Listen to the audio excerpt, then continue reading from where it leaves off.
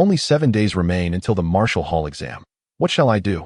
On the training field, a youth of about 17 or 18 with delicate and handsome features, and known as Jiang Li, halted his cultivation practice with a bitter expression. He was troubled because Qingyuan Martial Hall imposed strict regulations. Any outer disciple who purchased a chance at cultivation must within a month before the exam successfully cultivate the first level of the Guihai method for nourishing qi. Failure to pass the exam would mean losing his status as an outer disciple. Then he would either have to leave Qingyuan Martial Hall to find his own way or agree to serve as a retainer while laboriously cultivating. Once he successfully cultivated the first level of the Guihai method, a sum of silver would be paid to become an official disciple, thereby receiving the senior brother's instruction in basic techniques and the subsequent mysteries of the Guihai method. For this opportunity, Jiang Li had labored for nearly a year, finally gathering enough silver to enter the Martial Hall for cultivation. He had once believed that with his transmigrant aptitude and the cultivation insights gleaned from countless online protagonists, mastering the first level of the Guihai method within a month would be effortless.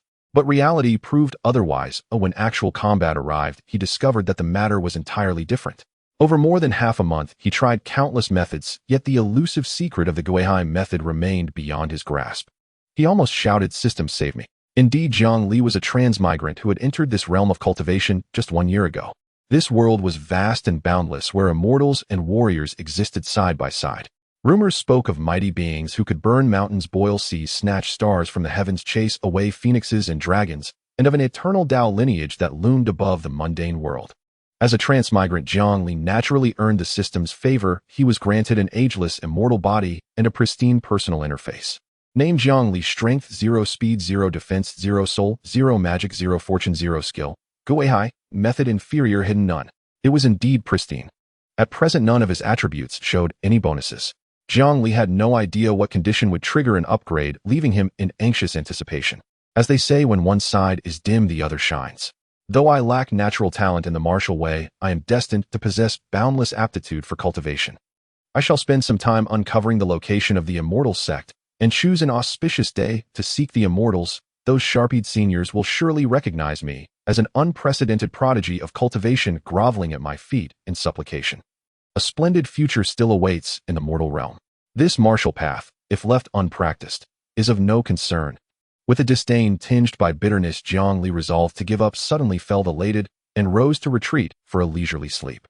Ding! The system announced that Jiang Li had completed a hidden task by surviving 1 year in this otherworldly realm, thereby unlocking its concealed functions and the longevity series titles. A familiar mechanical chime rang in Jiang Li's ear, jolting his previously composed frame. The system has hidden functions. The system even bestows concealed titles. I've never encountered such a feature before. For a moment, Jiang Li was stunned. Then, regaining his composure, he hastily opened his personal interface to inspect it. Name: Jiang Li. Strength 0, speed 0, defense 0, soul 0, magic 0, fortune 0, skill Guihai method inferior, hidden longevity series titles. His personal interface now displayed the hidden longevity series titles. Upon clicking, a whole new world unfolded before him. Longevity 1 year, even passing ants outshine you. Though out of humanitarian concern you receive 1 free attribute point. Longevity 10 years, even an old man's mere fart nearby surpasses you. If that isn't enough, you might as well cease to exist. Enough! There is truly nothing more to offer. Longevity 100 years, has the wind and rain not claimed you yet? Total attributes 100. Longevity 1,000 years, how intriguing, your life has merely begun. Total attributes 1,000. Longevity 10,000 years, even a frowning cultivator nearby hasn't betrayed you. Total attributes 10,000. Longevity 100,000 years, to live to such an age without perishing, truly remarkable. Total attributes 1,000,000. Longevity 1,000,000 years, an elder is a treasure. Having you is like possessing a priceless gem. Total attributes 1,000,000. Longevity 10,000,000 years, a living fossil of the cultivation realm. You've become a chronicle in human form. Total attributes 1,000,000. Longevity 100,000,000 years, indeed you defy mortality, reaching such an age regardless of your future. Form being hailed as invincible is no exaggeration. Total attributes 1,000,000, with an extra point for every subsequent year. Jiang Li. It was rather insulting. Who among us can't live 100 years? Anyone reading those words could surely reach a century of life. Instinctively, Jiang Li omitted the longevity series titles and activated the system's hidden functions. After all, the number of years one lives cannot be rushed. One must simply live at a natural pace. To his astonishment, he discovered an additional task panel in the system. Beneath it were 3 buttons: Publish Task, Cancel Task. There was also a Complete Task function. Jiang Li quickly realized that one could assign tasks to oneself, with rewards dispensed by the system. Any task that could not be completed might simply be cancelled without any penalty. Upon its completion, clicking Complete would allow one to claim the reward. How interesting, Jiang Li mused as he stroked his chin, deciding to create a brand new task. What kind of task should I establish? After a moment's thought, his eyes suddenly brightened. He clicked Publish Task, and with a thought input, the words task published: cultivate the first level of the Guihai method. Once progress 01 reward enhanced insight into the Guihai method. Is it merely an enhancement of insight? He wondered. Perhaps increasing the frequency might yield different rewards. Without hesitation, Jiang Li canceled the task and published a new one. It was not until the 10th attempt that the task reward evolved. Task published: cultivate the first level of the Guihai method. 10 times progress 010 reward complete insight into the first level of the Guihai method. As expected, the difficulty of the task is commensurate with its rewards. After a certain threshold, the reward undergoes a qualitative transformation. Jiang Li remarked, his breath quickening as his eyes burned with fervor. Eureka! A new path to prosperity, he exclaimed. Let's accumulate the counts. Perhaps we can achieve everything in one fell swoop. Like a curious child, after canceling the previous task, Jiang Li boldly scrawled a declaration calling for 10,000 iterations. Task published: cultivate the first level of the Guihai method. 1 times progress 01000 reward breaking the limits of the first level of the Guihai method. It truly works. Jiang Li, having discovered a new frontier, beamed with exhilaration, his smile seemingly eternal. Once his excitement settled, he canceled the overwhelming task and opted instead for a 10-fold iteration. Indeed, if he were to display a breakthrough in the first level of the Guihai method during the exam, the hallmaster, Chen Changqing, the final gatekeeper disciple, would likely disband the hall and rebuild it, imposing yet another trial on him. Yet Jiang Li truly could not manage that. He could perform at most a dozen iterations in a single day, for his body could hardly endure more. After all, the Guihai method is a basic martial technique. Its practice causes an intense surge of qi and blood, and any discomfort demands an immediate stop, lest one suffers a cerebral hemorrhage or is left debilitated. Thus, to aim for 100 iterations of the Guihai method within 7 days for the exam was an impossible feat. One cannot rely on distant aid to quell an immediate need. One must be pragmatic and build a solid foundation step by step. Casting aside all distractions, Jiang Li assumed a focused meditative posture, dedicating himself entirely to cultivating the Guihai method. Guihai method progress 1. Guihai method progress 1. Until after 10 iterations, the system announced task: cultivate the Guihai method. 10 times progress 10 completed reward complete insight into the first level of the Guihai method. Eagerly, Jiang Li clicked to complete the task. In that very instant, a vivid memory flooded his mind: the myriad secrets of the first level of the Guihai method. A profound realization dawned upon him that what seems insurmountable is simple to the knowledgeable. Only a thin veil separates ignorance from mastery. Once pierced, then success would come naturally. With renewed clarity, Jiang Li once again activated the Guihai method, channeling his qi and blood to strike the 12 acupoints necessary for its inception. In an instant, he felt his entire body surge with power, as his qi and blood roiled the 12 acupoints, interconnected, coalescing into a slender, seemingly insignificant, yet torrent-like current of energy. This was the Guihai energy. Only by condensing the Guihai energy could one truly claim to have mastered the technique. Even if the acupoints were successfully struck without the manifestation of Guihai energy, it would all be in vain. The surging blood aura emanating from Jiang Li was unmistakable. Many fellow outer disciple peers, sensing this, might cast envious glances in his direction. With sincere earnestness, Jiang Li clasped his fists and said, "May all of you like me have your efforts rewarded and eventually master the Guihai method." Moved by his words, his peers rose to salute him, replying, "Thank you, senior brother. We are honored by your gracious counsel." That timely accumulation of goodwill, though it might not yield tangible benefits, at least shielded one from unwarranted envy. In a world teeming with lunatics, one must always tread carefully. Without lingering any longer, Jiang Li briskly returned to his abode, for his emotions were so fervent that staying behind might expose his inner state. He still intended to thoroughly study the intricacies of task publication. Back at his lodging, Jiang Li could hardly wait to toy with the release of this new mission. After tinkering with it for a full 2 hours, he finally figured out all its intricacies. Not every mission could be successfully issued. The prerequisite was that it had to trigger at least the system's minimum reward threshold. For instance, when Jiang Li tried to set a task of walking 100 steps a day, it failed to meet the minimum reward requirement, so the system simply did not respond. Only when he adjusted the step count to 10,000 a day did he finally activate the new mission condition. A prompt appeared: mission issued, walk 100 steps, everyday progress, 0 reward, increase in hidden health score. The health score was not among the 6 main attributes, it belonged to a hidden category. The higher one's health score, the healthier one would be, rarely falling ill throughout the year, but that was all it granted. It would not make him so healthy that all poisons became ineffective against him. That was a completely different matter. After all, the health score had nothing to do with cultivating immortality. Even so, Jiang Li still managed to find suitable missions to exploit it to the greatest extent. It was just like a mission to sleep 6 full hours a day with the reward of enjoying vigorous energy for the entire next day. No matter how exhausted he was before sleeping or how much cheap liquor he had drunk, as long as he slept 6 hours, he would definitely wake up brimming with vitality. Mission rewards all have pros and cons. Rewards that appear beneficial may hide potential dangers, while those that seem detrimental can sometimes produce heaven-defying effects. Knowing how to use them wisely is what truly matters. Jiang Li wholeheartedly agreed with this conclusion and summarized it as an entry in his mission system. He had just issued a new mission. The mission read: mission issued, apply in advance to Guangzhou Chen Chongqing for an assessment. After passing the assessment, reward Chen Chongqing's attention increased threefold. A person's energy was inherently limited. Showing more favor to one inevitably meant others would receive less. Many people surrounded Chen Chongqing. If they saw Chen Chongqing treat him with special regard, it might provoke jealousy in those with red eyes who would then scheme against him in the shadows.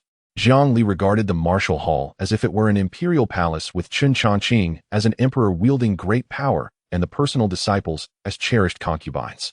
Their daily struggle for favor had long since bred conflicts and opposition among them, yet they were helpless to truly defeat one another. If an outsider without sufficient strength tried to vie for that favor, they would certainly be tormented to the bitter end. That was the hidden danger Jiang Li perceived. A tree that stands out in the forest is the first to be felled by the wind. Thus, Jiang Li simply canceled the mission and instead went directly to Guangzhou Chen Chongqing to request an early assessment. Over the years, the martial hall had seen many such people who outer disciples applying to be tested 10 days or 8 days early were hardly uncommon. It was said that the hall master's most talented disciple had taken only 4 days to cultivate the first layer of the Guihai art. Therefore, applying 7 days in advance was not considered excessively ostentatious. Even if Chen Chongqing paid him some extra attention, it would still fall within the bounds of normalcy, merely the preferential regard given to an outstanding disciple. Before leaving, Jiang Li added a large number of missions for himself. Mission issued: remain in Qingyuan Martial Hall for 8 hours, progress 0.8, reward blood key increase. Mission issued: become a formal disciple of Qingyuan Martial Hall, 0.1, reward blood key increase. Mission issued: smile 100 times, progress 0.100, reward cheerful mood for an entire day. Mission issued: help others 10 times, progress 0.10, reward 100 taels of silver. Mission issued: steal 10 chickens, progress 0.10, reward unlock the chicken thief title series. Missions that could be completed with ease, yet still yielded rewards. Why not embrace them? Because of the longevity series of titles, however, he was unable to issue missions that rewarded survival itself. The two categories conflicted with each other. Jiang Li decided not to dwell on it. In any case, living 100 years with all attributes at 100 was no different from living 1 year with all attributes at 1, ages stretched over time. The only flaw was that this function resembled a fixed-term deposit. He would have to live to that age before he could withdraw it. But it did not matter. He believed he could live. Arriving at the ascending martial hall, Jiang Li stated his purpose to the senior brother guarding the gate, then stood in place to await news. Before long, someone from the inner hall came out to receive him. Master has agreed to your request for an early assessment. Come with me. Thank you, senior brother. Led by the senior brother, Jiang Li entered the inner hall. There he saw the hall master Chen Chongqing seated in the place of honor, his aura vast and powerful, like a fierce tiger enthroned above a named slip held in his hand. Disciple Jiang Li pays respects to the hall master. Jiang Li adopted a solemn, reverent demeanor, cupping his fists and bowing deeply. Since he had not yet passed the assessment, he could not address Chen Chongqing as master. Yet he still had to refer to himself as a disciple. That was the rule of the martial hall. He had already inquired in detail. The martial path was divided into 3 realms: blood condensation, qi force, and xiangang, corresponding respectively to a cultivator's qi refining foundation establishment and golden core stages, each realm further split into 9 levels. Before a martial artist stepped into the blood condensation realm, they had to complete 3 phases: nourishing qi, tempering bone, and quenching body. Nourishing qi and tempering bone were essentially processes of honing the physical foundation to meet the requirements for entering blood condensation. Thus, martial cultivators collectively referred to these 3 foundational phases as the body quenching realm. The renowned hall master of Qingyuan martial hall Qin Changqing was precisely a martial expert at the blood condensation realm. Although the blood condensation realm was not an exalted level, with Qin Changqing's strength, he could slaughter hundreds of ordinary adult men armed with weapons without the slightest difficulty. He was after all someone capable of contending, if only barely, with a qi refining cultivator, and although he could not win, it did nothing to diminish his renown in Yunjiang City. The technique Jiang Li cultivated, the Guihai art, was itself a nourishing qi scripture. If he wished to expand the power of the Guihai qi and preserve it within his body for the long term, he had to obtain the complete Guihai art. Otherwise, the Guihai qi within him would slowly dissipate until it vanished without a trace. This was why Qin Changqing was unafraid of the first layer of the Guihai art spreading outside. In the end, anyone who achieved success with the Guihai art would have no choice but to return to Qingyuan Martial Hall and formally enter his tutelage. In this world, the threshold for practicing martial arts was extremely low. Martial halls could be found everywhere. Yet martial cultivation demanded exceptionally high talent. Every year, countless people came to Qingyuan Martial Hall attracted by its reputation, and countless others departed in dejection, thwarted by the very first layer of the Guihai art, falling at the initial phase of nourishing qi. Had Jiang Li not activated the hidden functions of his system, he would likely have become just another data point among them. Moreover, the most terrifying aspect of martial cultivation lay in how much money it consumed.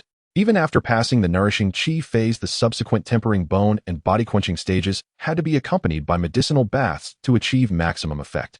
If one did not train to one's utmost, what was the point of practicing martial arts at all? Thus, Yunjiang City did not lack pharmacies of all sizes. What it lacked were patrons who could afford the medicines.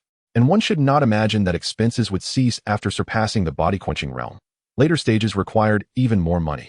To Jiang Li's knowledge, at least half of Qingyuan Martial Hall's monthly income was burned on Qin Changqing alone. Jiang Li himself had no desire to practice martial arts at first. After all, he was so poor that the sound of coins in his pocket would have echoed. Yet no one knew the exact location of the immortal sects. They were not like martial halls which opened right at one's doorstep and could be entered at will. Having come to a world of cultivation, if he did not embark on the path of cultivation, would that not render his arrival meaningless? As someone blessed with longevity, it would be far from safe to go without solid abilities. So in a sudden rush of determination, Jiang Li threw himself into earning money, striving desperately to win a single chance to enter Qingyuan Martial Hall and cultivate. He was determined to become an Emperor Shirtian with a Su Fu limited edition skin, well, to emulate that unwavering, indomitable will at least. Jiang Li, 18 years of age, entered the Martial Hall as an outer disciple 23 days ago. Applying for assessment 7 days early, martial aptitude passable. Mobilize your blood and qi and display the Guihai qi force. Qin Changqing closed the name slip, his gaze turning razor sharp as it fixed upon Jiang Li. It was as though his eyes were telling Jiang Li, begin your performance. This disciple obeys. Jiang Li focused his mind and gathered his qi, activating the first layer of the Guihai art to force forth a faint trace of Guihai energy from within his body. Very well enough. You have successfully condensed Guihai energy. You have mastered the first layer of the Guihai art. Qin Changqing nodded in satisfaction, then paused. He hesitated briefly, then gently shook his head. Your blood vitality is too weak, resulting in insufficient sustaining power for your Guihai energy. You will need to exert far greater effort than others to complete body tempering. At once, several of Qin Changqing's close disciples grasped his meaning, and their gazes toward Jiang Li shifted, losing the earlier warmth of deliberate camaraderie, settling instead into calm, unreadable stillness. Weak blood vitality indicated no noble or wealthy lineage. His daily diet had long lacked nourishing, blood-enriching substances. Such a background implied modest means, making it nearly impossible to afford the exorbitant costs required for bone forging and body tempering after qi cultivation. As the martial hall's master, Qin Changqing could not bluntly dash Jiang Li's hopes, so he spoke with careful restraint, preserving a sliver of possibility for the youth's future. This disciple thanks master for your guidance. Jiang Li failed to detect the subtle implication behind those words, or rather he simply lacked the frame of reference to comprehend them. To him, deficient blood vitality was not an irreversible flaw. There were many remedies: purchasing aged blood-enhancing elixirs, brewing a cauldron of 10-ingredient supreme tonic. Drinking it would flood his body with vigor from dusk till dawn, replenishing blood vitality almost as a side effect. Or by sheer fortune, acquiring genuine demonic beast flesh. Its latent demonic blood could be absorbed to fortify his own blood vitality. Yet for Jiang Li, completing certain tasks yielded blood vitality as direct reward, rendering innate deficiency utterly irrelevant. Would you be willing to take me as your master? There is no need to answer hastily. Ponder it deeply in your heart. Know that the martial path is arduous beyond measure. Few possess the resolve to tread it, and even fewer the endurance to walk it far. Cultivators speak of Dharma wealth fellow practitioners and land. But for martial artists, the order is wealth Dharma fellow practitioners and land. Every step upward on this path rests upon an inexhaustible foundation of cultivation resources. Carefully weigh your own capabilities. Your choice is yours alone. Should you decline, I shall not press you. Simply gather your belongings and depart the martial hall. Should you choose to remain and become my disciple, now is the time to perform the formal initiation rites. Chen Chongqing reigned in his overwhelming aura of blood vitality, now appearing as an ordinary man, deliberately sparing Jiang Li any unnecessary pressure. This disciple pledges to take you as my master, forever unwavering. Jiang Li drew a deep breath and bowed low before the seated Chen Chongqing. Excellent. A flash of quiet admiration lit Chen Chongqing's sharp hawk-like eyes as he declared sternly, "From this day forward your name shall be inscribed among the official disciples, and you shall receive a private residence of your own." A senior brother ever attentive handed Jiang Li a cup of tea. He accepted it, reverently approached Chen Chongqing, and said sincerely, "Master, please partake of this tea." Chen Chongqing nodded and drank the tea in one smooth draught. Later, your senior brother will impart the oral instructions for the subsequent layers of the Guihai art and teach you the foundational fist forms. Once you have mastered these forms and entered the bone-forging stage, deeper martial arts will be revealed to you. Many thanks, Master. Jiang Li knelt again, completing the formal initiation rite. Remember, diligence is the root of mastery. Laziness and deceit will only squander your future. You may withdraw. Chen Chongqing waved dismissively, delivering his final admonition with grave authority. This disciple humbly accepts Master's instruction and vows to train with unwavering rigor, honoring the profound trust you have placed in me. With solemn gratitude, Jiang Li rose and slowly departed the inner hall. Upon stepping through the threshold, a servant immediately presented him with a key and directed him to his new quarters. Returning to the shared dormitory to collect his belongings, Jiang Li hurried to his new residence and without delay activated his quest system. Quest: become an official disciple of Qingyuan Martial Hall 1-1. Completed. Reward: enhanced blood vitality. Jiang Li confirmed task completion. The quest dissolved into golden light, surging into his body. His blood vitality roiled violently, heat flared through his limbs like an unquenchable furnace. When calm finally returned, Jiang Li clearly sensed a marked increase in his physical strength. I wonder, is this surge in blood vitality simply extraordinary, or am I merely too weak to absorb it properly? He concluded it was the latter. After all, Chen Chongqing had just remarked on his deficient blood vitality. A parched man and a sated one drinking the same sip of water would feel it in profoundly different ways. His spirits lifted. At that moment, one of Chen Chongqing's trusted disciples arrived, handing Jiang Li the oral instructions for the next 2 layers of the Guihai art. I shall demonstrate the foundational fist forms once. Retain as much as you can, the senior brother explained. Do not fret over forgetting details. A daily instruction is held at the inner hall's training ground. I am showing you now only to give you a grounding, so tomorrow's lesson won't leave you utterly bewildered. With that, he stepped into the courtyard and began performing Qingyuan Martial Hall's foundational fist forms. Jiang Li watched intently, only grasping a rough outline by the time the senior brother concluded his demonstration. Thank you, senior brother. Safe journey. After seeing his mentor off, Jiang Li seized the fading clarity of memory and immediately issued a new quest. Quest issued: practice foundational fist forms 10 times, progress 0-10. Reward: foundational fist forms beginner proficiency. Quest issued: achieve beginner proficiency in foundational fist forms, progress 0-1. Reward: enhanced fist Dao aptitude. Jiang Li recalled the general sequence of the forms and began practicing them in the courtyard. He knew his execution was flawed. Details were inevitably distorted. With each repetition, his movements grew increasingly inaccurate, the deviations compounding. He nearly abandoned the attempt, intending to refine his technique tomorrow before resuming the quest. Yet glancing at the progress bar, he was astonished to find that every prior attempt had been logged as valid completions. So, as long as the deviation isn't extreme, it counts. No, there must be a condition. Only mundane martial arts allow such leniency. Jiang Li quickly grasped the crux and formed his own insight.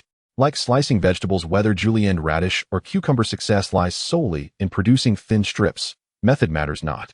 But precision in cooking is another matter entirely. One misstep may ruin the entire dish.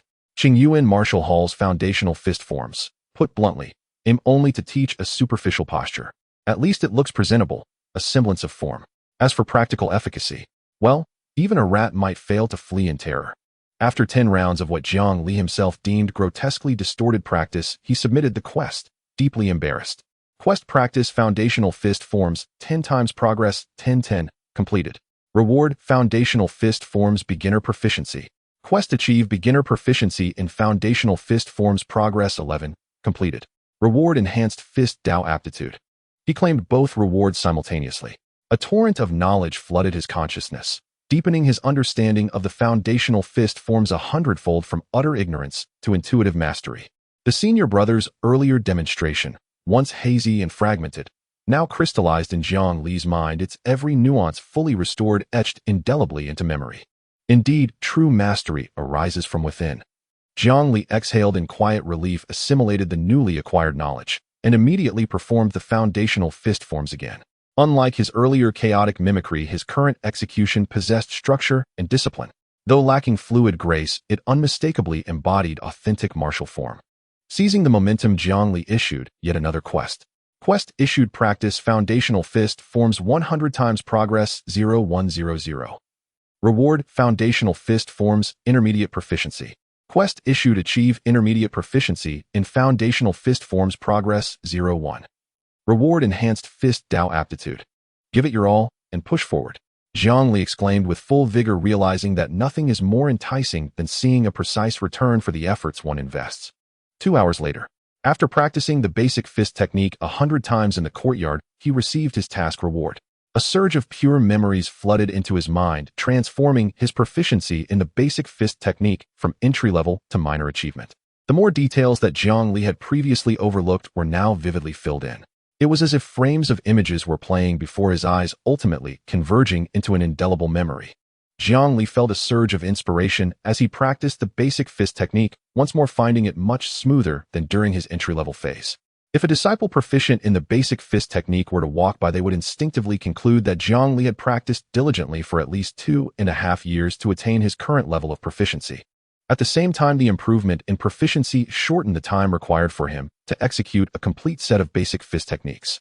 Though the reduction was not substantial, over the course of 1,000 or 10,000 repetitions, the time saved would accumulate to a significant amount. Name Jiang Li: Strength 0, Speed 0, Defense 0, Soul 0, Magic 0, Luck 0. Skills: Returning to the C technique, First Layer Basic Fist Technique, Minor Achievement. Hidden Series title of the Immortal. Click to view details. Seeing positive changes on the panel greatly enhanced Jiang Li's sense of satisfaction, uplifting his mood as he prepared to undertake a brand new task. Task issued: Practice the Basic Fist Technique 500 times progress 0500. Reward: Basic Fist Technique, Major Achievement. Task issued: Achieve Major Achievement in Basic Fist Technique progress 01. Reward: Enhancement of Fist Mastery Talent. Task issued: Practice the Returning to the C Technique First Layer 100 times progress 0100. Reward: Breaking the limits of returning to the C Technique First Layer. Task issued: Step into the first layer limit of returning to the C Technique progress 01. Reward: Strength 1. The task won't let me find loopholes. How wicked. Jiang Li sighed as he had intended to try establishing 2 identical tasks simultaneously to see if he could reap different rewards. For instance, after issuing a task to practice the Returning to the C Technique 100 times, he would then issue a second task to practice it 50 times. Completing both tasks together would yield double benefits. However, it showed that the task issuance failed due to an existing similar task. He truly did not expect the system to be so protective of its own. But finally, I see a task with a reward for strength attributes. Practicing the first layer of Returning to the C Technique 100 times would likely take about 7 days. Jiang Li said with anticipation. There is no first in literature nor second in martial arts. Since he chose to embark on the path of cultivation, he naturally aimed to solidify his foundation with all his might, leaving no room for regret. In any case, with the task system at hand, the difficulty of cultivation had significantly decreased. It was merely a matter of investing time. Jiang Li had more than enough time. Unlike other martial artists, he did not have to reach a certain realm by a specific age to be considered successful. The older one gets, the weaker one's blood energy becomes, leading to stagnation at a certain stage. Take the nearby Chun Changqing as an example. If he did not use a large amount of medicinal materials to preserve his blood energy, within 2 to 3 years, when his blood energy declined, it would be too late to make up for it. Once the body has a deficit, no amount of patching can suffice. Jiang Li adjusted his breathing and sat cross-legged to practice the first layer of Returning to the C Technique, also enhancing the Returning to the C energy within his body. Only when his blood energy surged throughout his body and his consciousness grew somewhat hazy did he reluctantly stop. Practicing the returning to the sea technique 100 times was a gradual process. Impatience would serve no purpose and might even be counterproductive. Today's training ends here. Jiang Li quickly stood up, opened the door, and looked at the blazing midday sun outside, taking a deep breath and declaring, "Good-hearted Jiang officially goes online." Helping others 10 times rewarded him with 100 taels of silver. For someone as destitute as Jiang Li, it was akin to a timely rain. A potion for bone tempering could be purchased through the Qingyuan Martial Hall for 300 taels a portion. The medicinal bath required for body tempering costs 1,000 taels. Bone tempering and body tempering require the best quality young martial artists to undergo at least 10 times. That amounts to 13,000 taels. Moreover, those with poor talent would need to use more. An ordinary person could not earn even a fraction of that amount in a lifetime. The saying, "poor in literature, rich in martial arts," is not without reason.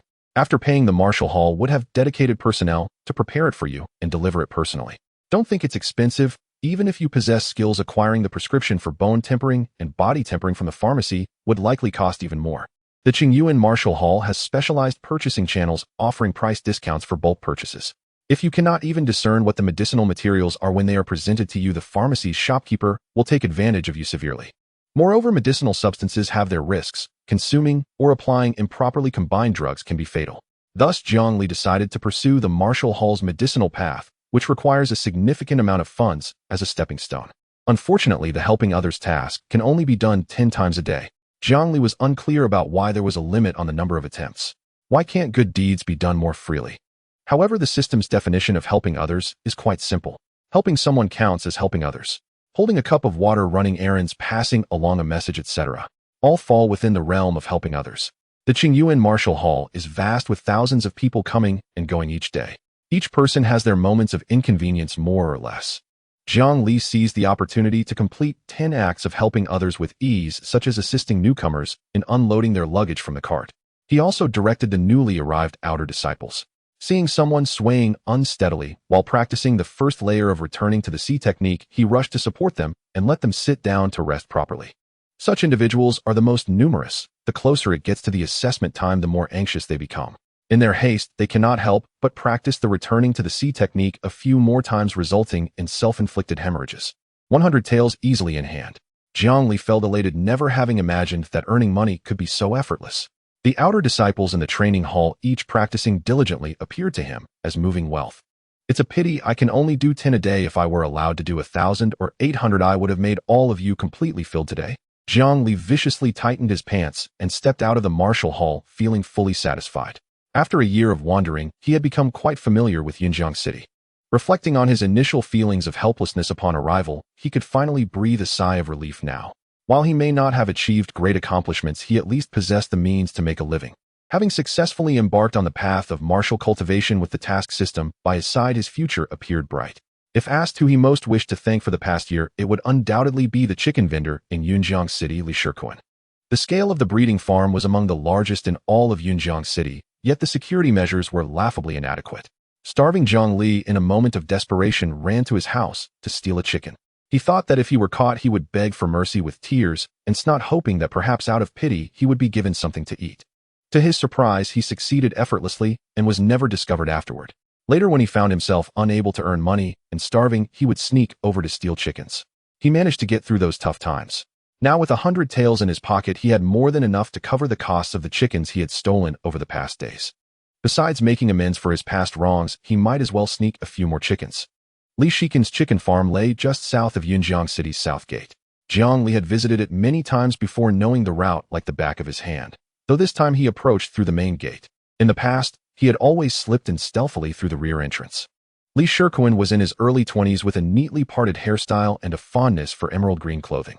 Plump as a sphere, his pale, unblemished face carried an air of frailty. Seen from afar, he truly resembled a giant cabbage.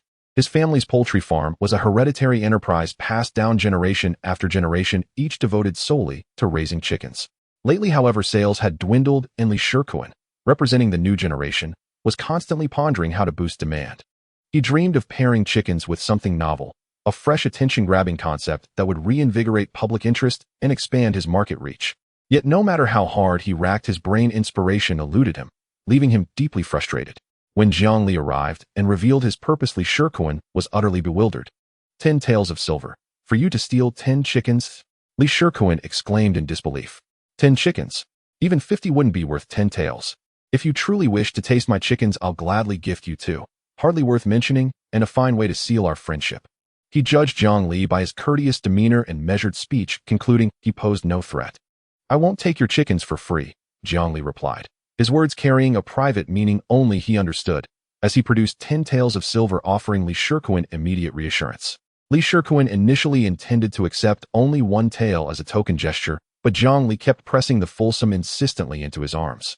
Sensing Jiang Li's extraordinary strength, and knowing his own family had dwelled in Yunjiang City for generations, Li Shikuan began speculating about Jiang Li's identity and reluctantly accepted the silver.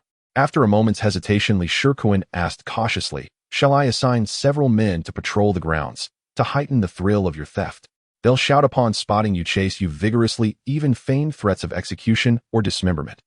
Noticing Jiang Li's faint frown, he hastily clarified, rest assured, they'll only raise their voices, not lay a hand on you. It's purely for atmosphere to amplify the exhilaration of the act. But if you'd rather skip it, consider it unsaid. Instinctively, he concluded Jiang Li must be a disciple of some martial academy, and a highly accomplished one at that. Those who dared pursue martial cultivation usually hailed from affluent, influential families. Wealth was prerequisite, and power often followed. Thus, Li Shikuan dared not refuse, lest he invite unwarranted trouble upon his farm. Still, he couldn't help but wonder how could such a refined, scholarly-looking youth harbor a penchant for chicken theft. Then again, the wealthy were known for their eccentric amusements. Compared to chicken stealing, many young masters of Yunjiang City indulged in far more extravagant pastimes, such as inviting close friends to partake on their wedding night, while they themselves observed impassively, only joining in at the very end. Afterward, the newlyweds would stroll about as though nothing had occurred, radiating sweetness and devotion in public. Wasn't that profoundly awkward? And then there were even more extreme proclivities, so bizarre Li Shikuan refused to name them, unable to bear the thought. Compared to consorting with such men, Li Shikuan found his chickens infinitely more agreeable. No need for such elaborate theatrics, Jiang Li waved dismissively. My efficiency is unmatched. I'll take no more than your 10 chickens. He saw the misunderstanding flicker in Li Shikuan's eyes, but it mattered little. In fact, it wasn't unwelcome.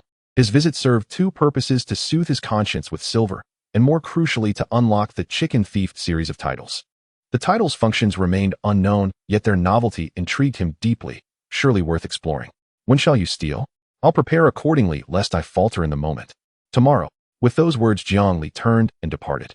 What an odd fellow, Li Shikuan murmured, watching his retreating figure, then sighed and pocketed the silver. He wasn't worried about Jiang Li stealing more. 10 taels could buy over 100 chickens. How many could 2 hands possibly carry? What then pairs most perfectly with chicken? Turning back, Li Shikuan sank once more into deep contemplation. Meanwhile, Jiang Li, having left the farm, glanced around furtively, then slipped back through a concealed gap in the fence. True theft demanded surprise, utter unpredictability. A theft prearranged by time and place was no theft at all. It was merely a polite pre-announced acquisition. Gazing at the chickens within arm's reach, Jiang Li seized 2 at once, swift, precise, ruthless. Within moments, he held 10 birds firmly, then vanished swiftly along his original path. 100 paces beyond the farm, a notification flashed: quest completed, steal 10 chickens, 1010. Reward unlocked, Chicken Thief title series. Jiang Li immediately doubled back and returned all 10 chickens to the coop. His 10 taels had effectively purchased every chicken he'd ever taken before. To carry them away now would be to steal anew from Li Shikuan. Jiang Li knew Li Shikuan wouldn't mind, but he himself would. He refused to let petty matters cloud his Tao heart. To do so risked nurturing inner demons, perhaps even triggering catastrophic tribulation, failure later ending in utter ruin over mere poultry. He opened the system's hidden interface and located the Chicken Thief. Title: Chicken Thief reduces ordinary chickens' hostility toward you, facilitating effortless theft. Beneath it unfolded a progression of titles: Chicken Hero, 100 chickens; Chicken King, 100; Chicken Emperor, 100; Chicken Sovereign, 100, and finally, You're So Beautiful Chicken, 1000000. That sly little black entity hides everywhere, even here. At last its chicken foot has been revealed. Jiang Li chuckled wryly, dismissing it lightly. Yet when out of curiosity he examined the final title's effect, his breath caught entirely. You're So Beautiful Chicken. All beings intrinsically linked to chickens experience a dramatic surge in affection toward you, and are utterly defenseless against your irresistible charm. Encounter a naive, innocent soul, and she might even surrender herself wholly to your whims. After all, who in their right mind steals 1 million chickens? HSS. Does link to chickens extend to shared traits? If so, this title holds astonishing potential. Jiang Li drew a sharp breath, his mind flashing instantly to the primordial ancestor of all chickens, the phoenix. But almost immediately he smiled ruefully. 1 million chickens. How long would that take? Even at 1,000 per day, it would require 2.5 years. That accursed black entity had struck again. So what if it's 1 million? I'll steal them. Who's afraid? He gazed resolutely at Li Shirquan's farm, resolve hardening. The title, "You're So Beautiful Chicken," was simply too extraordinary to abandon. Realizing the hour grew late, Jiang Li resolved to prepare tools and tactics thoroughly by tomorrow, then launch his grand endeavor. On his way back to the Martial Academy, he passed Anrentang, the city's largest apothecary, where crowds bustled, some faces alight with excitement, others shadowed with disappointment. Drawn by idle curiosity, Jiang Li edged closer and learned the cause. Today marked Anrentang's annual recruitment drive. Becoming an apprentice herbalist at Anrentang wouldn't be a bad path, Jiang Li mused, eyes brightening with sudden inspiration. Becoming an apprentice at Anrenhal comes with numerous benefits, the most notable being the generous salary received each month. The saying "robbers are not as profitable as medicine sellers" is not merely a phrase. Especially in the thriving martial arts city of Yunjian, the frequent sparring and injuries create a solid demand for the pharmacy's services. Moreover, various herbs that replenish vitality are highly sought after by wealthy young masters who are fervently pursuing martial arts but have exhausted their vitality from indulgence. They never concern themselves with the price, they only care about the effectiveness of the medicines recommended by the pharmacists. A century-old blood ginseng costs Anrenhal 10,000 taels when purchased from drug dealers. When sold to these wealthy young masters, it fetches several tens of thousands, or even over 100,000 taels, with demand exceeding supply. Additionally, Anrenhal has a first-class pharmacist who can refine top-grade kai-boosting pills suitable for martial artists. The market price for a kai-boosting pill is 3,000 taels each. Otian knows how much it costs Anrenhal to produce them. He understands that pharmacists capable of refining kai-boosting pills are never short of money. Years ago, a pharmacist's extravagant spending of 1 million taels to compete for the favor of a courtesan is still a popular topic among the people of Yunjian. The secret to Anrenhal's survival amidst the predatory competition from various martial arts schools lies in its low-profit, high-volume sales strategy, offering prices that other pharmacies cannot match along with various supply channels. For instance, nearly 80% of the herbs used by the Qingyuan Martial Arts School are purchased from Anrenhal. Eliminating Anrenhal is not hard. The challenge lies in finding a suitable replacement. Anyone who dares to harm Anrenhal will be met with fierce opposition from the heads of numerous martial arts schools. As a result, the pharmacists emerging from Anrenhal tend to have strong personalities and are not easily intimidated. While there are many advantages to becoming a pharmacist, becoming a true pharmacist is no easy feat. First, Anrenhal holds annual recruitments consisting of 2 rounds of exams. The first round is a written test followed by a practical examination of medicinal knowledge. The top 3 candidates from both rounds are accepted as miscellaneous workers at Anrenhal. After 10 years of service, they can become apprentices. After 5 years as an apprentice, one can apply for a medical theory examination. Only upon passing and gaining the approval of 3 examining pharmacists can they be qualified to become a full-fledged pharmacist and enter Anrenhal's inner circle. This means that from the moment one joins Anrenhal until they can stand independently as a pharmacist, it takes 15 years. However, there are exceptions. If a miscellaneous worker gains the favor of a pharmacist and becomes their disciple for 5 years, they can apply for the medical theory examination. If they fail, they must wait 3 years to reapply. Such opportunities are rare, as not every pharmacist is willing to take on disciples. A disciple with outstanding talent can overshadow their master. Conversely, a disciple with poor qualifications requires much effort from their master. Aside from newly promoted pharmacists needing several disciples to help share the workload and manage daily life, seasoned pharmacists generally do not take on disciples. Many individuals lacking martial talent or coming from humble backgrounds choose to try their luck with Anrenhal. Should they one day become a pharmacist, their status would rival that of an average martial arts school head. They would have ample money and beautiful companions, and even be able to cure their own ailments. In comparison, the 15-year commitment becomes a trivial threshold. In the words of Anrenhal, if one cannot endure 15 years of solitude, how can they expect to see a bright future? Moreover, becoming an apprentice already guarantees a decent income. In the world of martial arts, who can escape the blade? The medical field is an essential auxiliary skill for both martial artists and cultivators. After murmuring to himself, Jiang Li strode confidently towards the crowd, not intending to participate in this year's Anrenhal recruitment examination. Entering the exam unprepared would be embarrassing. He intended to purchase the medical books published by Hall priced at 50 taels each. However, the content recorded within only covers a small portion of the exam material. The 50 tael book is a legitimate abridged version designed to give you a taste of the difficulty. If one cannot even comprehend the abridged version and finds memorizing it challenging, it proves they are unsuited for the medical path and should not waste money on the unabridged version. The unabridged version sells for 500 taels. Not only is the price 10 times higher, but its thickness is also more than 10 times that of the abridged version, containing various fundamental medicinal formulas and a complete list of herbs collected by Hall along with extensive theoretical knowledge related to medicine. Jiang Li did not have enough money for the unabridged version, so he could only temporarily buy the abridged version to see if he could trigger the task conditions. The idea was beautiful, but reality was harsh. Purchasing a single medical book did not trigger the basic conditions for a new task. It wasn't until he bought 10 that the task was finally successfully issued.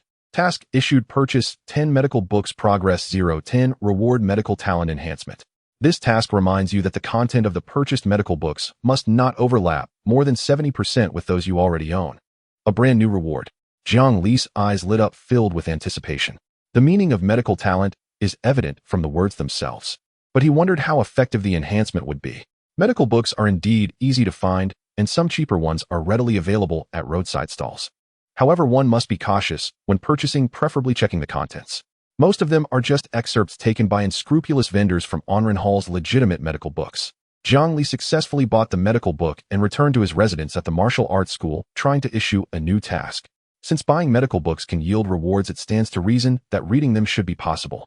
Task issued: read the medical book in its entirety, 10 times, progress 0-10, reward medical talent enhancement. Indeed, it works. Jiang Li immediately felt invigorated, picking up the medical book and studying it seriously. Since he had nothing better to do, using the medical book as reading material was a good way to pass the time. However, after just 3 readings, he instinctively found it dull. He took a deep breath, adjusted his mindset, and tried to be patient as he continued reading. After another 3 readings, he truly found it unpalatable and had to change his approach, shifting from a word-for-word examination to skimming 2 or 3 lines at once. He wasn't reading meticulously, but he was paying some attention. After the 4th reading, the task box turned a shimmering gold, indicating that the task had been completed. Task: read the medical book in its entirety, 10 times, progress 10-10, has been completed, reward medical talent enhancement. Jiang Li let out a long sigh of relief, submitting the task and claiming the reward. The moment his medical talent was enhanced, a refreshing sensation he had never experienced before erupted in his mind. His spiritual clarity seemed to blossom. Portions of the medical book that were relatively easy to understand suddenly became transparent, even those he had found perplexing. To put it metaphorically, it was like a baby who could only cry suddenly figuring out how to crawl away at a given moment. He was currently in a similar stage. This feeling comes swiftly and departs just as quickly. However, the assistance provided to Jiang Li is everlasting. Jiang Li opened the medical book, once more discovering that its contents were no longer as tedious as before. This refreshing sensation felt as if he were opening this medical book for the very first time. The once familiar content now appeared utterly captivating. Such a tremendous change occurred solely because his medical talent had improved, opening the door to a new world for him. It was like a stagnant pond bursting forth with a lively spring, invigorating the entire area. The enhancement of his medical talent not only provided him with the ability to learn, but also further ignited his inner interest. In other words, Jiang Li found himself enjoying the study of medicine much more. In truth, most of the content recorded in this medical book consists of beginner knowledge for those just entering the field of medicine. Regardless of its simplicity, for someone like Jiang Li who had never studied medicine before, it remained challenging to grasp. Having a renowned teacher is different. With personal experience, they can explain concepts in an accessible manner, allowing one to comprehend the essentials more swiftly. Thus, the apprentices at various apothecaries also have an additional source of gray income. This involves conducting private tutoring sessions akin to remedial classes, teaching those eager to enter the apothecary as helpers. These remedial classes charge exorbitant fees, making them unaffordable for the average person. If the apprentice has a mentor who is a well-known apothecary, the price can double. For a renowned apothecary, the wealth they possess makes them indifferent to the income from teaching. However, what is merely pocket change to them is a significant sum for the apprentices below. What rich people consider small change is still a lot of money for the poor. Of course, such dealings are not exactly above board, and apothecaries can take a serious view of them. Only a small handful of apprentices with backing dare to engage in such activities. While talent rewards are indeed cumulative, I must say, when the values are low, the experience is genuinely exhilarating. Jiang Li looked as if he had just completed a sprint, his face filled with exhilaration. After a moment, he gathered his spirit and, full of determination, said, "I wonder if I can do it again." His eyes sparkled with intense fervor. Even though continuing to read might risk nausea for the sake of the rewards from the task, he had to push through, never backing down. Task issued: read the medical book completely, 10 times progress, 0-10 reward enhancement of medical talent. This task reminds you that the medical book used to complete today's reading task will not accumulate progress. If I had known, I would have bought another medical book. Jiang Li's spirit felt as if it had taken a hit, and he sighed deeply with immense regret. The medical books from roadside stalls cost at least 3 to 2 coins each. He didn't have enough money to buy 10 books, and since it was getting late, he planned to wait until tomorrow to complete the task of being helpful before carefully selecting. Unexpectedly, the task system took a shortcut and struck fiercely from the generous back, leaving a mess in its wake. "Well, today I truly am tired." Jiang Li glanced at the nearly dark sky outside, suppressing the impulse to rush out and buy a medical book. After all, one could never know if the medical book bought in the darkness would be a pirated digest from Onren Hall. Moreover, I can responsibly say that at least 7 out of 10 are. The remaining ones are equally complicated. Even if it's pirated, they often include other misleading content. In Jiang Li's understanding, it's like being able to see excerpts from the 4 great classics in a medical book. Perhaps the medical books bought from another roadside stall could even match the plot. What's worse is the practice of hanging a sheep's head while selling dog meat. Aside from the first and last pages being normal, the rest of the content would simply leave you bewildered. With illustrations and vivid descriptions, it evokes imagination. Jiang Li once picked up a book like that on the road, and having seen better, he now looked down upon it in disdain. The only reason he kept it with him was out of fear that one day he would cross back and no one would believe he had once traversed worlds. This thing also counts as a local specialty. True fakes cannot be produced. He wondered why, since Yunjing City does not prohibit such things, they had to be so mysterious. Does secretly viewing them feel even better? Indeed, only a small portion of medical books are genuinely created by apothecaries wishing to benefit the populace, using their years of accumulated experience and dedicating time and effort to meticulously compile. Unfortunately, since the examinations at major apothecaries do not assess this, very few people are willing to buy, resulting in a lack of interest. This type of medical book is Jiang Li's true target. After a simple wash, Jiang Li went to bed. The night in Yunjing City is actually bustling with activity. Everywhere there are singing platforms and dance halls brightly lit, reflecting an unending city. The number of vendors at night exceeds that of the day. There are also delivery services, coachmen, and temporary bodyguards. In truth, Jiang Li had learned previously during his studies that ancient people were not as isolated as modern people imagine. As early as the economically prosperous Song dynasty, where the seeds of capitalism began to appear, there was a prototype of delivery services. To quote Jiang Li's history teacher at the time, "What modern people have never experienced, ancient people have played with. What ancient people have experienced, modern people may not have played. What you think is impossible is merely your perception." However, the sorrows and joys of humanity do not resonate with one another. Some warriors full of vigor enjoy going to brothels to listen to music and vent their frustrations.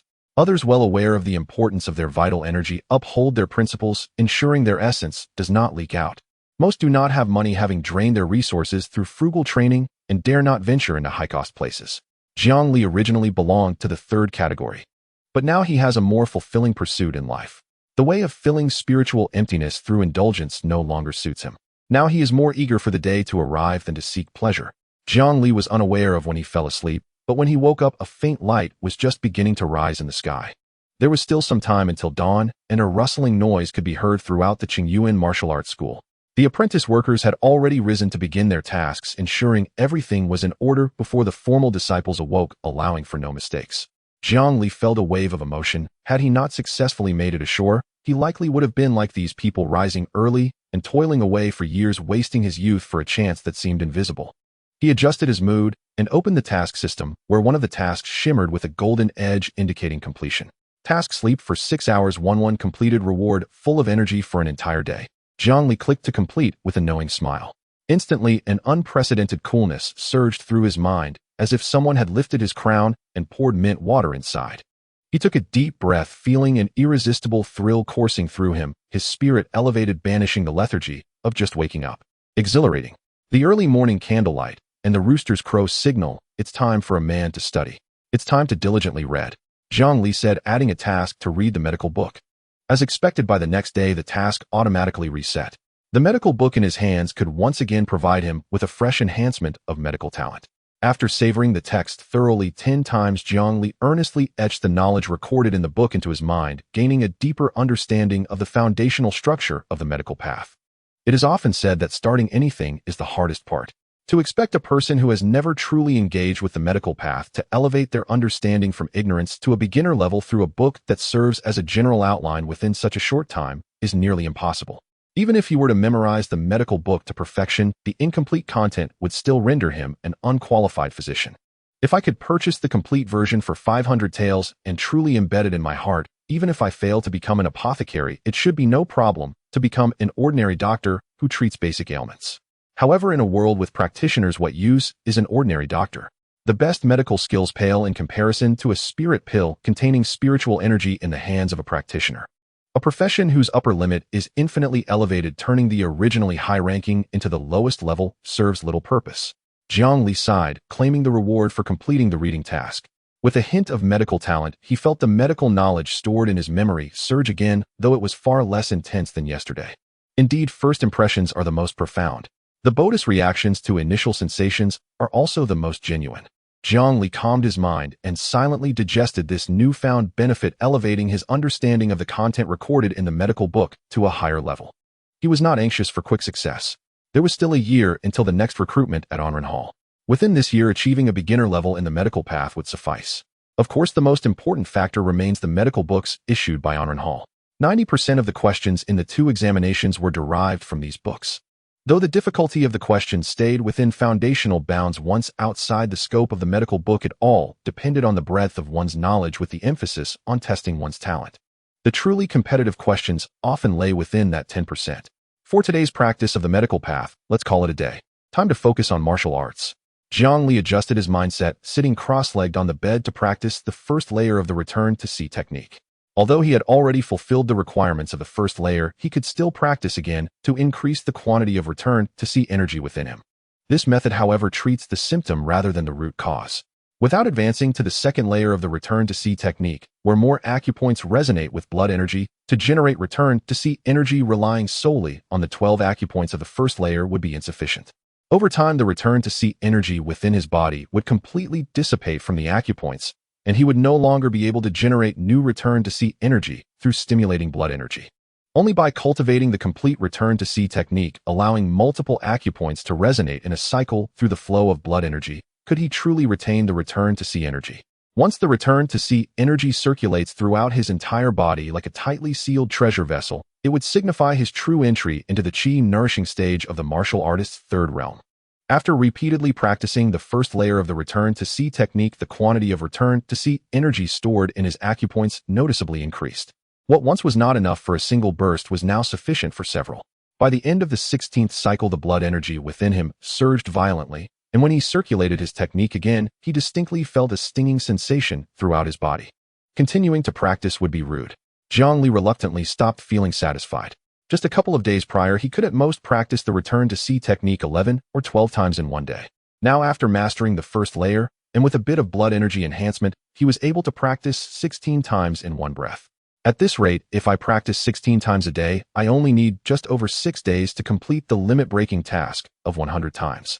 Jiang Li couldn't help but smile, filled with anticipation. I'm hungry, time to grab something to eat. He changed into the formal attire reserved for official disciples and headed towards the dining hall. As he activated his blood energy for cultivation, the emptiness in his body felt like a great beast in need of energy from food to fill it.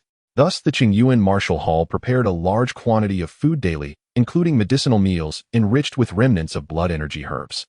There's no such thing as a free lunch in this world, and even less so upon entering the gates of Qingyuan Martial Hall. In the entire Qingyuan Martial Hall, aside from the miscellaneous workers who receive free ordinary meals, even official disciples do not receive free meals. They must pay to eat. Do not think that the treatment of official disciples is excellent. In reality, it is not. Official disciples merely hold a title. Each month, they must pay 1,000 taels to the Martial Hall as a tribute to Qin Changqing. Even if they do not reside in the Martial Hall, as long as Qin Changqing recognizes you as a disciple, you still have to pay.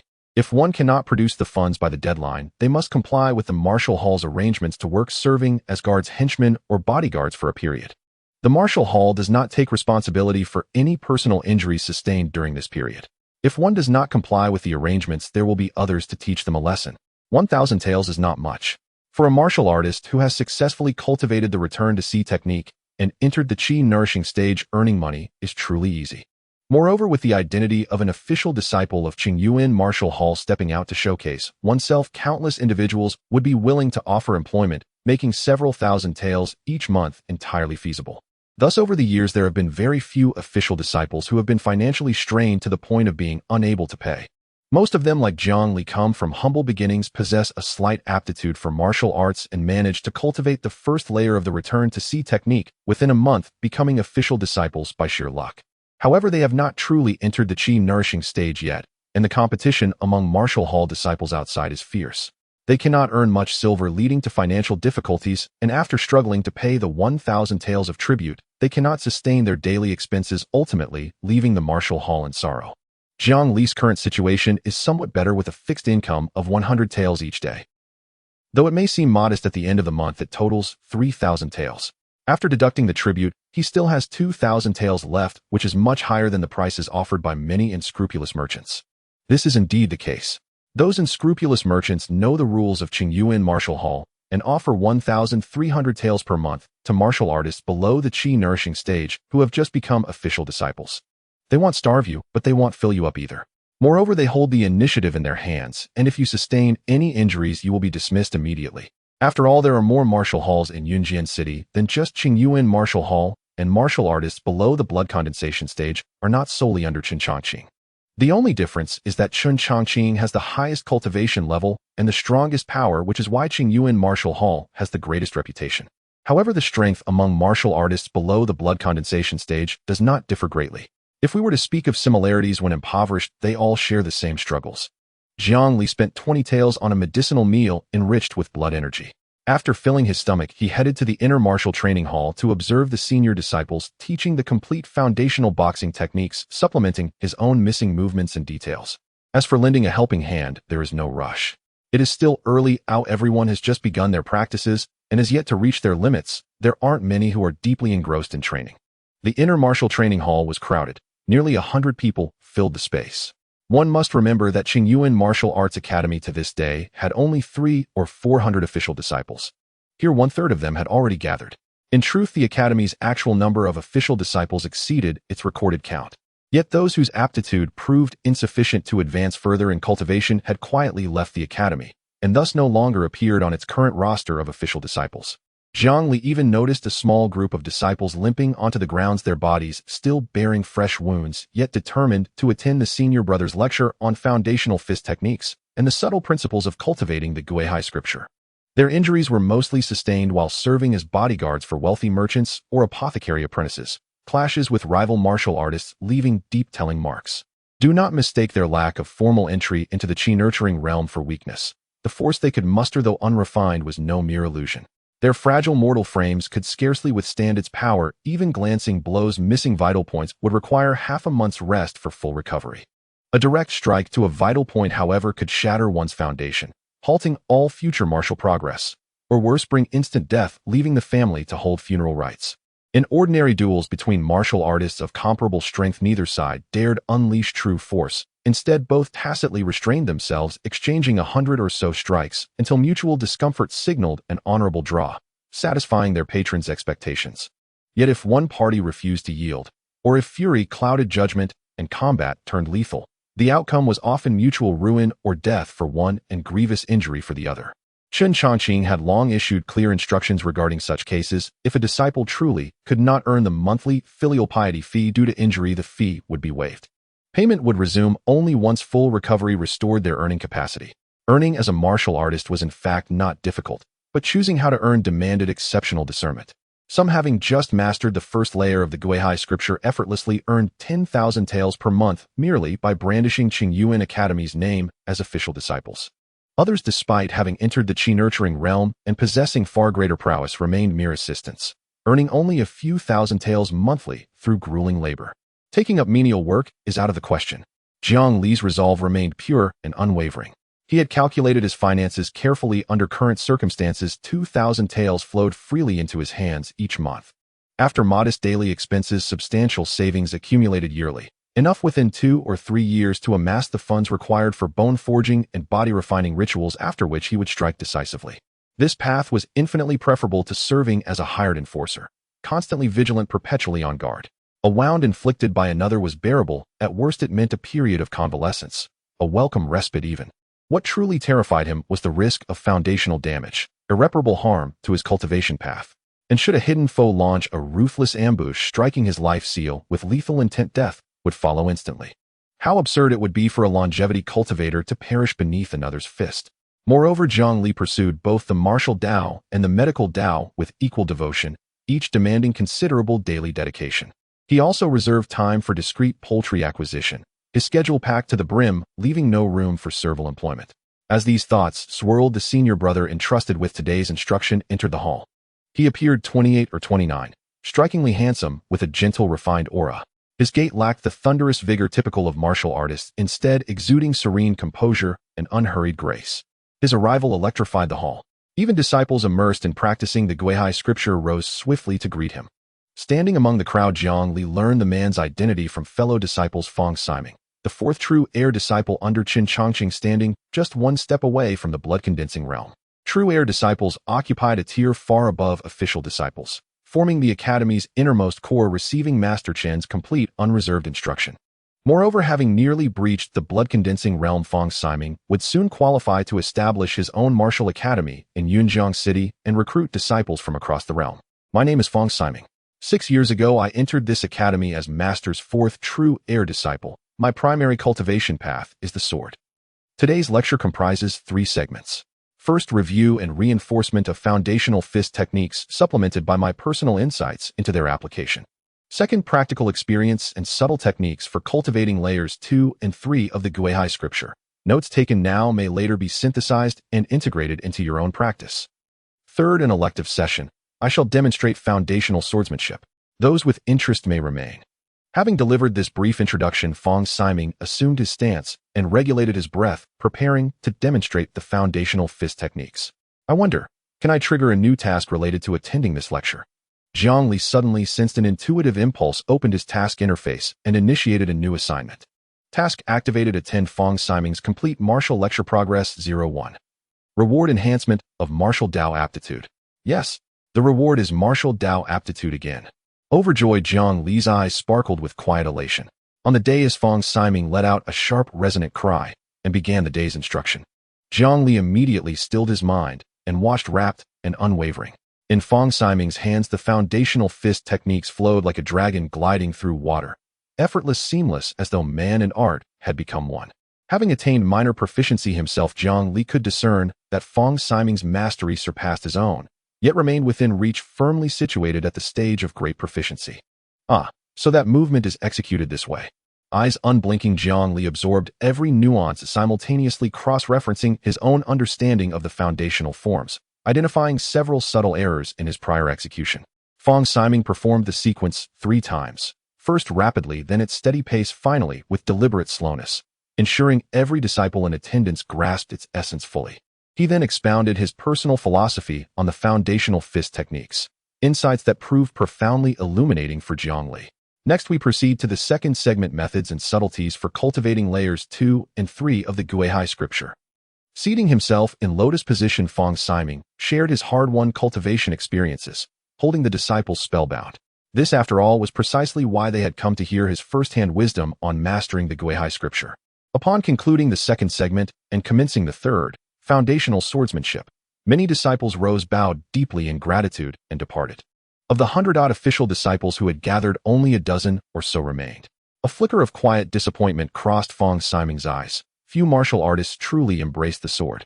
Most favored heavy, imposing weapons, sabers, spears, staffs, clubs, brutal instruments of overwhelming force.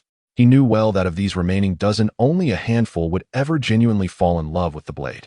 Yet he swiftly composed himself, drew an ordinary longsword, and, just as before with the fist techniques, demonstrated the forms 3 times, then proceeded to elucidate their profound intricacies. The basic sword technique consists of 20 moves, each corresponding to a fundamental swordplay style. Performing all 20 actions once constitutes the basic sword technique taught by the Qingyuan martial arts school. The fundamental martial arts across major schools are quite similar, merely summarizing the foundational entry techniques of this craft. When it comes to actual combat, it ultimately relies on the practitioner's inherent depth.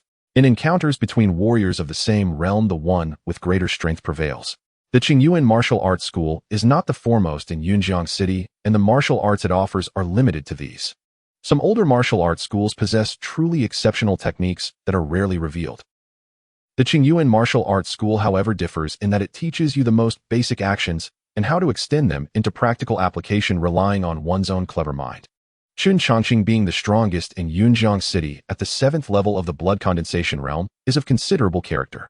Had he been a more domineering person, he could have easily used his skills to seize the secret techniques of other schools to bolster his own. This is why Qun Changqing earns such respect and camaraderie from numerous martial arts schools.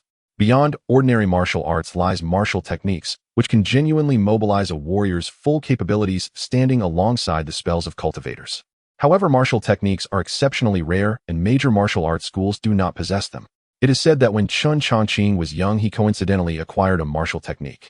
It is precisely because of this martial technique that he solidified his position as the foremost in Yunjiang City. Yet throughout the years, no one has seen him use it. Rumors remain just that, rumors. Today's lesson ends here. After you leave, practice diligently and strive to step into the qi-nourishing realm as soon as possible. Fong Siming earnestly reminded them, pausing for a moment before adding, "If any of you are interested in the sword and have questions about today's basic sword techniques, feel free to come and ask me." "Thank you, senior brother." The group, including Jiang Li, cupped their fists in gratitude towards Fong Siming as they watched him leave. Jiang Li was also eager to complete his task. Listen to Fong Siming's martial arts lecture completely. Progress 11. Completed. Reward martial arts talent enhancement. With the enhancement of martial arts talent entering his body, his soul seemed to undergo sublimation, involuntarily recalling the lessons taught by Fong Siming, deepening his memories. Alongside this, the speed at which the returning Qi energy within him generated also accelerated. The so-called martial arts talent can also be viewed as martial arts aptitude. Everything related to martial arts is nourished and enhanced by martial arts talent. Jiang Li calmed his mind, savoring the basic sword techniques imparted by Fong Siming, silently reciting his movements, striving for perfection. After mentally going through it several times and achieving a rough approximation, he picked up an unsharpened long sword from the nearby weapon rack. Task released. Practice martial arts in the Inner Hall Training Ground for 6 hours. Progress 06. Reward martial arts talent enhancement. Task released. Practice the basic sword technique 10 times. Progress 010. Reward basic sword technique entry level. Task released. Achieve entry-level proficiency in the basic sword technique. Progress 01. Reward swordsmanship talent enhancement. He naturally would not forget to issue the corresponding tasks. It seems that future training will need to take place in the Inner Hall Training Ground. Jiang Li took a deep breath, recalling Fong Siming's movements and practicing the basic sword technique with some degree of form. The first attempt was as awkward as it could be, resembling a feeble old man, which made many formal disciples stifle their laughter. However, they did not mock him. After a few glances, they immersed themselves back into their own martial arts training. Everyone has their first time. When they practiced the basic fist technique, they were not much better than Jiang Li. Rather than watching others train, it is better to diligently study their own skills. After all, everyone has dreams, and the pressure of cultivation, coming to the Inner Hall Training Ground, is not just for fun. The attention focused on Jiang Li quickly dissipated. Jiang Li was not concerned about their gazes. If he were to stop training just because of others' unusual attention and ridicule, then why bother practicing martial arts? His focus remained on his basic sword technique. Although the second attempt was still somewhat awkward, it was evident to discerning eyes that it was much better than the first. After the third attempt, his movements remained slow, but the overall coherence had begun to emerge. By the sixth attempt, his basic sword technique was becoming more structured, and his speed gradually improved. By the time Jiang Li claimed his reward and attempted the 11th time, his basic sword technique had completely taken shape, significantly surpassing the previous 10 attempts in terms of speed and movement precision. Compared to Fong Siming, he was merely lacking the time spent immersing himself in improving the connection and fluency of the basic sword technique. In fact, even without the task rewards, I could practice the basic sword technique to entry level with a few more repetitions. Jiang Li carefully felt the difference between entry level and non-entry level. The gap between the two was not that significant. Achieving entry level is truly not difficult. With a basic understanding, repeating the movements a few times to match the pattern is sufficient. The challenge lies in mastering the technique and applying it effectively afterward. Without understanding how to skillfully utilize it in real combat, one can only imitate, and their lives' achievements will inevitably be limited. The speed of achieving entry-level proficiency in the basic sword technique is much faster than that of the basic fist technique. This is the effect of martial arts talent. Jiang Li returned the long sword to the weapon rack, clearly feeling that while practicing the basic sword technique his mindset was remarkably clear, with heightened concentration, accelerating his entry-level progress. Yesterday, while practicing the basic fist technique, he did not experience such feelings. However, he now had to pause and switch to practicing the basic fist technique. One cannot chew more than they can swallow. Mastering one skill is better than attempting to master many. If he were to practice both the basic fist and basic sword techniques simultaneously, he would not be able to excel in either in the short term. Thus, he could only lean towards one, and upon reaching a certain level return to train in the other. Jiang Li leaned more towards the basic fist technique. Not only because his proficiency in the basic fist technique is currently the highest, but also due to its versatility. There are dozens of disciples within the Qingyuan martial arts school who have reached mastery in the basic fist technique. Other schools have even more. However, there are no more than a handful of disciples in the entire Qingyuan martial arts school who have achieved mastery in the basic sword technique. Jiang Li did not wish to draw attention to himself as the first to stick out gets shot. He chose to live humbly, act modestly, and develop discreetly. Adhering to these three principles of humility and following a sustainable development path is his current main policy.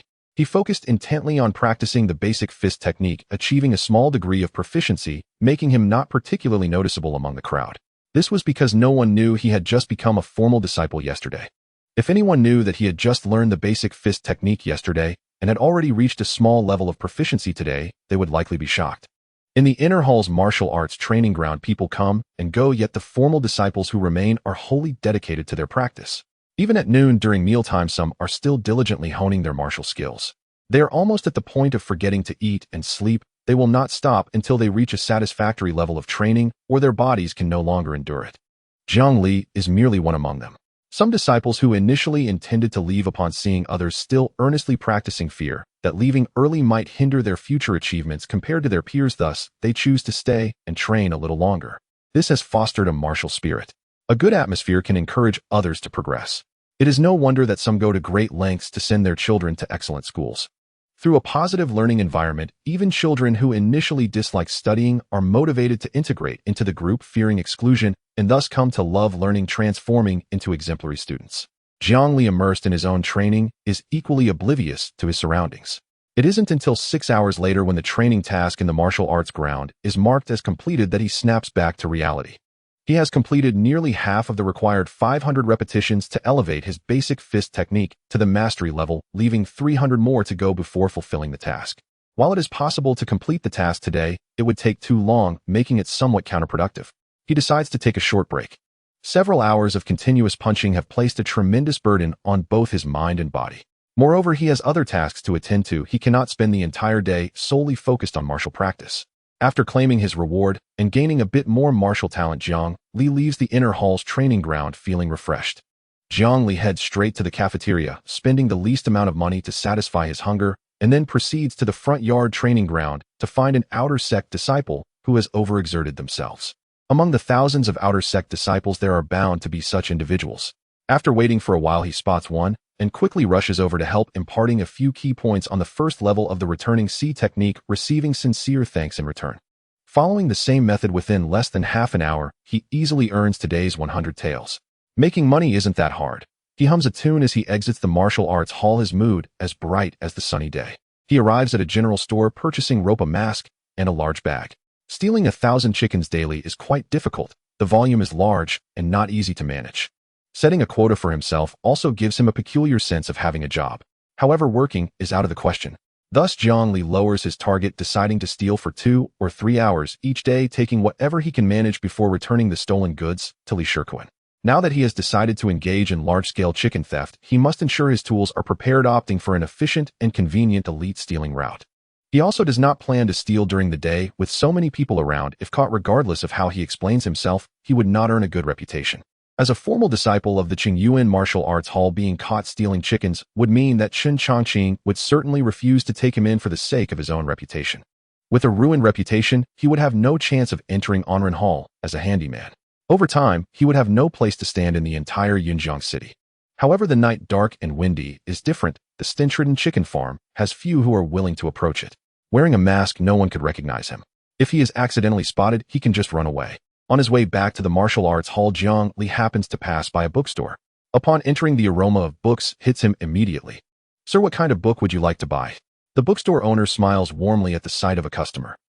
"I want to buy medical books." "You have come to the right place. Oh, I have the most comprehensive collection of medical books in Yunjiang City, just on that shelf. Feel free to browse at your leisure." The owner enthusiastically points Jiang Li to the location. Jiang Li, seeing the considerable number of medical books, nods in satisfaction and casually picks one up to read. The first book is a hit. Its content does not overlap much with the medical books he already possesses. "How much is this one?" Jiang Li raises the medical book in his hand. The owner takes a glance and smiles, saying, "Sir, this medical book is priced at 30 taels. Can you make it cheaper? How about selling it for 5 taels? He knows that similar medical books sell for 3 or 4 taels each at stall vendors.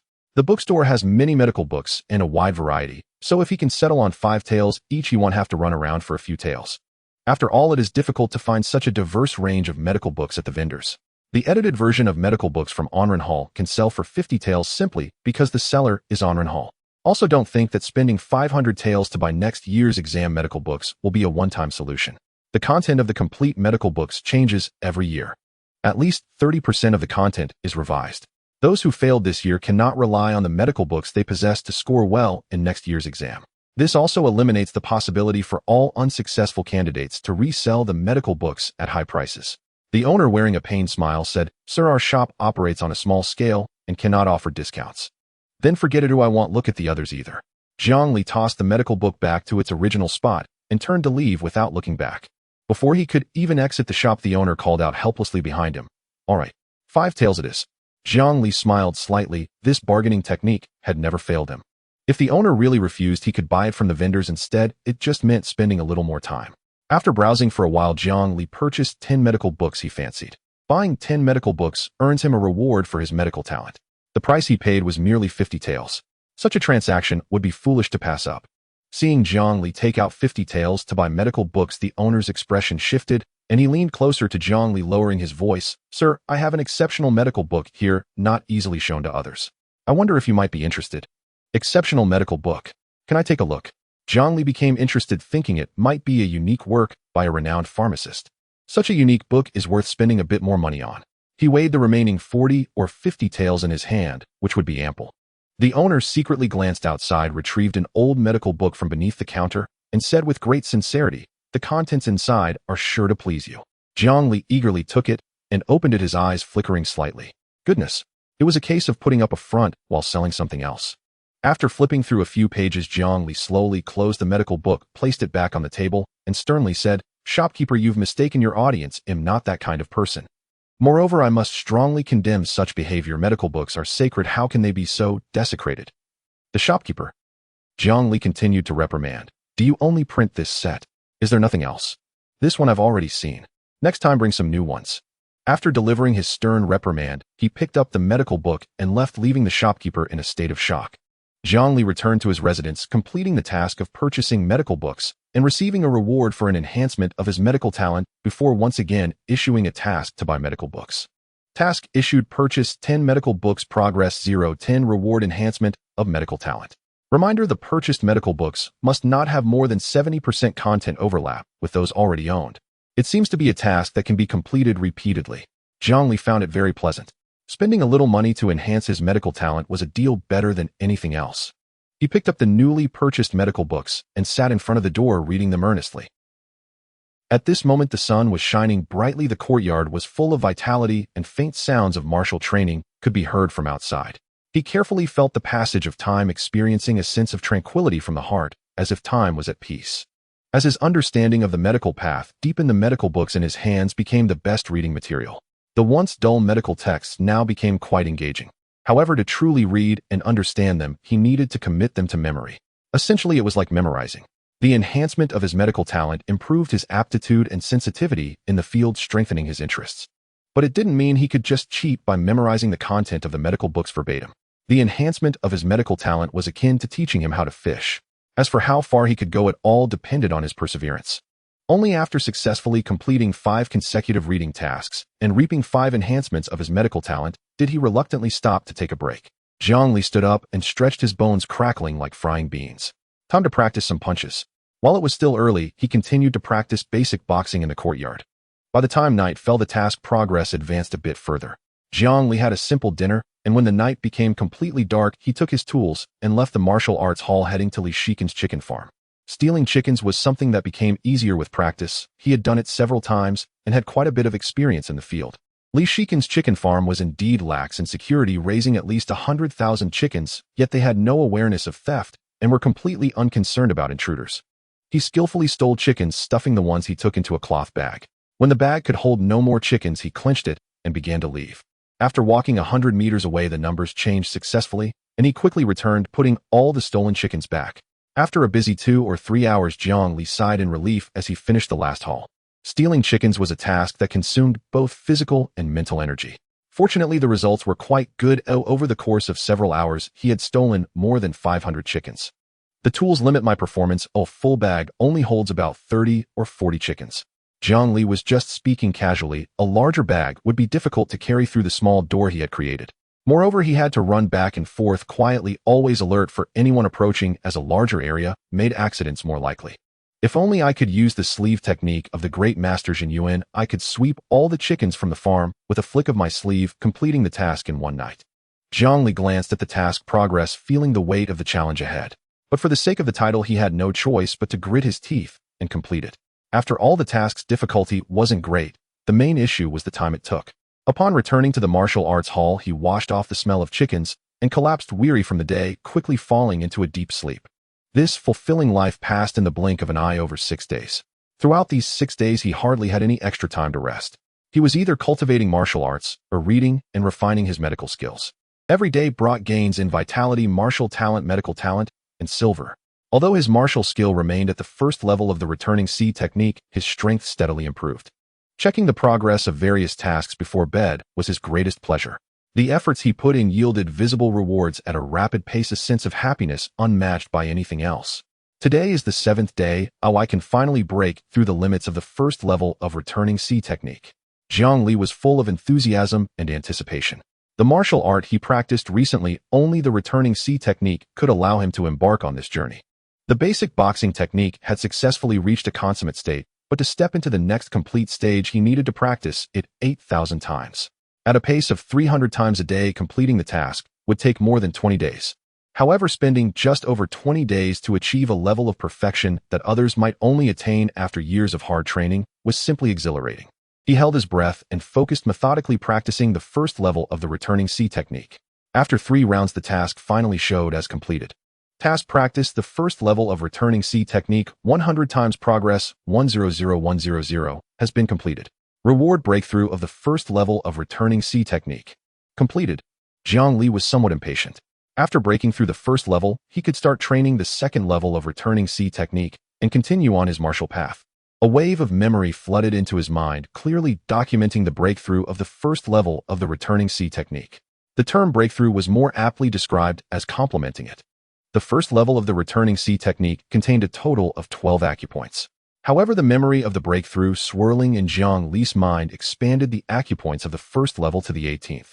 This added 6 more acupoints compared to the original first level. The 18 acupoints were tightly interconnected, forming a larger cycle.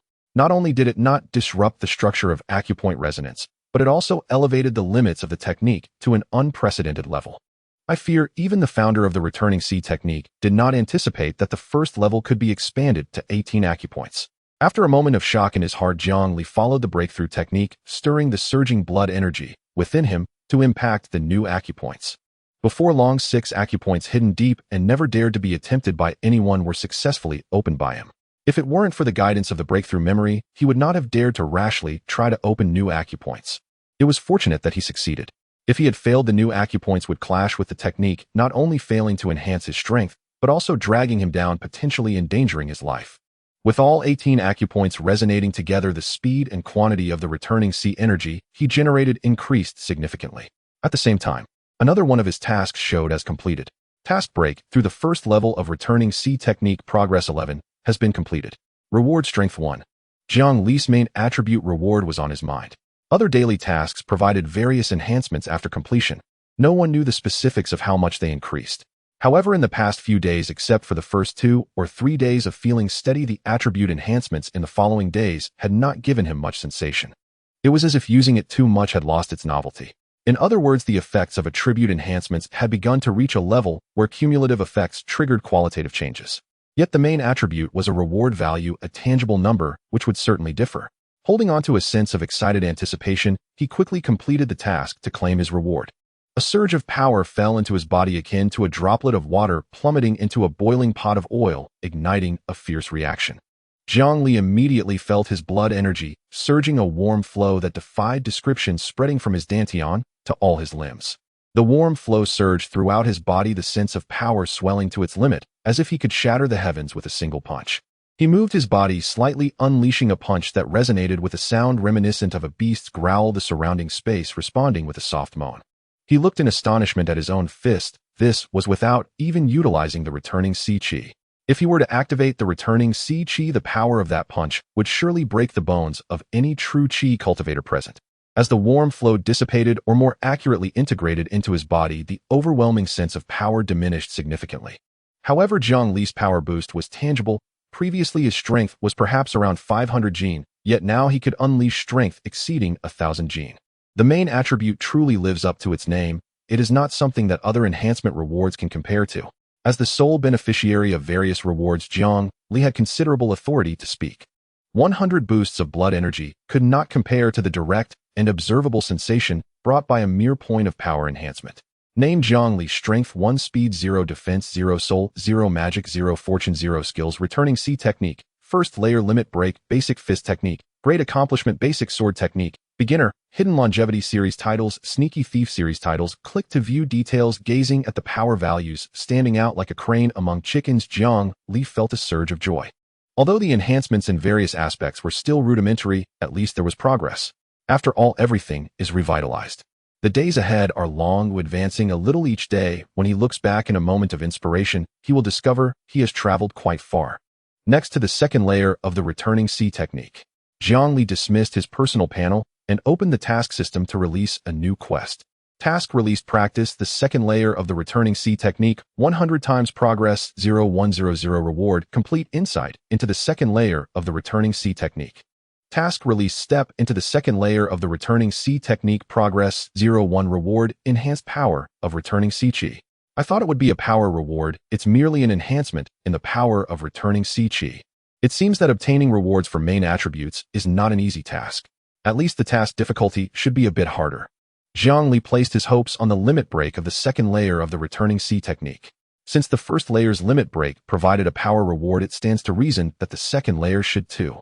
However, such things need to be approached step by step. Haste makes waste. First master the second layer of the returning Si technique, then release the second layer's limit-breaking task, proceeding in an orderly fashion. In the days that followed, Jiang Li resumed his three-point routine, practicing the second layer of the returning Si technique, buying medical books, reading medical books, attending classes, and practicing martial arts in the inner hall, randomly guiding 10 lucky outer disciples, stealing opportunities. Every day was extremely fulfilling, sometimes even delightfully staying up late to practice martial arts. I must say the benefits brought by abundant blood energy were indeed remarkable. Even after 2 or 3 days without sleep, he felt no fatigue whatsoever. He increasingly believed that once cultivators reach a certain level, they can go for years without sleep. As for why one might not sleep, Jiang Li didn't understand before, but now he did. For cultivators, 24 hours a day truly isn't enough. Take him, for instance. He wished he had endless time and energy to cultivate without any restrictions. He couldn't wait to complete the limit-breaking task today and cultivate to the fullest tomorrow. If his body could withstand it, he truly wouldn't want to stop. Taking a day off, seeing all sorts of task progress stagnating, made him feel as if he was regressing. The joy of constant advancement, along with the satisfaction and happiness it brought, was truly indescribable. As for Jiang Li, he didn't need to complete a task to laugh 100 times for good moods. His daily mood was already exceptionally good, always greeting people and matters with a smile. Surprises often lurked within the mundane. On the 11th day of the task to help others, Jiang Li was pleasantly surprised to discover that the original reward for helping one person 10 taels had changed to 20 taels. In other words, his daily earnings had increased from 100 taels to 200 taels. Income had directly doubled. Don't underestimate the extra 100 taels earned in a day. For Jiang Li, who lived a rather frugal life after deducting the fixed expenses for purchasing medical books every day, he was left with only 50 taels. Out of those 50 taels, he had to set aside 35 taels to save for a month to honor his parents with a tribute to the martial arts school. The silver he could actually use every day was only about 15 taels. Every day's expenses for food, drink, and necessities were costs. He also needed to save 500 taels to buy the complete medical book from Onren Hall, not to mention that it was difficult to save money in the first place.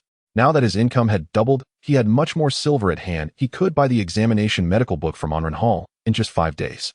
Jiang Li suddenly had a bold guess that perhaps every 100 times he completed the help others task, the rewards would elevate. That is why the limit was set at 10 completions per day. Through the accumulation of task completions over time, the rewards could be enhanced. Verifying his idea wasn't difficult. He would find out whether it was the case after 10 days. But before 10 days had passed, he had already cultivated the second layer of the returning C technique.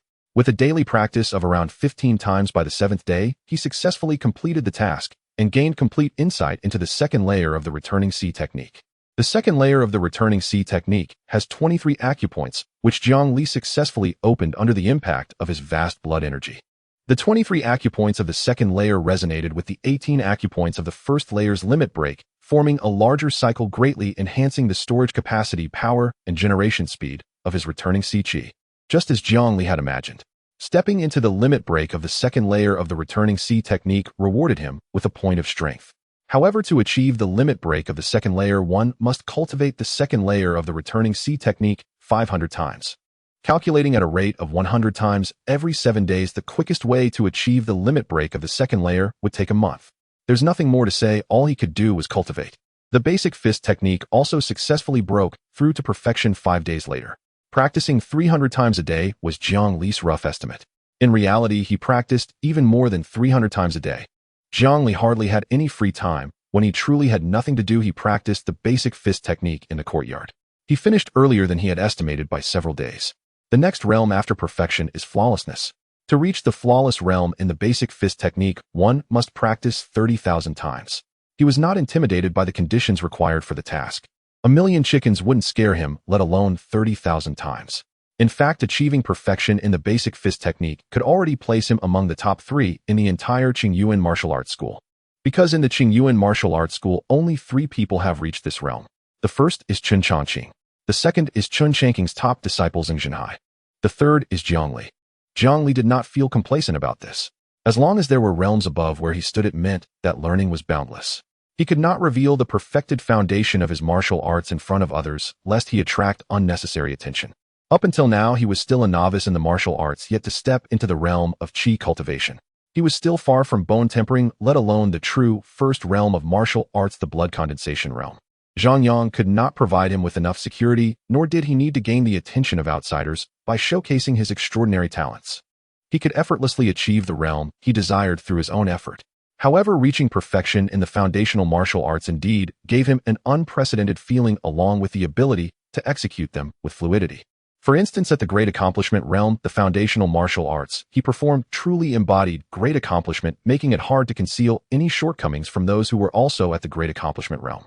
Yet in the perfected realm, the foundational martial arts he performed could appear as simply introductory or as small or great accomplishments.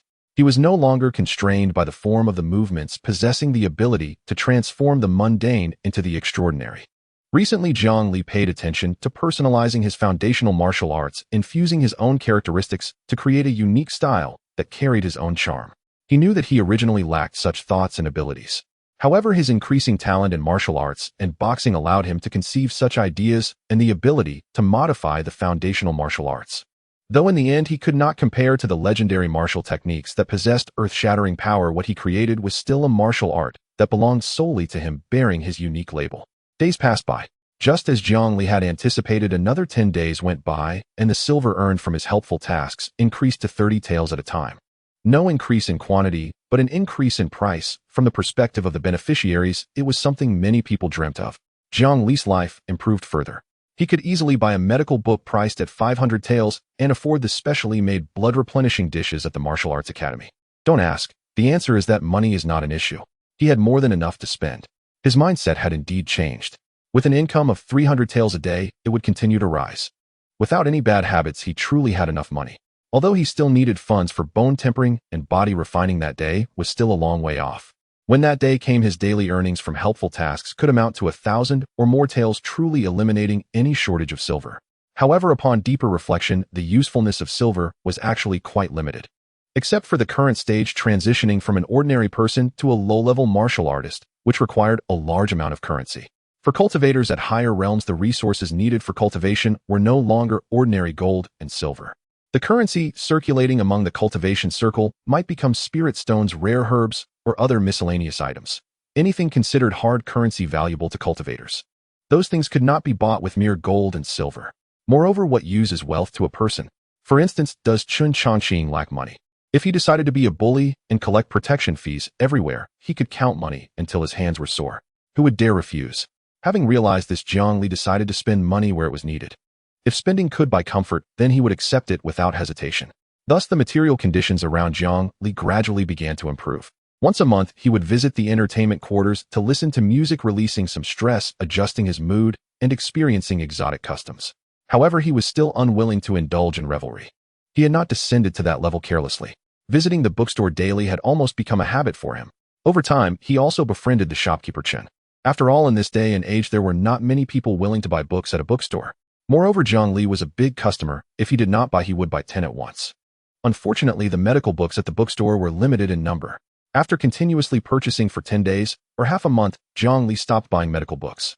Not because he was short on money, but because the content of the medical books overlapped too much. The remaining medical books overlapped by more than 70% with those he had owned. Buying these medical books was merely wasting money. Shopkeeper Chen did not understand why Jiang Li needed to buy so many medical books. If it was for the Onren Hall examination, buying one would be sufficient. However, since Jiang Li had a demand as the shopkeeper, he tried his best to accommodate. Therefore, leveraging his years of connections, he managed to procure quite a few rare and even unique medical books, as well as exquisite books that were available in the market but not sold in his bookstore. Although the prices exceeded expectations, they were still within Jiang Li's budget. After all, if he were to buy them himself, it was hard to say how much time and effort it would take to acquire them. Moreover, some of the medical books were genuinely difficult to obtain. It was hard to imagine how much money one would waste without a connection. After purchasing this batch of medical books, Jiang Li knew that he would not need to buy medical books for a while. He would let shopkeeper Chen handle it. If he found any, he would send someone to the Qingyuan Martial Academy to notify him. Money was no longer an issue. The main concern was the content. Jiang Li had at least 100 medical books in hand. He could not finish reading them all in a day, so he had to divide them into 3 parts to read over 3 days. On the 7th day, he specifically focused on the medical books for the Onren Hall examination, diligently memorizing them. During this time, he also occasionally visited Li Shikuan. He bought famous cooked food from Yunjiang City and shared a meal and drinks with Li Shikuan. The two enjoyed themselves so much that before Jiang Li could speak, Li Shikuan pointed at the large chicken coop and said that Jiang Li could steal chickens from inside as long as he was happy. At the dinner table, Jiang Li learned of Li Shikuan's troubles and almost blurted out a suggestion to combine chickens with basketball. The next day, after waking up from the hangover, he visited again and from a modern perspective offered Li Shikuan 2 marketing strategies that made him extremely happy. As time passed, the two became good friends. Li Shikuan had few friends and Jiang Li also had none, so they cherished each other. At the same time, Jiang Li learned that the reason Li Shikuan could not afford to hire someone to guard the property was that he had spent money hiring a formal disciple from the Chunlei Martial Academy to guard the chicken coop. That disciple was not very strong and had only recently entered the Qi cultivation realm, but his connections were decent. With him around, the chicken coop had indeed been free from disturbances from other martial artists. However, the price demanded by the disciple was high, 600 taels a month, and he did not stay at the chicken coop, only appearing at the beginning of the month to collect payment like paying a protection fee. Most of the chicken coop's income ended up in the disciple's pocket. After deducting various costs, Li Shikuan could only barely make a living, leaving no money to hire a guard. Thus, he was troubled over expanding sales to see if he could earn a bit more money. In this regard, Jiang Li did not wish to meddle. It was not a matter of whether he could defeat the disciple. People have their own paths, and mice have theirs. The disciple had indeed been doing his job. After receiving payment, the chicken coop had remained safe all this time, and that was enough. If it were him not to say whether he could stay at the chicken coop or not, he might not even be able to protect the place and ensure the safety of the people and the chickens. Jiang Li became a celebrity in the Qingyuan martial arts school. During this time, everyone knew of a formal disciple who enjoyed guiding outer disciples in practicing the return to the sea technique. In the vast Qingyuan martial arts school, this was not an unusual occurrence. However, after becoming a formal disciple, everyone had their own matters to attend to and few had the time to guide outer disciples. Yet it was not entirely absent. There were always some soft-hearted individuals who, seeing the approaching examination period and the outer disciples struggling with the return to the sea technique, felt pity and offered them some experience and help. Some did it to flaunt their skills, enjoying the expressions of admiration and respect from the outer disciples. As for their so-called guidance, it was hardly substantive, often as good as not having heard anything. Jiang Li's guidance was different, often striking at the heart of the matter with remarkable sharpness. This was thanks to his mastery of the first level of the return to the sea technique, which reached an unprecedented understanding. Not to mention Chen Changqing, even the founder of the return to the sea technique, might not understand it as thoroughly as Jiang Li. When Jiang Li observed the outer disciples practicing, it was as if he was looking down from above with the internal structure clear as day. Understanding the problems naturally leads to solving them. There was not much to elaborate on. Any outer disciple who received guidance from Jiang Li, if not immediately mastering the first level of the return to the sea technique, at least made significant progress with a much clearer overall direction in their cultivation. As a result, in recent times, the number of outer disciples breaking through the first level of the return to the sea technique had noticeably increased. Countless outer disciples who had struggled to enter the first level longed for Jiang Li's guidance. Some even went so far as to offer money hoping to hire Jiang Li for private lessons, but were ruthlessly rejected by him. Jiang Li had his own matters to attend to, and his guidance was purely a task of helping others. Having enough money was sufficient. There was no need to be greedy. If he set a precedent, who knew how many people would seek him for private lessons in the future? If this got out, it might also displease Chen Changqing. Chen Changqing must have established such rules to use the opportunity to assess the martial aptitude of the outer disciples and find promising martial talents. Becoming a formal disciple through guidance was contrary to Chen Changqing's intentions, as the initiator Jiang Li certainly would not enjoy any benefits. Therefore, Jiang Li firmly adhered to his principles, guiding only 10 people each day, and if anyone came seeking help, he would choose those who were truly diligent in their practice, ensuring not to disrupt the rules of the Qingyuan martial arts school. There is no wall that does not let the wind through. In the end, this matter reached Chen Changqing's ears. He had been closely monitoring the situation regarding the outer disciples' examinations. The increased number of outer disciples being promoted drew his attention. Upon learning the ins and outs of the matter, Chen Changqing became intrigued by Jiang Li. The true disciples surrounding Chen Changqing had varied opinions on this. Can a few pointers lead to breakthroughs? Jiang Li's research into the return to the sea technique is surprisingly profound. Is he merely seeking to draw attention, or does he have ulterior motives? In my opinion, he seeks attention, hoping to gain special favor from the master for an opportunity to get closer to him. The success of outer disciples in practicing the return to the sea technique depends entirely on their aptitude. Jiang Li's actions undermine the rules of the school, and he should be ordered to cease. Chen Changqing dismissed all their opinions, and after a moment of silence, ordered someone to keep an eye on Jiang Li. When they discovered him heading to the outer disciples' training grounds, they were to inform him. After a period of observation, Chen Changqing finally realized that Jiang Li genuinely loved guiding the outer disciples. Each time he selected targets, they were those outer disciples who were anxious to cultivate the return to the sea technique, pushing themselves beyond their limits to the point of dizziness and near fainting. During his guidance, Jiang Li did not display the arrogance of a formal disciple. Instead, he was amiable and calm, with a demeanor as gentle as a spring breeze throughout the process. The so-called guidance was not a straightforward directive on what to do, but rather a circuitous approach that led the other person to find their own answers. Afterward, the joy on Jiang Li's face indeed originated from the heart. Chen Changqing, having seen countless people, could easily discern the true feelings reflected in Jiang Li's heart. It was as if completing this task would yield abundant rewards. Perhaps helping the outer disciples break through their difficulties would fulfill his inner needs, he thought. Those who have been rained upon always want to hold an umbrella for others. Chen Changqing made this evaluation in secret and decided not to intervene with Jiang Li any further. The vast Qingyuan martial arts school could certainly accommodate a warm-hearted Jiang Li. Of course, if he discovered that Jiang Li was deliberately seeking attention to attract eyeballs, he would not let him off lightly. The tranquil days passed one by one. Yunjiang City was large, but it felt small for Jiang Li. A law-abiding person who intentionally accumulated strength would not encounter incidents that could overturn the status quo. Even if such incidents did occur, his foundation was strong enough to withstand for a while, preventing a sudden collapse. Finally, Jiang Li reached a breakthrough in the second level of the return to the sea technique. The original second level of the return to the sea technique had a total of 23 acupoints. The breakthrough version of the second level reached 32 acupoints. This was an increase of 9 acupoints. Naturally, the reward he anticipated the most was the enhancement of his primary attributes. As a surge of power entered his body, he once again felt the overwhelming sensation akin to an ocean filled with surging energy, as if he had inexhaustible strength ready to shatter the void with a punch.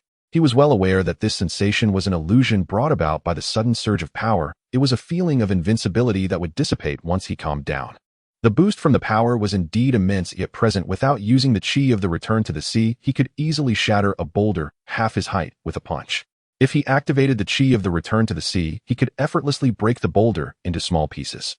Meanwhile, he had not neglected other aspects, diligently receiving his improvement rewards every day. Although the improvements from the rewards had become less noticeable, he believed that through accumulation change would eventually come. The third level of the return to the sea technique required 300 repetitions to gain full comprehension. With his blood vitality steadily rising, he could now practice the return to the sea technique 20 times a day. For him, 300 repetitions would only take about half a month, easily achievable. The third level of the return to the sea technique recorded 37 acupoints. When the 37 acupoints of the third level were formed, the return to the sea technique would be completely integrated.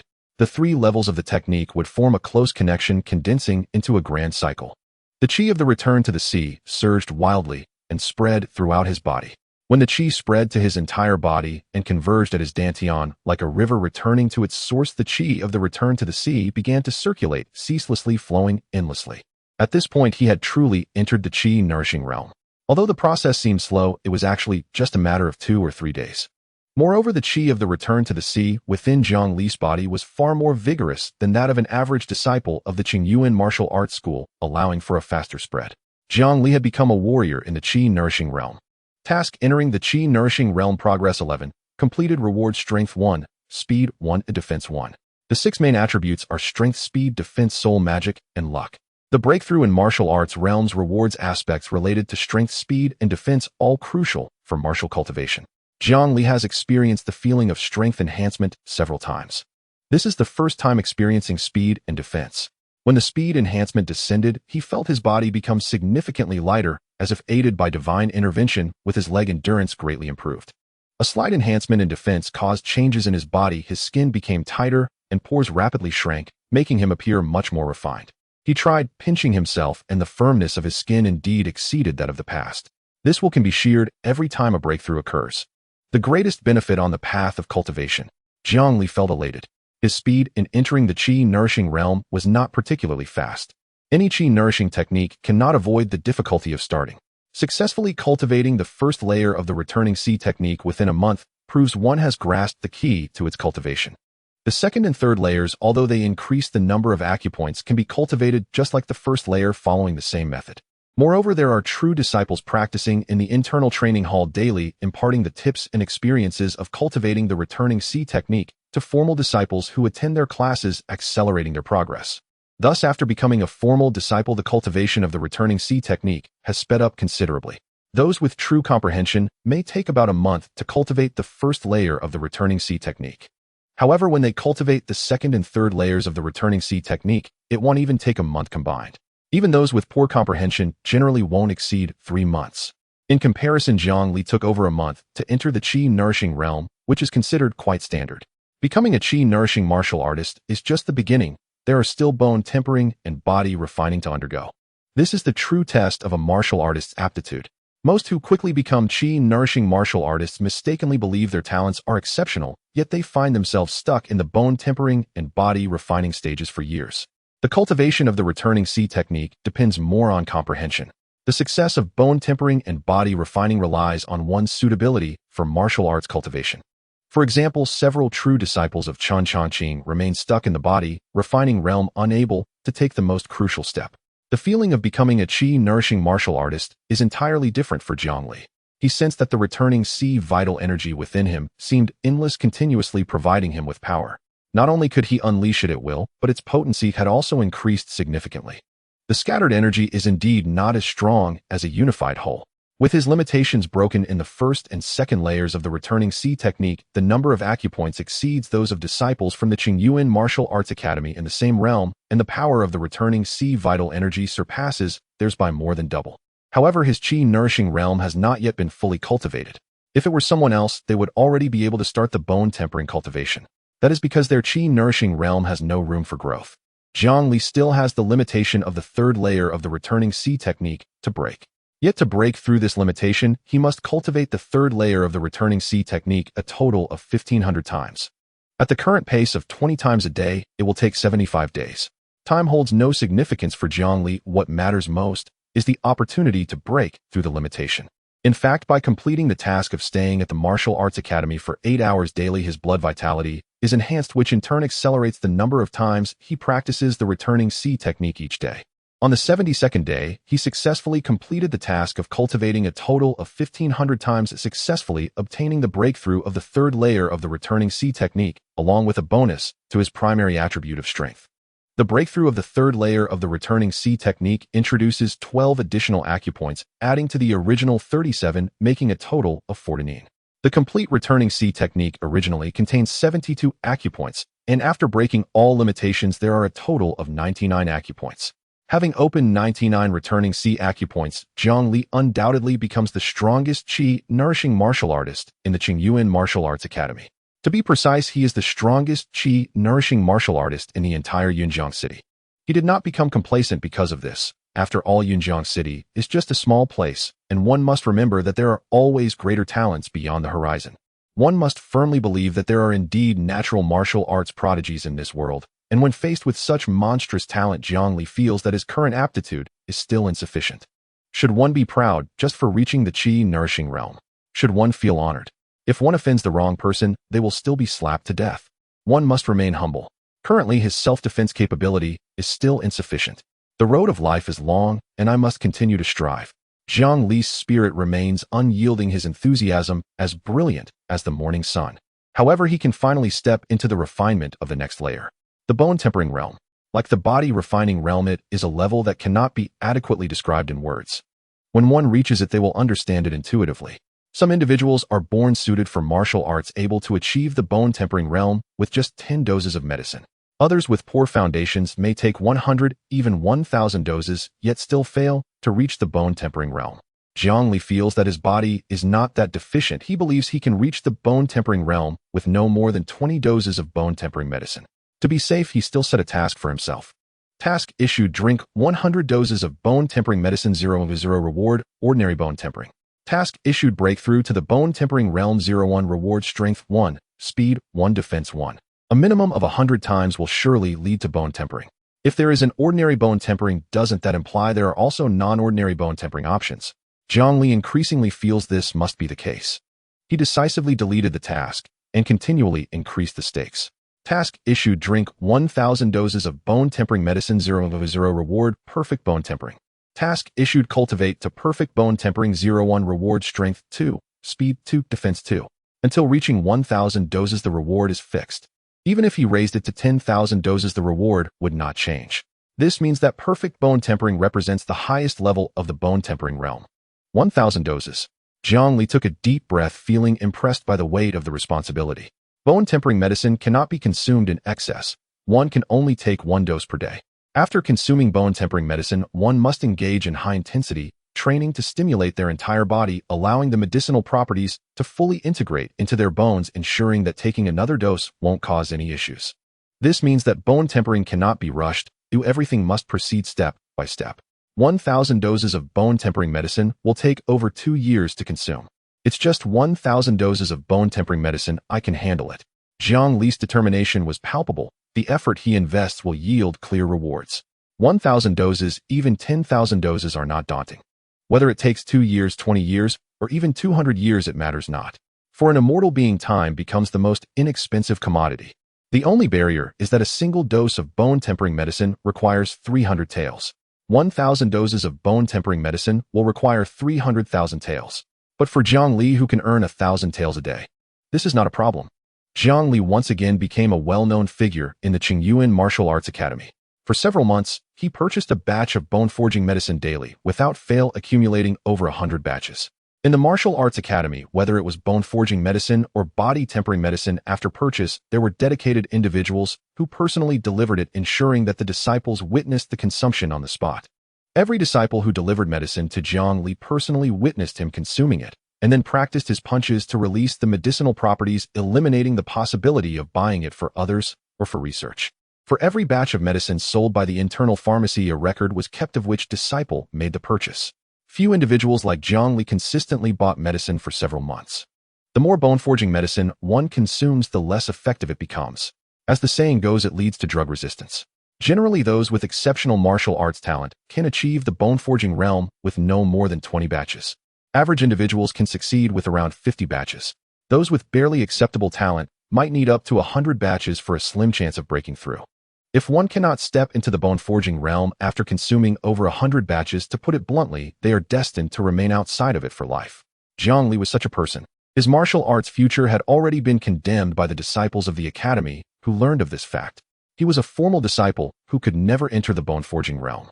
He could only linger in the chi-nourishing realm for the rest of his life. Yet no one would stop him from purchasing the bone-forging medicine, nor would they advise against it simply because he could not enter the bone-forging realm. How others viewed him was their own business. Whether to buy medicine was Jiang Li's freedom. Fong Siming had privately hinted to Jiang Li that he didn't need to waste money anymore.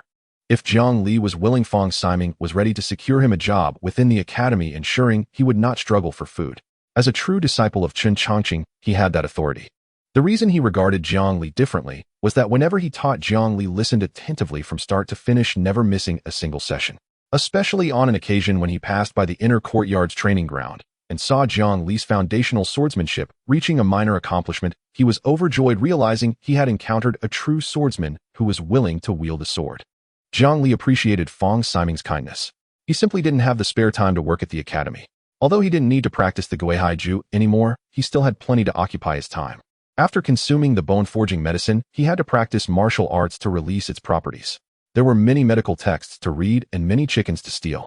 He completed his daily tasks diligently, without missing any, leaving little time for anything else. Most importantly, he did not lack money for living.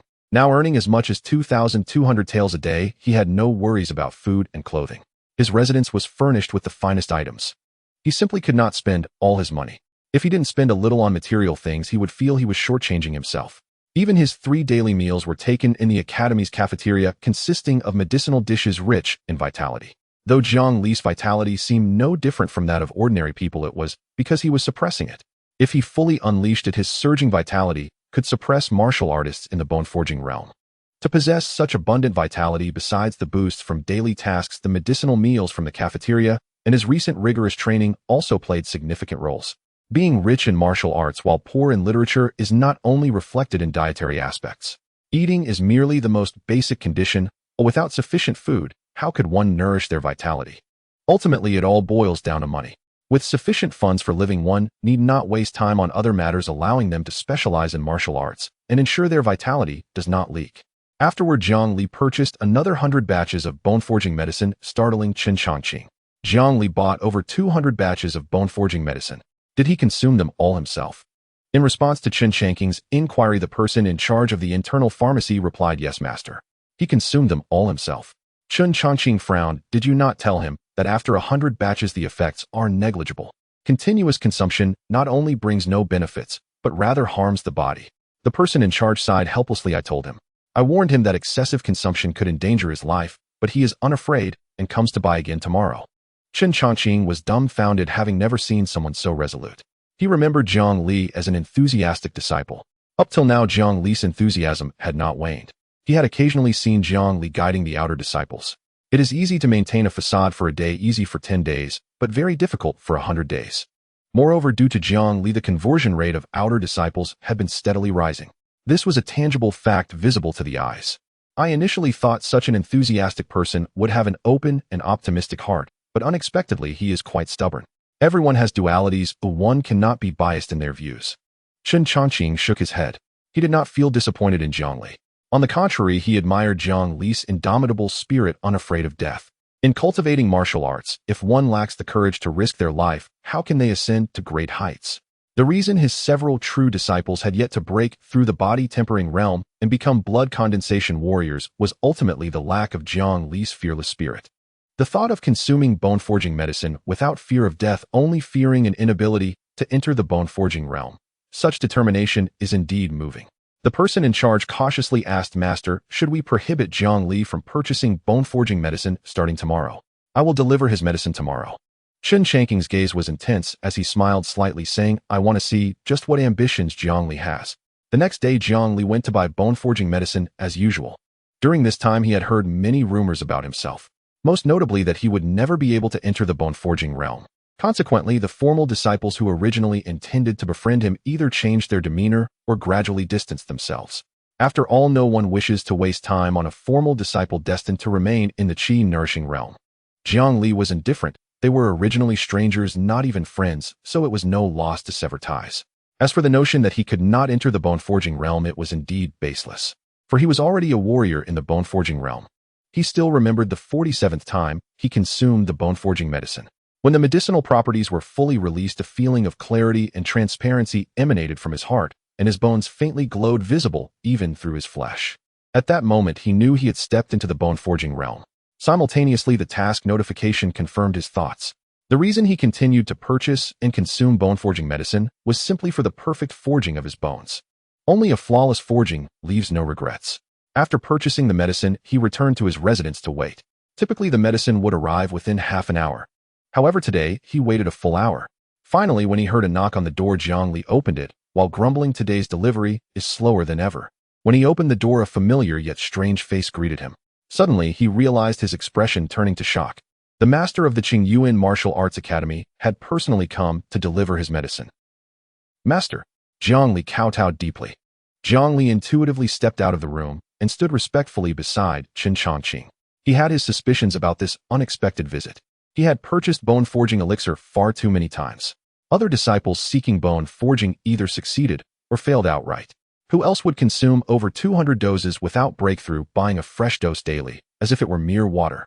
Fong Siming and the head of the internal medicine hall had both warned him, though bone-forging elixir was indeed a tonic, excess rendered even tonics toxic. Though no disciple of Qingyuan Martial Arts Academy had ever died from bone-forging elixir, neither did they wish Jiang Li to become the first in history. It wasn't that they cherished his life so dearly. Rather, the Academy's reputation could not be compromised. Those privy to the truth knew he had consumed over 200 doses. The uninformed, however, would embellish wildly, claiming Qingyuan's bone-forging elixir had claimed lives. Public opinion was formidable. Even the foremost martial arts academy in Yunjiang City feared slander. That was precisely why Jiang Li preferred not to purchase bone-forging elixir at Qingyuan. If all else fails, I'll buy it at Onren Hall instead, he murmured inwardly. Onren Hall also sold bone-forging elixir at 500 taels per dose, pre-brewed and ready for collection with no requirement to drink it on the spot. One could carry it anywhere, gift it freely, or even conduct research upon it. He found it cumbersome, not only costly at 200 taels per dose, but requiring a dedicated trip to Onren Hall, so he had refrained. Should Chen Changqing have come to dissuade him from further purchases, Jiang Li resolved then and there to obtain his elixir exclusively from Onren Hall henceforth. To my knowledge, among all martial artists in Yunjiang City, the highest recorded dosage consumed before attaining bone forging stands at 168 doses. Chen Changqing spoke gravely. As of today, you have consumed 226 doses, surpassing that record. I do not say this to undermine your confidence, but should you fail to enter bone forging, each passing day diminishes your chances further. Even so, will you persist? I dare not conceal it from Master, Jiang Li replied reverently. I intend to consume 1,000 doses. If success evades me today, I shall drink again tomorrow, until triumph or death. Chen Changqing's eyes narrowed slightly. All medicine carries toxicity, even in small measure. Excessive consumption of bone-forging elixir, if its essence fails to fully dissipate, may accumulate within your body over time, coalescing into medicinal poison. Are you truly unafraid? I fear nothing. Hearing Jiang Li's sincere reply, Chen Changqing nodded in quiet satisfaction, his gaze softening with genuine admiration. Your innate talent is unremarkable, but your character and temperament earn my profound respect. Chen Changqing withdrew a scroll from his robes and placed it beside the bone-forging elixir. This is my closely guarded secret, the iron-condensing bone-forging method, reserved exclusively for true disciples. Take it and practice. It may greatly increase your chances of success. From this day forward, you face no restrictions on purchasing bone-forging elixir until you succeed. Remember, where fate intervenes, obsession must yield. Do not force what cannot be forced. Return the iron-condensing bone-forging method to me once your cultivation is complete. With a reassuring smile, he rose and departed. Thank you, Master. Warmth welled within Jiang Li's chest as he bowed deeply toward Chen Changqing's retreating figure. As headmaster of Qingyuan Martial Arts Academy, Chun Changqing bore immense responsibilities, far from idle, yet far from overwhelmed. Yet today he had personally delivered the elixir and bestowed upon Jiang Li a technique reserved solely for true disciples. Such treatment was unprecedented in Qingyuan's history. This was no calculated ploy to win favor. Given his stature, why would he court a disciple deemed hopeless at bone forging? Martial artists spoke plainly, and Chun Changqing was no exception. His admiration was sincere, unadorned.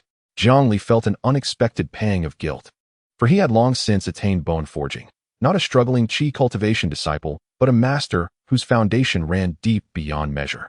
Yet he could not reveal the truth. Debts of gratitude are the hardest to repay.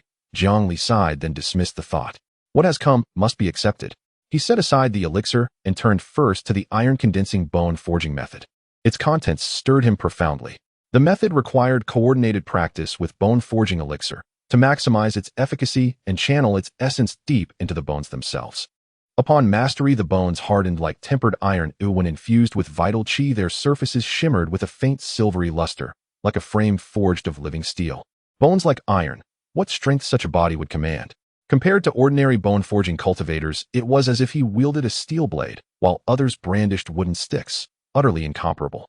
Jiang Li immediately assigned himself a new task.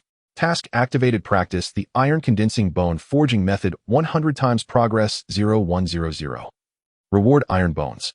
Task-activated, forge a full body of iron bones, progress, 01. Reward enhanced iron bone transformation, amplified vital qi. Truly this is charcoal delivered in snow. His gratitude swelled still further. He had vowed to forge the most flawless martial foundation, leaving no regret behind. Had he traversed bone forging unaware of such a method, sleep itself would have become elusive. Chun Changqing's gift not only refined his weaknesses, it healed the very anxiety that might have festered unseen. Master's kindness I shall never forget, for all my days. Jiang Li lifted the large bowl brimming with bone forging elixir and drank it down in one draught, facing the direction of Chun Changqing's departure. Within him a searing fire ignited, shaking his viscera and organs to their core. Seizing the peak of its potency, he commenced formal practice of the iron-condensing bone forging method. From that moment onward, he bore no burden, boldly and freely purchasing bone forging elixir from the internal medicine hall. He became a subject of widespread discussion across Qingyuan Martial Arts Academy, his name gradually echoing throughout Yinjiang City. All had heard of the eccentric disciple who consumed over 200 doses of bone forging elixir, yet remained trapped in qi cultivation. His supposed mediocrity was staggering. Many traveled great distances simply to glimpse this anomaly. Jiang Li felt no shame. He moved openly among people, calm and unself-conscious, attending to his affairs with unwavering composure. One's inner experience remains known only to oneself. After all, he was no longer the perpetually stunted qi cultivation disciple others imagined. He was already a bone-forging cultivator, his foundation laid deeper and more solid than anyone could conceive. In fact, he welcomed their misperception. It suited his purpose perfectly. Thus no one would suspect him, no one would perceive him as a threat. And like a silent predator lurking in unfathomable depths, he waited, ready to strike with lethal precision when the moment demanded. Jiang Li's days of quiet, untroubled joy passed one after another. On this day, immersed in cultivation, he suddenly realized he had completed 100 repetitions of the iron-condensing bone forging method. The task of practicing the iron bone forging technique for 100 times progress, 100100, has been completed. Reward iron bones. Jiang Li raised his eyebrows in realization.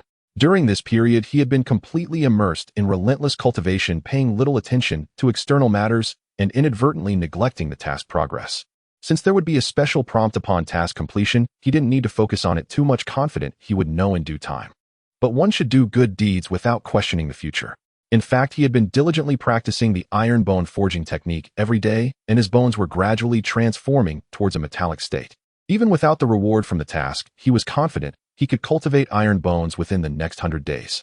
The completion of the task undoubtedly accelerated his cultivation progress and saved him some time. As the rewards of iron bones entered his body, his skeletal structure underwent astonishing changes, a faint silver sheen shimmering on the surface of his bones. Through his flesh and skin, one could clearly see his complete skeletal framework. With his bones fully transformed into iron bones, Jiang Li's overall strength increased by more than 20%. At the same time, another task also showed as completed. Task: cultivate iron bones, progress 11. Reward: enhanced iron bone quality, blood qi increase. After claiming the reward, Jiang Li genuinely felt his skeletal structure undergo slight hardening, becoming sturdier. The The blood qi surged within him, enhancing various bodily functions and indirectly increasing his strength. I can only cultivate to iron bones that feels somewhat lacking. I wonder if there is a realm beyond iron bones. Jiang Li attempted to release a new task with a rather pessimistic mindset. The limit of the iron bone forging technique is to shed mortal bones and transform into hard iron bones. However, trying won't bring about death, so he boldly decided to proceed. His originally nonchalant expression suddenly became vibrant. It was because his new task was successfully released. Task released: cultivate the iron bone forging technique for 200 times progress 0200 reward golden bones. I never expected it could really be done. Jiang Li's breath quickened, his gaze ablaze with fervor. He had never imagined that beyond iron bones there were golden bones that could be extracted through practicing the iron bone forging technique. A pleasant surprise.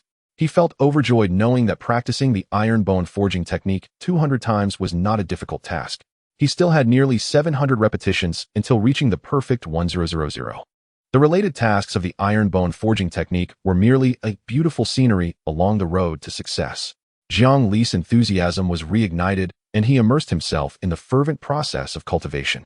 During this time, his basic fist technique also improved from perfection to flawlessness.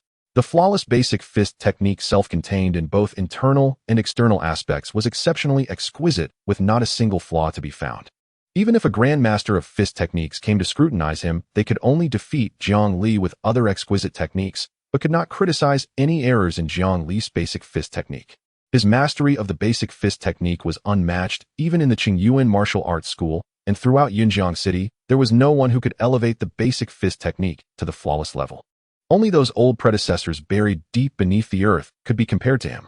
The next realm beyond flawlessness was transcendent, requiring the cultivation of the basic fist technique for 300 repetitions.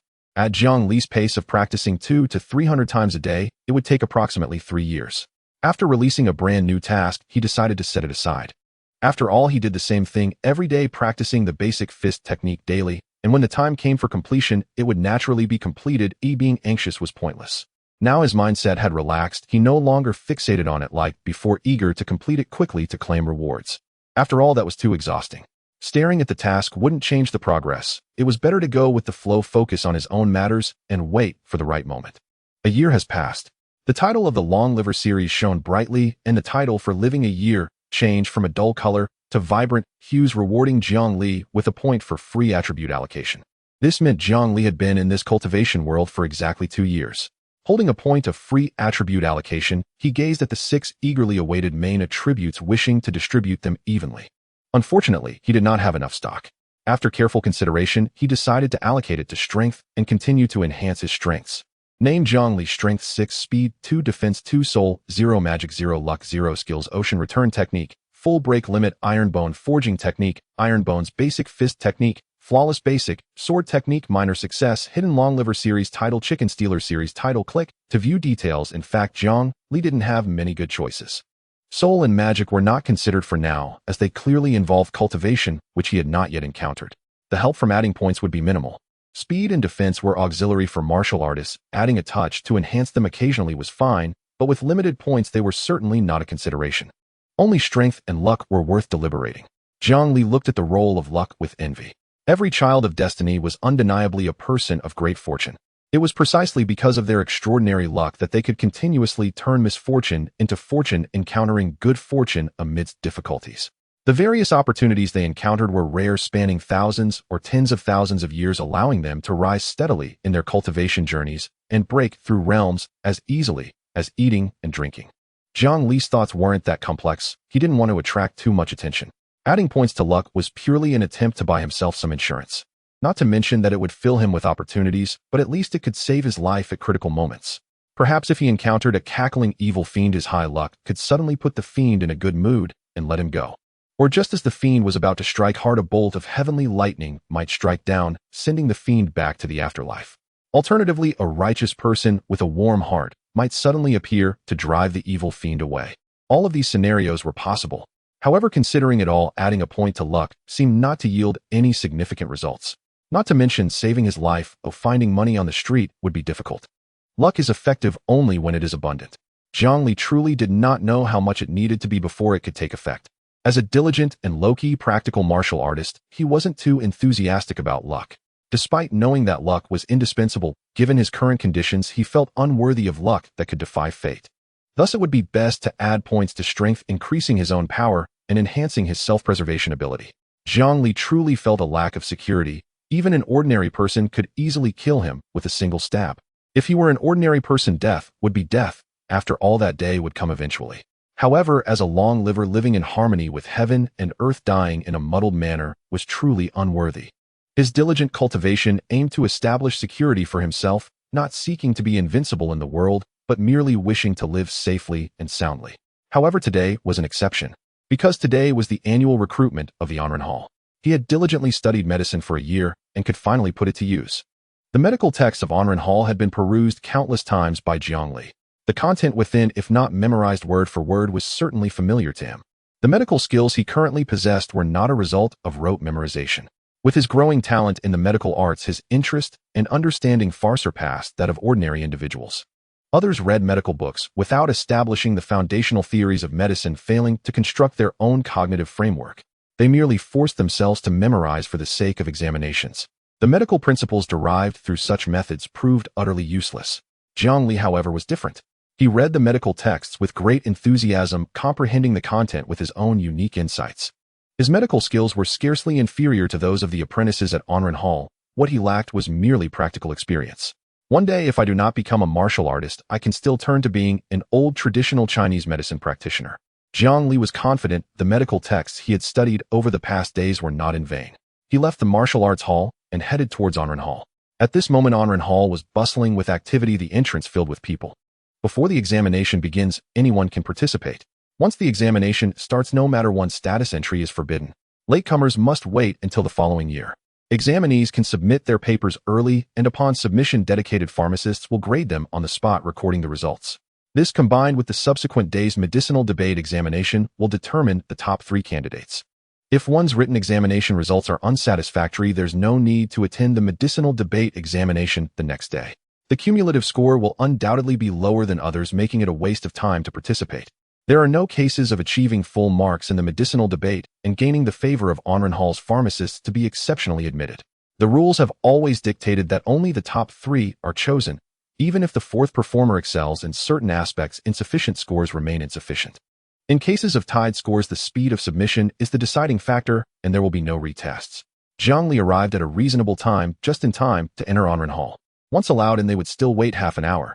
The actual written examination would officially begin after this duration. As he stepped into Anren Hall, the aroma of medicine filled the air, refreshing his spirit. Even the dust in the air was suffused with medicinal scent. The vast pharmacy seemed soaked in herbs. He carefully examined the environment of Anren Hall, merely the main hall with thousands of medicine cabinets and hundreds of workers and apprentices bustling about was enough to dazzle anyone. Passing through the main hall and across a long corridor, he arrived at the examination location. The inner courtyard of Anren Hall, like the training grounds of Qingyuan Martial Arts Hall, was spacious enough to accommodate thousands, typically used for drying herbs, now temporarily serving as an examination site. The scene was filled with tables, each equipped with pens and examination papers, evoking fond memories of Jiang Li's past examination experiences. This year, more people participated in the Anren Hall medical examination than in previous years. There were at least 700 individuals present. Had it not been for the 500 taels price tag on Anren Hall's medical texts, there would undoubtedly have been even more participants. Jiang Li casually found an empty seat and waited for the examination to commence. The empty seats decreased, but there was still enough space for candidates. Anren Hall was not worried about insufficient seating, knowing that they would not be filled to capacity. After half an hour, Anren Hall closed its doors, blocking the entrance corridor with a long horizontal bar allowing exit, but not entry. Several workers brought a thick stack of examination papers, carefully distributing them according to the number of candidates. There were 60 examination papers in total, stacked together to a length of several finger joints. Each paper was nearly large enough to cover the entire table, one side filled with questions. Jiang Li's initial reaction upon seeing the stack of papers was shock, but upon further reflection, he felt that the limited number of questions did not do justice to the 500 taels spent on the medical texts. Anren Hall had to ensure that people felt the value was worth the cost. A medical text no thicker than a thumb should not yield only a handful of questions. Moreover, too few questions could not adequately assess one's abilities. A sufficient number of questions would cause candidates to feel overwhelmed, gradually revealing the differences in their knowledge. One mustn't assume that a large number of questions in the examination signifies ease, as a worker at Onren Hall 1 would face an even greater number of medicinal ingredients. A few hundred questions would be challenging enough. How would one manage thousands of herbs with varying properties in the future? Once the workers distributed the 60 examination papers, in order a clear sound of gongs and drums echoed, signaling the official start of the examination. Jiang Li took a deep breath, setting himself a new task. Task issued: complete the Onren Hall examination paper without missing a question and submit it. Progress 01 reward: enhanced on-site examination ability. Task issued: achieve first place in Onren Hall's written medical examination. Progress 01 reward: comprehensive understanding of basic medical principles. Task issued: achieve first place in Onren Hall's medicinal debate examination. Progress 01 reward: comprehensive recognition of 100,000 medicinal materials. Task issued: become a worker at Onren Hall's pharmacy. Progress 01 reward: enhanced medical talent. For the sake of the reward, let's go all out. Jiang Li's gaze was unwaveringly resolute as he took the first examination paper. A quick glance revealed that it was entirely composed of fill-in-the-blank questions, primarily assessing medicinal formulas, perhaps lacking an ingredient or a measurement, or asking about effects. He was already well-versed in various medicinal formulas, and at this moment his pen moved swiftly across the paper as he filled in the answers. He easily completed the first examination paper, blowing on the ink to dry it before placing it on a prepared tray beside him and quickly drawing out the second paper. This second paper was also a fill-in-the-blank format, but it focused on pharmacology. The third paper posed questions and answers, presenting a series of symptoms and asking what disease the patient had. The fourth paper was a dictation test, assessing one's level of medical knowledge. Each examination paper was like a different barrier with varying types and difficulties, causing all candidates to struggle to keep up. However, none of this posed a challenge for Jiang Li. His understanding of medicine was comparable to that of an apprentice with over 10 years of experience. His participation in the examination was akin to an experienced apprentice entering the arena, unleashing a devastating advantage on the papers. He could even identify which questions originated from the medical texts and which were modified based on the content of those texts.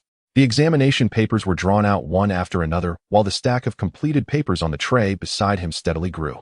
After completing the 60th paper, he let out a long sigh of relief and proudly raised his hand. An elderly pharmacist noticed Jiang Li and approached him with a friendly demeanor. "What's the matter?" "I want to submit my paper." "Submit your paper." The old pharmacist was momentarily taken aback. The examination had only just begun, and historically the fastest candidates at this point had barely completed half. He couldn't believe that Jiang Li had truly finished, so he kindly inquired again, "Have you really completed it?" "Yes, I have." The old pharmacist, stunned by Jiang Li's response, quickly picked up the papers from the tray, flipping through them one by one, his expression growing increasingly incredulous. "This? How is it possible? I truly finished." The old pharmacist was momentarily awestruck. The elderly apothecary had served at Onren Hall for many years, yet never before had he witnessed a candidate submit their examination scroll so swiftly. Had the entire examination not taken place under the watchful eyes of countless witnesses, and had the scrolls not been distributed by Onren Hall's own staff, he would have genuinely suspected Jiang Li had smuggled in a pre-completed paper. Speed in answering is one matter, accuracy is quite another. And since you have chosen to submit your scroll per regulation, we shall now grade it. Until your results are announced, you must remain seated and refrain from moving about. And the elderly apothecary waved his hand. An attendant instantly stepped forward, accepted the tray, and carried Jiang Li's scroll to the examiner's platform. The incident stirred astonishment among the candidates. Curious gazes converged upon Jiang Li, then flickered back to their own half-finished papers, disbelief etched across every face.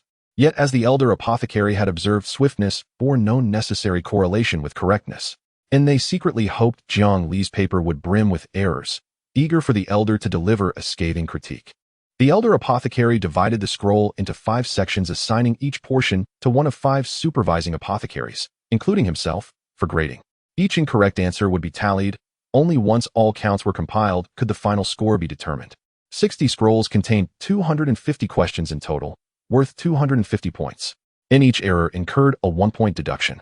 Nas Jiang Li was the first to submit. A considerable interval remained before the second candidate would do likewise. Free from time pressure, the 5 apothecaries focused intently on Jiang Li's paper, searching diligently for flaws.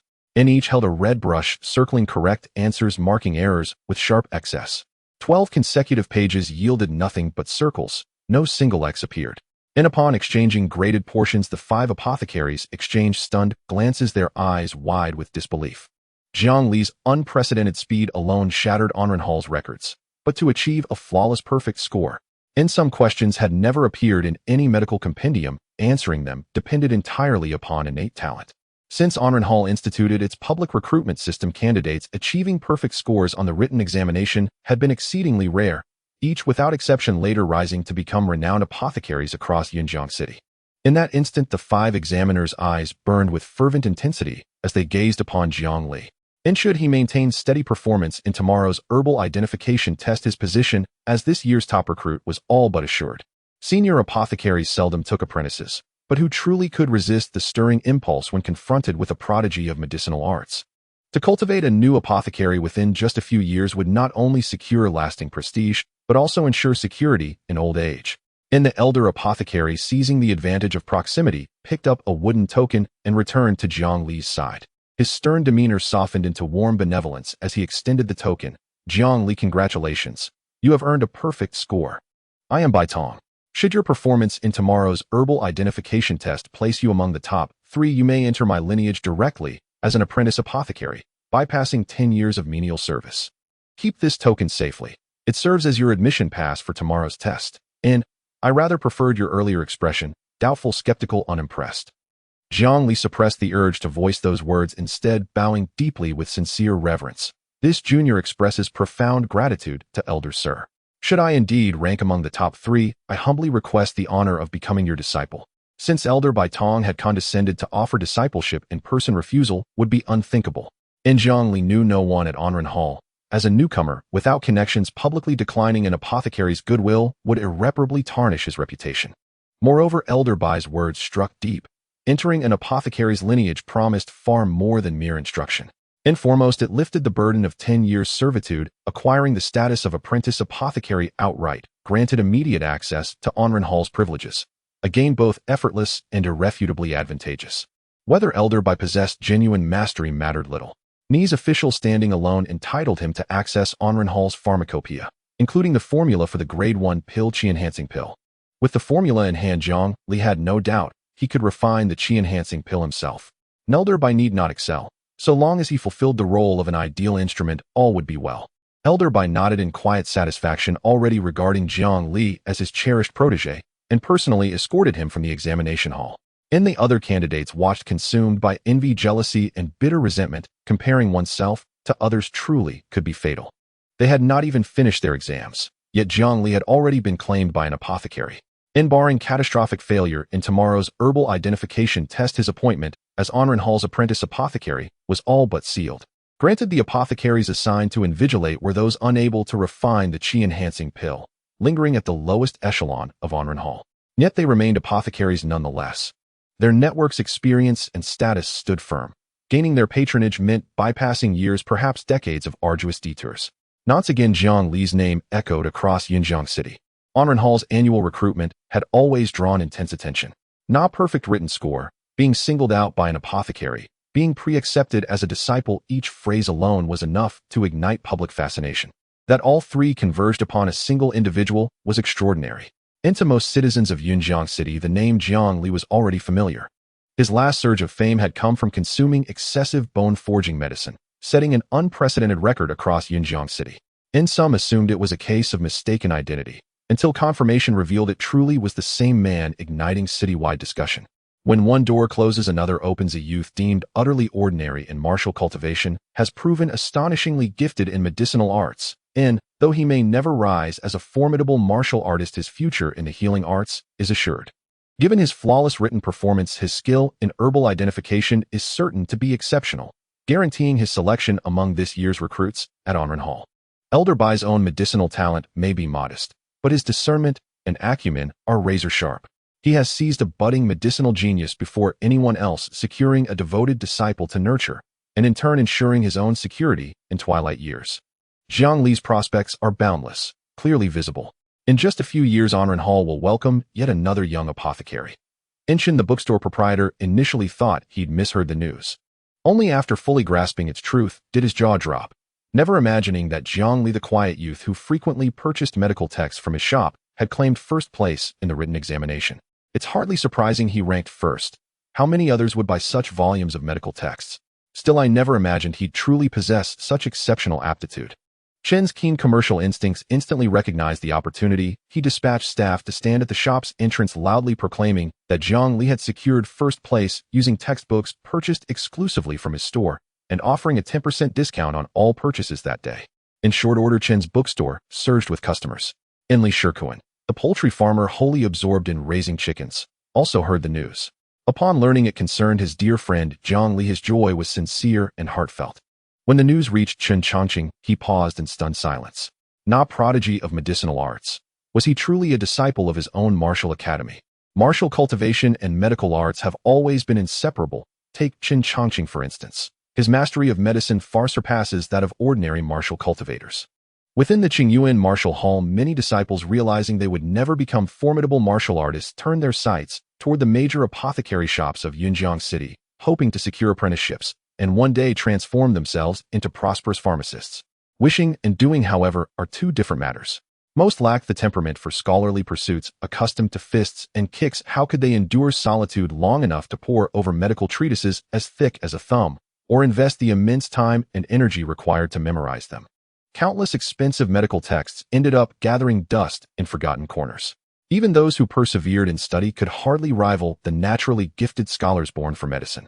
Among them, some even sought private tutoring from apothecary apprentices to absorb vast quantities of medical knowledge in preparation for the upcoming examinations. Each year, Anrentang's recruitment process was nothing short of extraordinary, truly a den of hidden tigers and crouching dragons. How could mere martial artists skilled only in swordplay and spearwork possibly compete?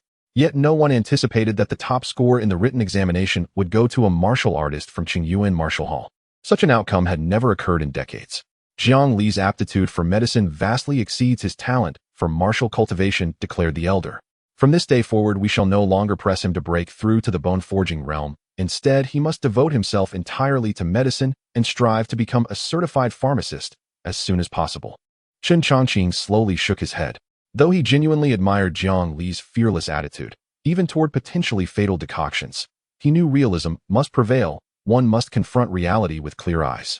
Having consumed over 300 bone-forging elixirs without eliciting the slightest physiological response, Jiang Li had irrefutably proven his lack of martial aptitude, utterly incapable of crossing the threshold into the bone-forging realm.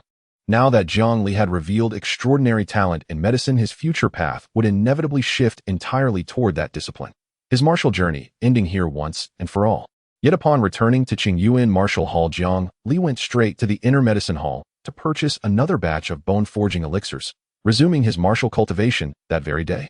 Word spread swiftly. Numerous disciples rushed to visit him, bearing gifts to forge early rapport. True, Jiang Li still needed to pass the herbal identification examination before officially joining Anrentang. But for someone who had scored a perfect mark on Anrentang's written exam, how poorly could he possibly fare in herb recognition? Unless Jiang Li were to die suddenly tonight, nothing, not man nor force, could prevent his entry into Anrentang. Waiting until tomorrow's results were announced to deliver gifts would be far too late. These disciples had done their homework, thoroughly investigating senior pharmacist Bai's background with precision. It was true he occupied the lowest rung among Anrentang's pharmacists, and indeed he had few disciples to his name. He had once taken 3 apprentices, one died young, another, having attained pharmacist status, was poached by a rival apothecary, leaving behind a bitter, severed master-disciple relationship. The third had served under senior pharmacist Bai for 10 years, yet remained an apprentice, showing no exceptional talent in medical arts. Senior pharmacist Bai possessed modest skill and a reclusive disposition. He disliked taking on disciples. Unlike other renowned pharmacists, who typically maintained 7 or 8 active apprentices attending to every aspect of their daily lives, Bai stood apart. Some pharmacists even specialized in accepting female apprentices, occasionally offering them therapeutic spiritual massages for relaxation. Yet upon reflection, this very limitation held advantage. Once Jiang Li entered senior pharmacist Bai's circle, all of Bai's connections and resources would be concentrated solely upon him. With Jiang Li's rare medical aptitude augmented by Bai's guidance, his ascent would be nothing short of meteoric. Perhaps within 5 years he would sit for the pharmacist certification exam and rise instantly to the lofty rank of Anrentang pharmacist. And should he succeed in refining the qi-enhancing pill, his stature would become truly extraordinary. Then Anrentang would regard Jiang Li as priceless white jade, cradling him fearfully lest he shatter, holding him tenderly lest he melt. For every pharmacist capable of refining the qi-enhancing pill became a veritable god of wealth for their apothecary. Even if Jiang Li never succeeded in refining it, his mere status as a certified pharmacist would elevate him above the common folk of Yunjiang City. These visiting disciples understood precisely what they were courting, not Jiang Li the martial artist, but Jiang Li the pharmacist tope.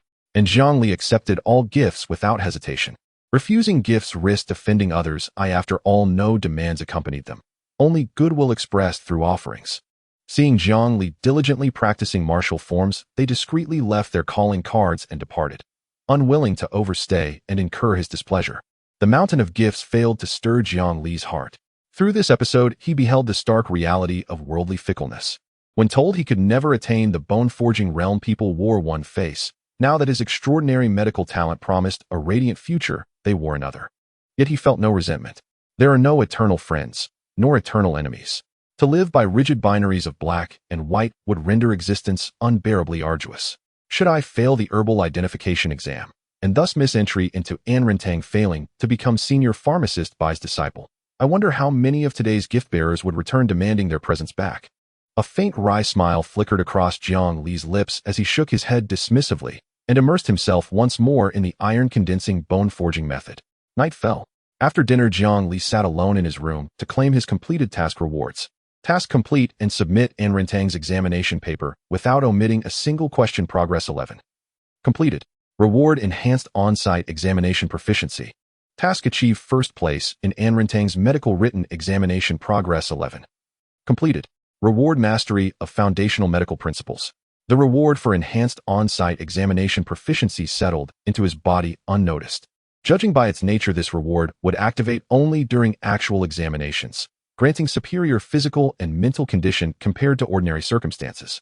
Its utility remained ambiguous, neither clearly effective nor wholly inert. The second reward, however, was profoundly different. A torrent of memories flooded Jiang Li's mind, deepening his understanding of foundational medical principles exponentially, and simultaneously filling in gaps, correcting omissions, and completing his grasp of core medical theory. Foundational medical principles encompassed little more than essential medical knowledge, professional ethics, and the moral character expected of a healer, akin to civics education. They included diagnostic hallmarks of common ailments, enabling Jiang Li to discern illnesses more readily. Though narrowly applicable, they undeniably broadened his intellectual horizon. After fully integrating these memories, Jiang Li exhaled deeply. His insight had grown yet again. Tomorrow's herbal identification examination. First place was his to claim, not for fame, but for the task reward recognition of 100,000 medicinal substances. How many herbs did Anrintang stock? At most 20,000. Yet the system offered 100,000 outright.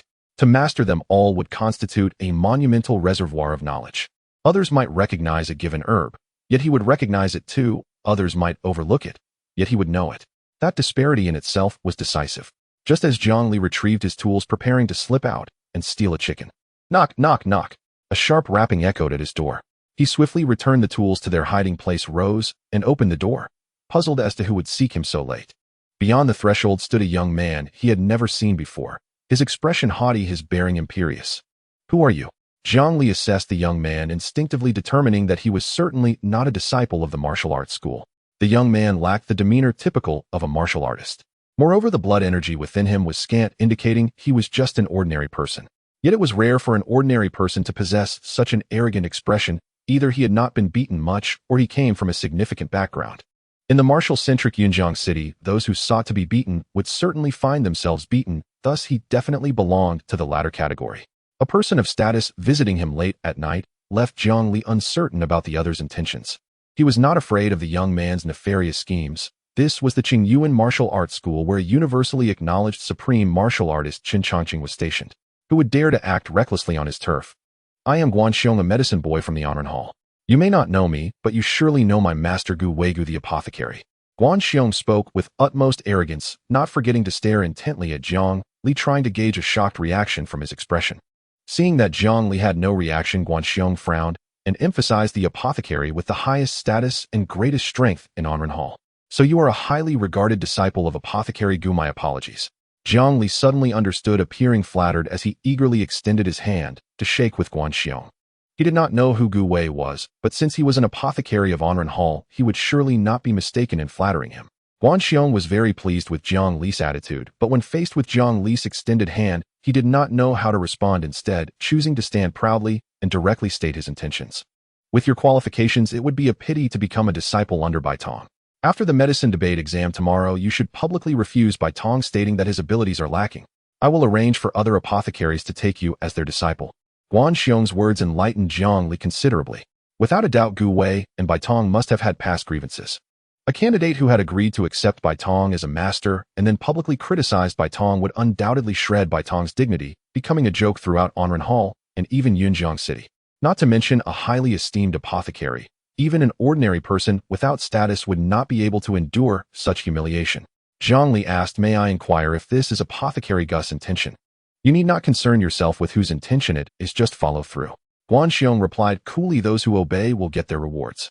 You might want to inquire about the fates of Bai Tong's 3 disciples. I know what to do. I will not betray Apothecary Gus' trust." Jiang Li nodded lightly, indicating his understanding. Guan Xiong chuckled, "You are far more perceptive than I imagined. A person like you is destined to succeed. Although my master no longer takes disciples, arranging a seasoned apothecary to guide you is a simple matter. You can go ahead tomorrow, and with my covert support, there will be no mishaps." With that, he arrogantly turned to leave. Before departing, he glanced back at Jiang Li's residence, a trace of disdainful amusement appearing on his lips. Arrange for an apothecary for Jiang Li. How could that be possible? This matter had always been his idea.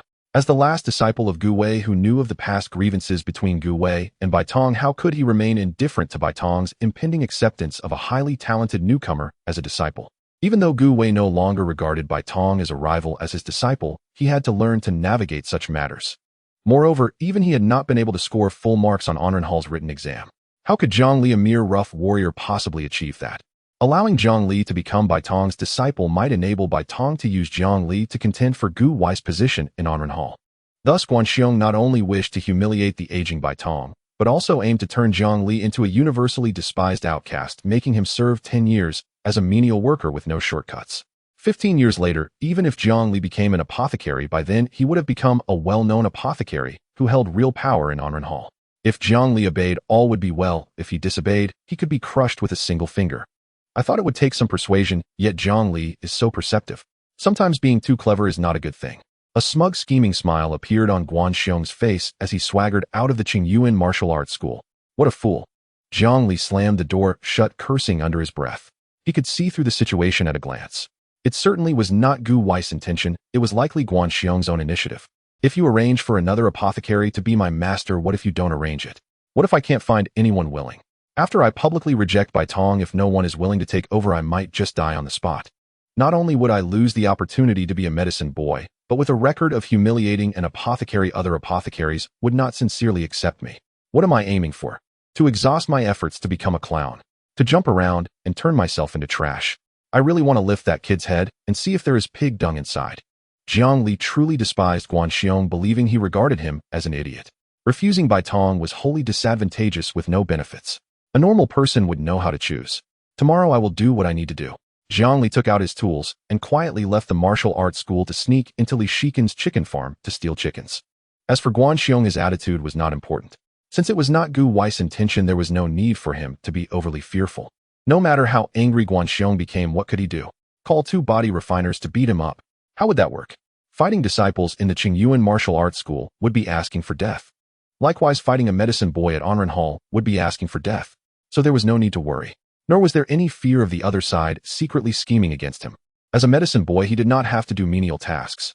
He had the right to make decisions regarding Anren Hall's matters, and he was not vulnerable to being framed. Unless Guihai personally took action, calling upon other martial arts school leaders at the blood condensation stage to deal with him, or collaborating with Anren Hall's apothecaries to suppress him. Such a thing was unlikely to happen. After all, a well-established apothecary revered as a god of wealth by Anren Hall would never resort to underhanded tactics against an obscure medicine boy. Even if he did take action, he would at least ensure that his disciples presented their heads one by one first. This was the proper protocol for someone in a position of power. After stealing the chickens, Jiang Li returned home and went to bed early. With confidence, he had no need to stay up late to review. Such thick medical texts filled with countless knowledge about medicinal materials would take several hours to thoroughly review. Disturbing his sleeping state, leading to poor mental clarity, mistaking medicinal materials, or missing details that could result in losing deserved points would be a loss too great to bear. The next day, the sunlight shone beautifully. After Jiang Li washed up, he was warmly greeted by a group of martial arts school disciples as he headed to Anren Hall for the second round of the medicine debate exam. The number of participants in the medicinal debate exam has decreased by half compared to yesterday, while the spectators still filled the inner courtyard. The unsatisfactory results of the written test on the first day made the second day's debate exam seem unnecessary. Among the current examinees, some are aware that they cannot rank in the top 3. Their participation in the medicinal debate exam is merely to familiarize themselves with the examination environment, broaden their knowledge, and prepare for the following year. In reality, there are only a handful of true competitors. Jiang Li is not necessarily the most stable one. With unsatisfactory results in the medicinal debate exam, he too faces the risk of elimination. The medicinal debate exam does not take place in the inner courtyard. Honoran Hall has allocated 3 pharmacy rooms as temporary examination venues. Inside, there are 3 pharmacists. 2 are responsible for posing questions, while 1 is in charge of recording scores to ensure fairness. A total of 1,000 types of medicinal materials are used for the exam, with a total score of 1,000 points. 1 point is deducted for each mistake. It is worth noting that the pharmacists do not wait for you to finish answering before scoring. If you misstate even a detail about a certain medicinal material or exceed the answering time, the questioning pharmacist will immediately switch to the next material. The medicinal debate exam tests not only a solid understanding of medicinal materials, but also the candidate's composure. Alone in a closed room, facing 3 pharmacists, the pressure is already immense. If the questioning pharmacist suddenly switches to a different medicinal material, it means a point has already been deducted and the candidate's pressure instantly doubles.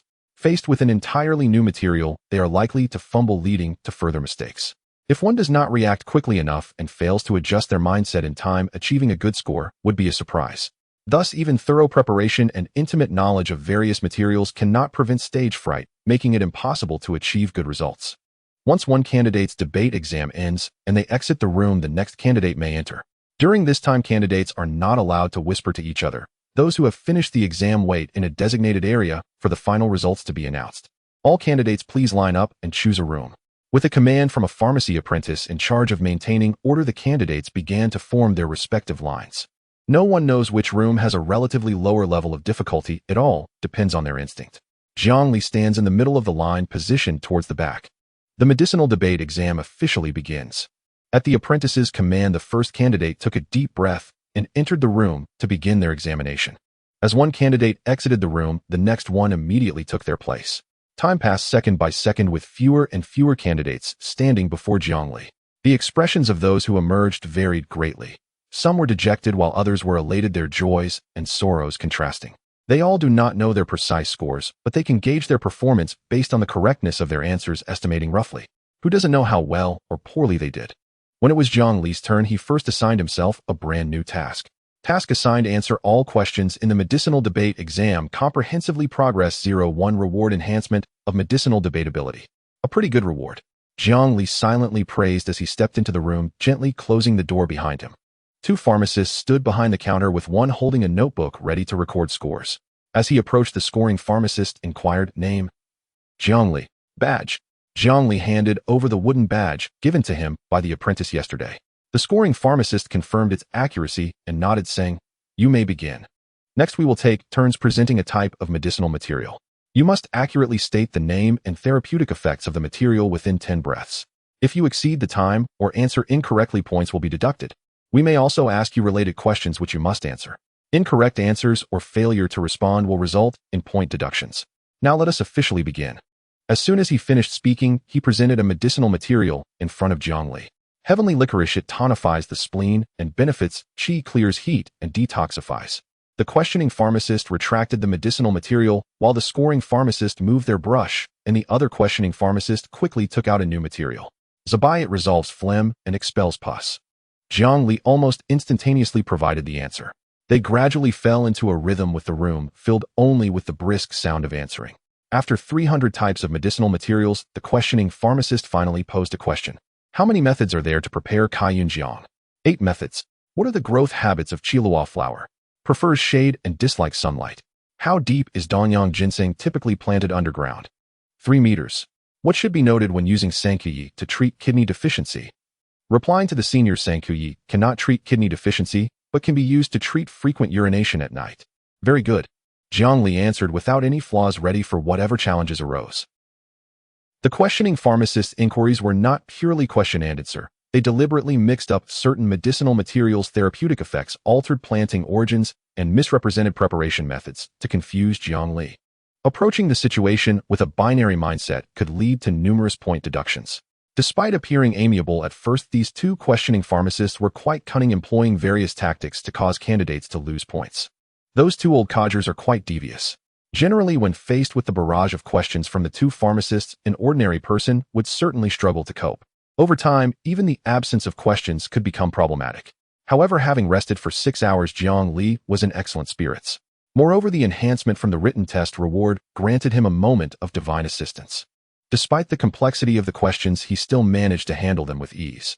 Until the last medicinal material was presented, Jiang Li glanced at it and immediately exclaimed, "Zixua for external use to treat bruises, and for internal use to treat stagnant blood." The questioning pharmacist maintained a blank expression and pointed at the roots of the Zixua, sternly asking, "Under what conditions does Zixua exhibit 5 roots?" Jiang Li furrowed his brow. Based on his understanding of Zixua, it typically has 3 roots in summer and 6 in winter. He had never seen a Zixua with 5 roots. Yet the Zixua in the questioning pharmacist's hand indeed had only 5 roots. This exceeded his understanding. Seeing the time for answering drawing near, a determined glint flashed in Jiang Li's eyes as he spoke with a heavy tone, resolutely stating, "Zixua's roots are 3 in summer and 6 in winter. There has never been a Zixua with 5 roots. Given that it is currently winter, a normal Zixua would have 6 roots. The only possibility for the Zixua in the senior's hand to be in such a condition is that while harvesting, the herbalist accidentally broke one of the roots, resulting in this Zixua having only 5 roots." After exchanging glances, the 3 pharmacists in the room's expressions softened, and they couldn't help but burst into hearty laughter. Jiang Li looked astonished, not knowing what had just happened. Could it be that he answered incorrectly? "There is no need to be nervous." The apothecary who posed the question offered a gentle explanation. "Indeed, your answer is absolutely correct. Well done." The elder had originally assumed you would either fabricate a flimsy excuse or at best honestly admit ignorance. Of course, had you confessed ignorance, I would not have held it against you.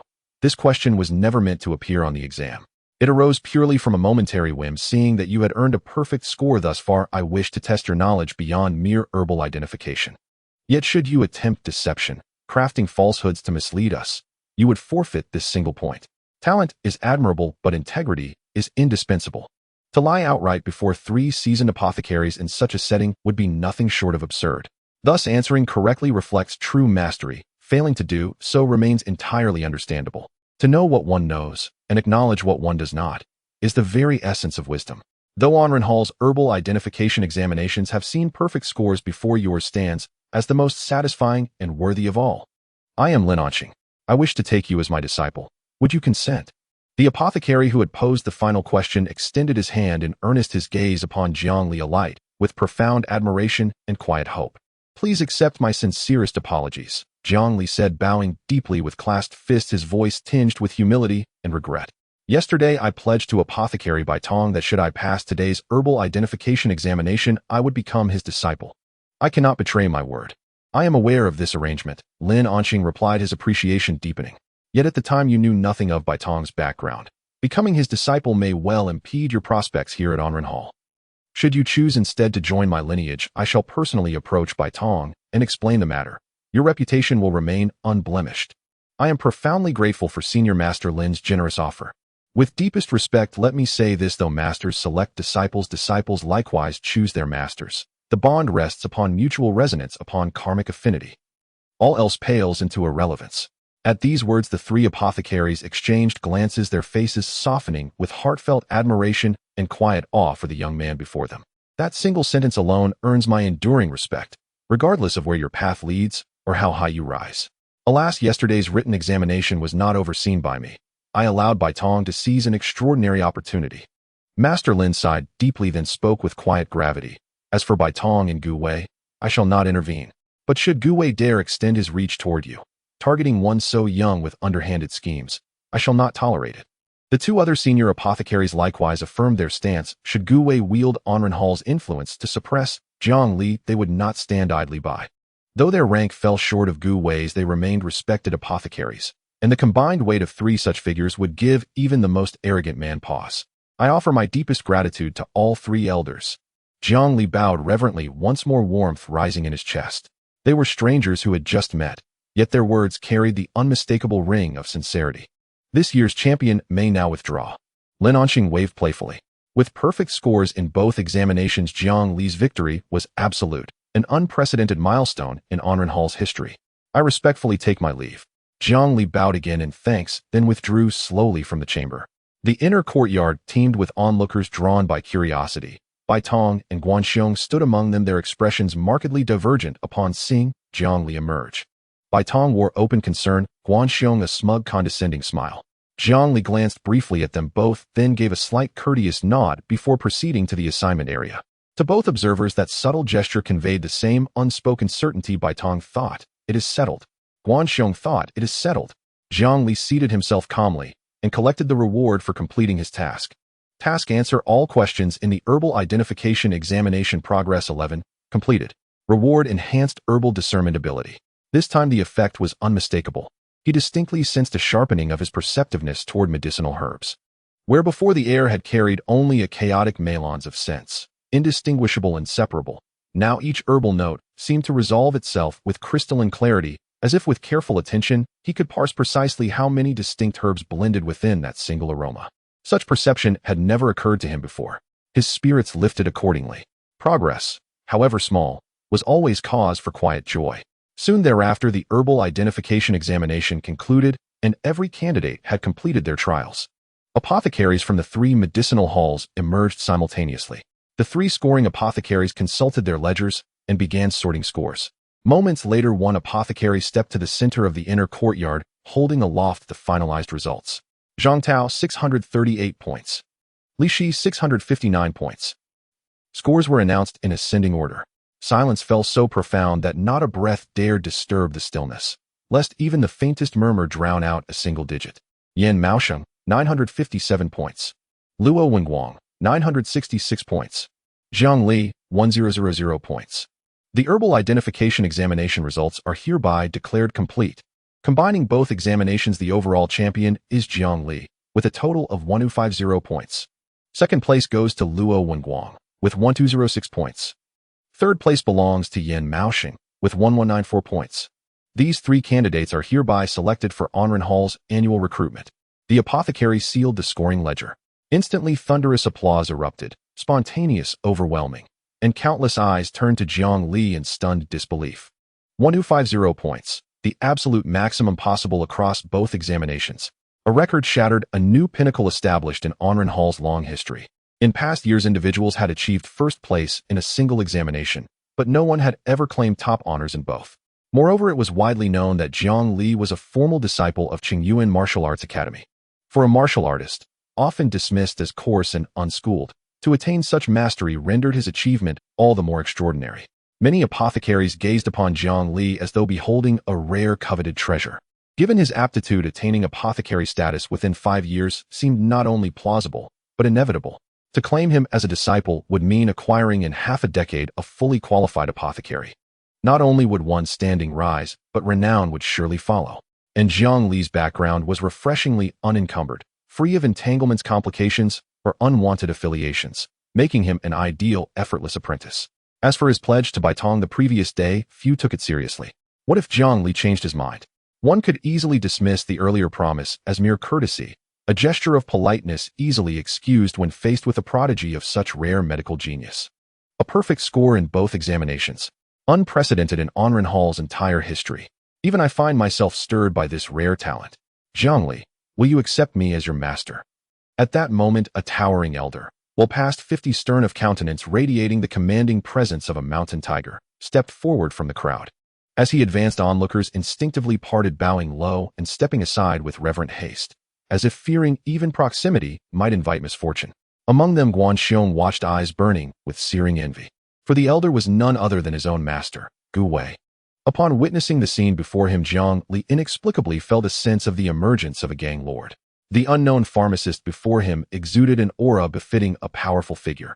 As Guihai stood not far in front of Jiang Li, a wave of shocked murmurs arose around them. The pharmacist Guihai has arrived. I never expected pharmacist Gu to personally take on a disciple. Jiang Li is truly fortunate. Any pharmacist who sees Jiang Li's performance would feel inclined to take him under their wing. In a few years, if a new pharmacist emerges from under his tutelage, who wouldn't want to be associated with such a renowned name? Although it was already known that pharmacist Gu no longer took in disciples this time, he faced a medical genius who scored full marks on both exams. A rare find indeed. The rules he had set can be bent as surely, he can be a bit flexible. I heard Jiang Li agreed yesterday to become the disciple of pharmacist Baitong. Pharmacist Baitong and pharmacist Gu Wei have a deep-seated conflict. It's uncertain whether Gu Wei's appearance is a genuine appreciation of talent or if he has ulterior motives. Such words require careful consideration. Jiang Li, sharp of hearing and sight, felt a sense of foreboding upon hearing the surrounding voices. To his surprise, the pharmacist with an aura of authority was actually Gu Wei, the master of Guanxiong, who ranked at the top tier among the pharmacists of Rintang. In fact, Jiang Li had long been fond of Baitong. The words he spoke in the room with the three pharmacists were not mere banter. He was already well aware of Baitong's background. Baitong had only one disciple named Su Pingyuan, who was simple and honest. Unlike Gu Wei, who had a total of 8 disciples, 3 of whom had already become pharmacists. The remaining 5 disciples each had their own factions, intertwined and complex, smiling on the surface while harboring deep-seated conflicts behind the scenes. Having witnessed Guanxiong's methods, Jiang Li could discern the chaotic relationships among Gu Wei's disciples. To be under Gu Wei battling wits with his several disciples, one could only imagine how many brain cells would perish in a single day.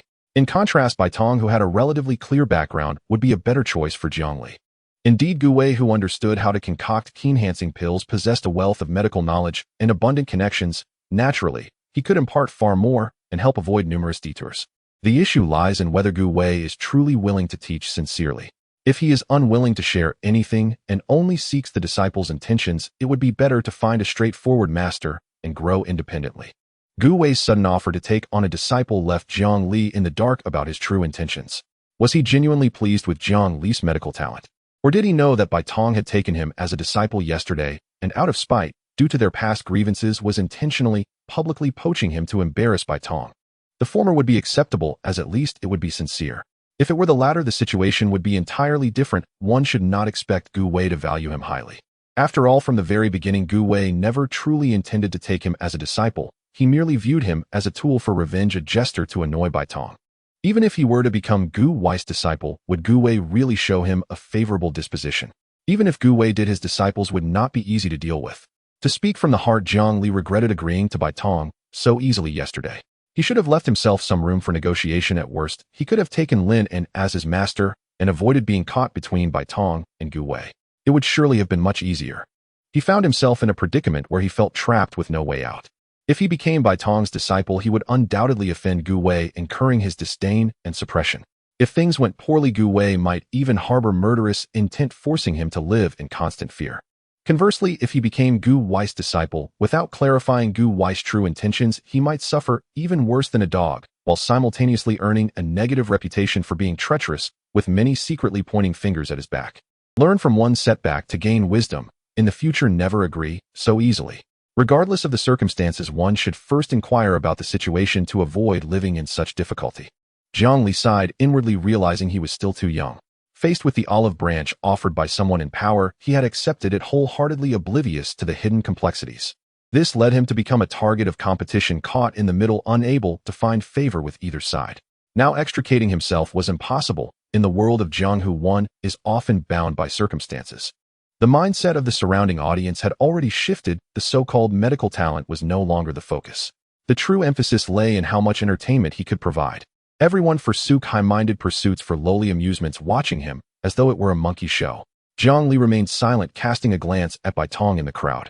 Since Gu Wei's appearance, Baitong had deviated from his usual demeanor, losing the calm smile he once wore, instead sporting a tense and pale face, shrinking back from the front of the crowd. Clearly a high-ranking pharmacist, at this moment he resembled a child who had done something wrong, fearful of being discovered. Some well-meaning individuals looked toward Baitong, noticing the awkward smile plastered on his face as he desperately tried to hide within the crowd. He resembled a defeated challenger in a lion's den, having lost the courage to fight back, feeling ashamed for having once contended against the Lion King. Simply put, he had lost his spirit. Jiang Li understood that even if he chose Gu Wei, Baitong would harbor no resentment, and the crowd would have no criticisms to voice. Choosing the right master is a natural pursuit for a good bird. Everyone would only feel that he was caught between right and wrong, having chosen the right master, conveniently forgetting that Baitong had also been involved. But has it always been so? Jiang Li did not agree that the dominant Gu Wei symbolized the right side, while the weaker Bai Tong represented the wrong. Perhaps most people's answer would be to seek profit and avoid harm. Yet he was unwilling to compromise. He sought only joy in his heart. By nature, he preferred the straightforward Bai Tong. Indeed, surviving was paramount for him. Every choice in life felt like walking on thin ice. This did not mean he had lost his passion or abandoned his principles and preferences, becoming a complete opportunist. He despised it. He wanted to break free. Pharmacist Guihai apologized for my audacity. Gathering his courage, Jiang Li firmly rejected Gu Wei and sincerely stated, I promised Pharmacist Bai Tong yesterday that if I could fortunately gain admission to an Rin Tang, I would take Bai Tong as my master. Today, having fulfilled my wish, I do not wish to bear the stigma of betrayal. I wish to take Pharmacist Bai Tong as my master. The crowd around him displayed expressions of astonishment upon hearing these words. Guan Xiong stood dumbfounded, his eyes filled with disbelief as he stared at Jiang Li. Bai Tong, who was still trying to hide, was struck like a bolt of lightning, trembling uncontrollably, as if petrified. Gu Wei frowned, his eyes narrowing slightly, the displeasure on his face looming like an approaching storm as he coldly laughed him. Is he even worthy? As a fellow apothecary of the Honoran Hall, Gu Wei openly humiliated Bai Tong, claiming he was unworthy. Clearly, he did not regard Bai Tong at all, nor did he fear any trouble Bai Tong might bring. Such domineering words did not seem inappropriate to those present. Instead, they believed it to be true. The Honoran Hall only had 3 levels of titles: menial worker, apprentice, and apothecary. However, even at the same level, there were disparities in strength between individuals. Comparing Gu Wei with Bai Tong, if Bai Tong was a low-level apothecary, then Gu Wei was undoubtedly a high-level apothecary. Bai Tong did not understand how to refine key-enhancing pills or any other elixirs, nor did he have any outstanding disciples. The only disciple who had achieved success had turned against him, becoming a laughingstock in the apothecary circles of Yinjiang City. In contrast, Gu Wei had already had 3 disciples become apothecaries, and the remaining 5 were on track to achieve the same in the next 2 to 3 years, all while he wielded extensive connections and resources within Honoran Hall. The 2 were not on the same level at all. Over the years, Bai Tong had been suppressed by Gu Wei to the point of having no temper left, constantly showing weakness and lacking any dignity as an apothecary in front of Gu Wei. Gu Wei's favored disciples were indeed beyond Bai Tong's reach. Such words from a senior are not to be spoken by a junior, he said. Not only can I not speak them, I dare not even think them. Jiang Li, maintaining a calm, yet assertive demeanor, replied, A man of honor keeps his word. I am now Bai Shi's disciple, senior. Do not insult my master any further. Gasp. The crowd collectively inhaled sharply, their eyes turning towards Jiang Li, filled with an inexplicable sense of respect from the depths of their hearts. Gu Wei had already lost face by saying such things. To refuse him was to deny him respect. Who could have thought that Jiang Li would not only fail to give Gu Wei face, but would even dare to publicly counter him? The bravery of youth unafraid of tigers. Though sometimes it may seem foolish in certain situations, facing overwhelming power, yet still maintaining one's original intentions, is truly moving. In the crowd, Guan Xiong's eyes lit up, his emotions flipping from insecurity and jealousy to sheer exhilaration. He understood his master well. Since Gu Wei had thoroughly crushed Bai Tong, he had lost all interest in this defeated opponent. Even the various humiliating tactics were beneath him when it came to Bai Tong. Unless they encountered each other face to face, he would only take the opportunity to publicly humiliate Bai Tong, to leave the latter in a humiliating position. Today's events may have been intended by Gu Wei to humiliate Bai Tong, but more so it was about his interest in Jiang Li, a medical genius rarely seen in years who had achieved full marks in both assessments. Gu Wei was either indifferent or overly attentive once he took an interest in something, ensuring he achieved the desired result in the shortest possible time. Should Jiang Li become Gu Wei's disciple, he would truly inherit Gu Wei's teachings. This would likely impact Jiang Li's other disciples, including Guan Xiong, placing them in an extremely awkward position. Obeying the arrangements would be fine. Daring to resist would surely lead to a tragic end. Guan Xiong had no doubt about his master's methods. Never would he have expected that Jiang Li would actually refuse Gu Wei's intention to take him as a disciple. Gu Wei was unlike others. He preferred to have everything under his control and was uninterested in those who did not submit to him. If he found them bothersome, he would ruthlessly eliminate them. Simply put, he did not appreciate those who feigned interest while rejecting his advances, trying to flaunt their status for a better deal. Gu Wei squinted, his sharp gaze revealing displeasure despite a hint of satisfaction. Meanwhile, Bai Tong stood frozen, lost in thought as he gazed at Jiang Li. You have rejected my good intentions for Bai Tong, Gu Wei remarked. Yet it is precisely for Bai Tong. Gu Wei's heart surged with malice as he sternly declared, since the formal apprenticeship has not been completed, you are not yet Bai Tong's disciple. You keep defending Bai Tong. Does he hold such importance in your heart? Does he deserve it? Look at Baitong. Has he stepped forward to acknowledge your status? Or do you intend to retreat to advance, hoping to become my disciple, while not wanting to bear the shame of breaking a promise, thus baiting me to put pressure on Baitong to publicly declare his refusal to accept you? If this is truly the case, I underestimated your cunning. Guihai added, for others no matter how clever you would not catch my eye. But since this matter involves Baitong, I shall give you a chance. His sharp commanding gaze fixed squarely on Baitong, as if he already knew where the latter was. Baitong, come out. Guihai roared, commanding. I want you to publicly refuse Jiang Li in front of everyone, retract the words you spoke yesterday, and expel this half-disciple who hasn't completed the apprenticeship. Countless gasps echoed in response. The uproar was deafening. If Baitong were to comply, he would truly be disgraced for life. Not only would the apothecaries look down on him, but the entire apothecary circle of Yunjiang City, from the apothecaries to the menial workers, would regard Baitong as a complete joke. All ordinary people who learned of this would also scorn Baitong. This half-disciple who had not formally become a disciple exuded a toughness that earned admiration. As a half-master, Baitong was too timid to step forward. His dignity had to rely on Jiang Li for protection. Embarrassment to the point of wishing to bury himself in a hole was a sentiment anyone would understand. But could Baitong dare to refuse Guihai? Those aware of the situation knew that Baitong was utterly submissive in front of Guihai, not daring to utter a single word. That said, even a clay figurine has some fire. With Guihai bullying him so openly, could Baitong remain indifferent? In that moment, as all eyes were on him, Baitong's face turned grim, his fists clenched tightly. After a moment, he slowly relaxed his fists and approached Jiang Li in silence. Baitong looked at Jiang Li, who radiated confidence, yet seemed willing to accept any outcome, his eyes filled with guilt. Jiang Li, you are a good child. It is I who has let you down. Baitong's sigh tugged at the hearts of those present. They immediately understood Baitong's choice. From that moment on, all remaining respect for him vanished, replaced solely by heartfelt disgust. Guihai wore a smug smile, yet his gaze towards Baitong was thick with loathing and disdain. Jiang Li remained silent, simply observing Baitong with a calm demeanor. Your tenacity and outstanding talent are truly regrettable for me to not take you as a disciple. Guihai continued, therefore I retract my words from yesterday and will no longer accept you as my disciple. I also have the right to expel you. From now on, you are no longer my disciple. Baitong's tone was extraordinarily calm, yet it sent a shiver down the spines of everyone present, filling them with an unprecedented sense of unease, as if a storm was imminent, suffocating them with its oppressive atmosphere. The moment his words fell, his gaze became resolute. After patting Jiang Li's shoulder, he turned to Guihai, who appeared overly confident, and like a lion awakening from slumber, he proclaimed in a decisive tone that resonated loudly.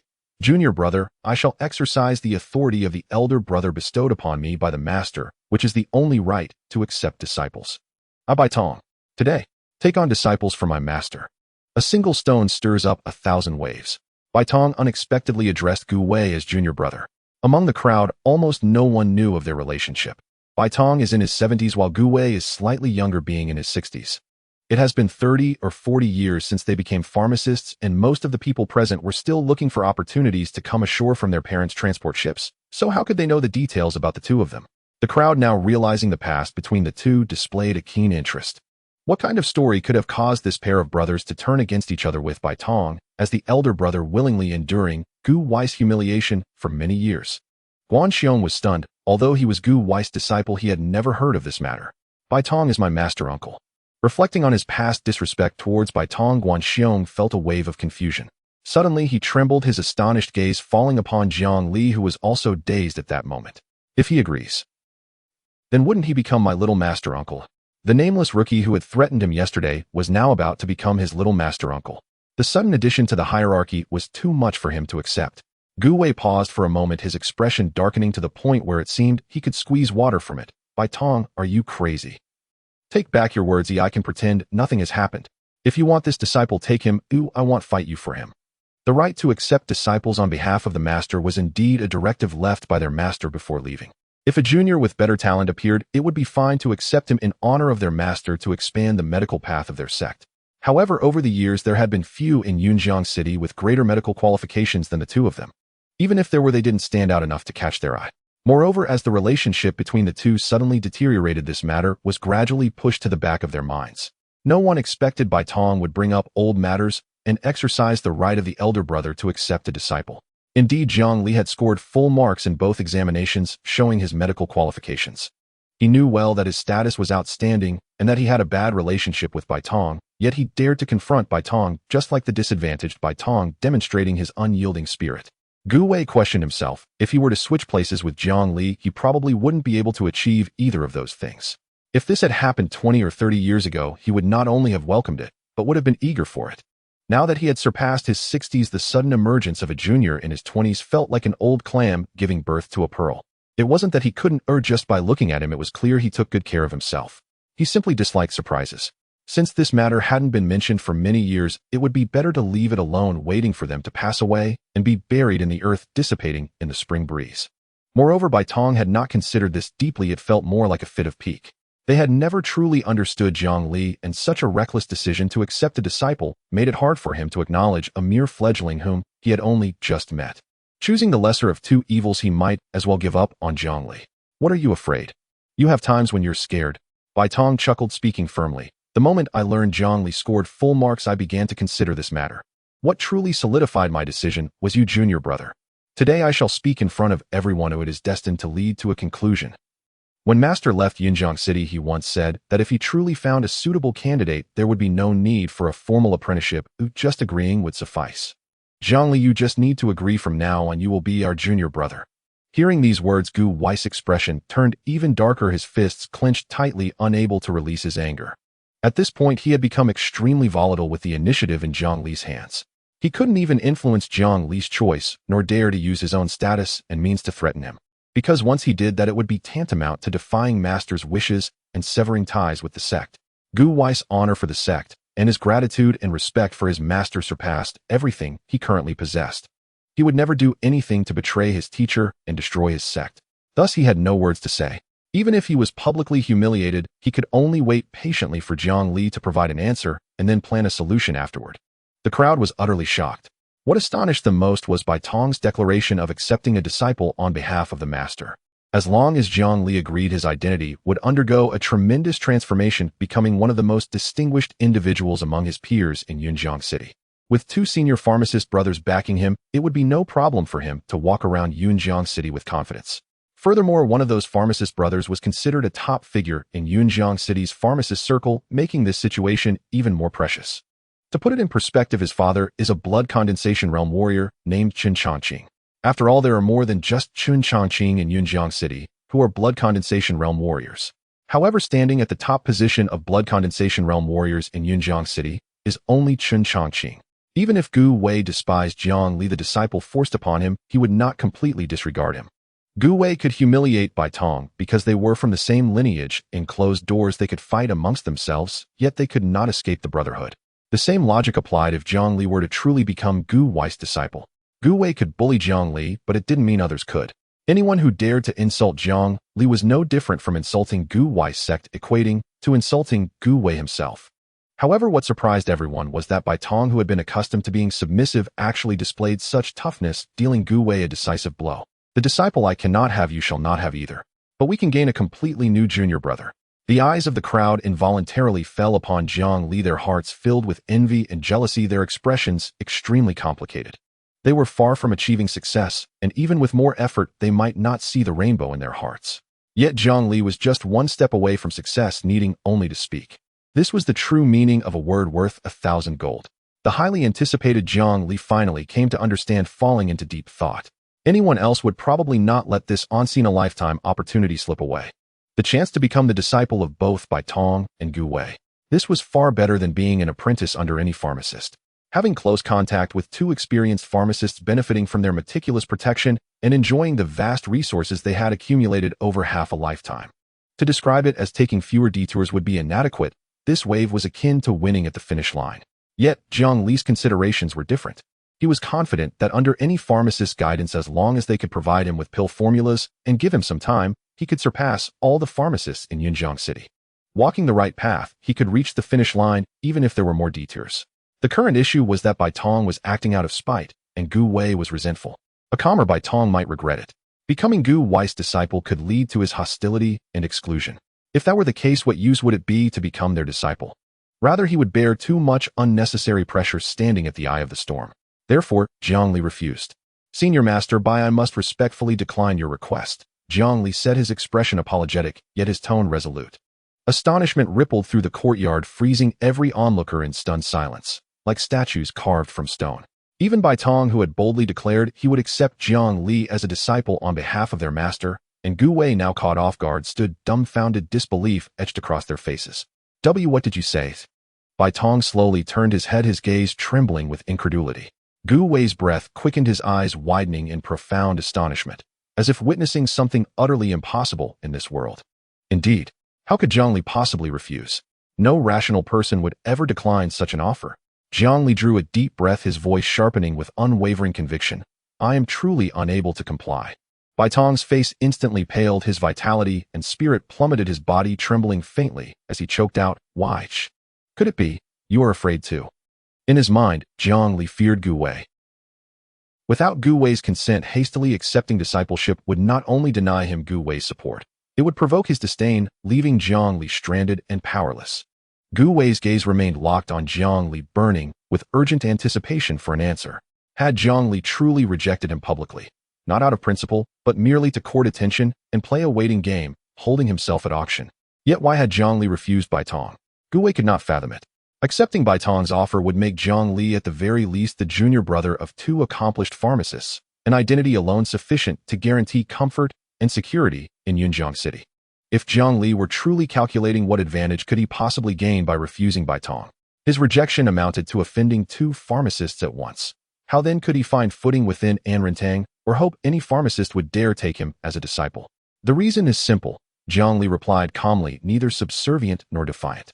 I do not wish to become a mere instrument in your rivalry. Bai Tong and Guihai froze, utterly unprepared for such an answer. Perhaps Senior Master Bai indeed harbored such intent, but withheld it initially, revealing instead a desire to test my character. He spoke it aloud today only under the pressure of Senior Master Gu's relentless insistence, not from genuine conviction. And judging by Senior Master Gu's reaction, he clearly did not welcome the sudden appearance of a new junior brother.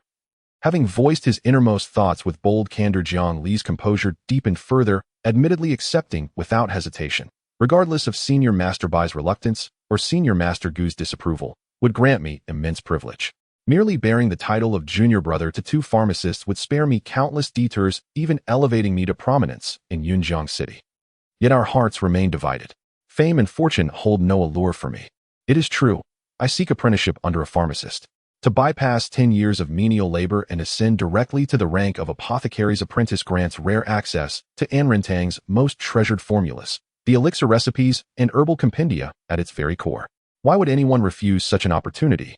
But only on one condition, that master and disciple share a common aspiration: to deepen our mastery of medicinal arts, to uphold the sacred ideal of healing all under heaven, to cultivate mutual understanding and advance side by side in steadfast support. Jiang Li met their gazes with unwavering resolve, his voice ringing with heroic fervor. Even should I refuse both of you, and thereby render myself untouchable by any other pharmacist within Anrintang, I still possess unshakable confidence in 15 years' time I shall become a pharmacist, and the foremost pharmacist Yunjiang City has ever known, surpassing every predecessor who walked before me. Guihai's spirit trembled, his gaze upon Jiang Li transformed entirely, now layered with profound admiration and genuine bewilderment. How can you hold such absolute certainty that you will rise to become Yunjiang City's greatest pharmacist? Recall that Yunjiang City has in its history produced legendary pharmacists, so renowned that even I dare not claim superiority over them. When three walk together, one of them is sure to be my teacher. Thus a disciple need not be inferior to his master, nor must a master surpass his disciple in every way. Truth is attained at different times, expertise lies in distinct domains, that is all. Goose flesh rose across the onlookers' arms, their hearts surged with exhilaration, blood coursing hot with inspiration. Bai Tong stood motionless as though struck by a soul-shattering revelation. When three walk together, one of them is sure to be my teacher. Guihai murmured softly, repeating the words, feeling within them a boundless, soaring magnanimity he had never known. Indeed, whoever attains mastery becomes the teacher. Why seek guidance if a disciple is destined never to surpass his master? Nor is a master necessarily superior in all things, each bears his own limitations. A master hopes his disciple will surpass him like blue dye extracted from indigo, yet the disciple too longs to exceed his master, becoming his pride and glory. Your words will echo across 10,000 generations. Guihai took a deep breath, clasped his fists in formal salute toward Jiang Li, and declared solemnly, I, Guihai, have learned profoundly today. Many others followed suit, bowing in heartfelt gratitude toward Jiang Li. Senior Master Gu honors me too greatly, Jiang Li replied with modest deference. Gu Wei shook his head, his expression earnest. I beg your forgiveness for my earlier indiscretions.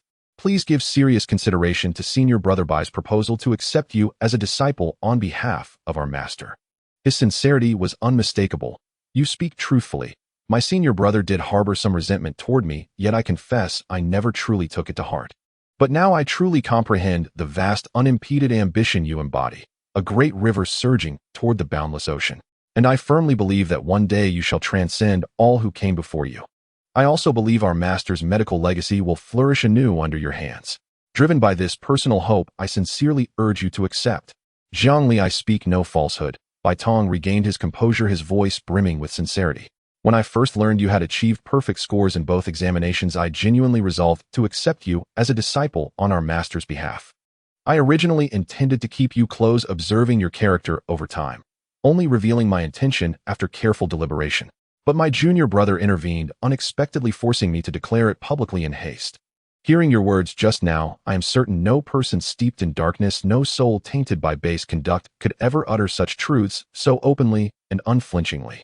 Your integrity is beyond question, and I ask you to trust my sincerity. I earnestly wish to stand in our master's stead, transmitting his medical wisdom to you, guiding your growth, refining your talent, and sparing you years of arduous wandering. Bai Tong drew a deep breath, his eyes alight with fervent hope. I implore you, consider it well. The situation had shifted dramatically. Bai Tong and Gu Wei now appeared less like masters offering discipleship, and more like supplicants pleading for Jiang Li to accept them as brothers. Jiang Li knew having spoken thus, outright refusal would betray not humility, but ingratitude. True sincerity meets true sincerity. Since both senior masters offer theirs so wholeheartedly, how could I possibly decline? However, I do have one condition. Speak it. So long as you agree, we accept. They responded in unison, terrified he might retract his acceptance. They would have accepted 10 conditions, without hesitation. Jiang Li nodded, raising his clasped hands in respectful salute. To prove my sincerity, I shall not formally become either of your junior brothers until I attain the rank of pharmacist. That is my sole condition. Bai Tong and Gu Wei were astonished. They initially thought Jiang Li would make excessive demands using their identities and means to resolve personal matters. Unexpectedly, the answer was equally surprising. Why is that? Bai Tong asked, puzzled. Having sincerely accepted Jiang Li as their junior brother, why would he still set barriers for himself? They had heard of others tripping each other up, but never of one tripping oneself. I just made a bold claim, and I asked the two seniors to give me an opportunity to prove myself. Jiang Li offered his explanation. But soon Gu Wei, who was more adept at understanding human affairs, grasped Jiang Li's intention. Under the watchful eyes of many, the two alchemists risked everything to take on a junior brother, which could damage their reputation and place unnecessary pressure and attention on Jiang Li. By doing so, Jiang Li was essentially preserving their face. If Jiang Li succeeded, a young alchemist becoming their junior brother would not only bring them glory, but also prove Jiang Li's exceptional talent in medicine. If Jiang Li failed, he would be the only one becoming a laughingstock. People would mock him for his overestimation of himself, turning away from a bright path to tread a narrow bridge only to fall and shatter. Gu Wei calmly said, since Jiang Li insists on acting this way, let us agree to it. Deep down, he was more than satisfied with Jiang Li. There was no young person showing the arrogance that often comes with newly obtained benefits. He acted with discretion and was quick-witted. Such a person under any alchemist would surely achieve considerable success in the future. As for how far he could go, it depended on Jiang Li's own limits. Bai Tong glanced at Gu Wei, then at the resolute Jiang Li, and could only reluctantly agree. Thank you, seniors, for your support. Jiang Li immediately breathed a sigh of relief. He naturally wanted to become the junior brother of the two alchemists and gain their teachings in medicine. Who could bear to refuse such a chance for rapid advancement? But upon reflection, becoming their junior brother would stir up too much commotion. What if some were unwilling to see them take on a new junior brother? If they dared not act against Bai Tong and Gu Wei, would they hesitate to act against their yet overformed junior brother? Moreover, becoming the junior brother of two alchemists would likely cause an uproar throughout Yinjiang City. From that moment on, Jiang Li would become a focal point in the city, and every move he made would be a topic of gossip. Such a life was clearly unsuitable for him to endure. Setting a so-called period for becoming an alchemist widened the room for maneuver. No one knew if he would succeed. There would still be attention on him, but it would never surpass the focus from agreeing to it. As time passed, the spotlight would fade, and the public's opinion would gradually be overshadowed by other events. Over time, few would remember his existence. Although everyone would recall him, whether he became an alchemist would lie in his own hands. Seeing him unable to become an alchemist for a long time, people would only scoff at him and not regard him with any respect. He was not afraid of not becoming an alchemist. If 10 years was not enough, 100 years would be. As long as he grasped the way to enter the field and understood the assessment of medical principles, the rest was for him to work hard on. After all, young people still had to endure a bit. Guihai said, despite your own thoughts, you must have the necessary treatment. Later I will take you to receive the identification as a medicine boy. From today on, you will be a medicine boy of Hall, enjoying the treatment of a medicine boy and fulfilling the obligations of one. The medical texts and alchemical formulas under my guidance are available for your viewing, but only for viewing. I will not teach you anything. Everything must be explored by yourself. Do not underestimate this content. A medicine boy guided by an alchemist generally takes 7 to 8 years to fully grasp it, while those with exceptional talent may master it within 5 years. Is this acceptable? Hearing Guihai's words, Bai Tong quickly nodded, indicating that his medical texts and alchemical formulas could be freely accessed, subtly hinting to Jiang Li to ask him whenever he had questions. Facing the goodwill of the two, Jiang Li did not refuse and straightforwardly agreed. Face could not be completely disregarded, but one must take something. Moreover, what they offered was precisely what Jiang Li desired. The identity of a medicine boy was essential, otherwise he would have to work as a servant for 10 years before he could become a medicine boy. However, he did not need to rush. Bai Tong and Guihai were even more anxious. They could not wait 10 years. The medical texts and alchemical formulas were also his primary goals, especially the alchemical formulas which were central to Hall. For a physician, alchemy skills were indispensable. Guihai, being an action-oriented person, understood the importance of taking advantage of the moment, immediately took Jiang Li to handle the identity of a medicine boy and finalize the matter. Jiang Li also did not forget to give himself a new task. Task issued: become a medicine boy of Hall. Progress 01 reward enhancement of medical-related capabilities and talents. To become a medicine boy of Hall, one must meet a prerequisite: either serve as a servant for 10 years and rise from that, or be accepted under an alchemist with this master as a guarantor. Jiang Li did not meet either condition, but Guihai had enough standing in Hall.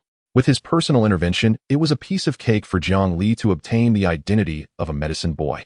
Soon Jiang Li received the identification token of a medicine boy from Hall. Despite not having a master alchemist, his background was something no one dared to provoke. People were not blind. They could see that Bai Tong and Guihai had long since acknowledged Jiang Li. If something happened to Jiang Li, they would not sit idly by, but would rather strike back fiercely. Originally feuding brothers, the appearance of Jiang Li provided a temporary line of unity for them. No one would be foolish enough to target a medicine boy backed by two alchemists.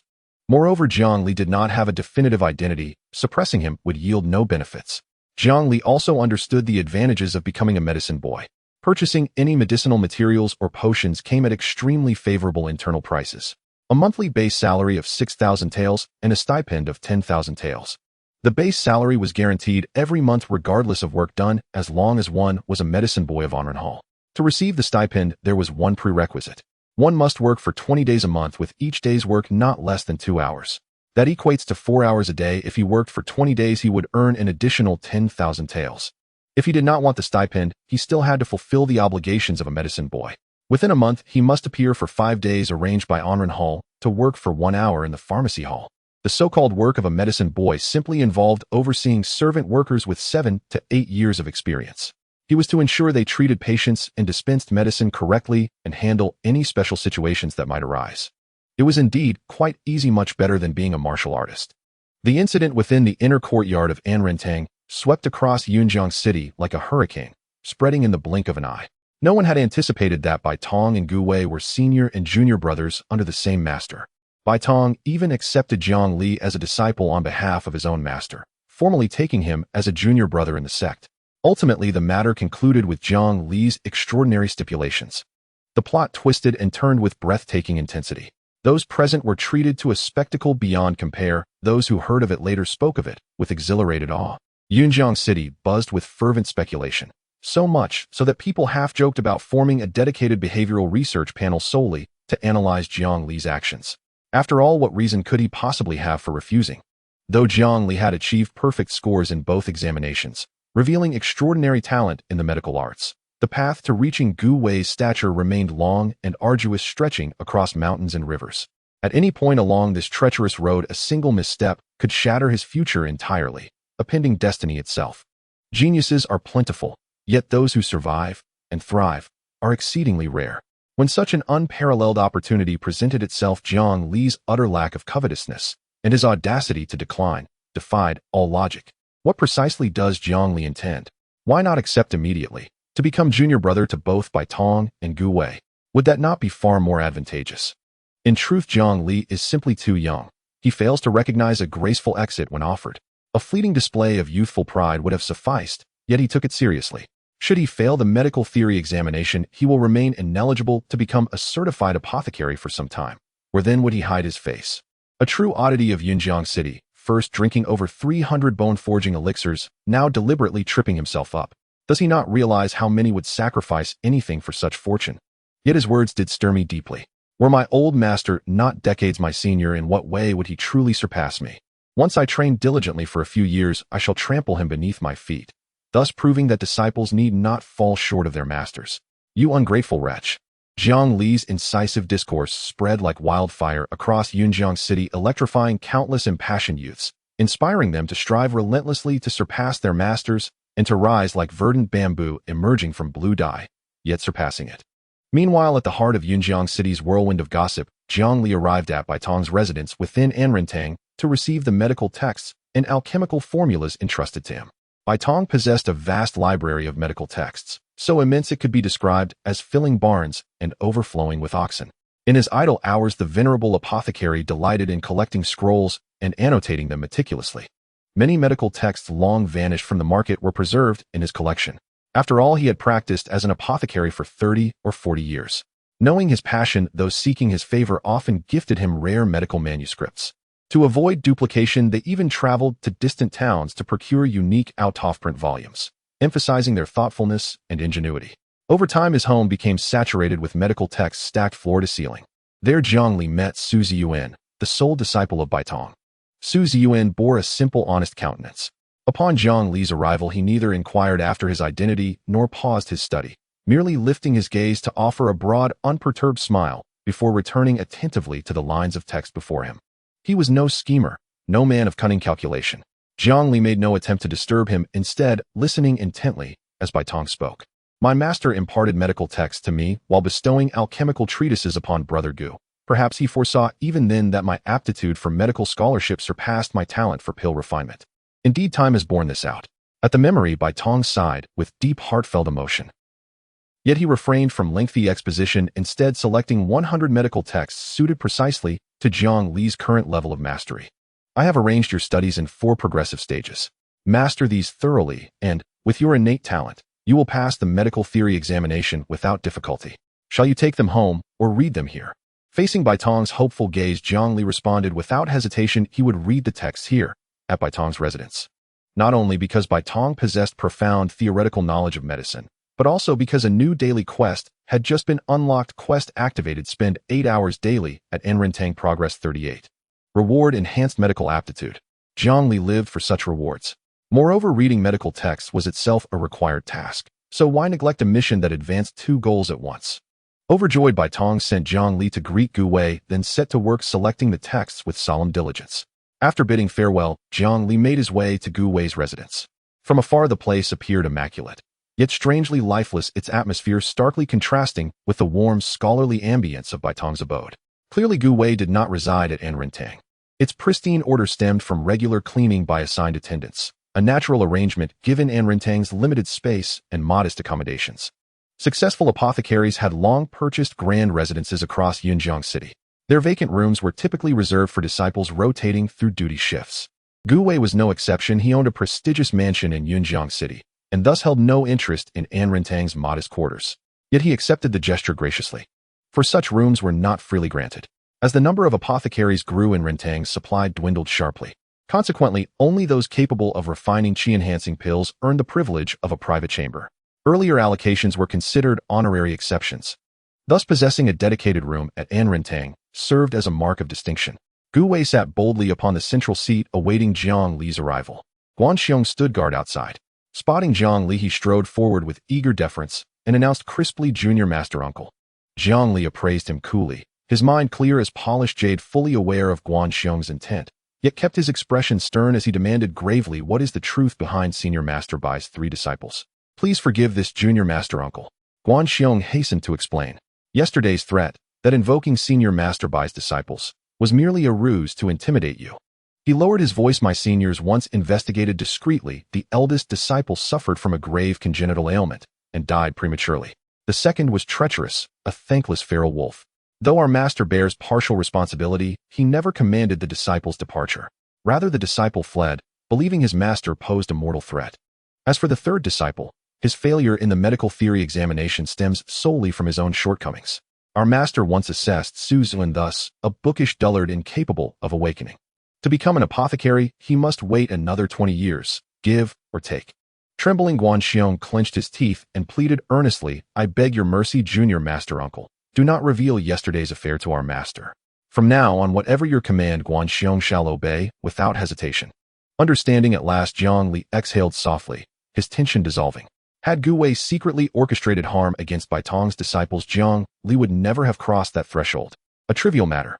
I never intended to accept your plea. Yesterday's silence was merely a tactical pause.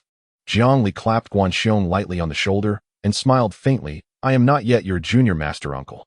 That title awaits my official certification as an apothecary, and I trust it shall not be long. Until then, address me by my given name. With that, he stepped forward and pushed open the door. Guanxiong watched his retreating figure, complex emotions swirling within him, until unbidden a quiet reverence took root in his heart. At Guihai's gesture, Jiang Li closed the door behind them. They were now alone. Having observed countless people throughout my life, I have honed a certain acuity.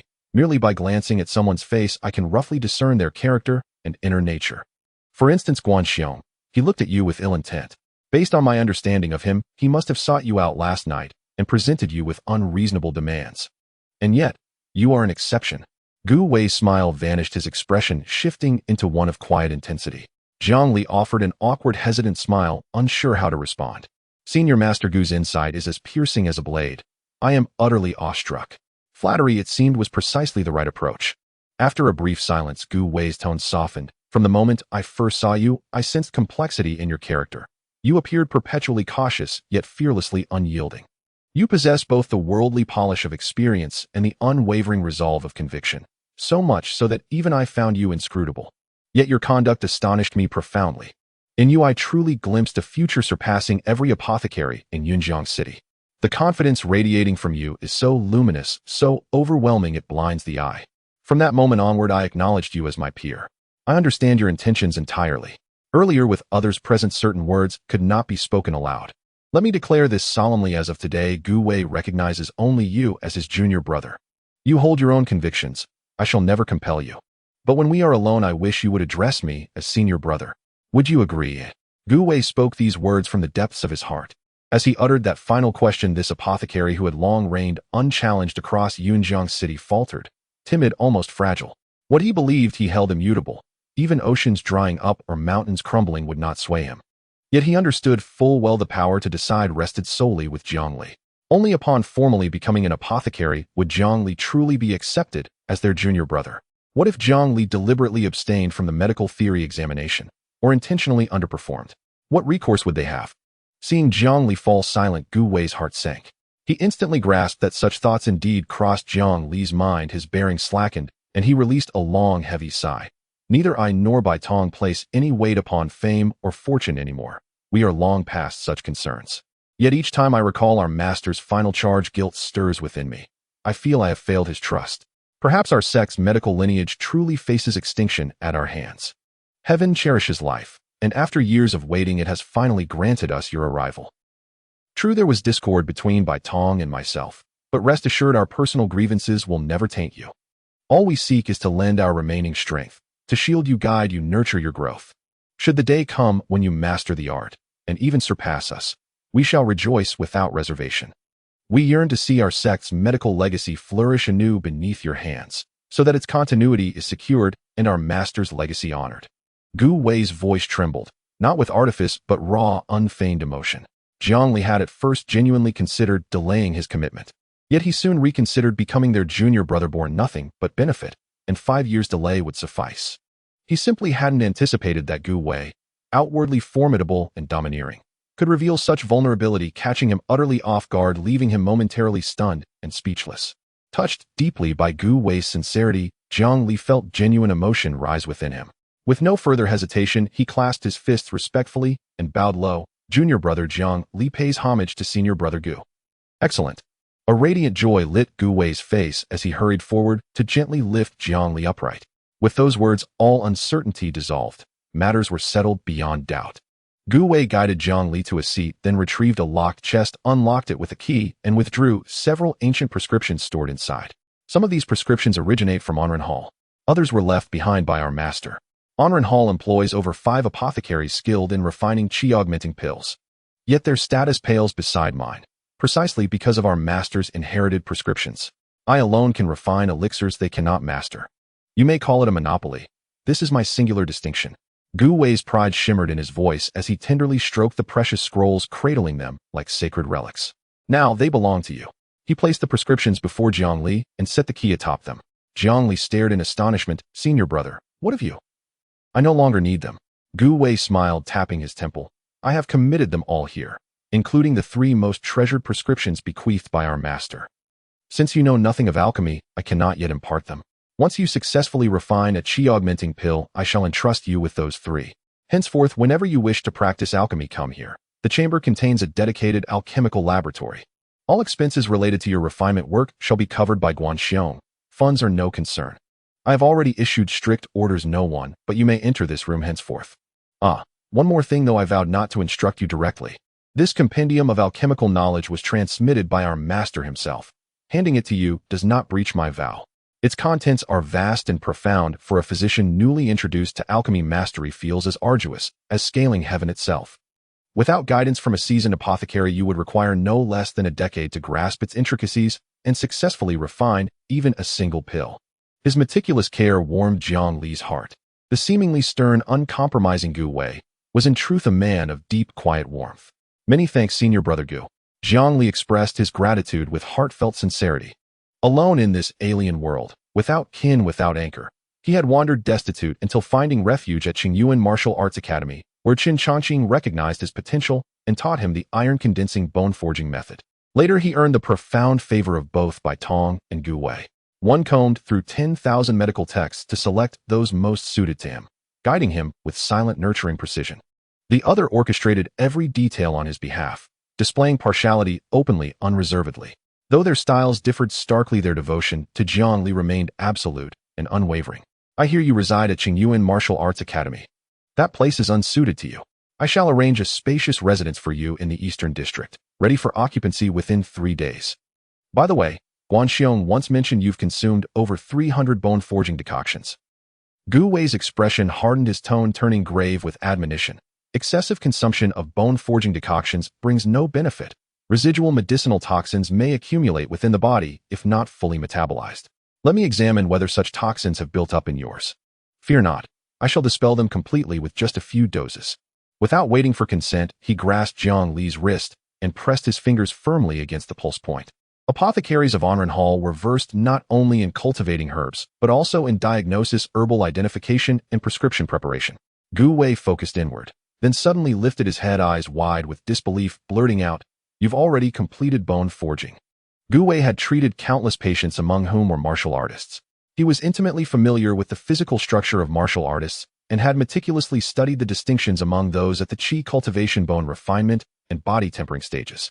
He discovered that Jiang Li's blood energy was exceptionally vigorous, with bones as solid as those of a bone refinement martial artist.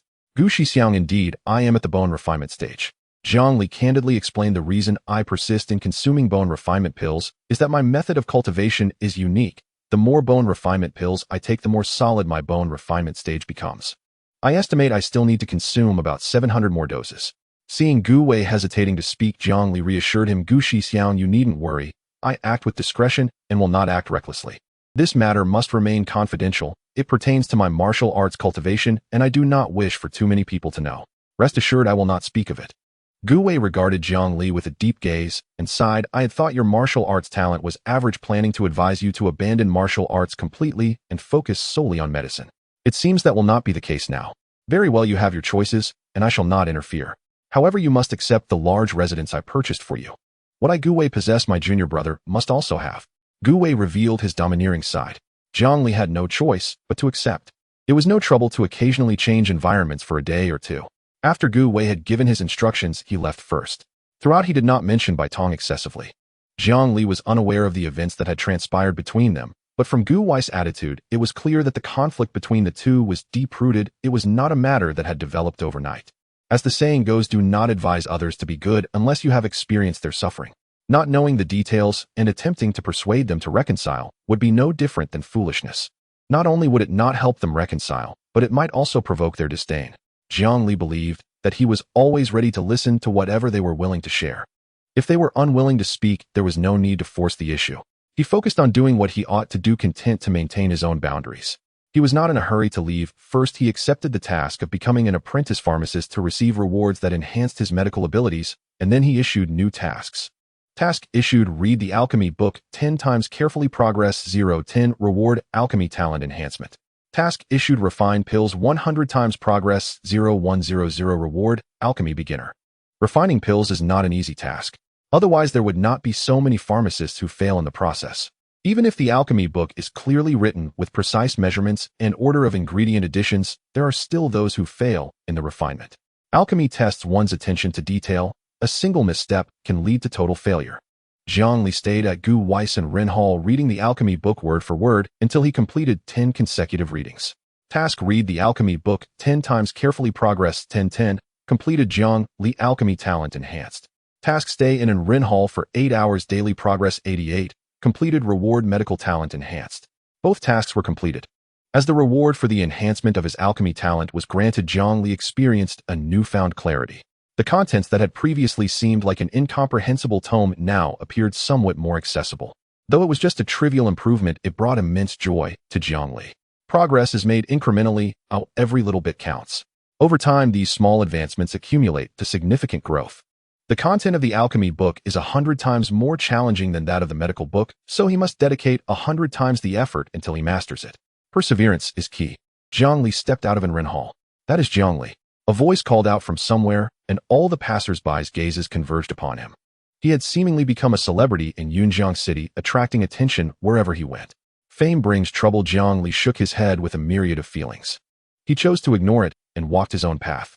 It was akin to a sensational news story. With the heat of the moment, the followers were endless. However, as long as no explanation was given, the fervor would gradually subside, and as other events overshadowed it, the attention would dwindle until it was forgotten. The principle remains the same. Baitong and Guihai inherently attracted discussion, and coupled with his status as a legendary student with perfect scores, the unfolding narrative was hard for people to forget. He chose to ignore it and see how things would unfold in a month or two. Many would think of him, but few would speak of him. If he ignored it in a year or two, the number of those who remembered him would dwindle even further. He returned to Qingyuan Martial Arts School. Countless disciples greeted him with friendly expressions, eagerly calling him Senior Brother Jiang. Everyone wanted to make a familiar face in hopes that Jiang Li would remember them. If someone caught Jiang Li's eye and was willing to offer assistance, they could at least secure a life free from worries. Not only had the people become unfamiliar, but even the once familiar courtyard now felt strange. Gifts piled up all over the yard, and the givers filled the courtyard as well. It seems I must go out to avoid the storm, Jiang Li thought helplessly. Sending them away would seem ungrateful. The impact of public opinion should not be underestimated. Sometimes it is the unnecessary public opinion that can bend a person's spine. If he did not send them away, they would swarm around him like bees, unwilling to leave after tasting the sweetness buzzing incessantly in his ears. After some thought, he decided to let everyone take their gifts and return from whence they came. He had not had a choice before. If one does not learn to be tactful, they might suffer unnecessary harm. Now his identity had changed. Not to mention suppressing the powerful in Yunjiang City, he could easily handle those who were wealthy but lacked power. With more options available to him in his choices, his answers were no longer a single-choice question. The strategy of offering courtesy before force was also important. Jiang Li's demeanor was amiable. He appealed to their emotions and reasoned with them, stating plainly that their presence here would affect his martial training and could negatively impact the atmosphere of the martial arts school. A good attitude did not yield a retreat from the crowd. No one was willing to leave, insisting on presenting their gifts. Just as Jiang Li was about to lose his temper, suddenly a calm, yet firm voice cut through the noise, overpowering everyone. "What are you all doing?" Chen Chongqing appeared among the crowd, looking angry with his hands clasped behind his back. From this moment on, everyone in the courtyard must leave the martial arts school. You are no longer disciples here. I will give you 3 breaths' time. Anyone still in my sight after that will be dealt with severely.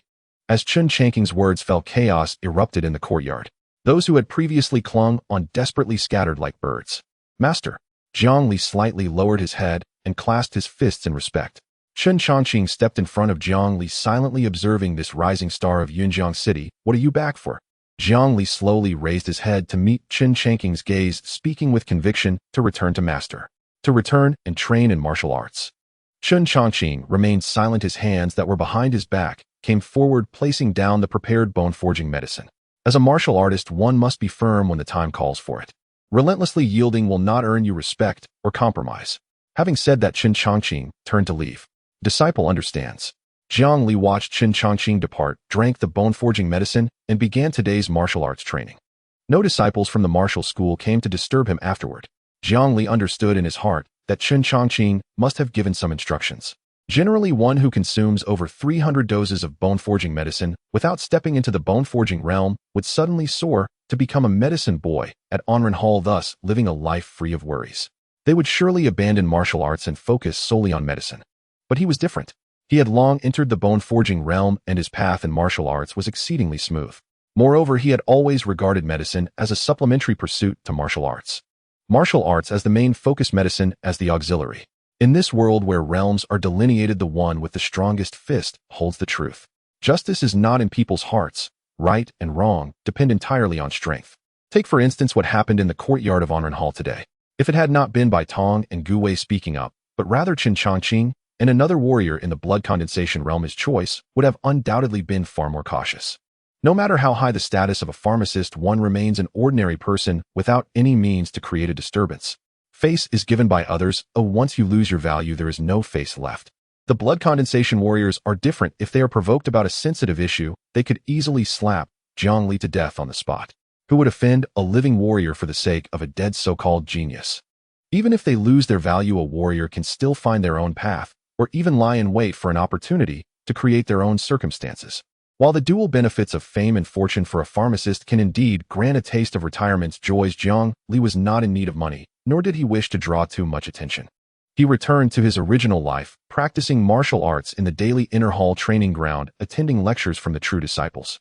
He took the bone-forging medicine and practiced the iron condensation bone-forging technique. Good deeds earned him money. He went to Onren Hall to look at medical books, consulted with patients, and helped the miscellaneous disciples gather medicine. At night, he would steal moments of leisure. Occasionally, he would find Li Shikuan to chat and help him strategize on marketing routes. Li Shikuan had one good quality: if you treated him as a friend, he would also treat you as one, regardless of the disparity in their statuses. As long as they could talk, everyone could empathize with each other. Besides that, Jiang Li would also take a few days each month to stay in the large mansion in the east of the city. The large mansion he bought could not be left empty. The east of the city is the golden zone of Yunjiang City, where the residents are all prominent figures. Pavilions and dance halls surrounded the nearby Yunjiang, and the nightlife was vibrant and colorful. While staying in the mansion in the east of the city, listening to the bustling sounds from outside, how could he suppress the chill in his heart? Thus, Jiang Li could not help but join in the festivities. He enjoyed going to the bridge, listening to the melodious eru, and playing his own enchanting tunes. He watched an unsuccessful scholar drunk on a boat gently patting the Yunjiang, reciting poetry. Or he would go to the most popular red house, pour a pot of wine, grab some peanuts, and watch the elegantly dressed dancers perform passionately, mostly playing soothing melodies that warmed the heart. The so-called red house is indeed a place of entertainment, but it is primarily focused on elegance, providing a venue for literati to enjoy themselves, to compete in poetry and song. The brothels cater to mere physical pleasures. The cultural industry is lucrative. The income from the red house far exceeds that of the brothels by at least tenfold. Jiang Li's fame was so great that many people approached him for familiarization once he took a seat. There were also those who, after drinking too much, pointed at Jiang Li's nose and mocked him, insisting on bumping into him. To avoid conflict, he specially booked a VIP room to listen to the musicians trained by the red house. The cost of a private room is high, with just the room fee being a significant expense. If he called for a famous musician, the price would undoubtedly rise. Jiang Li did not care whether she was famous, he just wanted some enjoyment. The musicians, separated by a gauzy curtain, had a lovely appearance, which was the primary requirement. Before entering the red house, they generally had some status. Fallen daughters of noble families, talented women from official circles, etc. They could sing and dance, being proficient in music, chess, calligraphy, and painting, and they have always sold their art, not their bodies, possessing their unique styles. It's not as simple as throwing money to get close to them. They must take a liking to you for there to be any chance. Yet many wealthy individuals are disbelieving and like to flaunt their wealth in front of them. Or they might bring several literati friends to show off their literary talents. If they win the favor of a beauty, they might experience a fleeting romance without spending any money. With Jiang Li's appearance and status, despite having no need in that regard, there were still musicians expressing their willingness to be at his service afterward. Some of them were quite innocent, having never been with anyone. But the more it was like this, the less Jiang Li wanted to get involved. He felt an inexplicable burden of unnecessary responsibility. For a fleeting moment of pleasure, it was better to find someone skilled for a more straightforward enjoyment. Those who don't understand will teach you.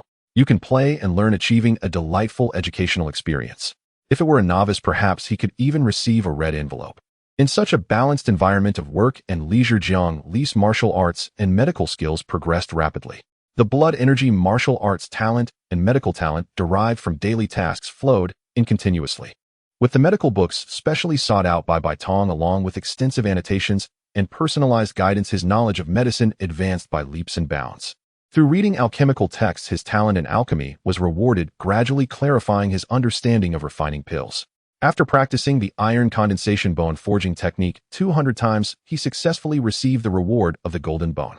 What Jiang Li did not expect was that there was still the jade bone above the golden bone, requiring him to practice the iron condensation bone forging technique 500 times. 500 times means 500 days. Jiang Li didn't mind. There was still a long way to go to perfect the 1,000 repetitions of bone forging. It merely meant consuming the bone forging medicine a few more times. Moreover, social skills cannot be completely rejected by simply refusing. Sometimes due to fate, you may take a liking to someone at first sight, and over time you may become ordinary friends. While drinking at the Red House, Jiang Li coincidentally met a few new friends. Those who come out to play in the dead of night are either wealthy or powerful, or often both. For example, Ma Xiao, the eldest son of the wealthy Ma Kaishan from Hongfu Bank. Kai Yan, the only son of the city guard, General Kai Onghua. Lu Tianqing, the third son of the city, Lord Lu Jian. They were low-key and unassuming, approachable, spoke with discretion, got drunk, and slept, not causing trouble for others. They were not the kind of wealthy children with peculiar tastes mentioned by Li Shikuan. They played without spending lavishly, primarily coming to listen to music and unwind. If they encountered something suitable, they would enjoy it themselves without complicating relationships. Charming yet restrained. Willing to spend money. They understood both the current situation in business and were also knowledgeable in music, chess, calligraphy, and painting. They were cultured, second-generation wealthy individuals. Jiang Li, being with them, felt like a curious child, often inquiring about events that had occurred in Yunjiang City and the world beyond it. Such matters for ordinary people would likely be difficult to answer. Those living in the south of the city may have never been to the north. Many people spend their entire lives stagnating. They may not have desired such a life, but due to their limitations they had no choice but to live this way.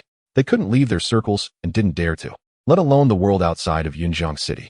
But for Ma Xiao and the others, this was not a problem at all. It perfectly satisfied Jiang Li's thirst for knowledge. Interestingly, Jiang Li resides in Yunjiang City, which belongs to Jiang Kingdom. He shares the same surname with the kingdom. Jiang Kingdom encompasses 35 cities, with the capital established in Weiqing. Yunjiang City is located in the southeast direction of the capital, quite distant from it. Although not near the capital, it ranks among the upper tier in terms of overall strength and economic capability among the cities of Jiang Kingdom. The proximity of Yunjiang City to the neighboring Guan Kingdom has fostered a friendly relationship between Jiang Kingdom and Guan Kingdom over the years, greatly stimulating the development of Yunjiang City. This has resulted in exorbitant prices in Yunjiang City. For instance, the filial piety fee at the Qingyuan Martial Arts School is 1,000 taels, whereas in other towns of Jiang Kingdom, martial arts schools established for the same blood condensation realm martial artists may only charge 500 or 600 taels. Moreover, due to the remoteness from the Emperor, Lord Lu Jian has developed the city in a wild manner, implementing many plans without the capital's allocation, resolving issues as they arise from practical considerations, leading to a natural development pace surpassing that of strictly controlled cities. Ma Xiao and the others spoke enthusiastically, explaining the reasons to Jiang Li. When the current ruler, Jiang Mingdao, ascended to power, the livelihood in Jiang Kingdom was in decline and the national strength was weak. The neighboring countries, Guanzhou, Ling, and Sun, eyeing the kingdom, sent troops to the borders intending to join forces to swallow Jiang Kingdom. The Xian sect behind Jiang Kingdom, the Yanming sect, disregarded Jiang Mingdao's plea for assistance and chose to stand by and watch. The country was on the brink of collapse and the dynasty was unstable. To save the situation, Jiang Mingdao decided to relax various restrictions on martial artists, opened the national treasury, invited martial artists to join the army, and awarded official positions according to their realms, allowing military merit to be exchanged for substantial resources and wealth. After leaving the army, regardless of which city they went to, they would retain their original ranks until death. During his reign, the court would not excessively control martial artists, and to some extent it indulged chivalrous behavior that violated laws provided their ancestors had made military contributions. The amount of military merit allowed descendants to be exempted from various responsibilities. Once the decree was issued, martial artists joining the army to fight for the country flocked in from all directions. The national strength surged dramatically in an instant. Jiang Mingdao personally led the army to repel the invading forces from the 4 neighboring countries and resign treaties, with them winning a breathing space for Jiang Kingdom. After 10 years of accumulation and 10 years of recuperation, Jiang Kingdom's treasury not only fully recovered, but also reached its peak. Those martial artists who had retired from the army enjoyed many privileges, leading to some chaos in the kingdom. Later, blood condensation realm martial artists were appointed as city lords, stabilizing the region with their overwhelming strength, gradually calming the unrest. The now settled martial artists either monopolized lucrative industries or opened martial arts schools to recruit disciples. Jiang Mingdao indeed kept his promise, not taking action against the martial artists who had contributed, allowing them to develop freely. However, over 20 years had passed, and many of the martial artists who had participated in the battles had died for various reasons, with no descendants to carry on their legacy, and many descendants proving inadequate. The military merits accumulated by their ancestors were quickly exhausted, and without the strength to maintain their foundations, they were ruthlessly taken over by others. As of now, the situation across various regions had become settled. Granting power to martial artists did not cause much turmoil. Those strong martial artists, for the sake of their own status, would proactively assist the city lords in suppressing other martial artists. This indeed fostered hidden dangers. Most of the top martial artists in a city were greedy and corrupt. However, for the court, allowing a small group to commit misdeeds and letting them weave their own rules was far better than having a large number of martial artists violate the laws with force. Their targets were usually other martial artists or wealthy merchants, rarely disturbing the peace and livelihood of common citizens. Unlike those initially entering the martial world who relied on their certain strength to bully others and create chaos, drawing public resentment. Besides, the court had confidence. 1,000-year kingdom, 100-year family. The ironclad court, the ever-changing martial artist families. The lords of the court replaced one another continuously. Martial artist families, the deceased blood condensation realm martial artists, might not necessarily have a successor to take their place. Therefore, these martial artist families more or less relied on the court, pledging loyalty to the court, hoping that the court would remember their past kindness and provide support in critical moments. They not only thought of themselves, but also considered their descendants. Over time, martial artist families aligned themselves with the court, ultimately obeying the court's orders. Looking back at the strategy set by Jiang Mingdao back then, and comparing it to the current situation, one cannot help but praise his wisdom. It is akin to business, borrowing first and repaying later. Ma Xiao and the others expressed their admiration for Jiang Mingdao to an extraordinary degree. As an audience, Jiang Li also felt deeply moved. Indeed, military actions are fraught with danger. A misstep could lead to martial artists rebelling, which would not only fail to counter external enemies, but also hasten the demise of Jiang Kingdom. However, given the situation at the time, if such measures were not taken, Jiang Kingdom would likely not endure to the end. From any perspective, Jiang Mingdao managed to turn the tide, qualifying him as a formidable leader of his generation. From their conversation, Jiang Li learned an extremely important piece of information. Jiang Kingdom has the support of a Taoist sect. It should be noted that all 5 kingdoms have sects backing them. Unfortunately, Ma Xiao and others lack deep knowledge of Yanming's sect. They do not even know where it is located, only that such a force exists. Seeing that Jiang Li was truly ignorant of Jiang Kingdom, Lu Tiansheng decided to gift him a map of the surrounding area of Yunjiang City. Lu Tiansheng is the son of Lord Lu Jian, and it is no problem for him to provide a simplified map, as many itinerants possess one. It is not a rare item. As for a complete map of Jiang Kingdom, do not even think about it. Lu Jian possesses one, but he does not dare to take it. Only a small number of people in the entire Jiang Kingdom own a complete map. As the son of the city defense general Kai Yin, his father does not have one either. Jiang Li quickly expressed his gratitude as he felt lost and unfamiliar with the surroundings upon leaving the city. With a map in hand, at least he knows where the roads lead. Although he does not plan to leave Yunjiang City for now, it is still necessary to understand the surrounding circumstances. As an immortal, maintaining his youthful appearance for over a decade or two can still be explained as being handsome and youthful. However, not aging for 3 or 4 decades, claiming to be reversing his age, will not convince anyone. He will either be regarded as a successful cultivator or as an anomaly. The former might be acceptable, but it could attract the attention of genuine cultivators. As for the latter, countless individuals would likely wish to capture him to study him as a research subject. He cannot stay in Yunjiang City for long, or at most he can remain for 30 years. Since he has foresight, it is prudent to prepare in advance for the next 30 years. Everything unfolded just as Jiang Li had anticipated. His matters had gradually quieted down after a month or two.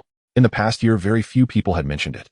When he walked down the street, he received little attention, but everyone treated him politely. There are still more than 3 years until the alchemist's medical examination, and until the results are released, Jiang Li remains filled with endless possibilities. Moreover, the miscellaneous staff and apprentices at Onren Hall have noticed that Bai Tong and Guihai treat Jiang Li with great care, likely already considering him a junior disciple. Due to the conditions Jiang Li set for himself, good things often take time. Jiang Li's life is peaceful and serene, fulfilling and joyful. His perfect bone tempering and jade bone refinement have officially completed. Task consumed 1,000 doses of bone refining medicine. Progress 10001000. Completed reward perfect bone refinement. Task cultivated 200 times the iron solid bone method. Progress 200200. Completed reward jade bone. After 2 years and 9 months, Jiang Li finally finished over 1,000 doses of bone refining medicine. So much so that the very smell of bone refining medicine made him want to vomit. But there was no choice. One must endure hardships to rise above others. After enduring the cold of winter, one would welcome the warmth of spring. Task completed. At such an important moment, Jiang Li naturally secured the doors and windows and carefully checked his surroundings to ensure no one would notice before claiming his reward. Otherwise, making too much noise would be unfavorable for his concealment. Human bones serve functions of support, protection, and blood production. In the bone refinement realm, an ordinary martial artist's bones harden, directly enhancing their physical strength and defense. The martial artist's lethality and resistance to impact are greatly improved, while blood production speeds up, accelerating the recovery of physical injuries. Unlike the qi-nourishing realm, the enhancement in the bone refinement realm is internal, radiating outward to all aspects of the body. However, a martial artist's bone refinement still has its limitations. During the bone refinement stage, it cannot permeate every inch of the bones. A martial artist with average aptitude through the bone refining medicine achieves less than 40% refinement of their bones. A martial artist with good aptitude roughly just over 50%. A martial artist with exceptional aptitude may reach nearly 70%. If paired with a method like the iron solid bone method, the ratio can continuously improve, yet very few surpass 80%. Through the combination of bone refining medicine and refinement methods, achieving 90% bone refinement makes one a true martial arts prodigy. On this foundation, further integrating with top-tier natural treasures related to martial arts, it might even be possible to strive for perfect bone refinement. Jiang Li's perfect bone refinement meant that all his bones were fully refined. Every inch and every point of his bones perfectly merged with the bone refining medicine, fully receiving the benefits of the bone refinement realm without a single flaw. Impeccable. The moment perfect bone refinement was completed, an unprecedented feeling of power surged from deep within his bones, as if connected to a powerful energy source. His limbs felt thoroughly invigorated. A delightful tingling sensation coursed through his entire body, as if his physical form was being sublimated, a lightness enveloping him. Before achieving perfect bone refinement, he felt heavy even with light objects. After perfect bone refinement, lifting heavy things felt effortless. Two entirely different realms. His body felt light, yet his strength was multiplied by over 10 times, indicating his explosive power was higher and stronger. As everything settled, Jiang Li swiftly stood up, and the narrow room immediately echoed with the crisp sound of popping beans, yet his speed remained unaffected, moving with the agility of a leaping rabbit. He attempted the basic fist technique also at the flawless realm. The effects produced by perfect bone refinement could not be matched by ordinary refinement. With clear focus, his thoughts reached every part of his body, each punch infused with intent where the intent met the punch. The basic fist technique at the flawless realm was thoroughly integrated in his hands, embodying extraordinary significance. The speed of practicing the basic fist technique improved significantly, and do not underestimate this small increment, as the higher the realm, the greater the difficulty of breakthroughs. A small step forward is indeed a giant leap in the grand scheme. This is perfect bone refinement. Jiang Li looked at himself in delight. Only at this moment did he truly feel that this body belonged to him. However, his advancement was not yet over. There were still several ripe fruits in the task list waiting for him to harvest. After 2.5 years of hard work and enduring the disdain of others, the harvest day had finally come, and he was ready to reap the rewards. Task: cultivate to perfect bone refinement. Progress 11. Completed reward: strength 2, speed 2, defense 2. Got it. Jiang Li had waited a long time for this reward of primary attributes. He would have to wait another 90 years for the next attribute-enhancing longevity reward. He had to find ways to earn some extra benefits for himself. 3 different sensations of energy entered Jiang Li's body. The power unleashed from his muscles was even more vigorous. With one punch, the air howled, leaving a visible trace in its wake. If this punch landed on a person, it would not just create a large hole, it would utterly obliterate their internal organs. If he summoned the returning sea energy for a full-force strike, he could indeed pierce through a person, even shatter them. Having never killed anyone, Jiang Li quickly reined in his thoughts, fearing that his vivid imagination might disgust him and lead to nightmares at night. At the same time, the feeling of lightness in his body became increasingly clear, like a startled swan effortlessly crossing over 10 feet, sprinting 100 meters in just 4 to 5 seconds. His pores tightly contracted, making him appear even more refined and handsome, with smooth, fair skin radiating an imperceptible yet unshakable hardness. Jiang Li took a deep breath, silently digesting this benefit. The enhancement of primary attributes is indeed invigorating. Moments later, his eyes sparkled with excitement, a hint of surprise crossing his face. What does it mean to survive? Only strength. One can only survive better with strength. If one cannot survive in one place, move to another and continue. Without strength, one cannot even walk out. How can one talk about creating new opportunities? Not done yet, let's go again. Jiang Li was filled with momentum as he claimed the reward of Jade Bone. If the martial artist's bone refinement realm utilizes bone refining medicine to achieve a gradual transformation of quantity into quality, then iron bone, golden bone, and jade bone represent further qualitative changes at an advanced level. Ordinary bones evolving into iron bones, their original enhancements significantly improved once more. The same applies to golden bones. Now with jade bones, it is even more pronounced. Jiang Li sat cross-legged, the once dim room now shone brilliantly. The light emanated from the bones within him, transitioning from a dazzling golden hue to a heavy milky yellow jade glow. His blood surged and boiled, passing through the marrow of the jade bone, producing blood far superior to before, coursing through his meridians like a stampede of horses, giving him a thorough blood transformation. Task: cultivate a full set of jade bones. Progress 11. Reward: increase in jade bone transformation level, blood chi enhancement. Jiang Li claimed it all for the final enhancement. His heart beat with a resounding thump like a drum, accompanied by the surging of blood. The sound grew higher, resembling divine beings beating drums, exuding a sense of holiness and majesty. The place where he resided had been instructed by Chun Chongqing, forbidding others from approaching. Otherwise, a martial artist below the blood-condensing realm who approached would inevitably be influenced by his heart's rhythm, causing their own heartbeat to sync with his. But the other's blood chi could not withstand such a violent heartbeat, ultimately leading to their heart bursting and dying suddenly. Only Jiang Li, by diligently completing his daily tasks, had blood chi as vigorous as a furnace constantly stoked with fuel, able to support the changes brought by the jade bone. Until his entire body transformed into jade bone, with all his blood replaced by jade blood, the enhancement finally concluded. He could now proceed to the final foundational refinement stage before entering the blood-condensing realm, the body-quenching realm.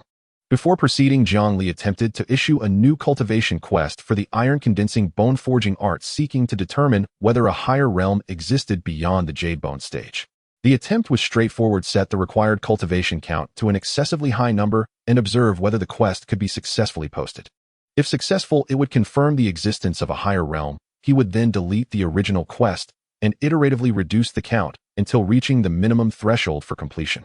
For instance, with the Guihai art's first layer, cultivating 100 times granted a breakthrough reward, just as cultivating 1,000 times did. The reward had already reached its apex, signifying the art's absolute limit. Further increases in repetition yielded no additional benefit. Bone forging cultivation concludes here. Next comes the body refining realm. Jiang Li reigned in his extraordinary aura, stretched languidly, and savored the transcendent perfection bestowed by flawless bone forging. He clenched his fist, sensing the surge in his strength. Not much, perhaps dozens of times greater than before. He harbored no doubt that his former self prior to flawless bone forging would have been instantly obliterated by his current power. This dramatic leap stemmed not only from flawless bone forging, but also from the jade bone itself, the primary attribute bonus, and the milestone reward for attaining the jade bone stage. In high spirits, Jiang Li pushed open the door and stepped outside. Sunlight bathed the world in golden warmth. He drew a deep breath of crisp, invigorating air, feeling vitality thrumming through every limb. Life suddenly brimmed with promise. As he walked, everything around him seemed vibrantly alive. Indeed, when the heart is light, even the world appears brighter. A truth as undeniable as it is profound. Senior Brother Jiang, good day. Good morning, Senior Brother Jiang. Oh, Senior Brother Jiang seems even more handsome. Dozens of disciples greeted him warmly along the path, and he responded with courteous grace. His unique status as an apothecary apprentice inevitably drew the world's kindness toward him. As the saying goes, when wealth flows freely, one finds no villains in this world. Among those who hailed him, some undoubtedly sought favor, but far more offered sincere admiration, unfeigned and heartfelt. Though Jiang Li's standing at Anren Hall had risen markedly, he never abused his elevated position to oppress or bully fellow disciples of Qingyuan Martial Academy. Like his countenance, his gentle, benevolent demeanor remained unwavering. Moreover, he steadfastly instructed 10 outer disciples each day, rain or shine. Many of those he guided later ascended to become formal disciples. Furthermore, upon learning that certain outer disciples faced dire hardship, struggling to afford even basic sustenance, he quietly extended aid through subtle, discreet means. Yet no wall is truly impervious. However carefully concealed, his benevolence traces inevitably surfaced, and his deeds were inevitably unearthed. When it became known that Jiang Li himself had acted behind the scenes, admiration for him soared anew. Among all disciples of Qingyuan Martial Academy, Jiang Li stood unchallenged among the most beloved. Many already knew his martial path had been severed, deemed incapable of entering the bone-forging realm, yet none mocked him. Instead, they swore solemn oaths, even at the cost of their lives, they would protect their dearest senior brother Jiang. Jiang Li arrived at the inner apothecary hall and joined the queue to purchase body-refining medicine. After stating his name, the required medicine and delivery location attendants promptly arranged for its dispatch. Unlike bone-forging medicine, taken internally, body-refining medicine was applied externally, its potency scouring the skin and flesh to refine the body from the outside inward. Thus, soaking in the body-refining medicinal bath was excruciating. The medicine relentlessly forced its way into the flesh, its violent surges striking like hammers pounding the body, agony bordering on unbearable. Yet enduring this trial refined the physical form into the body-refining realm, and only then could one attempt advancement to the blood-condensing realm. It was at the blood-condensing realm that a martial cultivator's true journey began, qualifying to found one's own academy and ascending to prominence among mortals. Hence, even as some cultivators soaked outdoors, sobbing uncontrollably, tears and snot streaming down their faces, they still cried out again and again, exhilarating. Hope kindled joy even amid suffering. Worth noting, bone-forging and body-refining cultivation could not be pursued simultaneously. Some seeking convenience once attempted to ingest bone-forging medicine by day and soak in body-refining medicine by night. The result? They crippled themselves utterly, bedridden for half a year. Without a bone-forging realm physique, the body simply could not withstand the body-refining medicine's potency. Even possessing a bone-forging physique, the two medicines contained antagonistic components. Should residual traces of bone-forging medicine, however minute, remain unexpelled, they could combine with body-refining medicine to generate virulent toxic reactions. Consequently, no one dared pursue such shortcuts again. All now advanced step by step, diligently and without deviation. Jiang Li had indeed attained the bone-forging realm and possessed its requisite physique, but he dared not risk it. Time held little value for him. Bodily integrity mattered above all. A single misstep might jeopardize his entire cultivation trajectory. Better then to proceed methodically, slowly, surely. At most, it would cost him another 2.5 years. At last his turn arrived. Master Yang, I'd like to purchase 1 set of body-refining medicine. Ah, Jiang Li has arrived. Very well, your bone-forging medicine will be delivered shortly. As Master Yang prepared to instruct a junior attendant, Jiang Li gently interrupted, actually, it's not bone-forging medicine. It's body-refining medicine. Master Yang stared stunned. Recovering his composure, he asked incredulously, you mean body-refining medicine? Yes, body-refining medicine. Jiang Li affirmed openly, I have successfully entered the bone-forging realm. Was the bone-forging realm rare? Not at all. One could hurl a brick skyward on any street and, by sheer chance, strike a bone-forging realm cultivator on descent. Qingyuan Martial Academy alone counted nearly 200 bone-forging cultivators. Across all smaller academies combined, the number swelled considerably. Open acknowledgement posed no concern. Yet Master Yang stood utterly dumbfounded. Was the bone-forging realm rare? Not at all. But Jiang Li, the very disciple whose martial path had been declared terminally severed after 2.5 years of bone-forging medicine, now declaring he had achieved bone-forging. That was nothing short of astonishing. Master Yang felt lightheaded, as if reality itself had fractured. Once arrangements are made, please send someone to notify me at the inner hall martial training ground. Jiang Li smiled faintly, offering no further explanation. He had to reach the inner hall martial training ground for today's practice. He needed only another 20,000 repetitions to complete his 30,000 repetition quest for the foundational fist art. Though his days overflowed with duties, he never fell short of his daily minimum of 200 repetitions. Discipline ultimately bears fruit. Now that baseline could, and would, rise. For his speed in practicing the foundational fist art had accelerated markedly in the same span of time, he executed far more repetitions. Within 3 months, he would complete the quest and attain the peerless divine mastery of the foundational fist art. Meanwhile, Master Yang relayed Jiang Li's breakthrough to Chen Chongqing. Chen Chongqing, previously sipping tea in serene leisure, choked violently upon hearing the news, spewing tea across the floor. Cough, cough, cough. His face flushed crimson, a propriety forgotten. He gasped in utter disbelief. What did you say? Jiang Li has broken through into the bone-forging realm. Chen Chongqing was taken aback to learn that Jiang Li had broken through to the bone-forging realm. His heart a swirl of complex emotions and shock. Having consumed more than 1,000 doses of bone-forging medicine, it seemed utterly ridiculous that he could step into the bone-forging realm. It was as absurd as trees blooming in iron. The functionality should have long since failed. Chen Chongqing's hopes for Jiang Li's martial arts future felt as bleak as scattered stars. He had once harbored beautiful expectations, hoping that this warm-hearted disciple could create a miracle. However, when Jiang Li had consumed 500 doses of bone-forging medicine, without success, Chen Chongqing understood that the chance for success was slim. The bones had developed a resistance to the medicine, and the subsequent doses of bone-forging medicine grew increasingly ineffective until they were utterly useless. Life may deceive you, but martial arts would not. For it simply was what it was. Talent determined the ceiling. From the very beginning, fate had already paved the way. The reason he refrained from persuading Jiang Li to give up was simply to avoid wasting his previous efforts. Yet Chen Chongqing had discreetly hinted to Steward Yang Fong Siming and others. Clearly Jiang Li had not taken their words to heart. Even if the inner medicine hall refused to sell him medicine, he could still purchase it at Onren Hall and at a cheaper price. Since he had consumed so many doses of bone-forging medicine without issue, it seemed Jiang Li had some idea of how to cope, or perhaps his resistance was exceptionally high. Thus Chen Chongqing decided to leave it be. He never expected that Jiang Li would pull a surprise attack. This kid had truly succeeded. How could this not be considered a miracle? Chen Chongqing rushed to the inner hall's training ground, quickly locking his eyes on Jiang Li in the crowd, and without hesitation, he seized his wrist. As a blood condensation realm warrior, he was too familiar with the structure of bone-forging realm warriors. Just a touch of the opponent's bones was enough to determine whether they had stepped into the bone-forging realm. Hiss!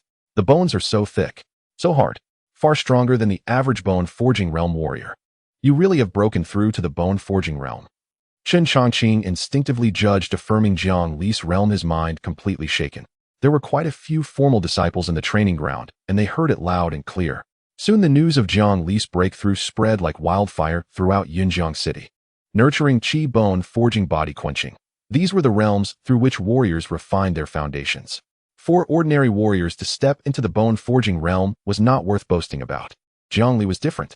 A radiant anomaly in Yunjiang City, the number of times he consumed medicine had shattered the record, exceeding everyone's imagination.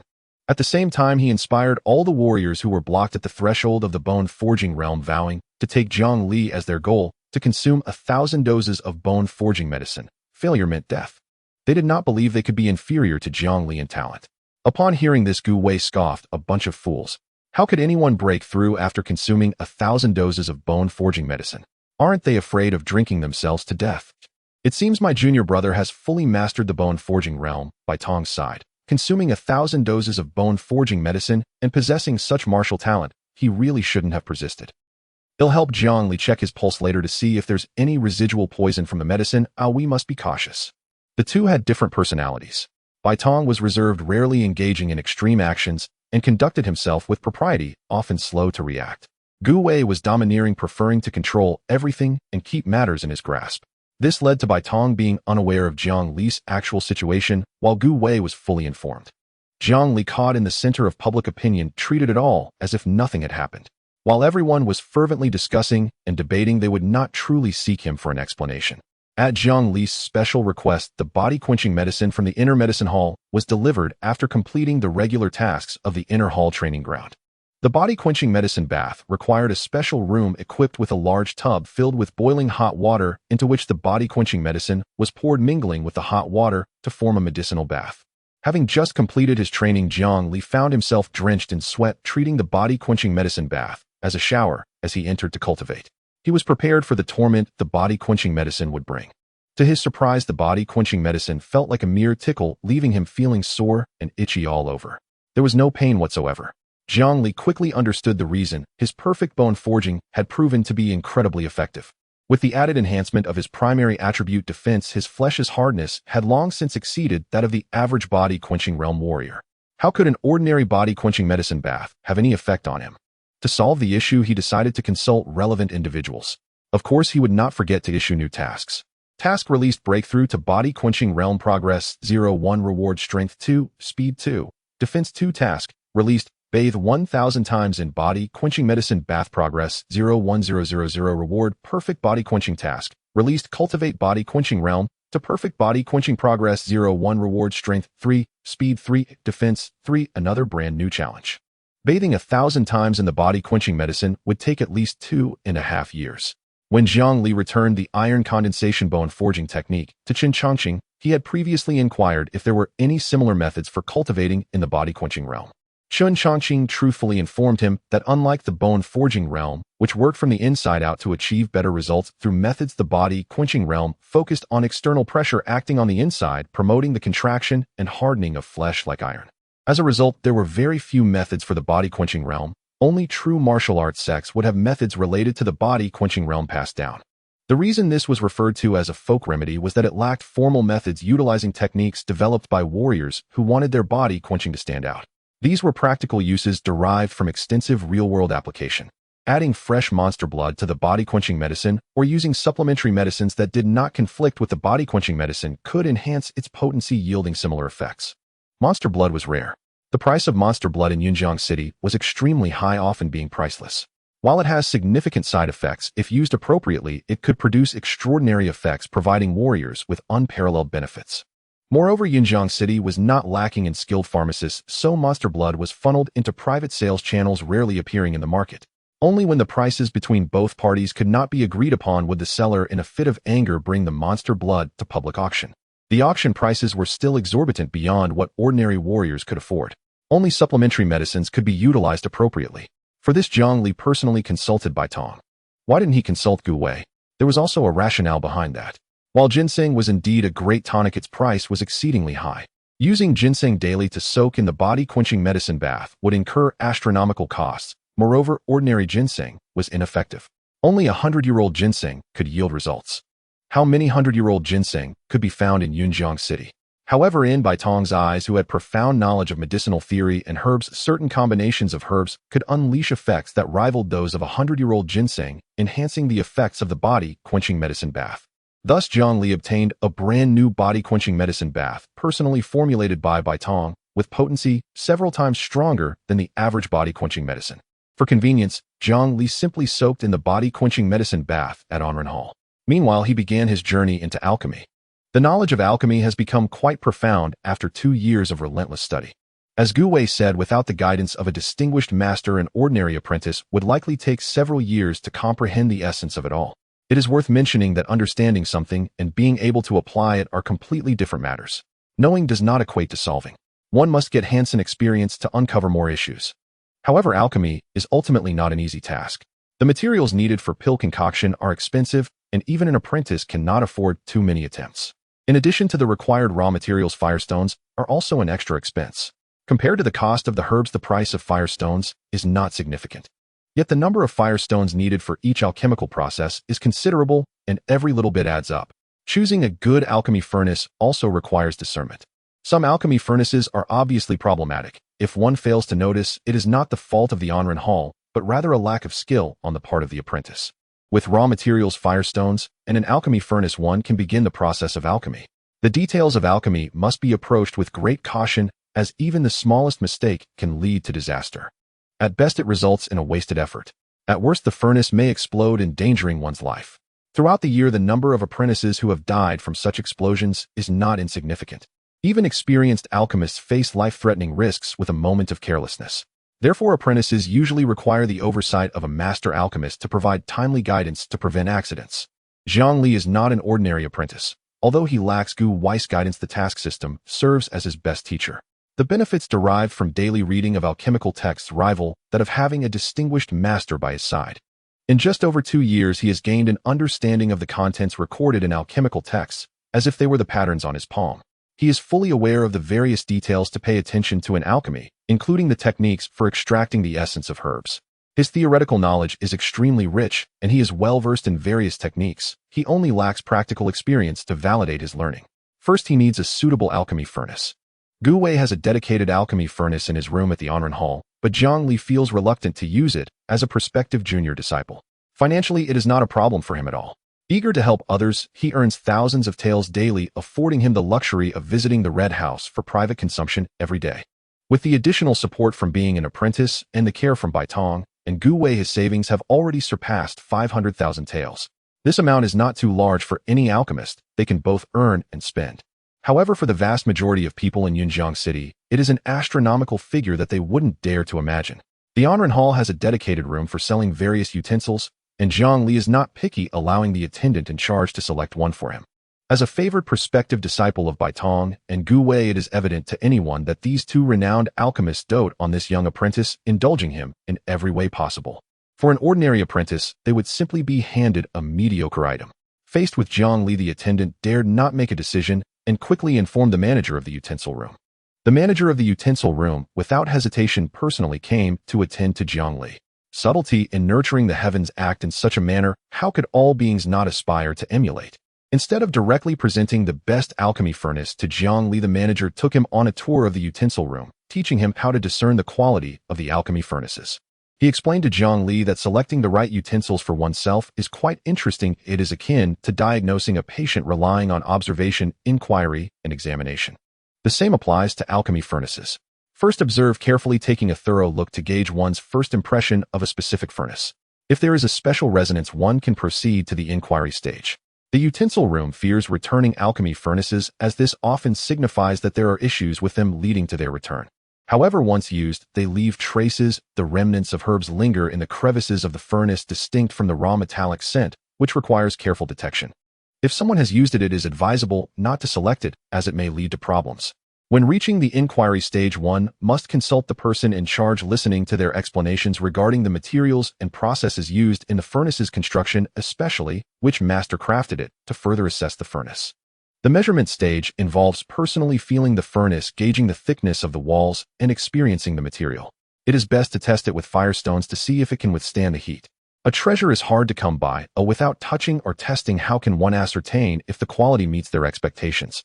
It is like a cup of wine, or it may appear glossy and enticing with a fragrant aroma, and when inquired about, it boasts a masterful craft, but once consumed, one may find themselves retching uncontrollably. Regardless of its suitability for others, it certainly does not suit oneself. If all four processes are thoroughly executed, even if one cannot obtain the best alchemy furnace, they will not end up with a subpar product. After a thorough inspection, the manager finally presented Jiang Li with a mid-range quality alchemy furnace from the utensil room and confidently assured him that if the quality was unsatisfactory, he could return to hold him accountable. Why not select the best? Everything eventually becomes tarnished with use. Once it turns black, it cannot be cleaned, and deterioration is not far behind. If it gets damaged, what will Jiang Li do when he returns and finds no better options available? The manager could see that this was Jiang Li's first time attempting alchemy. The quality of the furnace was not crucial, but rather the ability to adapt to any furnace was key. As for the quality, as long as it doesn't explode, that suffices. Jiang Li learned a lot, and smiling picked up the alchemy furnace. He quickly inspected it, following the methods taught by the manager. Although he did not have a deep understanding of the furnace's quality, he was confident it would not lead to any issues. With Guihai's influence and his status as an apprentice, the manager offered him a discount of 30%. Jiang Li paid, readily satisfied, and then headed to the fire room to purchase firestones. The fire room has 3 types of firestones: unlit, just ignited, and actively burning. This arrangement allows alchemists to add firestones in varying states according to their needs. Jiang Li purchased a batch of firestones in normal condition and had them delivered to Guihai's room. Meanwhile, he personally went to select the herbs needed for concocting enhancement pills. Enhancement pills are non-grade elixirs that benefit the spirit and calm the mind, protect the heart, and extend life.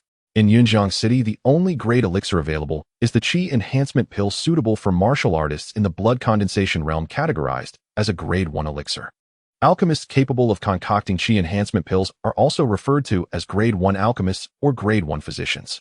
The latter is the formal term, while the former is a local designation. As this is Jiang Li's first attempt at alchemy, he was unsure of his success. Thus, he purchased enough materials to concoct 3 batches of enhancement pills. After all, 3 tries are customary.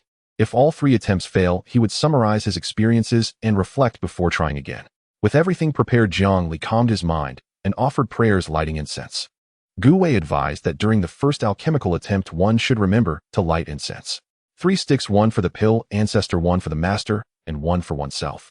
To pay respect to the pill ancestor for founding the path of alchemy. To express gratitude to the master for imparting knowledge. To give oneself confidence, wishing to forge ahead on the path of alchemy. The rites concluded. Jiang Li closed the door and lit the fire, officially beginning his alchemical endeavor. Quest activated. First successful alchemy progress 01. Reward, Tao Blessing of Alchemy, enhanced alchemical aptitude 1 fortune. Quest activated successfully. Refining and augmentation pill progress 01.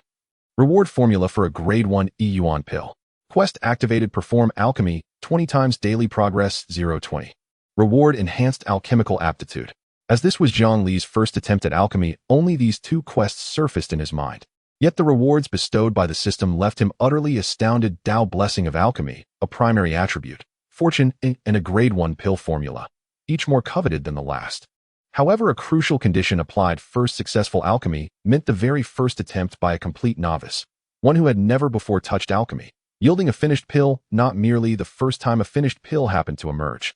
These 2 interpretations were worlds apart. To claim this lavish reward, the upcoming first attempt must succeed, absolutely, and without fail. The first battle was the decisive one. Of victory would settle all. Immense pressure weighed upon him, but so too did immense motivation drawn from the richness of the reward. He stilled his mind, calmed his racing nerves, and reclaimed his customary composure. Once fully prepared, Jiang Li began his alchemical process. First, he preheated the alchemical cauldron, bringing it to a stable, optimal temperature. An experienced apothecary could gauge this precisely by sight alone. Jiang Li possessed no such experience, but he did possess extraordinary physical resilience. So he simply reached out and touched the cauldron, sensing its heat directly, and only when the temperature felt right did he add the first herb, and simultaneously ignite spirit stones to intensify the flame. The room's temperature steadily rose as the spirit stones burned ever brighter, and Jiang Li's pace in adding herbs quickened accordingly.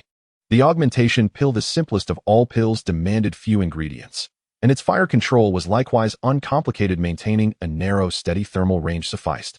Other pills, by contrast, required meticulous thermal modulation. Adding certain herbs necessitated precise adjustments. Too weak a flame would fail to unlock their essence. Too fierce a blaze would incinerate them entirely.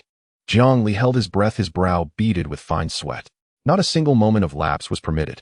Following the instructions in the alchemical manual to the letter, he executed each step with unwavering fidelity, from regulating the cauldron's temperature to sequencing every addition, leaving no margin for error. After nearly half a watch, the cauldron trembled violently, and a fragrant aroma seeped through the seam of its lid, a sure sign that the pill was coalescing. Jiang Li's eyes flared with sudden brilliance. His breathing quickened, he clenched his teeth, and sharply intensified the flame for the final phase. 1 incense stick later, the fragrance reached its zenith. Rich, deep, intoxicating. He disregarded the scorching heat, wrenched open the lid, and saw a single pill resting within. Without hesitation, he plunged his hand inside and swiftly retrieved it. Still soft and unformed, the pill rapidly solidified upon contact with ambient air, its surface smoothing into perfect roundness, its hue deepening, its luster gleaming with irresistible allure. At that very instant, both quest frames on his interface blazed with radiant light, progress bars surging to completion. Ha ha ha, success! Jiang Li raised the pill aloft and laughed triumphantly toward the heavens. Outside the door, Guihai, unable to contain his excitement, burst in without knocking. His network within Onren Hall ran deep and wide. Jiang Li's purchases, the alchemical cauldron, spirit stones, herbs, had been reported to him almost the moment they occurred. Yet Jiang Li had deliberately withheld word from him, signaling his intent to proceed independently. Guihai thus refrained from offering guidance. He had originally planned to intervene only after Jiang Li's inevitable failure, to then teach him the fundamentals of alchemy. But upon hearing laughter erupt from within, Guihai instinctively sensed something extraordinary. Entering the room and seeing the pill in Jiang Li's hand, he froze, stunned into speechless disbelief. He recognized it instantly, an augmentation pill, the easiest pill said to be refined within Onren Hall. Yet that label was purely relative. No pill was truly easy. Each possessed its own inherent complexity and peril. And yet, Jiang Li, having never attempted alchemy, never received Hansen instruction from any apothecary, had succeeded on his very first try, guided solely by 2 years of studying alchemical texts. What else could such talent be called but a prodigy of the alchemical Tao? Guihai recalled his own debut: 3 years of textual study, constant mentorship from his master, and over a dozen failed attempts, before he finally achieved success. At that time, he had swelled with pride, convinced no one in Yunjiang City could rival him. By comparison, Jiang Li's feat was nothing short of dimensional transcendence. That day, after long deliberation, Guihai resolved to abandon all secrecy and entrust Jiang Li with his entire treasured collection. He revealed to Jiang Li that their master's name was Yunshanzi, not a native of Yunjiang City. Years ago, while passing through Yunshanzi, declared the city shared auspicious resonance with the character Yun in his name, and thus accepted the young Baitong and Guihai as disciples, imparting the arts of medicinal cultivation. After residing in Yunjiang City for 5 years, Yunshanzi departed quietly, leaving behind a letter stating that arrival and departure alike were matters of karmic affinity, and that reunion might one day occur. Within it, he bequeathed his medical manuscripts to Baitong and his alchemical texts and formulas to Guihai, granting Baitong as senior disciple the authority to accept apprentices on his behalf. Guihai candidly disclosed his holdings: 12 Grade 1 pill formulas, 3 Grade 2 formulas, and the Yunshan hand technique for pill retrieval. To retrieve a pill, as Jiang Li had, by simply lifting the lid, was sheer sacrilege. Contact with skin or ambient air inevitably degraded its quality and potency.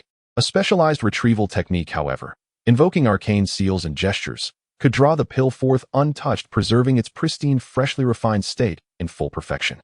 Guihai had intended to wait until Jiang Li successfully refined a pill before teaching him this method, yet events had unfolded far sooner than anticipated. Before genius, ordinary limitations must yield. Grant him abundant resources, and let his talent flourish untamed. With the augmentation pill now successfully refined, Jiang Li had effectively earned half the credentials of a certified apothecary. Mastering medical theory would merely be a matter of time.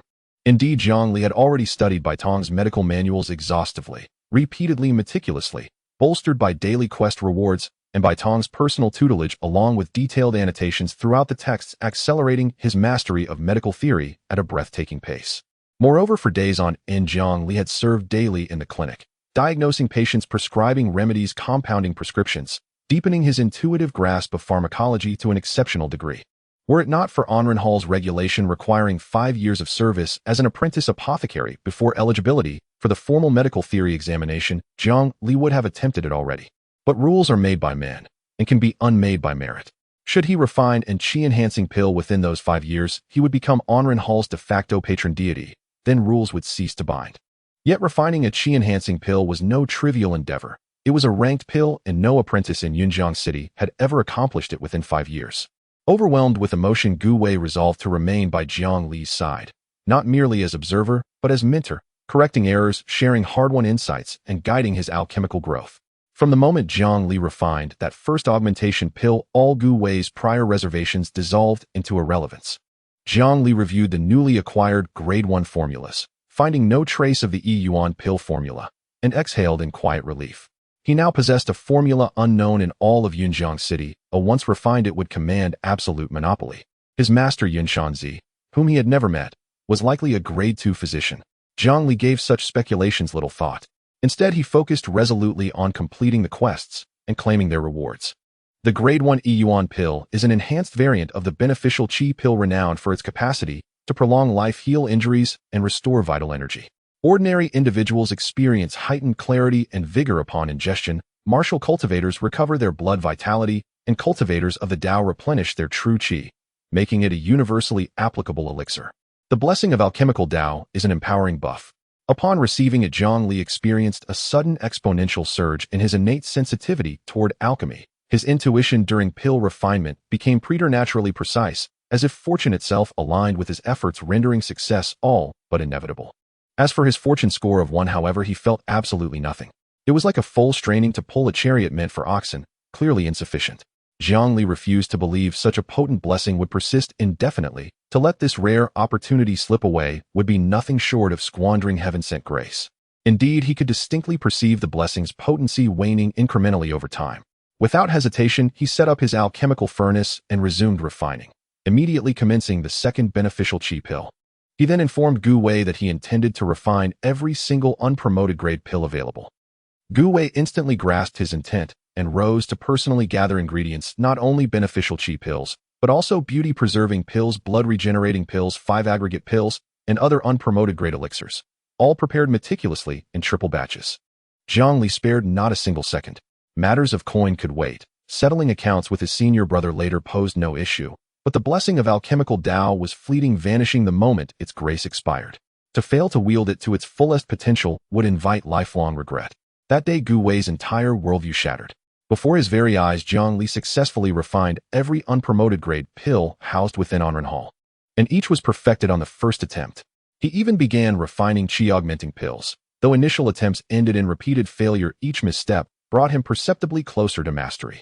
To Guihai, Jiang Li's failures were mere trivialities. His fundamental approach remained flawless. When Guihai considered offering guidance, he realized none was needed. Jiang Li himself identified every flaw and adjusted his technique instantaneously. After 12 consecutive failures on the 13th attempt, he succeeded in refining a qi-augmenting pill. At that very moment, the blessing of alchemical Tao dissolved, its divine resonance receding entirely. Yet the entire process of pill refinement had been indelibly imprinted upon Jiang Li's consciousness. Even without the blessing's aid, he now possessed flawless command over every detail of each elixir he had previously refined.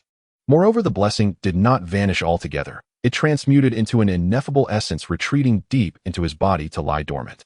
These were Jiang Li's genuine first-hand experiences. Perhaps the blessing yet held latent functions awaiting future revelation. Guihai's internal journey, meanwhile, unfolded across 3 distinct phases. Guihai stood utterly dumbfounded, bewildered, superfluous, as if he had no rightful place there at all. Mastering a single alchemical treatise from absolute ignorance to successfully refining a grade 1 qi-augmenting pill in just 2 years, Guihai found himself at a loss for words. A transcendent genius. Guihai knew that if Jiang Li applied to become an official apothecary, no apothecary at Hall would object, and Jiang Li would thus become the youngest apothecary in the Hall's history. Yet as the tallest tree invites the fiercest wind, while Hall might tolerate an elder apothecary like Guihai, it might well resist accepting a young prodigy like Jiang Li. Thus Guihai resolved not to reveal Jiang Li prematurely. Instead, he would market the pills Jiang Li refined, charging precisely what they were worth, not a single coin less. This arrangement suited Jiang Li perfectly. Fame to him was poison. With Guihai standing resolutely before him, he could develop freely and unobtrusively behind the scenes. From that day onward, sales of qi-augmenting pills through Guihai's channels surged.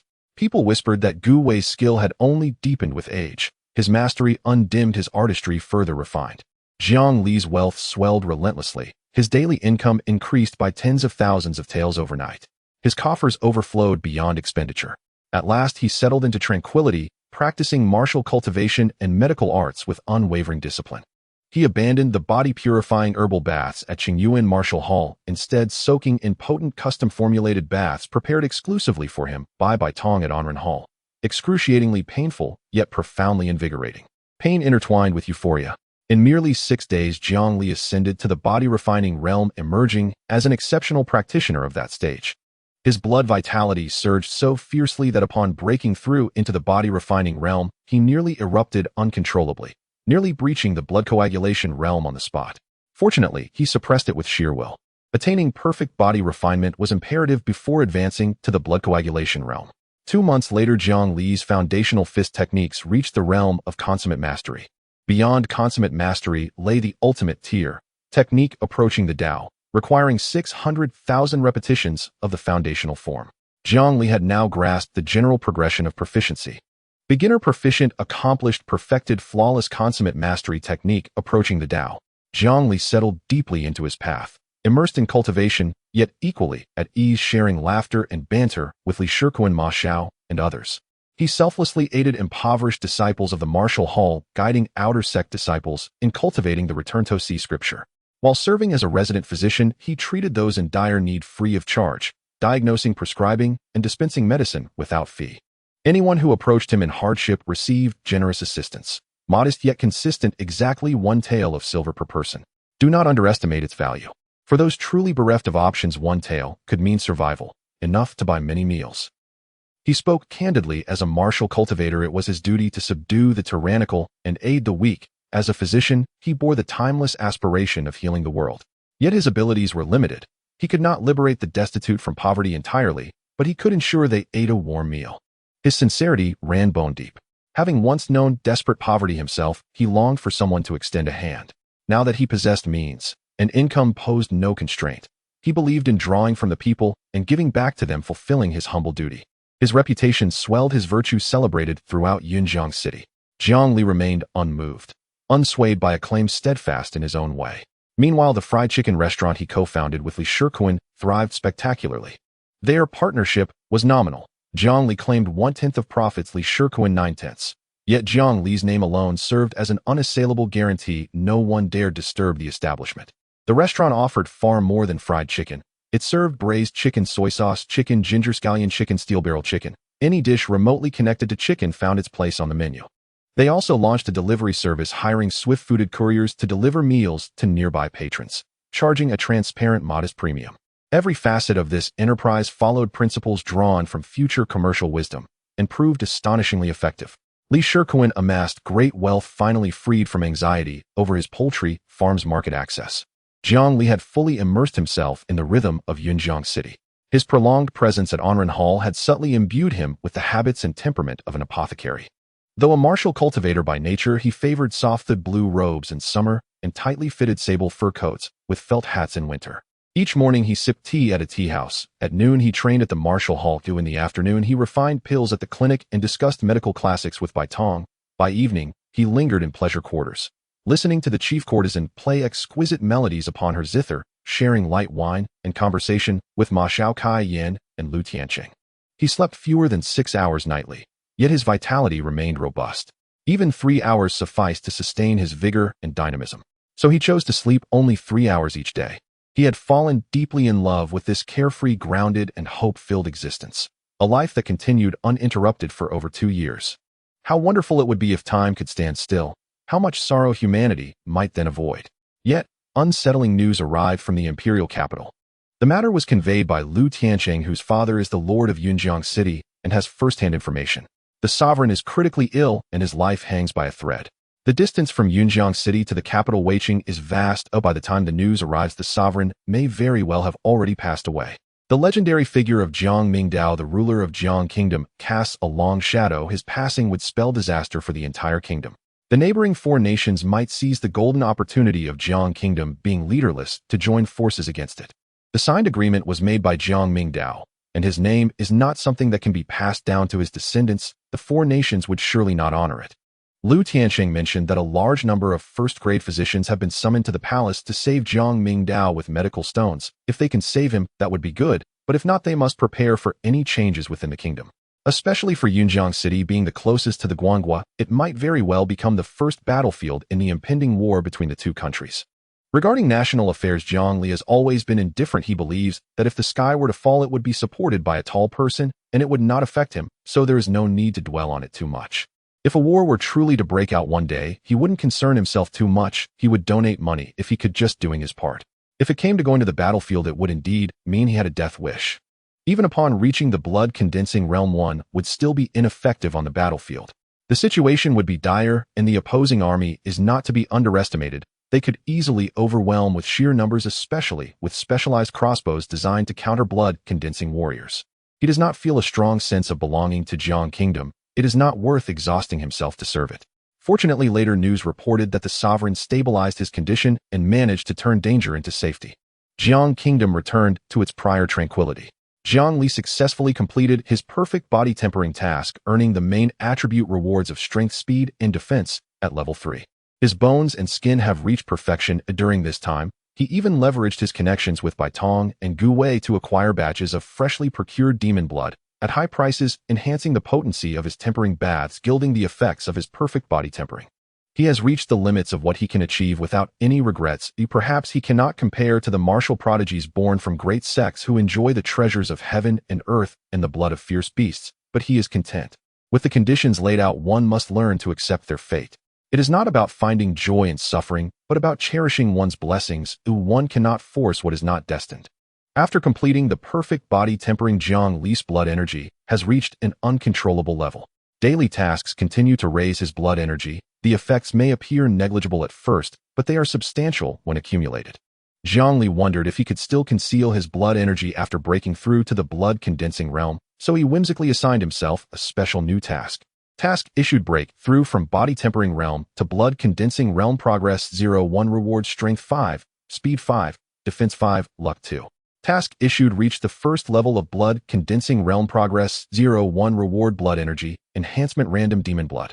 Task issued reached the second level of blood condensing realm progress 01 reward blood energy, enhancement random demon blood. Task issued reached the third level of blood condensing realm progress 01 reward blood energy, enhancement random demon blood. Task issued conceal from everyone while breaking through to blood condensing realm progress 01 reward Great Heavens survival technique martial. The system understands my intent and the reward enters my heart.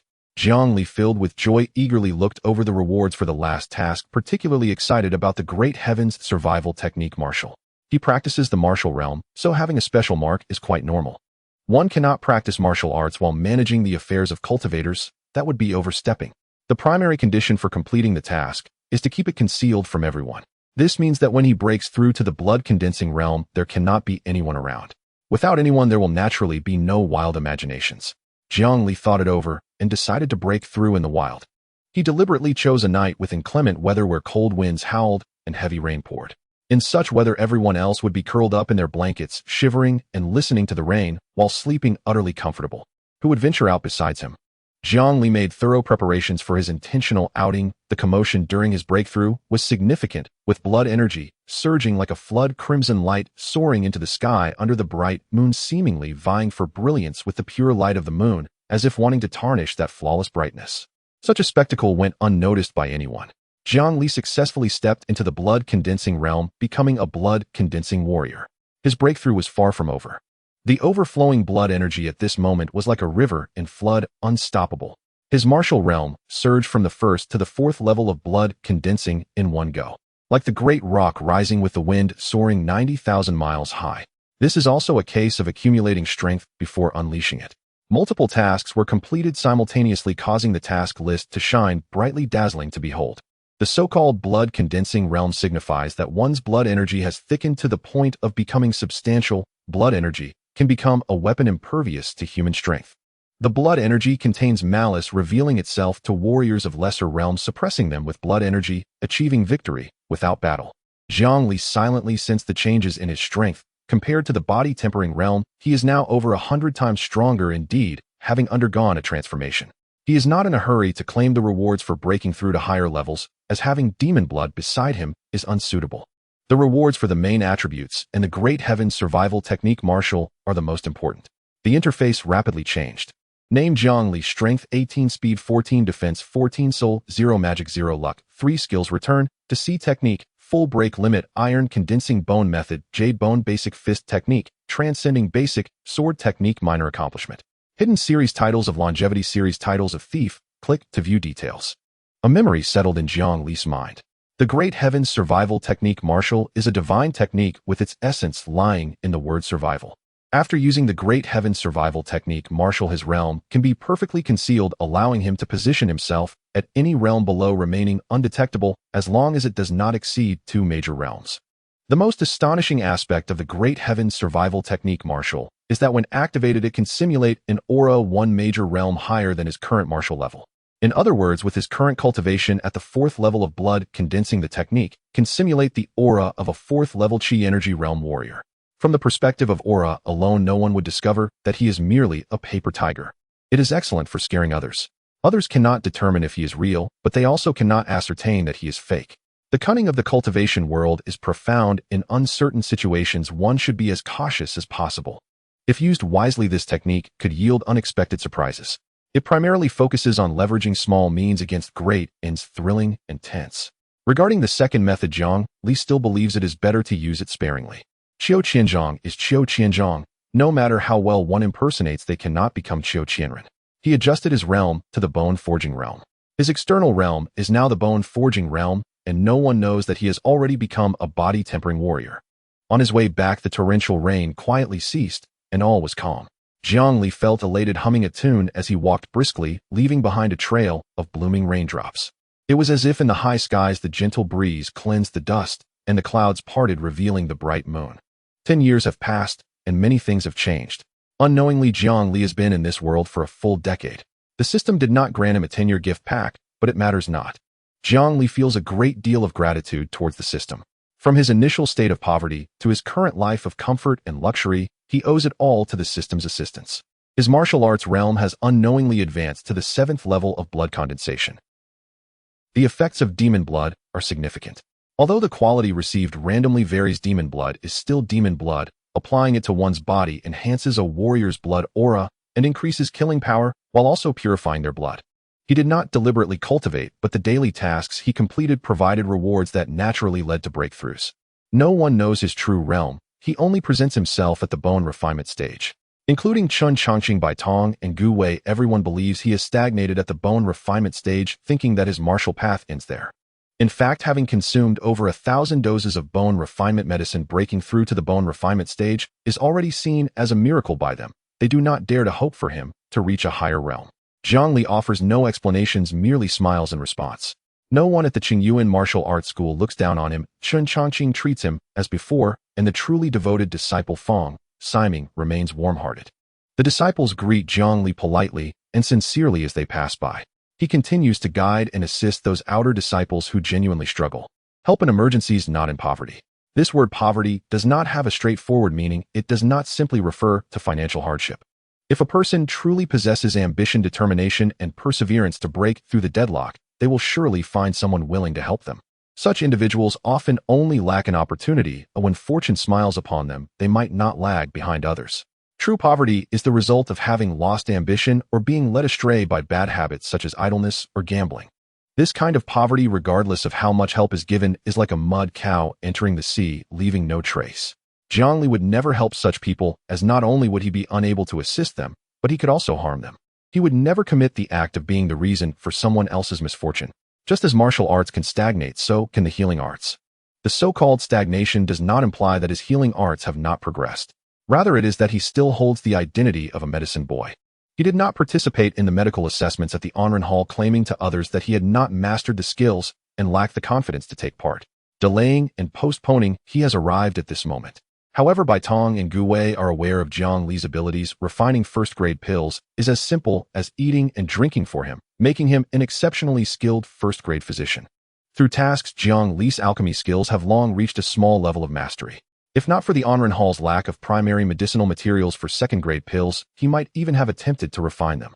As for his medical knowledge, it has already reached the level of a normal pharmacist, allowing him to engage in in-depth discussions with Bai Tong. Bai Tong candidly admits that Jiang Li's current medical understanding is not significantly inferior to his own, and that he is qualified and capable of being Su Ziyuan's teacher. Long ago, Jiang Li officially recognized Bai Tong and Gu Wei as senior brothers. Although they did not understand his reasoning, they still expressed their support. Identity is merely a superficial garment. One must have true strength and substance. As rumored, just as Jiang Li anticipated, some people in Yunjiang City have changed their attitudes towards him, showing less reverence than before and more sarcasm in their words. Jiang Li neither explains nor cares. Life is just like that. There is no need to be responsible to outsiders, just as one knows the warmth and coldness of drinking water. Moreover, this is only a small portion of people. The majority comfort him, encouraging him to relax and believe that he will surely become a pharmacist. Over the years, Jiang Li has insisted on providing free consultations, dispensing medicine for poor families without charge, and saving countless lives, earning the heartfelt support of the ordinary citizens of Yunjiang City. In their eyes, whether Jiang Li is a pharmacist is inconsequential. What matters most is that he is Jiang Li. Time flies. His friends Li Shikuan, Ma Xiaokai Yin, and Lu Tianqing have all married and started families in recent years. Their family conditions are not poor. Finding a suitable match is not difficult. Although he is not old compared to the average age of new fathers in Yunjiang City, he is already exceeding the norm. It is common for men to marry and have children at 16 or 17. Jiang Li, on the other hand, has become the only single one in his small group. The married ones are anxious. Although Jiang Li's appearance seems unchanged, they all know that the Onren Hall has a pill called the beauty pill, which, when taken, can preserve one's beauty and slow aging, making it hard to see any changes in the short term. Appearance is one thing, but the body is another. A man's prime years are often in his early 20s. Beyond that age, it is inevitable to have the will without the strength. Moreover, marrying early has its advantages. One is in their prime, and by the time their sons understand love and romance, they might unexpectedly come across a situation of buy one get one free during the new year, becoming a grandfather before 50. The continuation of a family often requires rapid reproduction. A thriving lineage is essential for the development of the family. Otherwise, by the time one is old and gray and they attempt to have a child, their energy may not suffice, and the children raised might often rebel, ultimately becoming the spoiled rich kids that squander family wealth and draw ire upon themselves, potentially toppling the entire family. As a medicine boy, Jiang Li is well known in Yunjiang, and many good families are willing to connect with him.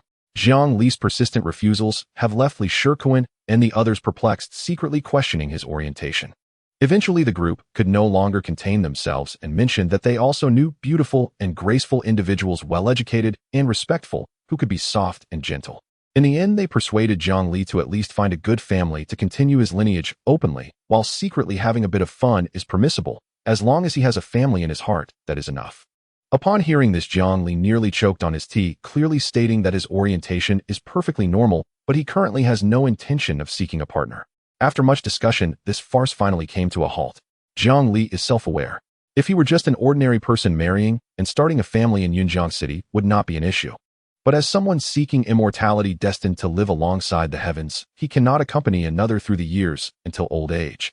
A century later, watching his wife, children, and grandchildren age and pass away before him is an unfathomable sorrow. It is better to nip it in the bud, to remain solitary and reject this unnecessary burden. Where my heart finds peace is my home. Jiang Li increasingly feels that he cannot part with Yunjiang City. Here he has his martial arts master Chun Chongqing, the warm-hearted senior brother Fong, 2 senior brothers in healing arts, several close friends he knows well, music he enjoys, and graceful dances he loves to watch. A splendid life, how could one not be nostalgic? However, on this day the news from the kingdom of Jiang is somber. The lord of Yunjiang City, Lu Jian, announces to the entire city. The kingdom's ruler Jiang Mingdao has died. 6 years ago, news spread that Lu Tianqing had summoned numerous physicians into the palace due to the imminent death of the ailing monarch. Unexpectedly, this renowned ruler was unable to reverse his fate and ultimately passed away. By age, Jiang Mingdao was not considered long-lived among the rulers of Jiang Nation.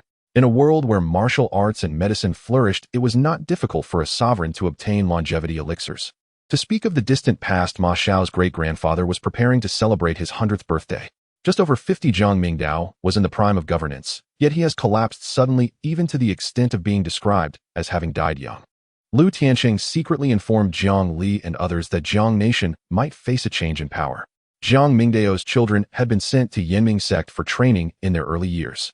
Now that Jiang Mingdao has passed away, Yanming sect has not stepped forward to actively support the young heir's ascension to the throne.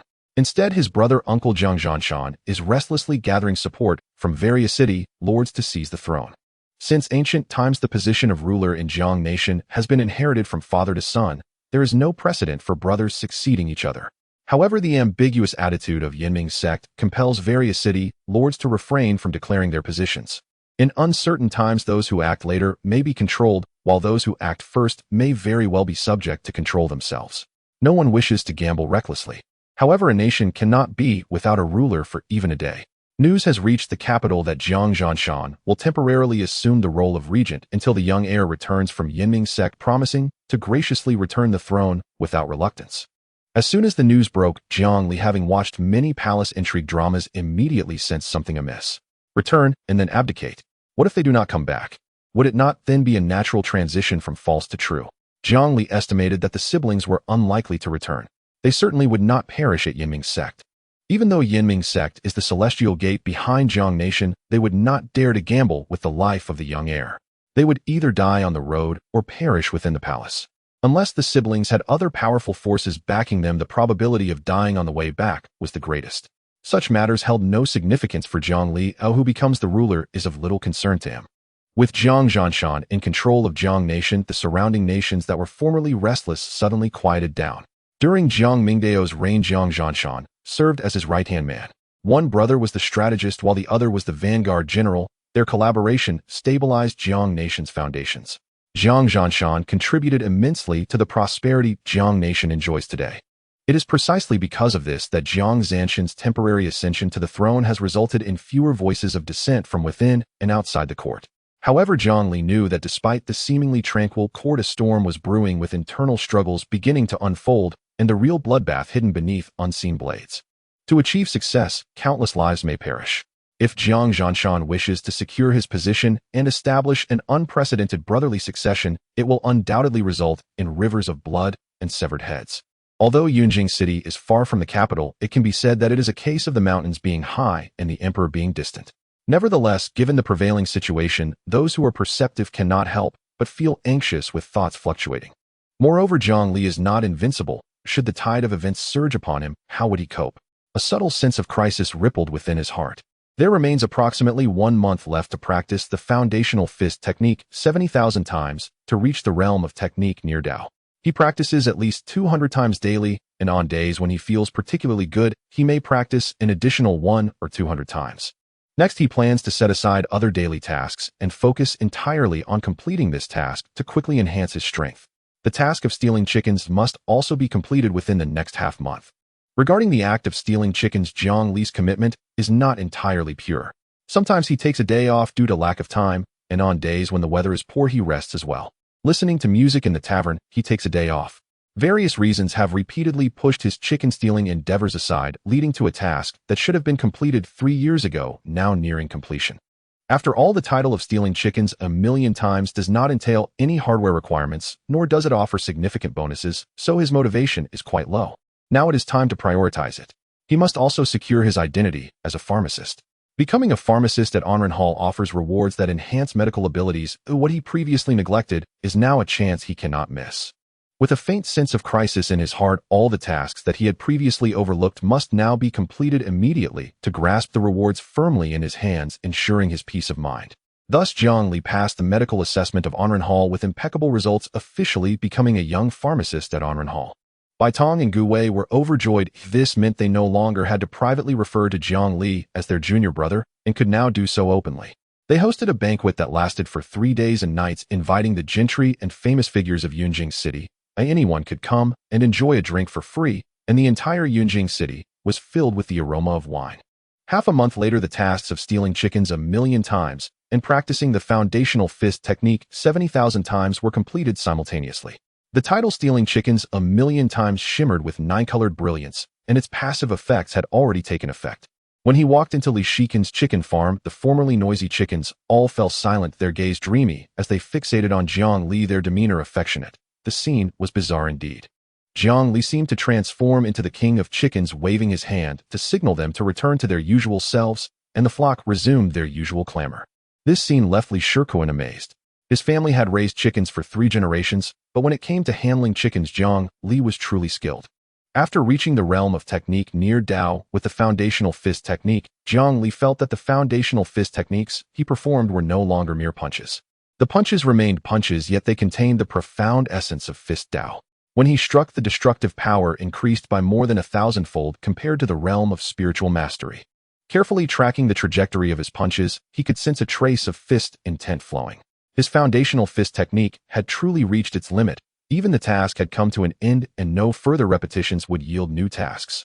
Yet Jiang Li understood deeply that his journey of cultivating the foundational fist technique was far from over. Technique near Dao is merely a step towards entering Dao. He was still far from the true realm of fist Dao. Capturing the traces of fist intent from his punches, cultivating his own unique fist intent, would be the direction of his future training. With the formation of fist intent, seeking Dao from intent is the only way to truly touch the essence of fist Dao. When the time comes, all things can become a fist. Having completed all this, Jiang Li's unsettled feelings finally calmed down, returning to his usual state. The task of practicing foundational fist techniques was changed to foundational sword techniques. There was no need to continue practicing foundational fist techniques. It was sufficient to delve into their essence until the moment his fist intent transcended. This was the direction he had devised for his training. He was unsure how he came up with it. Perhaps this is the gift of martial arts talent. Today marks the 3rd month of Jiang Zhanshan serving as regent. Today, Jiang Zanshan's imperial decree has arrived in Yunjing City. The decree lists several charges against Chen Chongqing. It commands City Lord Lu Jian to cooperate with the imperial envoy to escort Chen Chongqing to the capital for trial, temporarily sealing Qingsour's martial hall until the truth is revealed. Not only in Yunjing City, similar situations have occurred in other cities. The strongest warriors of each city have been falsely accused and must travel to the capital for trial. Jiang Zanshan's first strike falls upon the warriors. The news was brought to Jiang Li by Lu Tiansheng and Kai Yin, who had first-hand information. Lu Jian, along with the imperial envoy, has surrounded the Qingyuan martial arts school. The city defense commander Kai Onghua has sealed all city gates, deploying heavy troops to guard key points, preventing Chen Chongqing from escaping Yunjiang City. The news spread quickly. Chen Chongqing, refusing to submit, confronted the imperial envoy within the Qingyuan martial arts school. Upon hearing this news, Jiang Li's expression changed drastically, and he hurriedly set aside the medical book in his hands. Jiang Li, where are you going? Lu Tianqing and Kai Yin blocked Jiang Li firmly. Lu Tianqing said solemnly, do you still not see what is happening? The regent intends to capture all the strongest warriors in each city who do not submit to him, replacing them with his own warriors to control the martial artists of each city for his own use. With your bone refinement cultivation level, you cannot shake the imperial court. Do not do anything foolish. Kai Yin earnestly advised, my father told me that the imperial envoy is none other than Luo Xiaolong, the chief disciple of Master Chen from back in the day. He later became cruel and evil and was severely injured by Master Chen during a righteous act of justice, barely escaping from Yunjiang City. I never expected he survived and instead allied with the imperial court. He has returned today specifically to settle scores with Master Chen, and any disciple of the Qingyuan martial arts school will become his target for retribution. On the way here, I heard some rumors that the Qingyuan martial arts school is currently on high alert. By the third hour afternoon, all disciples still within the school will be regarded as traitors and will share the same fate as Master Chen. Anyone who dares to resist will be killed on the spot. Now the Qingyuan martial arts school is in chaos, and most of the disciples have scattered like birds. He wants Master Chen to personally experience the taste of betrayal. Jiang Li, we know your character. We cannot just stand by and watch. I beg you, listen to your brother's advice and do not go back. They will not show you any leniency because of your identity as an apothecary. Going back now is tantamount to seeking your own death.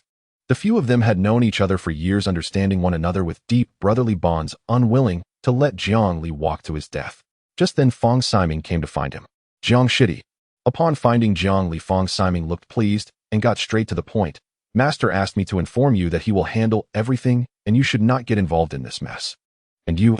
Jiang Li grasped Fang Siming's hand, his expression grave. Me? Fang Siming smiled lightly. My master has shown me great kindness like a father. The martial arts school is like my home. Now that my father is in trouble and my home is being destroyed, how can I just stand by? You might die. Without my master, perhaps I would have died long ago, though living these extra years has been a gain. I bring you the master's words. You must remember not to get involved. Fang Siming broke free from Jiang Li's grip, and just as he was about to turn to leave, spoke seriously. In truth, the master has always regarded you highly. Even if you cannot break through the bone refinement threshold, his appreciation and attention towards you far exceed that of other disciples. Seeing you become the apothecary of Onren Hall, he is genuinely very pleased. Do not disappoint the master's high hopes for you. Your journey in the medical path is still long, and there are greater things awaiting you. At the same time, I hope you can trust the master. The #1 martial artist in Yunjiang City is not a title given lightly. I have never seen him lose. If he says he can resolve it, he certainly can. Jiang Shidi, we shall meet again. After saying this, he left with a warm smile, his expression gentle as always. Master, Jiang Li murmured to himself. After a moment, he made up his mind. Without Master Chen Changqing's support, he would not have the strength he possesses now. The kindness of the iron refinement bone method must be repaid. If he truly only had the bone refinement realm, he might have found another way to help Chen Chongqing. Since he has the cultivation of the 7th level of blood refinement, how could he not lend a hand? How could he live with himself? But before taking action, Jiang Li had to prepare adequately. Being cautious has never been cowardice. It is a prudent approach to life. Choosing to take action means opposing the imperial court. The key is to minimize the risks as much as possible. Jiang Li looked at the sky. There was still some time until the 3rd hour afternoon. He calmed himself and inquired Lu Tianqing about City Lord Lu Jian's stance on this matter. Lu Tianqing answered frankly. Having lived in Yunjiang City for many years, Lu Jian often praised Chen Chongqing. Before departing, he had also prepared, stating that unless absolutely necessary, he would not take action against Chen Chongqing, leaving everything to the imperial envoy while he would handle the aftermath. Jiang Li understood that the city lord of Yunjiang City's attitude was quite ambiguous. He did not dare to openly confront the imperial court, but only put on a show, acting as a figurehead. Luo Xilong's return was clearly a personal vendetta. Regardless of how Chen Chongqing chose to respond, he would not spare Chen Chongqing or the Qingyuan martial arts school. If Chen Chongqing were to surrender after capturing him, the leaderless Qingyuan martial arts school would become an empty shell, and how to deal with it would be left to the heart's desire. Moreover, Yunjiang City is far from the capital, and anything could happen on the way. No one knows if Chen Chongqing can survive the journey to the capital. Chen Chongqing's stubborn resistance is just what Luo Xiaolong wanted, making it clear that he was opposing the imperial court. If City Lord Lu does not take action, it would become an unknown duel between Qin Changqing and Luo Xiaolong. Luo Xiaolong dares to return to settle scores, and his cultivation level is likely no less than Qin Changqing's, but he is unlikely to be at the Qi realm. If he were at the Qi realm, he would not be wasting time talking, he would attack directly. Furthermore, looking across Jiang Nation, there are not many Qi realm martial artists, and Luo Xiaolong's name is not among them. Luo Xiaolong must die. After contemplating, Jiang Li realized that everything revolves around the personal grudge between him and Qin Changqing and Luo Xiaolong. Jiang Zanshan's actions were likely to establish authority or to test the martial artists' attitudes to see if they dared to oppose the imperial court. Since it is a test, it naturally will not endanger the lives of the martial artists lest he provoke resistance from martial artists across the world. It would be acceptable for Qin Changqing to visit the capital to meet the regent. But with Luo Xiaolong coming, it is not acceptable. He clearly wants to deal with Qin Changqing to the death. Despite Luo Xiaolong's numerous evils, he comes with the royal decree now backed by the imperial court. He represents the imperial court in carrying out tasks. Who dares to oppose him is opposing the imperial court. Luo Xiaolong cannot survive, this matter cannot end. Therefore Luo Xiaolong must die. But the one who takes action cannot be Qin Changqing, otherwise there would be no room for maneuver.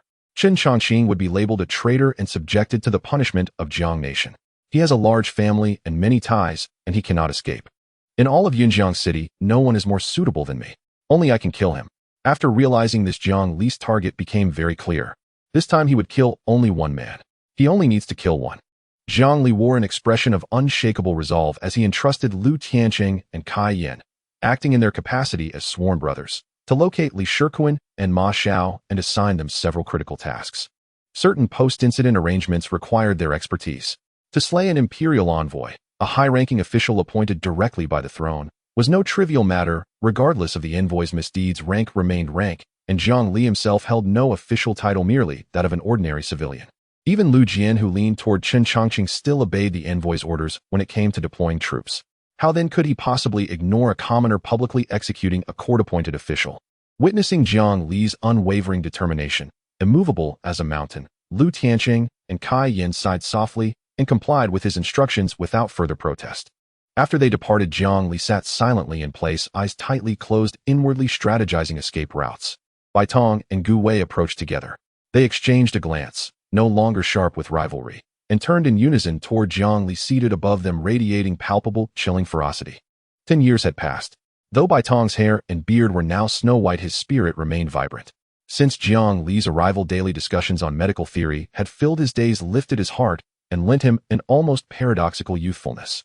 Guihai's temples, too, bore more silver strands, but the bold, defiant vigor of his youth had mellowed into profound quietude, rendering him gentler and more compassionate than before. For Jiang Li's arrival had bestowed upon Guihai, hitherto answerable to no one, the solemn responsibility of protecting a younger brother who demanded his utmost devotion.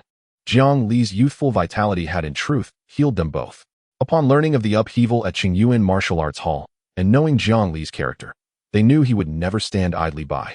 Having overheard Jiang Li dispatch Lu Tianqing and Kai Yin from outside the door, they instantly deduced his intent. He was preparing to reinforce Qin Changqing. "Senior brothers," Jiang Li murmured, slowly opening his eyes to regard the two venerable figures before him with calm, steady gaze. Their eyes brimmed with sorrow. Bai Tong's voice trembled. "Brother, must you truly go?" Jiang Li shook his head. "Of all in Yunjiang City, 3 men command my deepest reverence. Both of you senior brothers, and our master. Should either of you fall into peril, I would sacrifice everything within my power to aid you." Guihai furrowed his brow. Qin Changqing has ruled Yunjiang City for decades. None know the true depth of his strength. He may yet resolve this crisis on his own. Moreover, the imperial court intends to make an example of him. Should Qin Changqing falter, every blood-condensing realm martial artist across the realm will tremble in fear. None would let Luo Xiaolong seize victory so easily. "The matter is not so complex," Jiang Li replied. "Luo Xiaolong arrives under the banner of imperial authority, and for years the martial halls of Yunjiang City, and their blood-condensing masters, have long bowed to the throne's will. They are well aware of Luo Xiaolong's grudge against our master, and thus will remain aloof. At most they'll wait until the two adversaries have settled their contest, then step in to reap the rewards. Hence their contest permits only one outcome: death. If our master falls, he dies, and I cannot bear to watch him perish.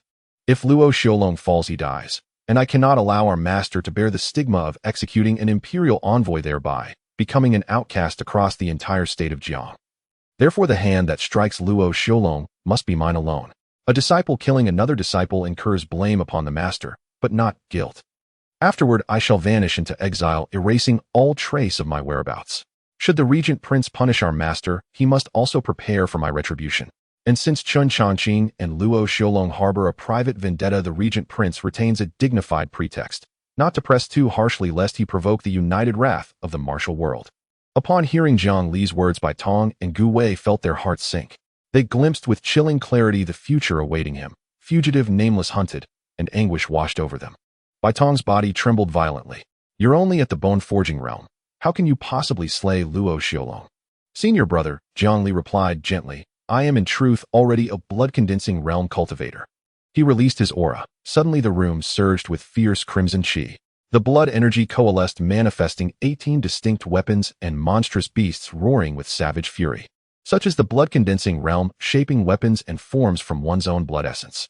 The richer the blood chi, the more formidable and numerous the manifestations. That Jiang Li could instantly conjure dozens of such forms was unprecedented. Bai Tong and Gu Wei stared in stunned disbelief, who among all the blood-condensing cultivators they had encountered none possessed even a tenth of Jiang Li's blood chi. Not even Qin Changqing.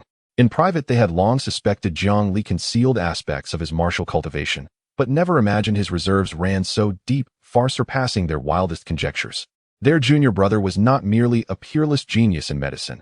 He was equally transcendent in the martial path. I concealed nothing out of deceit, Jiang Li said quietly, but to avoid drawing attention, and to better protect you both, senior brothers. Yet for those who walk the Tao, the question is never whether something is possible, but whether it is right. Jiang Li rose, drawing his blood chi inward. He stepped before his two elder brothers and bowed deeply. This is what I must do, and what I will do. I beg your understanding. We understand. Bai Tong and Gu Wei exhaled heavily, offering no further resistance. Senior brothers, I take my leave. Little brother, stay safe.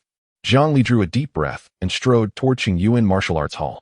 Within the chamber, the two elders stood motionless, gazing after his retreating figure with silent, aching devotion. Then Gu Wei seemed to reach a decisive resolve. His old defiance flared anew. If our junior brother chooses to aid Chun Changqing, we, as senior brothers, cannot stand idle. This grievance, I, Gu Wei, will redress. Bai Tong, ever gentle and averse to conflict, now stood with hair and beard bristling, face resolute. So shall I. Even if it costs me this aged life, I will help my brother surmount this trial. Leveraging their status, wealth, connections, and influence, they committed every resource at their command to support Jiang Li in accomplishing this monumental task. Qingyuan Martial Arts Hall, now encircled like an iron citadel, sealed tight against all intruders. Only the main gate permitted entry and exit. Yet Luo Xiaolong had declared beforehand at the 3/4 past noon all within the hall would share Chun Changqing's guilt. Countless had fled the hall, but few returned.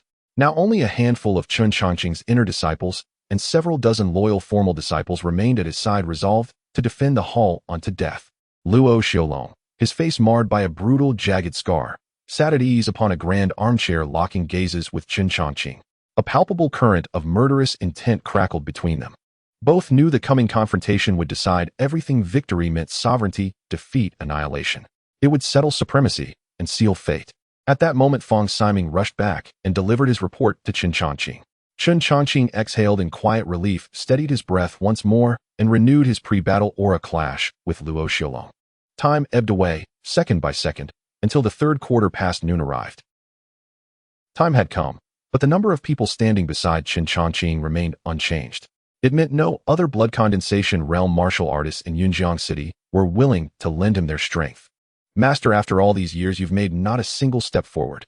Luo Xiaolong rose to his feet, his cold, ruthless gaze sweeping across the group before him as he sneered, such is your way of being a man, and such too is your way of taking disciples. You have long been revered across Yunjiang City for your benevolence and righteousness. Yet when calamity struck, not a single soul came to your aid. And those several disciples you so proudly took under your wing, all proved utterly unworthy of the crisis. Look at their cultivation. They haven't even broken through to the blood condensation realm. They're not even worth as much as I am. Luo Xiaolong spared no veil for his contempt, throwing back his head in a booming, derisive laugh. The senior disciples of Qingyuan Martial Arts Hall hung their heads in deep shame. Having served under Chun Changqing for years, they remained stubbornly stuck in the body-tempering realm, unable to ascend into blood condensation. Reaching the blood condensation realm was no simple feat. Otherwise, how could it be that across the vast expanse of Yunjiang City, only a mere dozen or so martial artists had ever achieved it over decades? Do not call me master. I Chongqing have no disciple as ungrateful and venomous as you. Their innate talent may fall short of yours, but their hearts are far purer. I only regret my own lack of caution back then. I struck you once straight into the heart, watched you plunge into the river, and instinctively judged you beyond survival. I never dispatched men to guard the riverbanks or retrieve your body. Never did I imagine you'd live, and worse that you'd betray your roots to serve the imperial court as the regent prince's hound. Even if no one in Yunjiang City stands with me today, I will still slay you. Chongqing's voice rang sharp and cold. A duel between two blood condensation realm martial artists could stretch long or end in the blink of an eye. When their strengths stood evenly matched, victory turned on whose spirit wavered first. The moment one's mind faltered, it became the perfect opening for the opponent. Brother Chen, do not rush. This old man shall lend you a hand. At that instant, a hoarse, aged voice echoed from the entrance. An elder strode swiftly into Qingyuan Martial Arts Hall, his aura radiating the formidable presence of a fifth-rank blood condensation realm cultivator. Upon seeing him, Chongqing's face lit with relief. Brother Yang, you've come. The elder was none other than Yang Lei, master of Chunlei Martial Arts Hall in Yunjiang City, a man advanced in years yet undeniably solid in his fifth-rank blood condensation cultivation. In his youth, Yang Lei had followed sovereign Jiang Mingdao east and west in countless campaigns, surviving mountains of corpses and seas of blood. His killing intent and battle chi had fused so deeply that his blood energy decayed far slower than that of ordinary blood condensation cultivators. He and Chongqing shared a close friendship and frequent sparring matches. Though Chongqing's realm surpassed Yang Lei's, every bout left him thoroughly drained. For Yang Lei fought without mercy, every strike aimed unerringly at vital points. The slightest lapse in vigilance would invite swift reversal and defeat. Forgive this old man's tardiness. I received word of Qingyuan Hall's plight, immediately dismissed my disciples, and ensured all final affairs were settled. He was just stepping toward Chongqing when suddenly, Luoxiao Long exploded into motion. Brother Yang, beware! Chongqing roared, launching himself forward in a flash. Luoxiao Long's body coiled with crimson battle chi like a ferocious tiger lunging at the unsuspecting Yang Lei. Though Yang Lei reacted with lightning speed, Luoxiao Long's velocity outstripped him entirely. Their palms clashed, each staggering back under immense force. Then Luoxiao Long drove a brutal kick straight into Yang Lei's chest, sending him hurtling Tianzhong backward to crash violently against the wall with a guttural cry of agony. Old man, you dare intrude upon this affair? Luoxiao Long snarled, whirling to engage Chongqing. Both warriors now shrouded in swirling blood chi, they exchanged hundreds of blows, fists and feet colliding in thunderous fury, neither gaining ground. Chongqing bellowed, unleashing a devastating blow that forced Luoxiao Long to retreat, then instantly rushed to Yang Lei's side. Brother Yang, how are you faring? Chongqing lifted Yang Lei's unconscious form, frantically inspecting his wounds, when suddenly, Yang Lei's eyes snapped open, his finger poised and lethal stabbed downward with surgical precision into the dantian region above Chongqing's abdomen, its tip piercing skin and flesh like a blade. Brother Yang, blood instantly welled at the corner of Chongqing's mouth. He gathered his force for a crushing palm strike, only for Yang Lei to twist aside, evading it effortlessly. Master! Fong Siming and the other senior disciples paled, rushing forward to steady Chongqing as he staggered backward. Blood seeped steadily from Chongqing's wound, but the agony in his heart eclipsed all physical pain. His gaze, disbelieving and shattered, locked onto Yang Lei as his whole body trembled. Brother Yang, we have known each other 20 years. We have long been as brothers. Why do you do this to me? Yang Lei's eyes brimmed with unbearable shame. With a heavy sigh, he said, Brother Chun, do not blame me. Had I refused, Chunlei Martial Arts Hall would have been next. My years are few, my life nearly spent. I ask for nothing more than a path to survival for my descendants. Yang Lei, per our prior agreement, that finger should have struck Chongqing's dantian, severing his chi circulation. Luoxiao Long frowned, clearly displeased, yet his face betrayed unmistakable satisfaction.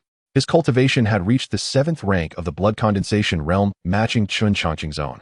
When two evenly matched warriors clashed, injury to one sealed the outcome. Very well. Chongqing stilled the bleeding with controlled chi flow, his face pale, but composed as he steadied his breath. You chose your path. I hold no grudge.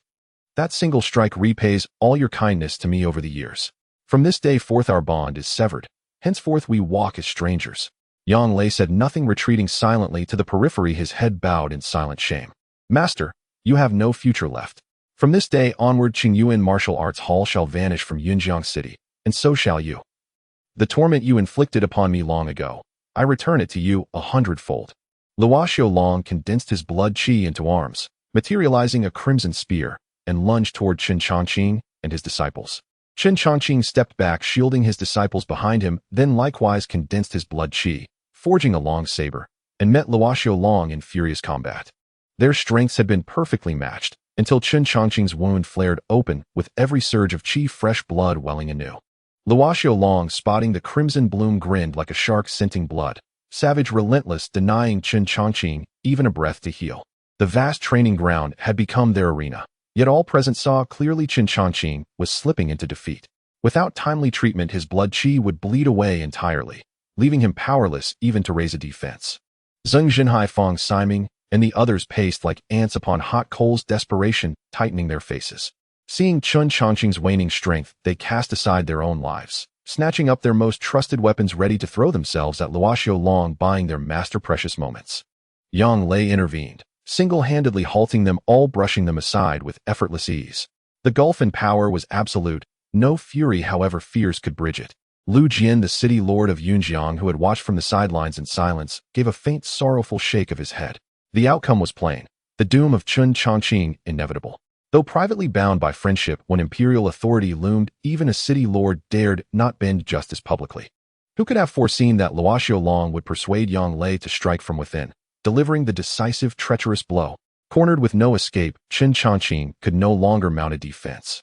His only hope lay in mastering a supreme martial technique, one powerful enough to reverse fate itself, turning certain defeat into glorious triumph. Blood Frenzy Blade. Chen Chongqing seized the opening, stepping back, then lunging forward with desperate resolve, channeling his very lifeblood into a counterattack born of mortal peril. The blood blade he forged from coagulated qi blazed with an eerie crimson radiance. Each slash unleashed a torrent of scarlet light, shattering all in its path. Cracks spiderwebbed across the unyielding ground, as if stone itself crumbled before that indomitable edge.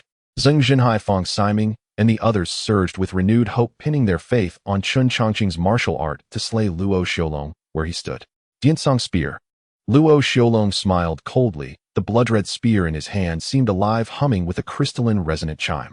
With every thrust, its tip flickered, leaving behind thousands upon thousands of afterimages, each shimmering point piercing through the crimson blade light. Luo Xiaolong too possessed a martial art. Chen Chongqing's expression darkened. He knew this confrontation was inevitable. True rare martial arts were scarce, but scarcity was always relative. To the martial cultivators of Yunjiang City, such techniques were treasures beyond price, rare, elusive, and nearly impossible to obtain. To the imperial court, however, they were neither unattainable nor undocumented. Having pledged allegiance to the throne, Luo Xiaolong, already at the 7th rank of blood coagulation realm, could hardly have failed to receive a martial art as reward. Yet now, with no recourse left, Chen Chongqing had no choice but to settle this duel through martial art alone. Chen Chongqing's slashes grew faster still, his body slipping into a feral ecstatic trance. The blood frenzy blade's power swelled relentlessly. A single arc of light tore a lament from the air itself. A thick stone wall split cleanly in two, as effortlessly as tofu cleaved by a razor. Against such devastating force, even the most robust blood coagulation realm cultivator could not withstand the blade's fury with mere flesh and bone. Luo Xiaolong could not match the martial art's overwhelming might. He retreated step by step, forced purely onto the defensive. In one misstep, his right forearm grazed the blade-like skin and muscle, parting instantly. His heart lurched. He realized with chilling clarity that only swift evasion had spared his entire arm. A terrifying martial art. Its caliber rivals even the imperial court's most elite techniques. His gaze burned with avarice as it locked onto Chen Chongqing. A mocking smirk curled his lips. Pity truly. Were you in your prime, I'd flee in terror before your art. But age has drained your vital blood. Your injuries leak qi uncontrollably, and the blood frenzy blade devours your blood essence with ravenous hunger. You cannot last. Fury hardened his resolve. He would seize this art. Chen Chongqing's face was ashen, jaw clenched in grim silence. Indeed, Luo Xiaolong's assessment was precise. The blood frenzy blade drew its terrifying power directly from Chen Chongqing's own vital blood. The greater the blood essence poured forth, the more devastating its strikes became. He had staked everything. To hesitate, to let Luo Xiaolong slowly tighten the noose, would leave him without even the strength to make a final stand. Yet within mere heartbeats, Chen Chongqing's slashes slowed, The blade's radiance dimmed, its crimson light flickering erratically unstable as dying embers. Luo Xiaolong seized the moment. A single precise thrust shattered the blood blade. When a blood coagulation cultivator's blood-forged weapon is broken, their inner blood essence recoils violently, causing a temporary blockage, rendering them unable to mobilize even a fraction of their qi. Thus, any prudent cultivator would immediately retract their blood-forged weapon at the first sign of danger. Failure to do so invites catastrophe. But Chen Chongqing lacked both will and strength to withdraw his blade. The instant the blade shattered, he vomited a gout of crimson blood. Luo Xiaolong's face twisted into a savage grin as he drove a boot into Chen Chongqing's chest, sending him hurtling backward like a broken puppet. Chen Chongqing tumbled across the ground over a dozen times before collapsing, utterly incapable of rising. Master! Tears brimming Fong Siming and the others rushed forward to lift him up. You flee now. Chen Chongqing gasped raggedly, his face drained of all color, his body hollowed out, withered skeletal spent. Flee, eh? Where could you possibly go? Luo Xiaolong hefted his blood spear, approaching the group with a cruel, leering smile. I offered you escape earlier. You refused. Now it is far too late. I had imagined returning alone. How lonely the road would be. Now with your company, I suspect the journey shall prove most entertaining. But first, I must ensure you pose no resistance.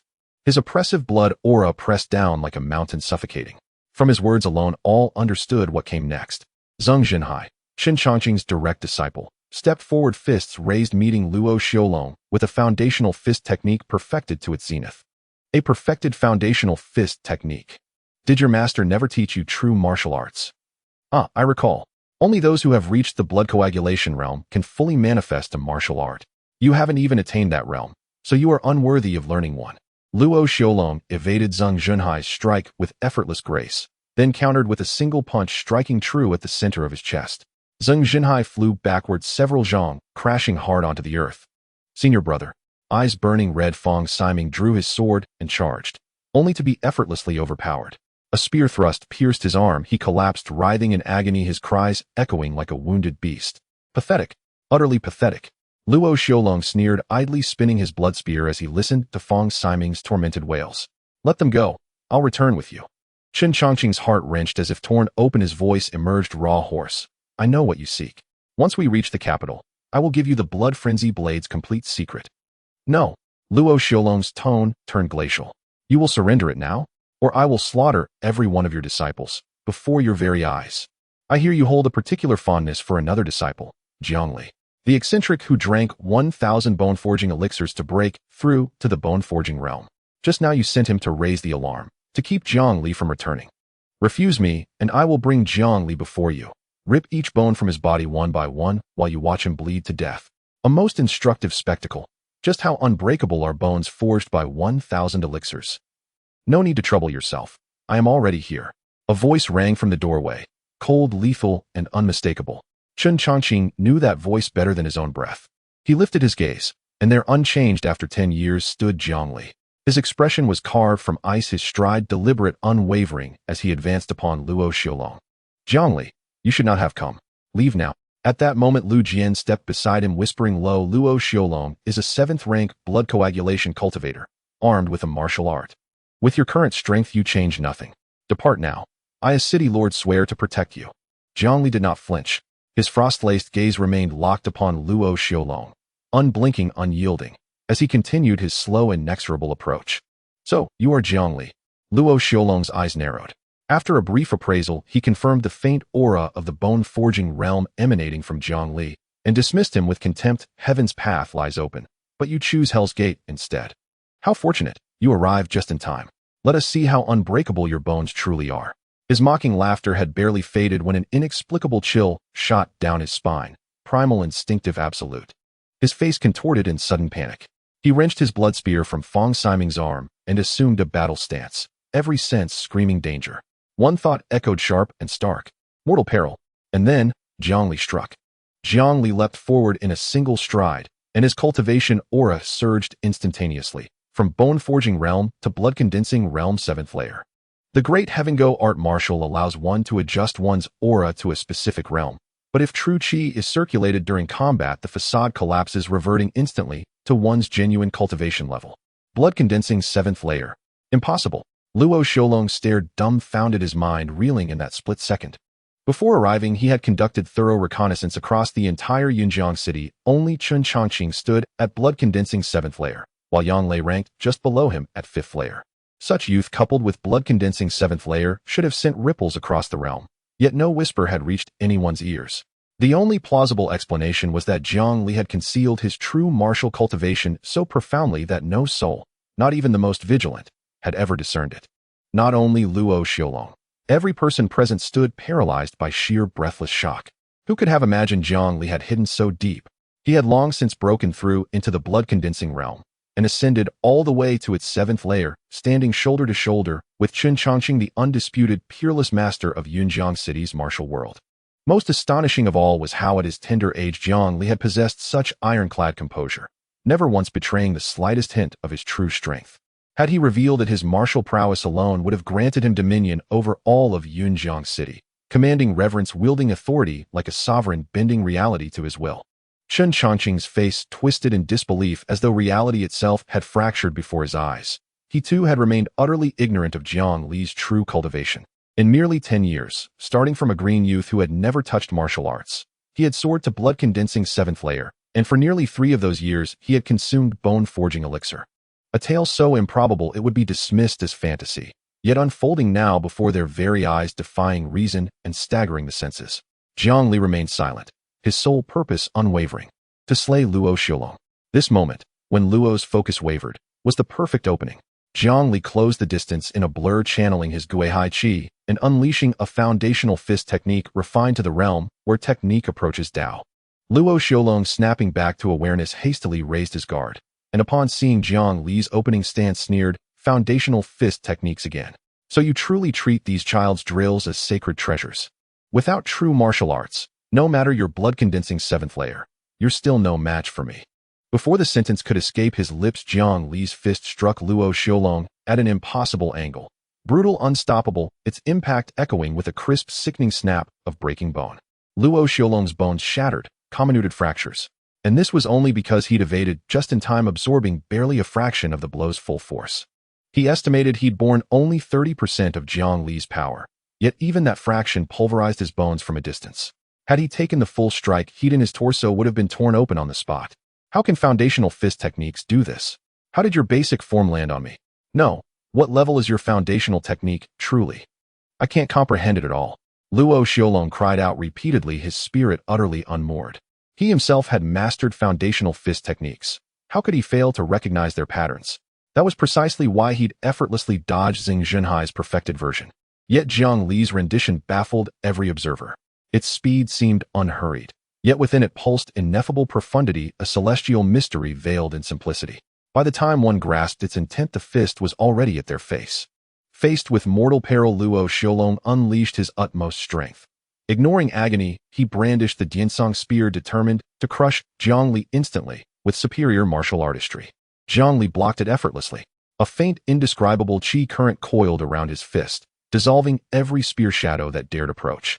With a whirl like a phantom, his fist struck Luo Xiaolong with the lightness of a drifting leaf, yet landed like a hammer. Bones dislocated, sinews tore, and unbearable agony seized Luo Xiaolong's body. Bai Xuan Nuke. Now. Spitting blood-streaked teeth, Luo Xiaolong roared into the crowd and simultaneously thrust a counterspear toward Jiang Li. Jiang Li swung his fist sideways, striking the bloodspear's shaft. The crimson weapon splintered instantly into dust. Luo Xiaolong's blood qi recoiled violently, its outward flow collapsing, dissolving into chaos. His loyal retainers sprang into action, drawing compact crossbows from behind, etched with arcane glyphs, their bolts gleaming silver tips jet black as ink. The Bai Xuan Nu, forged exclusively by the Jiang Kingdom, carried blood poison in its arrows, suppressing the blood qi of any martial artist struck, rendering it inert. A weapon designed by imperial decree to subdue blood-condensing realm cultivators, Luo Xiaolong had originally reserved it for Chen Chongqing, yet now he deployed it against Jiang Li. Jiang Li, beware. Chen Chongqing's expression turned ashen. All martial artists of the Jiang Kingdom trembled at the mere mention of the Bai Xuan Nu. Even those at blood-condensing 9th layer would fall prey to blood qi suppression if struck. 4 blood-condensing cultivators sealed blood qi meant crippled cultivation, rendering them no better than cripples. Only those who had attained the qi force realm capable of projecting inner force externally could resist the poison's insidious advance. Jiang Li paid the Bai Xuan knew no heed. His gaze remained locked solely on Luo Xiaolong. The latter, contorted in terror, dragged his mangled body forward like a writhing earthworm. The poisoned bolts screamed through the air, a shrill, lethal shriek, as they pierced his flesh. Jiang Li, you're finished. Ha ha ha. Luo Xiaolong's face lit up in manic triumph. One bolt could cripple a blood-condensing third-layer cultivator on the spot. 2 would overwhelm even a fifth-layer master. 3 bolts would reduce a seventh-layer expert to helpless collapse. Now Jiang Li bore 5, meaning even a ninth-layer cultivator would find his blood qi utterly paralyzed, leaving him powerless to resist. Yet Luo Xiaolong's sharp eyes caught something impossible. No violet-black poison spread from Jiang Li's wounds. Only a pinpoint concentration of toxin where each arrowhead met flesh, unable to diffuse beyond. All victims of blood poison displayed unmistakable violet-black discoloration across their bodies. Jiang Li had been struck 5 times, yet the venom showed no effect. It defied all logic. You wish to see just how unbreakable my bones truly are? Then watch closely. Jiang Li's blood qi erupted outward, torrential savage flooding the surroundings like a primordial flood. Simultaneously, his entire skeleton shimmered with crystalline jade radiance. The 5 poison bolts were expelled by the surging tide of blood qi. The toxin clinging to his wounds was cleansed and assimilated by the jade blood forged within his jade bones. The blood welling from his wounds transcended mere liquid. It flowed like ambrosia, luminous, flawless, each droplet thrumming with blood qi rivaling hundreds, or even thousands, of ordinary cultivators at his level. Your journey ends here. Jiang Li descended upon Luo Xiaolong like a demon god. With a single footfall, his opponent's viscera were pulverized, his dantian shattered, his skeletal foundation reduced to dust. Even survival would be a waste of medicinal herbs. This is absolutely insane. Luo Xiaolong's final words escaped in stunned disbelief. His pupils dilated slowly, then stilled forever. Utterly, irrevocably dead. The battle between Jiang Li and Luo Xiaolong, though seemingly long in recounting, lasted less than 100 breaths. Though evenly matched in cultivation realm, they settled life and death at blinding speed. An overwhelming, one-sided annihilation from start to finish. Such an outcome was exceedingly rare among martial cultivators. Luo Xiaolong's strength was extraordinary. He had endured life and death trials, mastered a formidable martial technique, and even wielded the blood-draining arrow. Yet none of it altered his fate. He could not even breach Jiang Li's defenses. Had Luo Xiaolong's corpse not lain sprawled upon the ground before their very eyes, no one present would have dared believe Jiang Li possessed such terrifying power, so prodigious it defied comprehension. Having dispatched Luo Xiaolong, Jiang Li swiftly rushed to Feng Siming's side, administering a restorative pill from his pouch. He then hurried to Chen Chongqing's side, and likewise administered several such pills to aid his recovery. The restorative pill was a grade 1 elixir for coagulated blood realm cultivators. Its efficacy far surpassed that of common, unranked medicines. Chen Chongqing's vital qi surged back, his body swelling anew like an inflated balloon. Master, I arrived too late. I failed you, letting you suffer needlessly. Jiang Li's voice trembled with profound remorse. He had not deliberately delayed his arrival until after the duel, rather upon receiving the news the appointed hour, the 3rd quarter of noon, was already imminent, and other urgent matters further impeded his departure. When he finally set out, he raced forward at the swiftest speed his current cultivation allowed, his figure a blur of wind and lightning, startling countless children along the roadside. Jiang Li knew little of Luo Xiaolong, but anyone bold enough to stride openly into Qingyuan Martial Hall and challenge Chen Chongqing, a 7th-rank coagulated blood realm cultivator, must have come thoroughly prepared, having studied his opponent meticulously. Yet he could not fathom how swiftly Chen Chongqing had fallen. Something else must have transpired. I am unharmed. Rest will suffice. Master, Chen Chongqing gripped Jiang Li's hand tightly, his expression alight with astonishment. Jiang Li, your cultivation. He could scarcely believe it. Jiang Li, who had clearly been only bone-forging realm, now stood at 7th-rank coagulated blood realm. Alchemists could indeed temporarily elevate a cultivator's prowess, but never across impossible thresholds. No potion could grant a body-refining realm cultivator the strength of one in the coagulated blood realm. The only plausible explanation was that Jiang Li's true cultivation had already reached the coagulated blood realm and advanced deeply within it. And that precisely was what baffled him most. How then had Jiang Li cultivated so astonishingly fast? It is true, Master, that I consumed 1,000 bone-forging decoctions, and true, too, that I immersed myself 1,000 times in body-refining medicinal baths, all to temper my physical vessel. Upon breaking through to the body-refining realm, my blood qi surged uncontrollably, propelling me instantly into the coagulated blood realm. I concealed nothing out of deceit, only discretion. I wished no undue attention, yet unwittingly caused you such prolonged anxiety. To see you flourish, this alone brings me peace. With heartfelt gravity, Chen Chongqing patted Jiang Li's shoulder, his eyes brimming with quiet pride. This was the true embodiment of the ancient adage, a disciple need not be inferior to his master. Master, though Luo Xiaolong came well-prepared, your cultivation should still have enabled you to withstand him. Yet your defeat came with shocking swiftness. Was there something else that occurred? Jiang Li's gaze pierced like lightning. Having slain Luo Xiaolong, he knew he could no longer remain in Yunjiang City, and before departing he would clear every obstacle from Chen Chongqing's path. One life taken or two, it made no difference. Though Chen Chongqing remained silent, Fong Siming behind him could contain himself no longer. Pointing fiercely into the crowd, he cried, "Senior brother Jiang. It is him. Yang Lei, the master of Chunlei Martial Hall. He arrived under the pretense of supporting master, yet secretly colluded with Luo Xiaolong, striking master down from behind. Had he not done so, master would never have fallen to Luo Xiaolong." Jiang Li turned, and Yang Lei's face paled in terror. He whirled and fled. Jiang Li moved to give chase, only to be firmly restrained by Chen Chongqing's grip. Chen Chongqing shook his head. He withheld the killing blow, proof he still honored our past bond. His alliance with Luo Xiaolong was born of coercion, not betrayal. Had he not held back Shanhai and the others, they would already lie dead beneath Luo Xiaolong's blade. He has wronged me, but all martial cultivators of Yunjiang City now scorn him. His name is ruined beyond redemption. Each day he lives is a torment far worse than death. What troubles me most is you. Though Luo Xiaolong bore personal grudges against me, he was after all an imperial envoy dispatched by the court. You have slain him. Even if the regent cherishes talent above all, he cannot overlook this.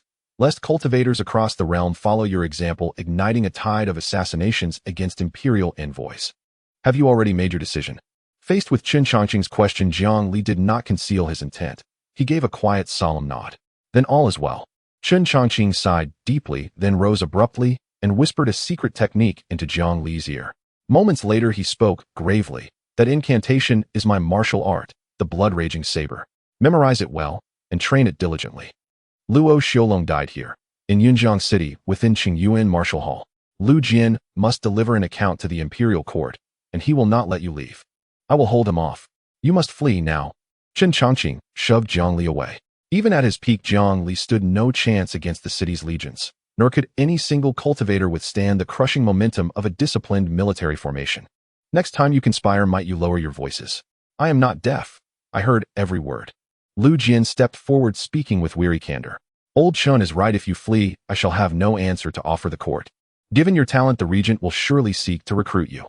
At most you may endure brief hardship. Afterward you will receive high station. To serve the court is not to grovel like a dog. It is to wield influence with honor. That is but one possibility. Another exists, that the regent has resolved to execute me without mercy. My future remains shrouded in uncertainty. I will not entrust my life or destiny to another's whim. My fate is mine alone to command, not heaven's nor any man's. You cannot escape. Lu Jian smiled faintly, supremely confident. Only flight will prove that. Jiang Li leapt onto the wall, then turned and bowed deeply toward Chen Chongqing and the others. Master, senior brothers, though parted now, our paths shall cross again. Until then, farewell. With that he vaulted over the wall. A clash of combat erupted beyond, then fell abruptly silent. Jiang Li vanished into the distance. Chen Chongqing strode forward and barred Lu Jian's path. He could not stand against an army, but he could confront Lu Jian, adopting the posture of one ready to die alongside his foe. Old Chun, why go to such lengths? Capturing him requires no personal intervention from me. Lu Jian swiftly issued orders: retrieve his official seal, command Kaianghua to enforce a strict lockdown. No one was permitted to leave Yunjiang City. Simultaneously, he directed garrisons stationed at all 4 city gates to converge and apprehend Jiang Li. But soon urgent reports arrived. Report: Lord City Governor, Jiang Li has been sighted near the south gate. He appears bound for Blackwind Mountain, and thence into Guan Kingdom territory. Lu Jian Omega. Report: Lord City Governor, the East Gate garrison is blocked by a massive crowd of civilians and cannot advance. Lu Jian. Report: Lord City Governor, the North Gate garrison is impeded by a throng of pharmacists and apprentices led by Bai Tong and Gu Wei, debating medicinal properties street by street. They cannot reach their post on time. Lu Jian. Dono. No report. Lord City Governor, Ma Xiao is staging a massive promotional event west of the city, distributing coin to the populace. The West Gate is utterly gridlocked. Troops cannot proceed. Lu Jian Sigmado. Report. Lord City Governor, Li Shirkuan's poultry farm has opened its gates. Over 100,000 chickens are swarming the South Gate garrison, rendering interception impossible. Report. Lord City Governor, the fourth young master has stolen your official seal, and in collusion with Commander Kai's son Kai, Yen has opened the South Gate. Jiang Li has already escaped the city. Lu Jian's self-assured smile froze, then shattered. Chun Chongqing broke into a wide grin, a rare occurrence for he had undergone rigorous discipline to suppress involuntary expressions. Defeated Lu Jian drew his sword and executed Luo Xiaolong's remaining loyalists. Then gazing southward he exhaled heavily, his voice thick with reflection. Virtue gathers allies, of vice stands alone. Even the chickens rally to his cause. Truly, Jiang Li, whose fame now resounds throughout Yunjiang. Jiang Li rode swiftly towards Black Wind Mountain. The horse was a military steed specially brought over by Kai and equipped with a finely crafted military blade made of quality iron. If anyone inquired, they would say Jiang Li had claimed it himself, placing all the blame squarely on him. This included Lu Jian's confidants who had killed Luo Xiaolong, similarly shifting all responsibility onto Jiang Li. In the aftermath, only Lu Jian's own people witnessed the truth, and any excuses could be fabricated as they pleased. Once past Black Wind Mountain and entering the territory of the Guan Kingdom, the affairs of the Jiang Kingdom would no longer concern Jiang Li. Yunjiang City had always been a crucial defensive stronghold for the Jiang Kingdom, largely due to its proximity to Black Wind Mountain. The terrain of Black Wind Mountain favored the Guan Kingdom's military incursions into the Jiang Kingdom, while it hindered any offensive actions from the Jiang Kingdom. To prevent the Guan Kingdom from launching attacks, Yunjiang City, as the first line of defense, had to remain on high alert. In contrast, once they descended from the mountain, the path became rugged, making it difficult for large troops to march and conceal their forces. Thus, the Guan Kingdom had no need to station heavy troops. Simple defenses along the way would suffice. Now, with the two kingdoms fostering good relations and sharing resources, the Guan Kingdom's control over the Jiang Kingdom had significantly diminished. Trade caravans and common folk moved freely with identity checks being merely superficial as long as one paid, while even those without proper documentation were accepted. Jiang Li activated the Great Heaven Concealment technique, completely masking his martial prowess and walking as an ordinary person. Black Wind Mountain rolled on for miles, and it would take 6 to 7 days at best, or up to 10 days, or half a month at worst, to enter the Guan Kingdom. He was not concerned about Lu Jian sending troops to search Black Wind Mountain. If too many were dispatched and spotted by spies from the Guan Kingdom, it could easily lead to a misunderstanding that the Jiang Kingdom intended to invade, escalating tensions between the two kingdoms. If too few were sent, they would quickly gauge his capabilities, understanding that a small force was essentially walking to their doom. Nonetheless, it was wise to remain cautious just in case. One could not rule out that Lu Jian might truly harden his heart and send a large contingent to comb the mountains. Jiang Li knew he had to penetrate deeper into Black Wind Mountain. The closer he got to the Guan Kingdom, the safer he would be. What a pity I haven't properly said goodbye to my senior brothers. Jiang Li looked back reluctantly at the increasingly blurred and shrinking Yunjiang City. He was leaving the place where he had lived for 10 years, a haven of joy and comfort. But the current tide of events was unavoidable. Even with wealth, the ability to survive, status, and strength, none of it mattered in the face of overwhelming circumstances. One still had to avoid drawing attention. But it's all right, once I reach the Qi realm, I'll come back to visit my senior brothers. It shouldn't take too long. Jiang Li adjusted his mindset, treating it as a trip abroad. Once he reached the Qi realm and possessed sufficient strength, it would be difficult to stop him even with 1,000 troops. By then, he would be willing to foster good relations with the Jiang Kingdom, and the storm would have passed, leaving Jiang Jinshan no reason to trouble him. There were very few Qi realm martial artists in the entire Jiang Kingdom, making the goodwill of a single Qi realm warrior exceedingly rare. His figure gradually faded into the depths of Black Wind Mountain. After Jiang Li left, the people of Yunjiang City were immediately shocked when they learned of his situation. They could hardly believe that the seemingly ordinary Jiang Li, who could barely be seen as a bone-forging realm warrior, was actually a formidable 7th-layer condensed blood realm warrior. The people belatedly realized there had been a powerful figure living among them. Everyone who had closely interacted with Jiang Li and received his assistance was filled with excitement. To them, a condensed blood realm warrior shone as brightly as the moon in the sky, captivating yet unattainable. Now that they had conversed with a warrior on par with Qin Chongqing, one could only imagine how proud they felt. Jiang Li's approachable nature endeared him to many. The decisive manner in which he killed Luo Xiaolong became a topic of conversation among the people during their drinking sessions. The tales became increasingly exaggerated as they spread. There were even versions claiming that Jiang Li killed Luo Xiaolong with just a glare. However, it could not be denied that Jiang Li had indeed slain Luo Xiaolong of the same realm. With this established outcome, the method of killing hardly mattered. Some rejoiced while others despaired. Lu Tianxing was placed under house arrest by Lu Jian and would not be able to step outside for a year. Kai Yin was also taken by Kai Onghua for rigorous training, subjected to high-intensity workouts to teach him a lesson. Yang Lei's reputation was shattered, facing the scorn of everyone in Yunjiang City. The doors of the Spring Thunder Martial Arts Hall were tightly shut, creating a stark contrast between its cold atmosphere and the bustling Yunjiang City, with no one showing pity as a large number of rotten eggs were thrown at its entrance. Regarding the matters of Yunjiang City, Lu Jian had already drafted a detailed report, which was rushed to the capital, placing all blame on Jiang Li. As for sending troops to search the mountains, Lu Jian had not even considered that. He merely sent 2 old soldiers to stroll around, and returned claiming that they had sent people to search. A 7th-layer condensed blood realm warrior who could not even break through to defeat a blood arrow should either refrain from taking action against him or ensure absolute certainty before striking, making sure to eliminate the opponent completely. Otherwise, if things went too far and Jiang Li survived when he returned as a king, it would be Lu Jian who would suffer. Since neither a large nor small force would be effective, it would be better to grant Jiang Li some face. Chen Changqing would also be heading to the capital in 2 days to meet with the regent Jiang Zhinshan. If the court accused him of wrongdoing, he would go to accept his punishment. Moreover, with Jiang Li having killed the court official Luo Xiaolong, and now that Jiang Li had fled as his master, he should also show some indication. Before that, the Qingyuan Martial Arts Hall would temporarily close. Without Chen Changqing's oversight, the other true disciples could not sustain the hall, and it would be better to make a decisive move and wait for the storm to pass before planning for the future. Meanwhile, Bai Tong and Guihai looked towards the direction of Black Wind Mountain, their faces filled with worry. Given Jiang Li's strength, it would not be difficult for him to traverse Black Wind Mountain. However, the affection and concern of elders are never swayed by any external factors. Their genuine love is pure and deeply rooted. They felt heartache for Jiang Li, who had a bright future ahead, living comfortably in Yunjiang City, yet was forced to flee for his life, becoming a foreign guest in another country, deprived of the care of his elders and lacking good friends to share his heart with. At the same time, with Jiang Li absent, these 2 elderly individuals, both over 70, felt an immense sense of loneliness and desolation. They were renowned and affluent, yet their solitude was unaffected by any external factors stemming from an inner loneliness. That evening, Guihai picked up a jug of wine and sought out Bai Tong. Neither spoke a word. They simply sat across from each other, drinking and getting intoxicated together. For them, perhaps this was a better way to cope.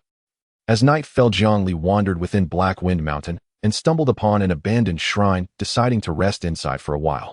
The mountain path was treacherous, and with the focus on traveling, both man and horse were weary. Moreover, Black Wind Mountain was not suitable for nighttime travel. Where did the blood and flesh of the beast from Yunjiang City come from? It was precisely from Black Wind Mountain. The undulating Black Wind Mountain was home to demonic beasts. Especially at night, these beasts preferred to attack stealthily. Even martial artists slightly stronger than them could easily fall victim. Even the most experienced caravans would not choose to travel at night, instead opting to set up camp on the spot, prioritizing safety. Jiang Li did not care whether he could roam freely in Black Wind Mountain. He had no desire to attempt or test it. He just needed to survive. An ancient adage warns one should never enter a temple alone. It refers to the bygone era when many monks were in truth outlaws, fleeing imperial pursuit and taking refuge in temples under false pretenses. Such men, unmoored from spiritual discipline, were easily swayed by greed, making solitary entry perilous, even fatal. Yet this rule holds no weight for an abandoned ancestral shrine. If danger truly lurked within, he could simply turn and leave. Jiang Li pushed open the gate. The shrine stood empty. The stone statue once enshrined upon the altar lay shattered, its upper half severed, its identity as any deity wholly erased. Shrines nestled deep in mountain ranges enshrine deities of bewildering variety, far removed from common assumptions, their pantheon a chaotic amalgam of the bizarre and the uncanny. Most are not gods at all, but malevolent spirits or mountain beasts that have attained sentience, masters of illusion who beguile mortals with miracles, then demand ever more grotesque offerings, growing increasingly cruel as worship sustains them without labor. To the imperial authorities, such shrines are labeled licentious cults, a grim irony implying that devotees delude themselves into believing mere veneration will yield divine favor, while in truth, they are pitiful pawns ensnared by cunning fiends. The deities enshrined therein are by definition unholy, false gods unrecognized by heaven or state. By the time worshippers awaken to the truth, their wealth is gone, their lives ruined, and remorse arrives too late. Jiang Li had learned all this through casual conversation with Lu Tianxing and his companions, including the covert route through Haifeng Mountain into Guan State. Their families routinely dealt with such matters, and as young men fascinated by the uncanny and the forbidden, they had long since memorized every recorded incident of its kind. Worth noting, reporting a licentious shrine or its demonic deity to local authorities earns a reward. Jiang Li paused at the threshold, scanning the interior, and noted unmistakable traces of ash upon the floor, proof that countless travelers had once sought shelter here. The sole detail unsettling him was the shrine's flanking walls, painted entirely in a deep blood-red pigment of unknown origin. Though time had dulled its vibrancy, the residual hue remained a somber, coagulated crimson, unnervingly reminiscent of dried blood, rendering the desolate, dim shrine all the more sinister. A perverse whim of some evil deity. No wonder one might suffer nightmares sleeping inside. Jiang Li muttered wryly, tethering his horse at the entrance. Warhorses possess keen instincts. Should a demonic beast approach, or any threat emerge, they would sound the alarm instantly with a sharp whinny. He had no intention of sleeping indoors. He merely sought a roofed corner to rest and recalibrate. Should danger arise, he could burst through the gate and mount his steed in less than a heartbeat. That silence had stretched thus far meant nothing. Lu Jian had not necessarily abandoned pursuit. After all, if he'd imbibed tainted wine that night and his judgment faltered, a midnight assault remained entirely plausible. Jiang Li cradled his great saber and settled against the wall just steps from the shrine's entrance. This vantage was ideal. Entering visitors distracted and unobservant would instinctively overlook him, granting him the perfect opportunity to strike unseen. At last, I may finally claim my rewards in peace. Jiang Li stretched his limbs, then opened his quest log with mixed feelings. 3 completed tasks shimmered with golden borders. Quest First Kill Progress 11, completed. Reward Slay Dao Soul Seed. Quest First Kill of a Blood-Condensing Realm Martial Artist Progress 11, completed. Reward Tier 1 Mid-Rank Martial Art. Quest Successful Escape from Yunjiang City Progress 11, completed. Reward Swiftwind Step Technique. His mood remained subdued, not because the rewards were lacking, but because each bore the bitter price of spilled blood or banishment from home. He loathed the notion that human life could be assigned a monetary value, dreading the day his own might be similarly priced, awaiting collection by bounty hunters. Life stripped of dignity becomes nothing but cold, emotionless figures, chilling, dehumanizing digits. Yet there was no choice. Though repugnant, Luo Xiaolong had to die, and Yunjiang City to be left behind. Regret serves no purpose before irrevocable reality. What matters is maximizing advantage from what has already transpired. Luo Xiaolong was the first, but assuredly not the last. For one who walks the path toward immortality, Yunjiang City could never be a permanent abode. Jiang Li dared not claim every soul he'd slain was evil, for morality shifts with perspective, but he demanded absolute integrity of conscience. So long as he killed without guilt, spared the innocent, and answered only to his own moral compass, he deemed himself justified. Departure then need bear no regret. Wherever the wind carries him, the world becomes home. Having steadied his spirit, Jiang Li's mood lifted markedly, enough to claim his rewards without hesitation. At the moment the Slay Dao Soul Seed settled into his being, a violent surge of murderous intent erupted within him, an overwhelming urge to slaughter every living thing nearby. Yet it passed swiftly. The initial wave was fierce but brief. Suppressing that first surge rendered all subsequent tremors negligible. This resilience stemmed from years of tranquil existence. His heart harboring no malice, his mind calm, his nature inclined not toward destruction but preservation, towards safeguarding harmony itself. The Slay Dao Soul Seed manifested with startling clarity, as though grafted seamlessly into his very soul. It rested like a dormant seed deeply rooted within his core, awaiting its destined hour of bloom. When Jiang Li probed inward, the seed responded unequivocally. A faint spectral thread of slaying energy infused his body, subtly augmenting his strength. Yet this slaying energy was vanishingly weak, so faint it verged on imperceptibility. Had it not been fundamentally alien to his own vital qi, its essence starkly opposed to his blood vitality, he would have missed it entirely. The Slay Dao Soul Seed is born of killing. Its growth demands further slaughter. The more lives taken, the stronger the seed grows, and the greater the slaying energy it bestows upon me. When it matures to full fruition, that energy shall flow ceaselessly, inexhaustibly.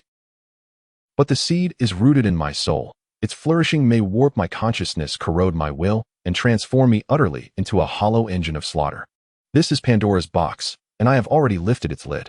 Jiang Li's gaze hardened with resolve. There is no turning back. Regret changes nothing. If the Slay Dao Soul Seed threatens my soul, then it must be restrained.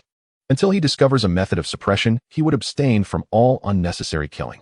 And if it proves harmless, he would treat it solely as a supplementary tool, never reliant, never habitual, reserved only for moments of dire necessity. Having set this principle, he claimed his next reward. A luminous orb unfurled within his mind, like a lottery draw, revealing the Tier 1 mid-rank martial art 7 slaying Shatterbody Fist.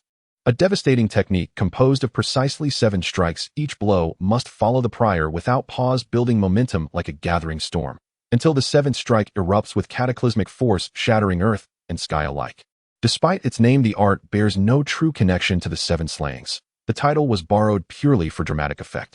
7 strikes equals 7 slayings, proof enough of its namer's irreverent genius. As for Swiftwind Step technique, it ranked Tier 1 lower, yet was exceptionally rare among footwork arts. Together with Chun Changqing's Blood Frenzy Saber art, Jiang Li now possessed 3 martial arts, more than sufficient to sustain his cultivation for years to come. Just as he prepared to delve deeper, to study, to practice, the warhorse outside snorted sharply, hooves shifting restlessly.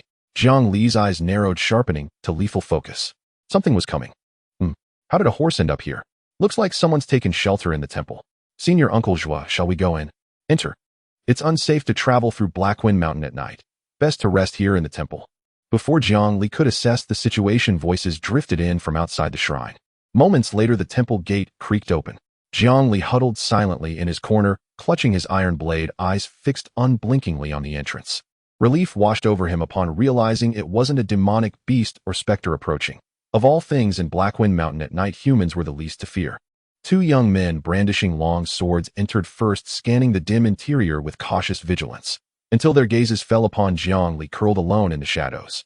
Seeing his youth and solitude, they visibly relaxed. Senior Uncle Zhua, only one person here. Appears to be around 20. One of them reported outwardly.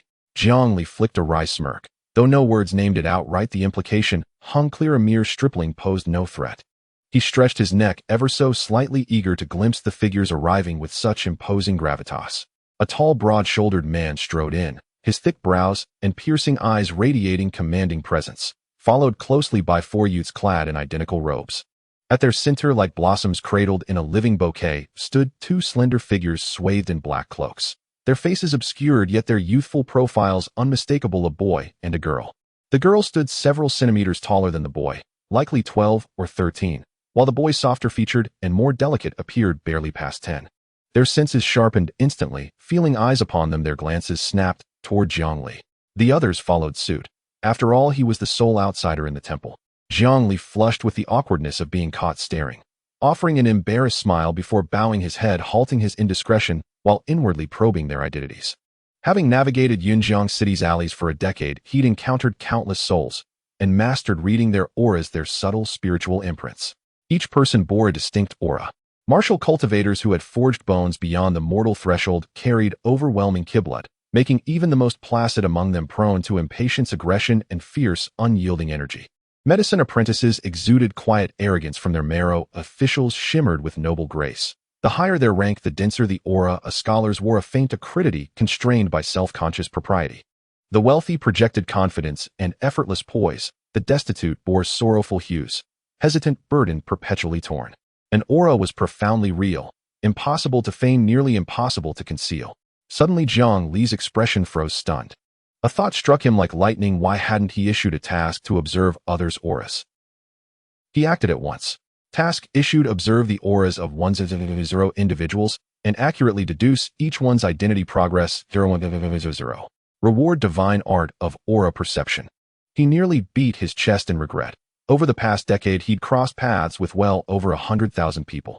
Even if full completion remained distant, he'd already taken a colossal leap forward. Blame lay not in ignorance, but in blindness born of immersion. Only by stepping outside the frame could one truly see the pattern hidden within. Very well, let those earlier encounters count as practice. This has taught me, when something extraordinary arises, issue a task, regardless of whether it seems useful. Sighing deeply, Jiang Li quietly consoled his fragile heart with silent tears. The cloaked youth and maiden radiated unmistakable nobility, transcending mere status, verging on regal sovereignty, surpassing even Lu Jian in majesty, layered with an aloof, otherworldly refinement that repelled all proximity.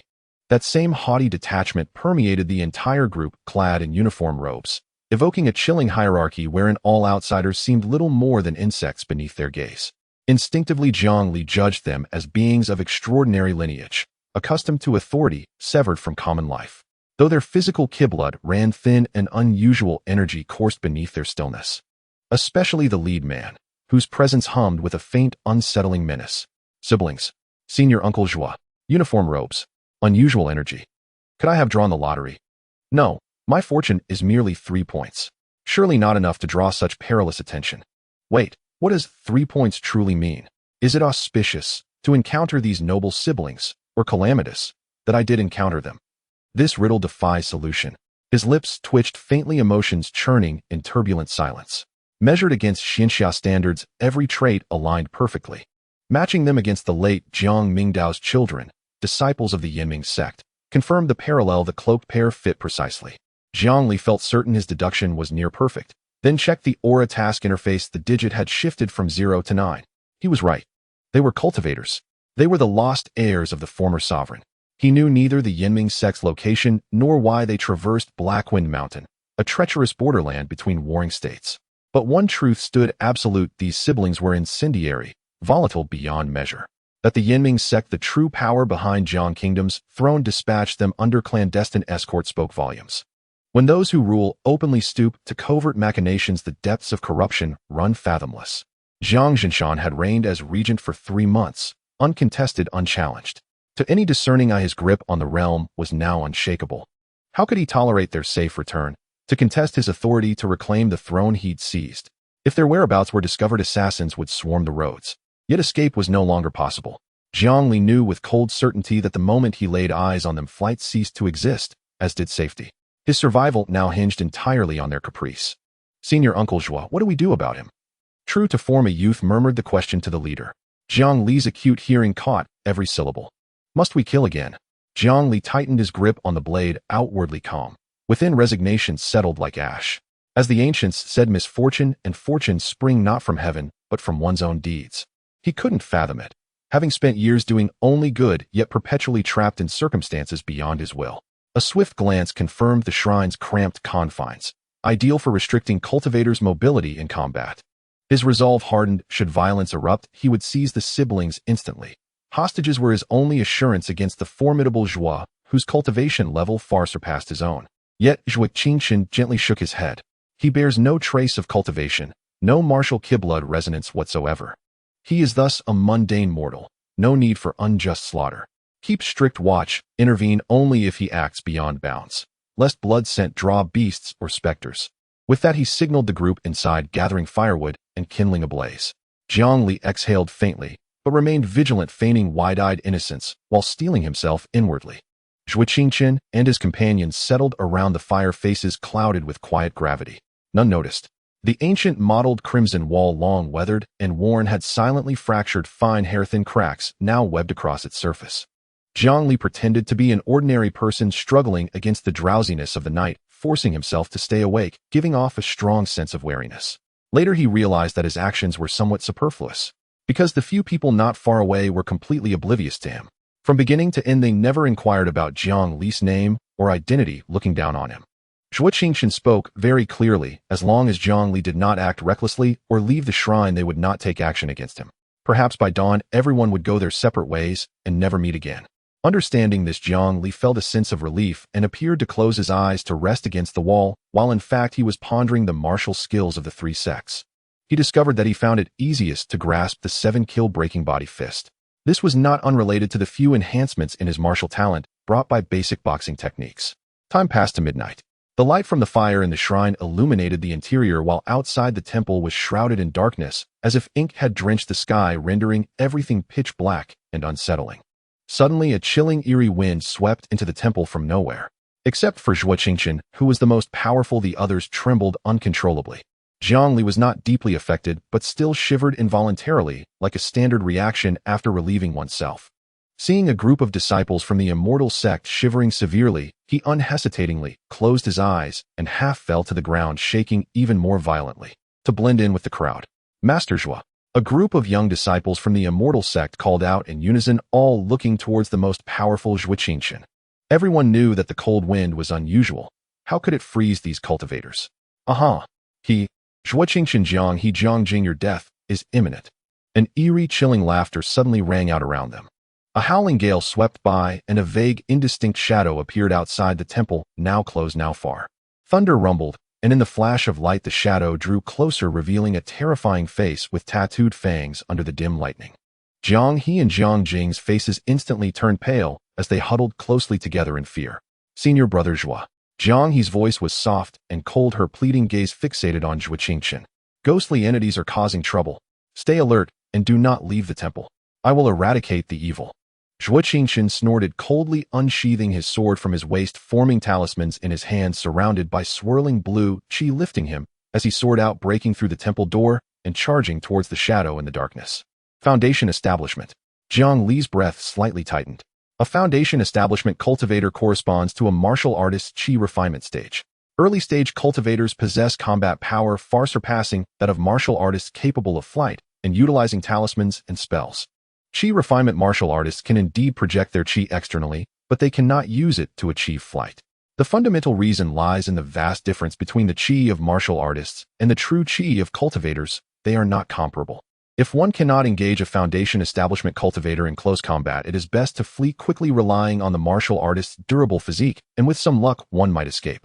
No wonder there's a sense of threat that turns out to be a foundation establishment cultivator. It seems they should have just entered foundation establishment, as the sense of threat isn't very intense. Jiang Li sighed internally, hoping deeply that Zhua Qingchen would win. But since the ghostly being came specifically for him, it was clear that it was prepared and knew about Zhua Qingchen's cultivation level coming to meet its death.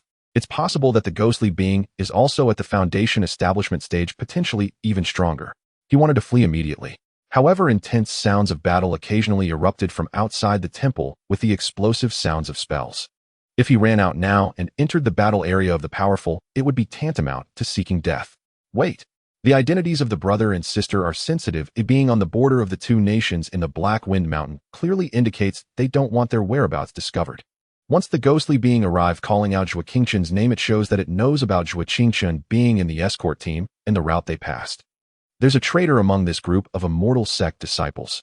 From an outsider's perspective, Jiang Li deduced an important clue, gripping his knife tighter. Perhaps in the next moment the disciples inside the temple would engage in a backstabbing frenzy. He cared nothing for the lives of Jiang He and Jiang Jing. He was only concerned about how to save himself and avoid getting caught up in this turmoil. The disciples in the shrine are all at the qi refinement stage. Their true qi cannot support flight, so they are not to be feared. The real trouble lies with the ghostly beings outside the temple. If Zhua Qingchen were to die at the hands of the ghostly entity, it would be a huge problem. As Jiang Li was lost in thought, a sharp shout from outside the temple rang out. "Wanna run? Can you escape?" Judging by the words, Zhua Qingchen had gained the upper hand and was actively pursuing the ghostly being. The pitch-black darkness outside the temple gradually dissipated, and the bright light of the moon illuminated the world, making the surroundings hazy yet visible. It seems the traitor does not want Zhua Qingchen to die at the hands of the ghostly being.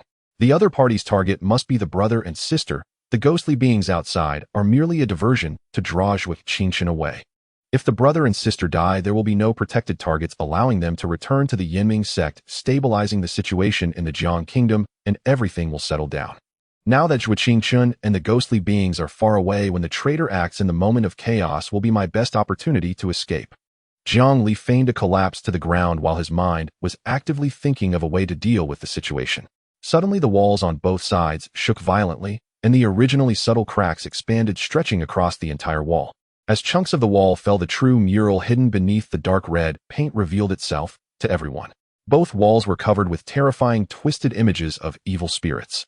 The moment they appeared, their eyes moved and fixed on Jiang He and Jiang Jing. The siblings' faces turned even paler as Jiang He trembled and pulled her cloak, shielding Jiang Jing in front of her, preventing him from falling into the sight of the evil spirits. Evil spirits are here. Prepare for battle. The disciples of the immortal sect reacted quickly, drawing swords from their waists and forming talismans in their hands, standing ready as if facing a great enemy. The cold, piercing, and chilling laughter echoed throughout the shrine. The evil spirits from the mural all leapt out from the walls, numbering in the dozens, rushing towards the group of immortal sect disciples. The strength of the evil spirits was not strong, residing at the qi refinement stage. However, their sheer numbers were overwhelming, appearing unexpectedly. But the disciples of the Yinming sect were no pushovers. They swiftly unleashed their talismans, creating fierce bursts of fire that drove back the evil spirits. To eliminate the evil spirits, cultivators had to use spells, while martial artists could suppress and crush them with their tremendous vitality. A fierce battle erupted inside the shrine, with the disciples initially at a disadvantage, gradually turning the tide against the evil spirits. With the evil spirits dwindling, the talismans on the disciples were also running low, especially the protective talismans, which had all been exhausted, and their true chi was nearly depleted. Just as the Yinming sect disciples eliminated all the evil spirits, the traitor made their move. A disciple of the Yinming sect, gradually repositioning behind the others during battle, suddenly produced several talismans in his hand and tossed them towards his fellow disciples in front. Each talisman emitted 6 beams of clear light, slicing through the air like blades and striking the backs of the unsuspecting disciples. Jiang He and Jiang Jing were also within the range of the clear light attack, but at a critical moment, a shimmering protective barrier materialized around them. On Jiang He's fair neck, an ancient necklace radiated brilliant fluorescence. It was a magical artifact that protected the two from fatal harm. For disciples of the Yinming sect died on the spot. Only one, the farthest away, survived with serious injuries. Second-grade clear light talismans. Lu Yichuan, what are you doing? The remaining disciple spat blood, screaming madly. Brothers, I'm sorry. Lu Yichuan sneered. From the moment we left the Yinming sect, Jiang He and Jiang Jing were destined not to return alive to the capital of Jiang Kingdom. Someone above does not want them to live. I am merely following orders. Sadly for you, we are not on the same side. Now that you know this, you cannot be left alive. You will have company on the road to the Yellow Springs. He personally aimed at the vital points and struck down the last disciple of the Yinming sect without mercy. The severely injured disciple of the Yinming sect, unable to resist, was like a fish on a chopping board at the mercy of others. Inside the shrine, only Jiang Li, Jiang He, Jiang Jing, and the traitorous Lu Yichuan remained. Lu Yichuan completely disregarded Jiang Li, keeping his attention focused on the Jiang siblings. After all, Jiang Li's strength had been recognized by Zhuo Qingchen. Mere mortals are not to be feared. No wonder you are the direct disciple of the sect master. You actually have a magical artifact for protection. With your cultivation, how long can you hold out? Not to mention that the true energy within the artifact will deplete rapidly when under attack. Sorry, I can't grant you a quick end. After all, I also need to arrange the aftermath.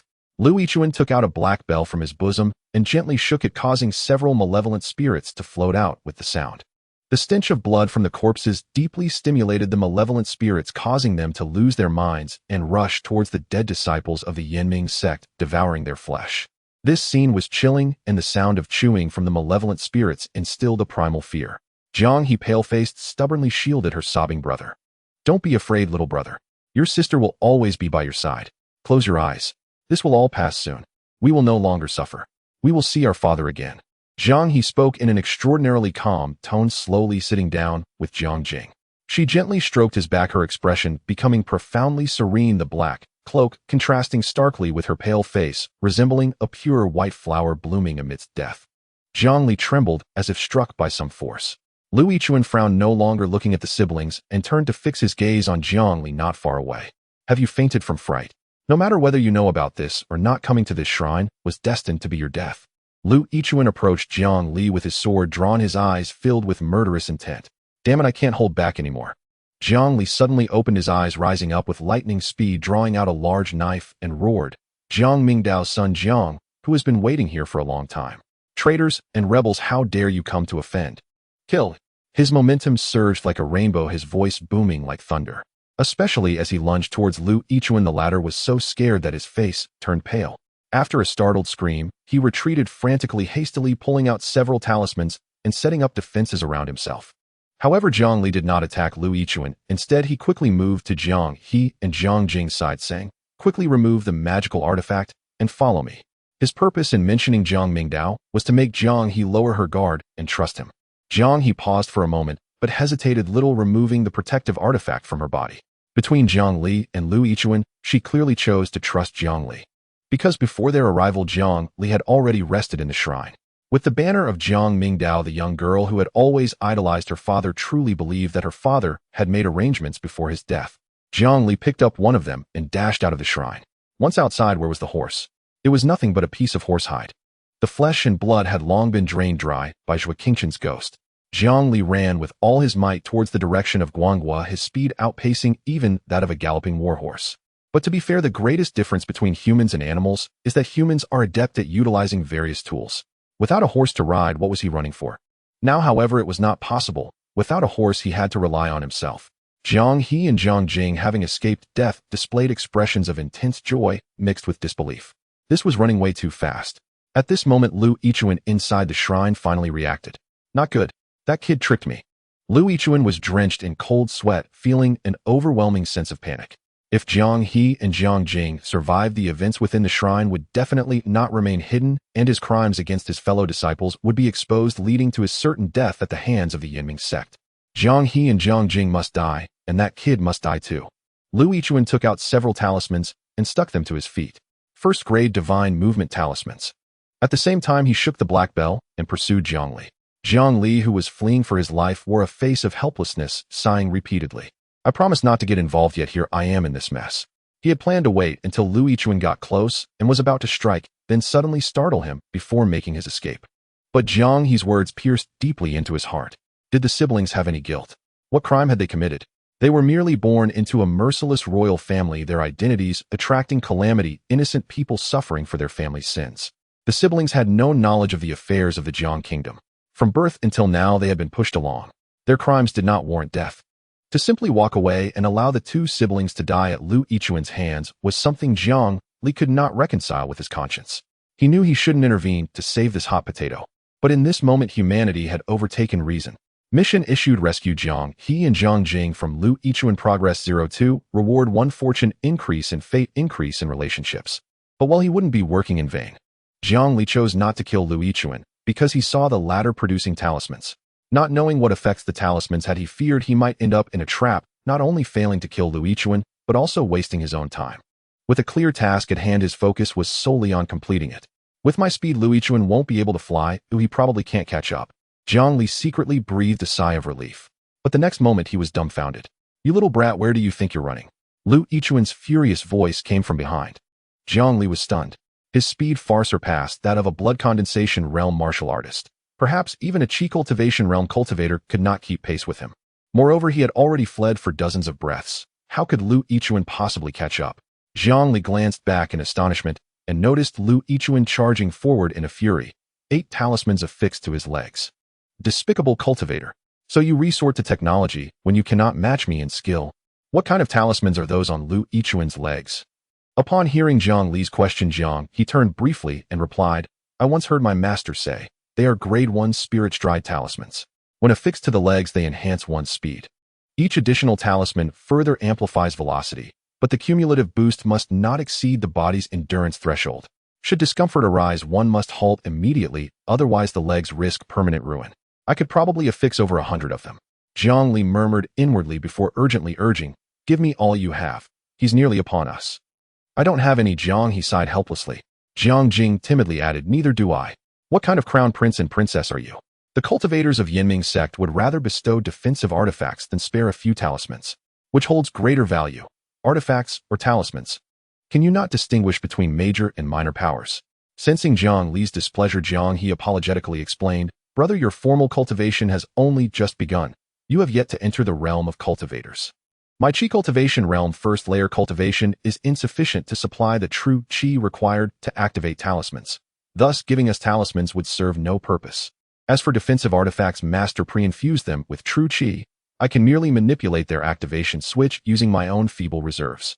Jiang Li suddenly understood, and much of his resentment dissolved. Such was an unavoidable reality. Handing someone a nuclear weapon without the launch code renders it useless.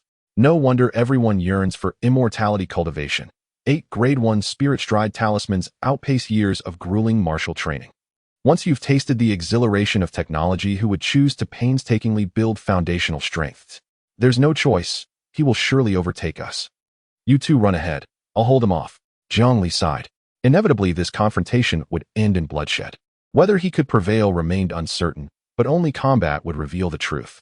Alas, my swift wind step remains unmastered, were it otherwise Lu Yichuan would be left choking on my dust. Jiang Li silently lamented. Though he had not mastered all 3 martial techniques, at least attaining rudimentary proficiency would have granted him usable tools. Here, take this protective artifact. As she spoke, Jiang He reached for her pendant. She had stood beside Zhuo Qingqian and heard everything clearly. The man beside her, Jiang Hu, who claimed to be her father's sworn brother, was an ordinary mortal who had never stepped onto the path of cultivation. No need, you keep it. Zhuo Qingqian, a foundation establishment realm first layer cultivator, could not possibly misjudge such a fundamental truth. Your safety, and your brother's, is paramount. Lu Yichuan possesses the ability to summon shadow souls. He will likely deploy them to ambush you. Without this artifact, you will certainly perish. Staying here will only hinder my effectiveness. Run fast. I'll find you shortly. Jiang Li set down Jiang He and Jiang Jing, then whirled around to confront Lu Yichuan. Brother, you must win. Jiang Jing cried out before Jiang. He seized his hand and sprinted forward with desperate strength.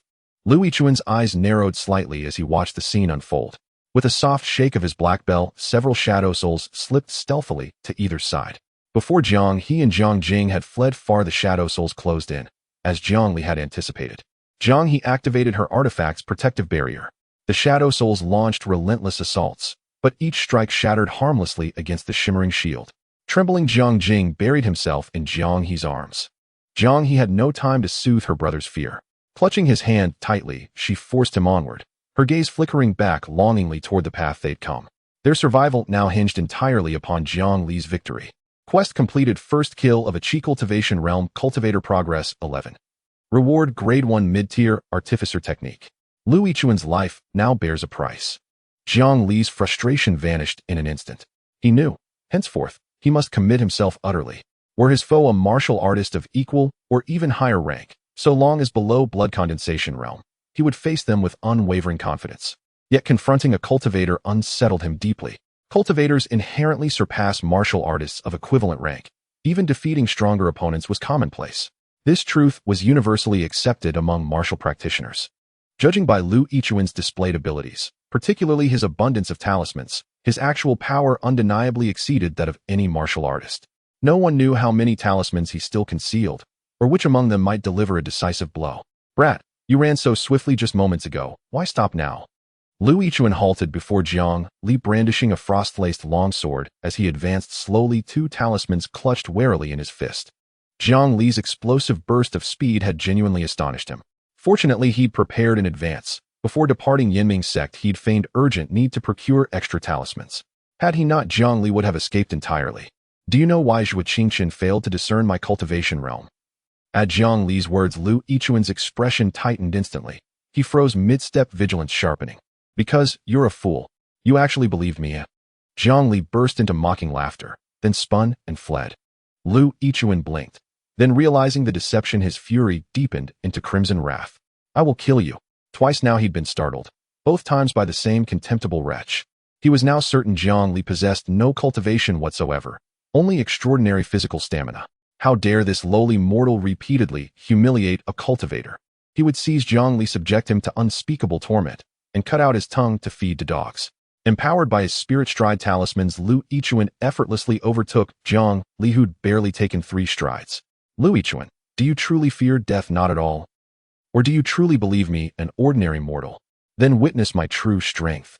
Jiang Li pivoted, face stern, eyes blazing with lethal intent, and advanced, not retreated. Empty theatrics, you seek to repeat your trick. Foolishness. Before absolute power, your antics are but those of a clown. Lu Yichuan showed no fear, pressing forward relentlessly. Distance between them shrank to a mere 100 paces. Both moved closer, but Lu Yichuan remained calm, unruffled. Yet, in the next instant, Jiang Li's cultivation surged dramatically. Qi Nourishment Realm, Lu Yichuan. Bone Forging Realm, Lu Yichuan. Oh. Blood Condensation Realm 7th Layer, Lu Yichuan. Qi Force Realm 7th Layer, Lu Yichuan. Dono. No, a torrential aura of Qi Force roared forth like a gale. Lu Yichuan's pupils contracted violently, his heart seized with paralyzing dread. A Qi Force Realm martial artist? Impossible. This cannot be. Lu Yichuan descended into utter panic. In the next breath, Jiang Li lunged like a tiger descending from its mountain, speed straining the very limits of his body, the air shrieking in violent protest. Though his swift-wind step remained unmastered, he possessed enough familiarity to improvise, leveraging its fragmented form to momentarily augment his velocity. Before Lu Yichuan could react, a ferocious blade of cold white light slashed across the void. In that instant, even moonlight recoiled in deference. A noble head tumbled to the earth with a dull thud. Lu Yichuan died with eyes wide open, shock and disbelief frozen upon his face. Next lifetime, remember the boy who cried wolf. When King Yama asks, tell him I sent you. And add, this lifetime we shall not meet again. Jiang Li sheathed his blade with effortless grace and stood tall amid the biting wind. A moment of swagger, gone in less than 3 seconds. At the thought of Jiang He and Jiang Jing's safety, Jiang Li instantly reverted to his earnest self and hurriedly began gathering what he could. He searched Lu Yichuan's corpse and found the talismans nearly exhausted. Only 3 remained, their functions unknown. The Grade 1 spirit-stepping talisman peeled from his calf had long lost its luster without the infusion of true qi. The incantatory characters upon it were utterly devoid of spiritual resonance, clearly ruined. Aside from that, only a palm-sized cloth pouch remained. Could this be the legendary Qianquan pouch, one containing an internal spatial realm? Jiang Li's eyes gleamed with longing, yet all his attempts to open it proved futile. From what he knew of Qianquan pouches, one required true qi to establish resonance with it.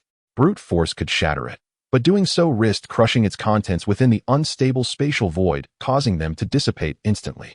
For now, Jiang Li resolved to keep it sealed until he cultivated true qi, treating it as a mysterious, blind box to be opened later. Most crucially, it might hold evidence of Lu Yichuan's betrayal. Should cultivators from the Yanming sect return for vengeance, that evidence could serve as irrefutable proof of his innocence at a decisive moment. After retrieving Lu Yichuan's remaining 3 talismans and his sword, Jiang Li swiftly pursued Jiang He and Jiang Jing. Unmoored from Lu Yichuan's control, the Yin soul descended into frenzied madness, its soul hunger now fixated on flesh and soul.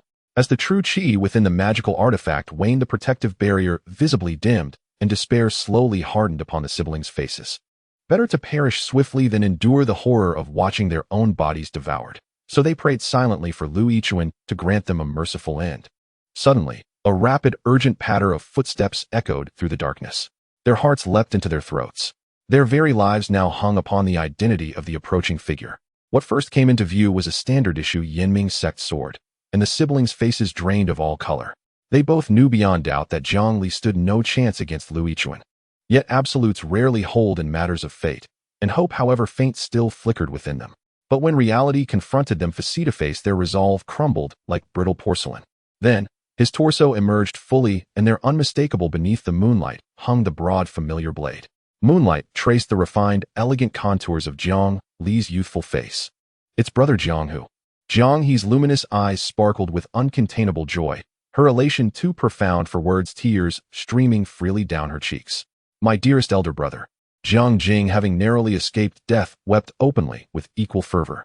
Seeing the barrier on the verge of collapse, Jiang Li immediately channeled his surging blood energy. Chilling air seemed to recoil, and the ambient temperature rose perceptibly.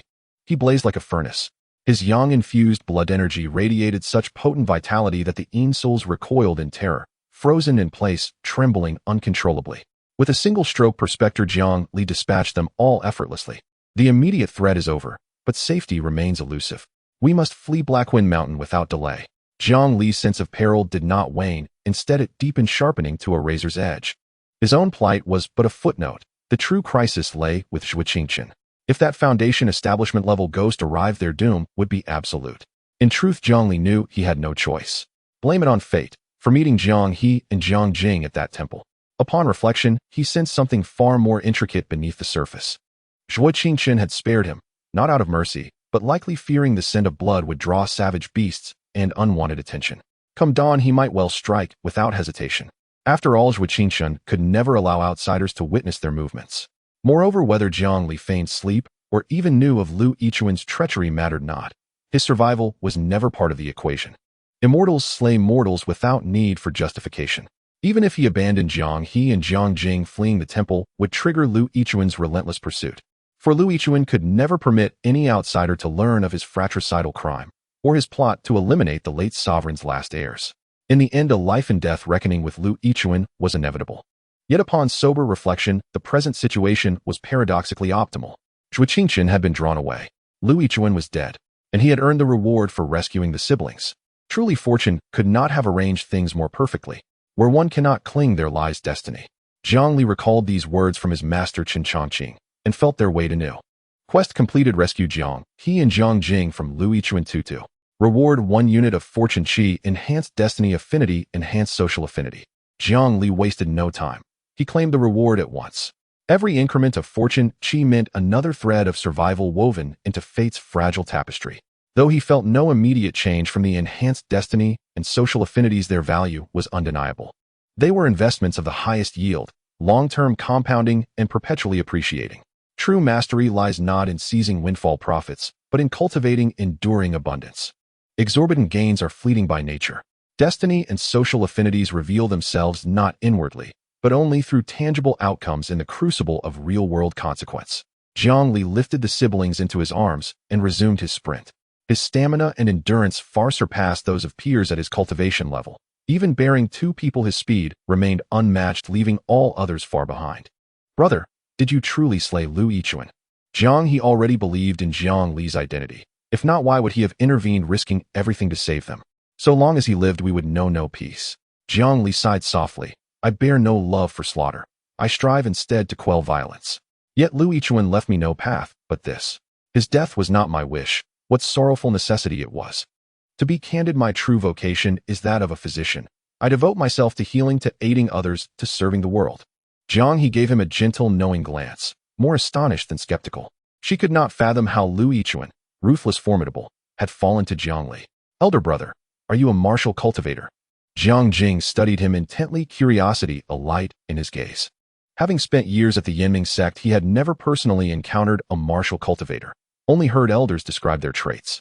One telltale sign, an overwhelming, vibrant blood energy, surely the mark of such a practitioner. Without genuine skill, none dare tread Blackwind Mountain. Jiang Li smiled. Every wanderer of the Jianghu carries at least one indispensable art.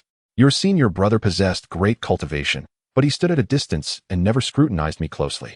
Thus he failed to perceive my true martial attainment. In truth, I am a blood condensation realm first-stage cultivator. Lu Yichuan vastly surpassed me in strength. Yet he fell undone not by power, but by his own lack of worldly cunning and his fatal misstep into my stratagem. Remember, this raw strength matters, but guile, perception, and vigilance matter just as much. Always anticipate the worst before others do. Only then can you stay 3 steps ahead.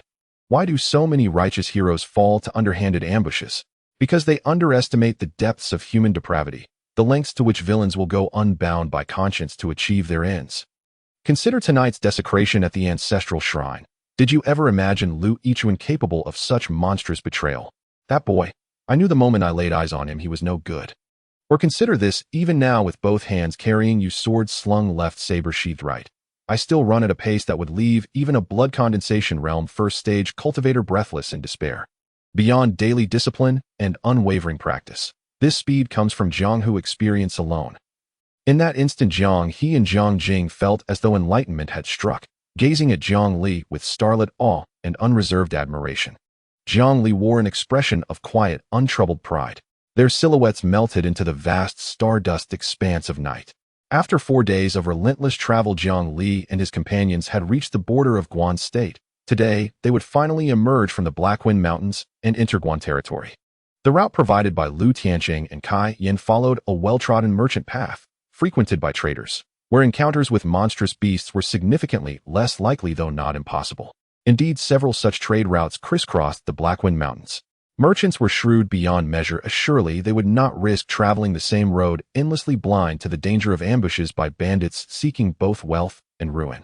Thus, their network of commercial passages extended far beyond those publicly known, even including secret trails known only to a select few, chosen according to the value and sensitivity of the cargo. Along the way, Jiang Li encountered several small merchant caravans and even bartered with them, purchasing coarse hemp robes, dried rations, and fresh water. As for the siblings Jiang He and Jiang Jing, aside from the immortals of the Yinming sect, scarcely anyone across the entire Jiang state recognized them. Jiang Li discarded their black cloaks and dressed them in rough hemp garments. He smeared mud across their faces and applied pigmented herbs to alter their features regionally, so thoroughly transformed that even Zhuo Qingxian, should he pass by, would fail to recognize the two. Having grown up in luxury, the siblings initially resisted. But when Jiang Li framed the disguise as essential cultivation world experience, their fervent fascination with such lore quickly won them over. As they walked the road, merchants passing by paid them no heed, only glances of disdain, stepping aside as if avoiding contagion. Now free to play unreservedly along the way, the siblings reveled in their unrestrained childhood innocence, an entirely novel sensation that opened for them a dazzling new world. They had lived within the Yinming sect, a realm of breathtaking beauty permeated with immortal qi and radiant serenity. Yet their unique status had set them apart, earning them lavish treatment and boundless privilege. But years ago, when their sect master abruptly entered seclusion, their fortunes plummeted overnight. Though outward courtesy remained, it was markedly diminished. replaced by whispers and pointed fingers. After the death of Jiang Mingdao, the atmosphere within the Yinming sect grew suffocatingly oppressive. To the siblings, the sect no longer felt like home. Their movements became restricted, effectively confined under gentle coercion. Through these trials, their once proud spirits gradually withered into silence and quiet uncertainty. Had it not been for senior brother Zhuo Qingshan's bold decision to seize the sect master's token and forcibly escort them beyond the sect's gates, their fate within Yinming's sect remained terrifyingly uncertain. Yet throughout their flight, they remained perpetually vigilant, dreading intervention from Foundation establishment cultivators of the Yinming sect or covert assassins dispatched by Jiang Zhinshan. Their emotions remained locked in a state of constant unease and dread. Now unshackled and walking openly along the road, plucking flowers, teasing insects, the siblings' hearts soared with unprecedented freedom, and genuine smiles bloomed upon their faces once more. After consuming the enhancement pills refined by Jiang Li, the faint pallor on their cheeks gave way to healthy color. They no longer questioned where Jiang Li intended to take them. So long as it meant distance from turmoil, that was enough. Jiang Li too had not idled during this time. He diligently cultivated the blood frenzy saber art, 7-kill body-piercing fist, and swift wind steps, mastering the fundamentals of all 3 martial techniques. Among them, the 7-kill body-piercing fist and swift wind steps advanced most rapidly, both nearing the threshold of minor accomplishment. The former progressed swiftly thanks to repeated enhancements of his innate fist cultivation talent. The latter's rapid development stemmed entirely from the grueling pace of these past 4 days. His relentless sprinting forged his mastery, which in turn dramatically accelerated his travel speed. What would have taken 7 or 8 days to traverse the Blackwind Mountains was compressed into 5. As for the Grade 1 mid-tier spell awarded after slaying Lu Yichuan, he chose not to claim it, for without true chi cultivation was impossible. To see a reward, yet be unable to use it, merely inviting torment and frustration. He resolved instead to defer claiming it until he formally embarked upon the Tao of cultivation. Soon after, the trio descended the hillside and officially entered Guan State. Quest: Enter Guan State. Progress 11. Completed. Reward: temporary boost to local favor in Guan State. Quest: Journey 10,000 Li. Progress 11. Completed. Reward: memory replay of the journey. Some quest rewards were so trivial they might as well not exist, or worse, proved actively burdensome. Jiang Li simply deleted such quests outright, reserving his efforts for those offering worthwhile rewards. Otherwise, the stretch from Yunjiang City through the Blackwind Mountains to Guan State alone could have generated dozens of quests, most yielding utterly useless rewards. Jiang Li pursued only elite-tier rewards, discarding the rest without hesitation. Good rapport. Friends everywhere. A wry smile flickered across his lips. Suddenly, a piercing chill surged from behind. As an exceptional martial artist, his instinct for danger far surpassed that of ordinary mortals. He whirled around instantly, and there stood Zhuo Qingshan, eyes blazing with murderous fury, hovering before him atop a gleaming longsword. Wait! Before Jiang Li could utter a word, Zhuo Qingshan hurled several talismans, blazing fireballs erupting from them, hurtling straight toward Jiang Li. Zhuo Qingshan chanted incantations and unleashed the Yinming sect's Grade 1 lower-tier spell, Torrential Water Curse, gushing waves surging forth from his palms. Even a blood condensation realm martial artist would suffer catastrophic, flesh-tearing wounds upon contact with those torrents. Wretch, how dare you slaughter disciples of the Yinming immortal sect? I should have struck you down inside that temple. I curse this day. Regret consumes me. Zhuo Qingshan's eyes burned crimson with rage.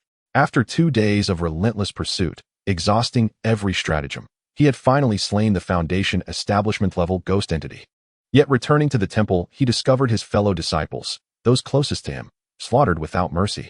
Nearby lay Lu Yichuan's corpse, severed at the neck, half devoured by wild beasts, his death grotesquely brutal. Only Jiang He and Zhang Jing were nowhere to be found. Furious, Zhuo Qingshan spotted footprints on the ground and followed them without pause, racing tirelessly until at last he saw Jiang Li's unmistakable face and instantly reconstructed the events in his own mind. Jiang Li must have ambushed the Yinming disciples when their guard was down, massacring them all before abducting the siblings. Lu Yichuan, rushing to intercept, had met his end at Jiang Li's hands. The sword at Jiang Li's waist served as damning proof, and the audacity to wear Lu Yichuan's own blade as a trophy revealed Jiang Li as no commoner, but a supremely concealed martial expert. One thought consumed Zhuo Qingshan: now to slay Jiang Li and avenge his fallen brothers and sisters of the Yinming sect. Facing the incoming spell, Jiang Li remained utterly unruffled. His swift wind step rendered evasion effortless. Yet without warning, a whimsical thought struck him: what if he let the spell strike him? Could similar tasks be issued? Ever since missing the fortune observation quest, he now instinctively interpreted every event through the lens of potential quests. Cultivating exemplary professional discipline. Quest issued Endure 10 spell impacts progress 0-10. Reward unlock the spell-resistant title series. Jiang Li's breath seized abruptly. Not title series. In whether the Eternal Life Cultivator series or the Chicken Thief series, each had granted him extraordinary benefits. The Eternal Life Cultivator series required no elaboration. He struggled for survival precisely to claim the system's recurring deposits. Upon unlocking the ultimate title, You're Too Beautiful Chicken. Within the Chicken Thief series, avian creatures, though not instantly obedient, no longer scattered in panic at his approach. Occasionally upon raising a hand, certain birds would even swoop down to nuzzle him affectionately. His affinity with birds soared dramatically. After all, while other birds shared superficial traits with chickens, they lacked the profound resonance that made ordinary fowl utterly submissive and defenseless before him. If the Chicken Thief series yielded such remarkable returns, then the spell-resistant series, earned by using his own body as a living shield risking life itself, must surely confer even greater rewards. I wonder, how potent are Zhuoqingqian's spells? Will I be obliterated instantly? Unlikely.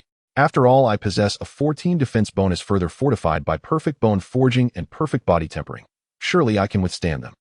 If even I cannot endure them, cultivators must be absurdly overpowered. And heaven would never permit such imbalance. And I'll go Alan. Jiang Li gritted his teeth and surged his surging blood energy outward, permeating every fiber of his physical form.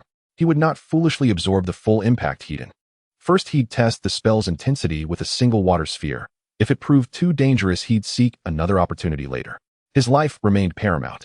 He avoided fire spheres entirely, not out of fear of injury, but concerned that flames might incinerate his clothes and singe his hair into a bald, naked spectacle.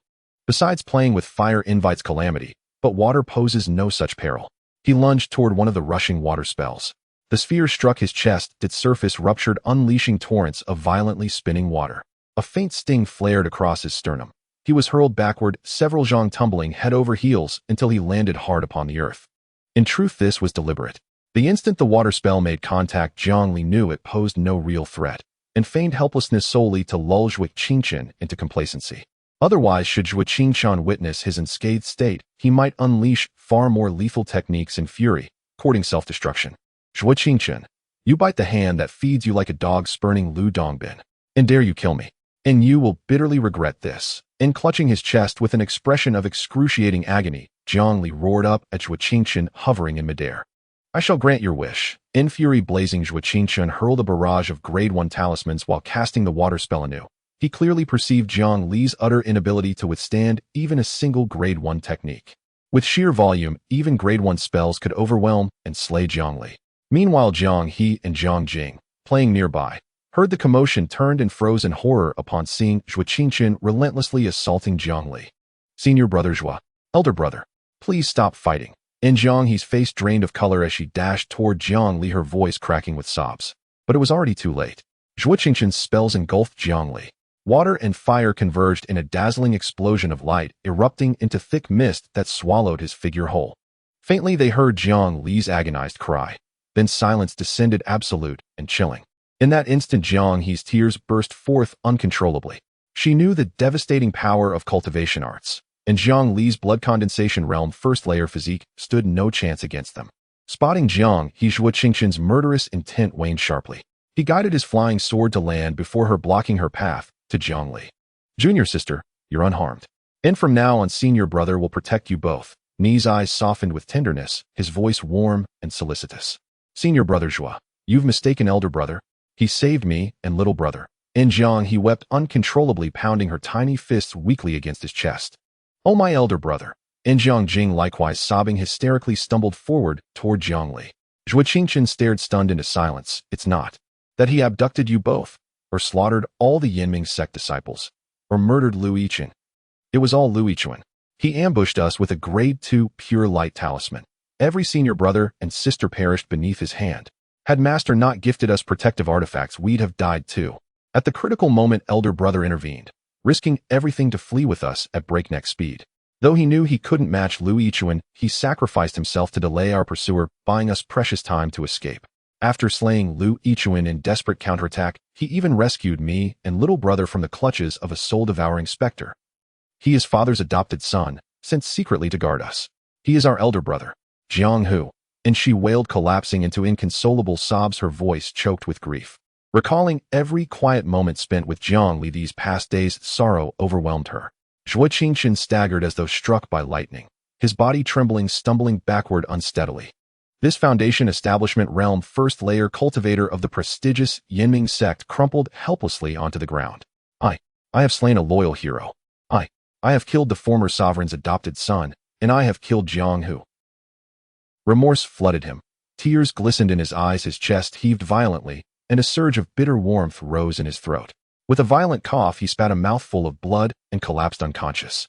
How could he emerge unscathed after battling a ghostly entity of equal cultivation rank? Only because he'd carried an abundance of talismans, having taken nearly half the sect patriarch's lifetime reserves. Could he possibly have slain that specter? Even so, the specter's final desperate counterattack left him grievously wounded and depleted of most of his spiritual energy. His ability to sustain flight while searching for Jiang He and Jiang Jing stemmed solely from raw hatred. Now confronted with the truth that he'd condemned an upright, unwavering patriot as a criminal, he had committed the gravest betrayal, bringing sorrow to allies and joy to enemies, repaying kindness with slaughter. The crushing weight of conscience and soul-deep remorse shattered his spirit. Overwhelmed by righteous fury, his latent injuries flared. His condition deteriorated rapidly, teetering on the brink of death. Senior Brother Jiang and Jiang He and Jiang Jing cried out in terror, rushing forward to support him. They had already lost Jiang Hu. They could not lose Zhuo Qingqian too. Junie, junior sister, I am fading. Knees face pale as parchment, Zhuo Qingqian coughed twice, then spat 2 small mouthfuls of blood. I failed you. I lack the strength to escort you back to the capital to reclaim what is rightfully yours. I erred. I let vengeance blind me, slaying a paragon of loyalty. When I die, bury my corpse behind Jiang Hu's grave. In my next life, I shall serve him as ox or horse, to repay this debt of gratitude. I cannot accompany you further on this path.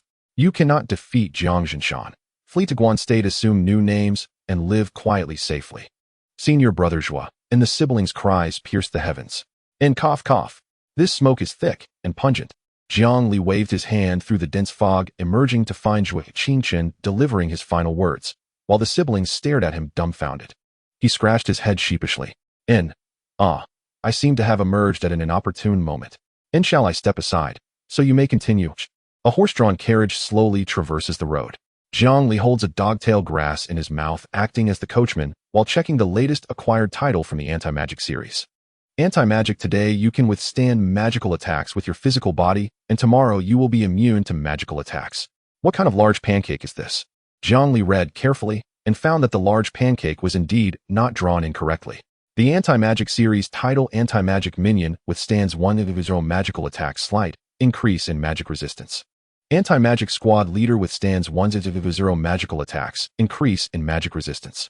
Anti-magic captain withstands 1 magical attacks, 5 elements magic shield. Anti-magic lieutenant withstands 1 magical attacks, 5 elements magic shield, upgraded to 3 Qianquan shield. Anti-magic chief withstands 1 magical attacks, 3 Qianquan shield, upgraded to myriad laws. Extinguishing shield. Anti-magic leader withstands 1 magical attacks, myriad laws. Extinguishing shield, upgraded to domain Dao law. Oblivion lawless rogue withstands 1 magical attacks, Dao law. Oblivion, upgraded to domain myriad laws, unharmed.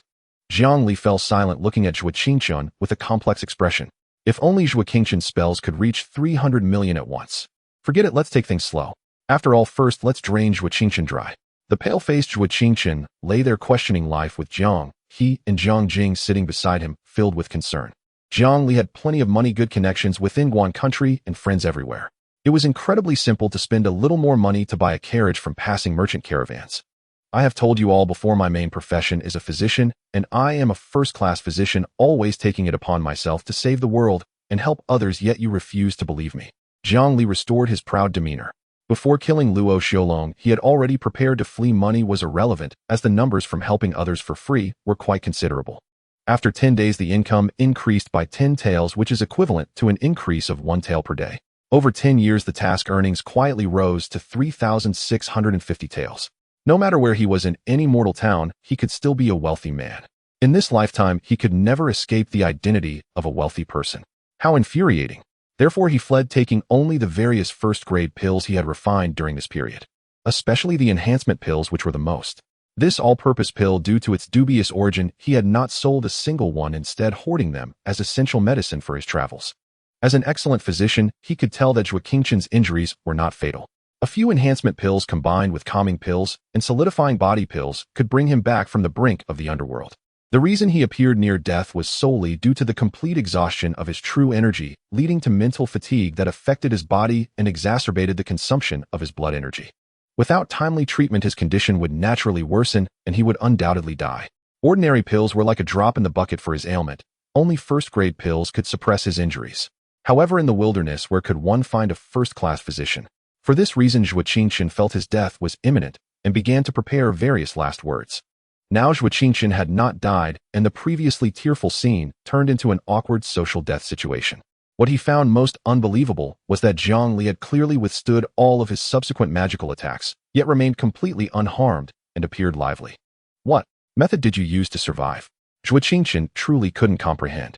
It's just experience from the Jianghu. Jiang Li chuckled, appearing enigmatic. Here it comes, the Jianghu experience has arrived. Jiang He and Jiang Jing's eyes revealed a strong thirst for knowledge about Jianghu experience, their admiration for their older brother having reached an unparalleled level. Zhuo Qingqian raised an eyebrow. What kind of Jianghu experience could allow a first-level martial artist in the blood condensation realm to survive under a group attack from a first-level foundation establishment spell?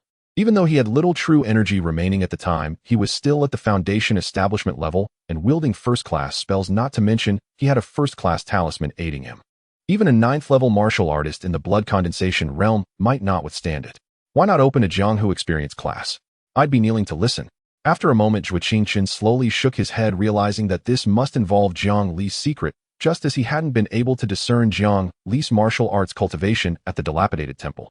Since you are the adopted son of Jiang Mingdao, do you know what plans Jiang Mingdao had before his death? You should understand that the rightful heir of the Jiang nation is always passed from father to son, while Jiang Zhanshan belongs to the usurpers. As Jiang Mingdao's adopted son, named Jiang, who can you really just sit back and watch Jiang Zhanshan take everything that originally belonged to both siblings? If you have a plan, feel free to share it, and I will do my utmost to cooperate with you. Zhuo Qingqian's tone was exceptionally sincere. If anyone else had said this, most would likely have deemed him a fool. But who could blame Zhuo Qingqian, who was a personally taught disciple of the Yinming sect with status and position?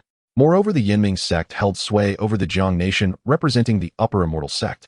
His words partially represented the will of the Yinming sect leader. In other words, they were effective. Jiang Li glanced at him. So you plan to forcibly return to the capital of Jiang nation, using the identity of the Yinming sect leader's disciple, bringing along the young sovereign, who symbolizes legitimacy, to pressure Jiang Zhanshan into relinquishing power. Young man, your thoughts are quite naive. There were no instructions, no plans. Jiang Li calmly replied, moreover, you seem unable to distinguish between large and small kings. Jiang Jing, as the rightful heir, could not ascend to the position of sovereign, leaving the two siblings wandering outside. The root cause lay not with Jiang Zanshan's usurpation, but with internal strife within the Yinming sect. Just lay it all out plainly. Your faction likely supports Jiang Jing's ascension to the sovereign position, while Jiang Zhanshan has the support of another faction. Justice does not lie in the hearts of the people. Right and wrong are entirely determined by strength. Your faction was defeated and could not compete with the other faction, leading to insufficient voice. Without support from the sect and no word from the leader, how could the court's officials and ministers support you? Thus, Jiang Zhanshan served as regent for 3 months, and not a single person dared to refute or protest. Moreover, he reached out to martial artists from various regions, intending to bring them under the court's control. Very few impetuous martial artists dared to resist. Why? Isn't it because they considered the strong backing of the immortal gate behind him, afraid to be the first to take action? Even if you truly returned to the capital, Jiang Zhanshan would dare to kill you for fabricated reasons. Never underestimate his courage. With the support of the other factions, Yinming sect immortal, his previous boldness was great, and now it will only be greater. Even if you manage to accomplish something, should Jiang Zhanshan act righteously and move the heavens to relinquish his position, your faction of the Yinming sect would still not agree, and could easily eliminate Jiang Jing, replacing him with another person of the Jiang surname. Isn't the matter of Lu Yichuan enough to awaken you? His words were sharp and piercing. Zhuo Qingqian, Jiang He, and Jiang Jing slowly lowered their heads, remaining silent as the atmosphere grew heavy. Upon hearing Jiang Li's words, they indeed felt that they had been too hot-headed and overly optimistic. Seeing the few of them looking dejected, Jiang Li gently stroked his chin, his thoughtful gaze continuously scanning Jiang He and Jiang Jing. Having saved these two siblings, if he did not extract some benefits from them, it would truly be a disservice to the hardships he had faced along the way. The only valuable thing they possessed was their status as heirs to the sovereign. He wondered if helping the two siblings turn the tide would come with rewards. Let's give it a try. Jiang Li hurriedly attempted to create a new task, publishing it, and then deleting it, editing it back and forth over a dozen times until he truly managed to devise a new task. Task published: teach Jiang He and Jiang Jing methods to change the situation, assist either Jiang He or Jiang Jing in reclaiming the sovereign position of Jiang Nation, or play an extremely important and irreplaceable role in the ascension of both. Progress 01 Reward Fate 5 Divine Art to determine the universe. Jiang Li's eyes suddenly became incredibly fervent, with the breath escaping his nostrils carrying a scorching heat. No matter who wishes to become the sovereign of Jiang Nation, Jiang Li will certainly lend a hand. You need not feel discouraged.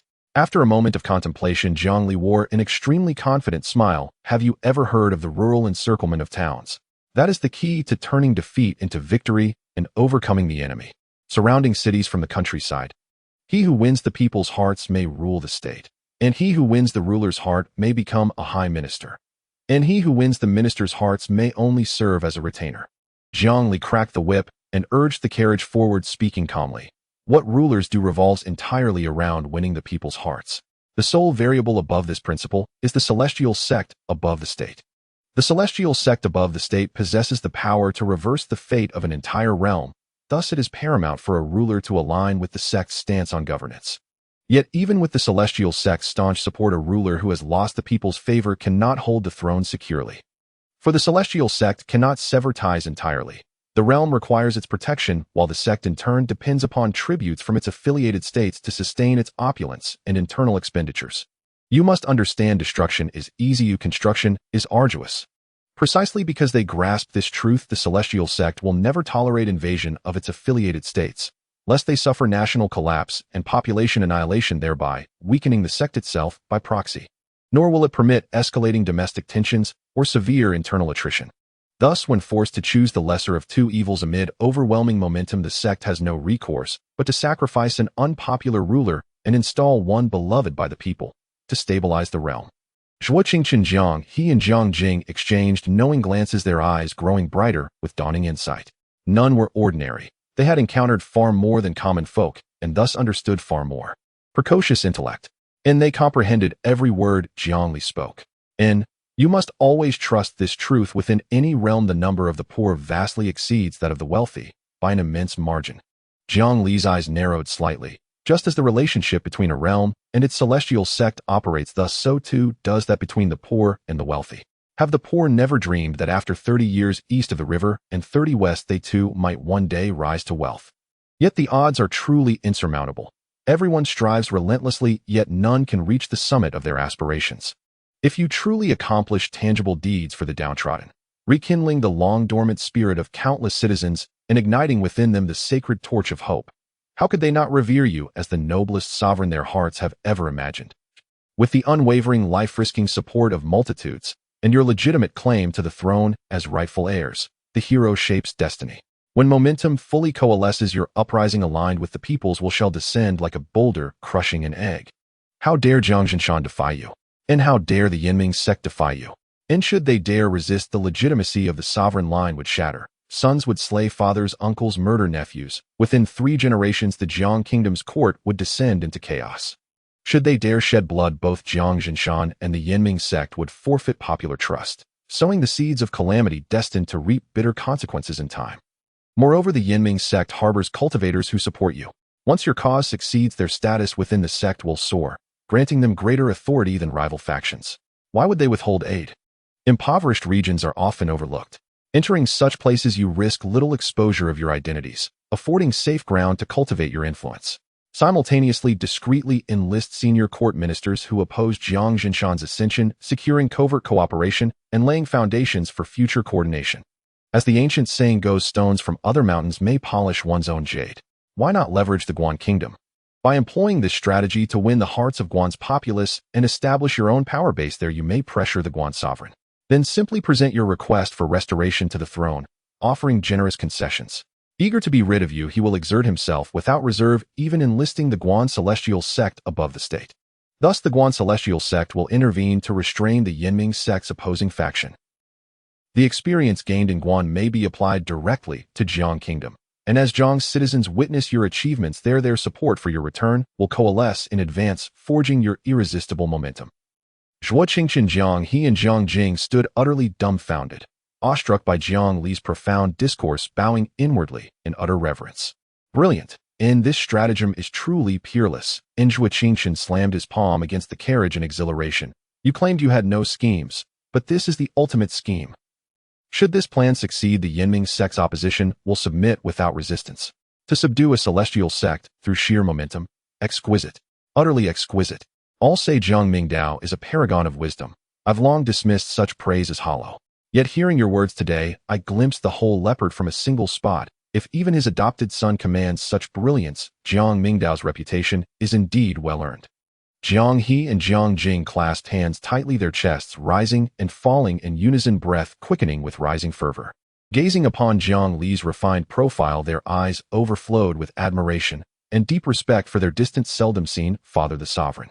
What has Jiang Mingdao to do with this? He is incomparable to that figure. Jiang Li sighed, deeply chiding them with frustrated disappointment. You three, Zhuoqingchen, direct disciple of the celestial sect's patriarch, Jiang He and Jiang Jing, rightful heirs to the Jiang throne, hold a hand dealt by heaven itself. Restoring your sovereignty demands but the lightest maneuver. Why then act so recklessly, like brash, witless warriors rushing headlong to the capital to meet certain death? And the three instantly bowed their heads in profound shame, like chastened children, though admittedly 2 of them were still youths. And Jiang Li shook his head silently, not deigning further comment, and steered the group toward Ceylon City in Guan Kingdom, then veered off toward a nearby hamlet. He avoided Guan's urban centers deliberately to remain inconspicuous. Trade between Jiang and Guan thrived, not only in goods but also in intelligence. Merchants routinely gathered tidbits and delivered them to the city lords of Yunjiang and Ceylon. His actions in Yunjiang City inevitably spread to Ceylon. News of his entry into the Blackwind Mountains made clear his intention to enter Guan Kingdom. His portrait might soon fall into the hands of Ceylon's lord. Should he enter the city and receive courteous, respectful hospitality, well and good. But should the lord instead package him as a gift and dispatch him to Yunjiang City, Jiang Li had no idea how he'd respond. Granted, from a purely pragmatic standpoint, Ceylon's lord would almost certainly not take such a step. He'd more likely invite Jiang Li to serve the city, while simultaneously placing him under discreet surveillance, a de facto soft detention. Entrusting one's life and death to another invites catastrophe. Any unforeseen twist could spell ruin. Better than to vanish into a remote village, shedding all identity and lying low. That was Jiang Li's reasoning, and exactly what he did.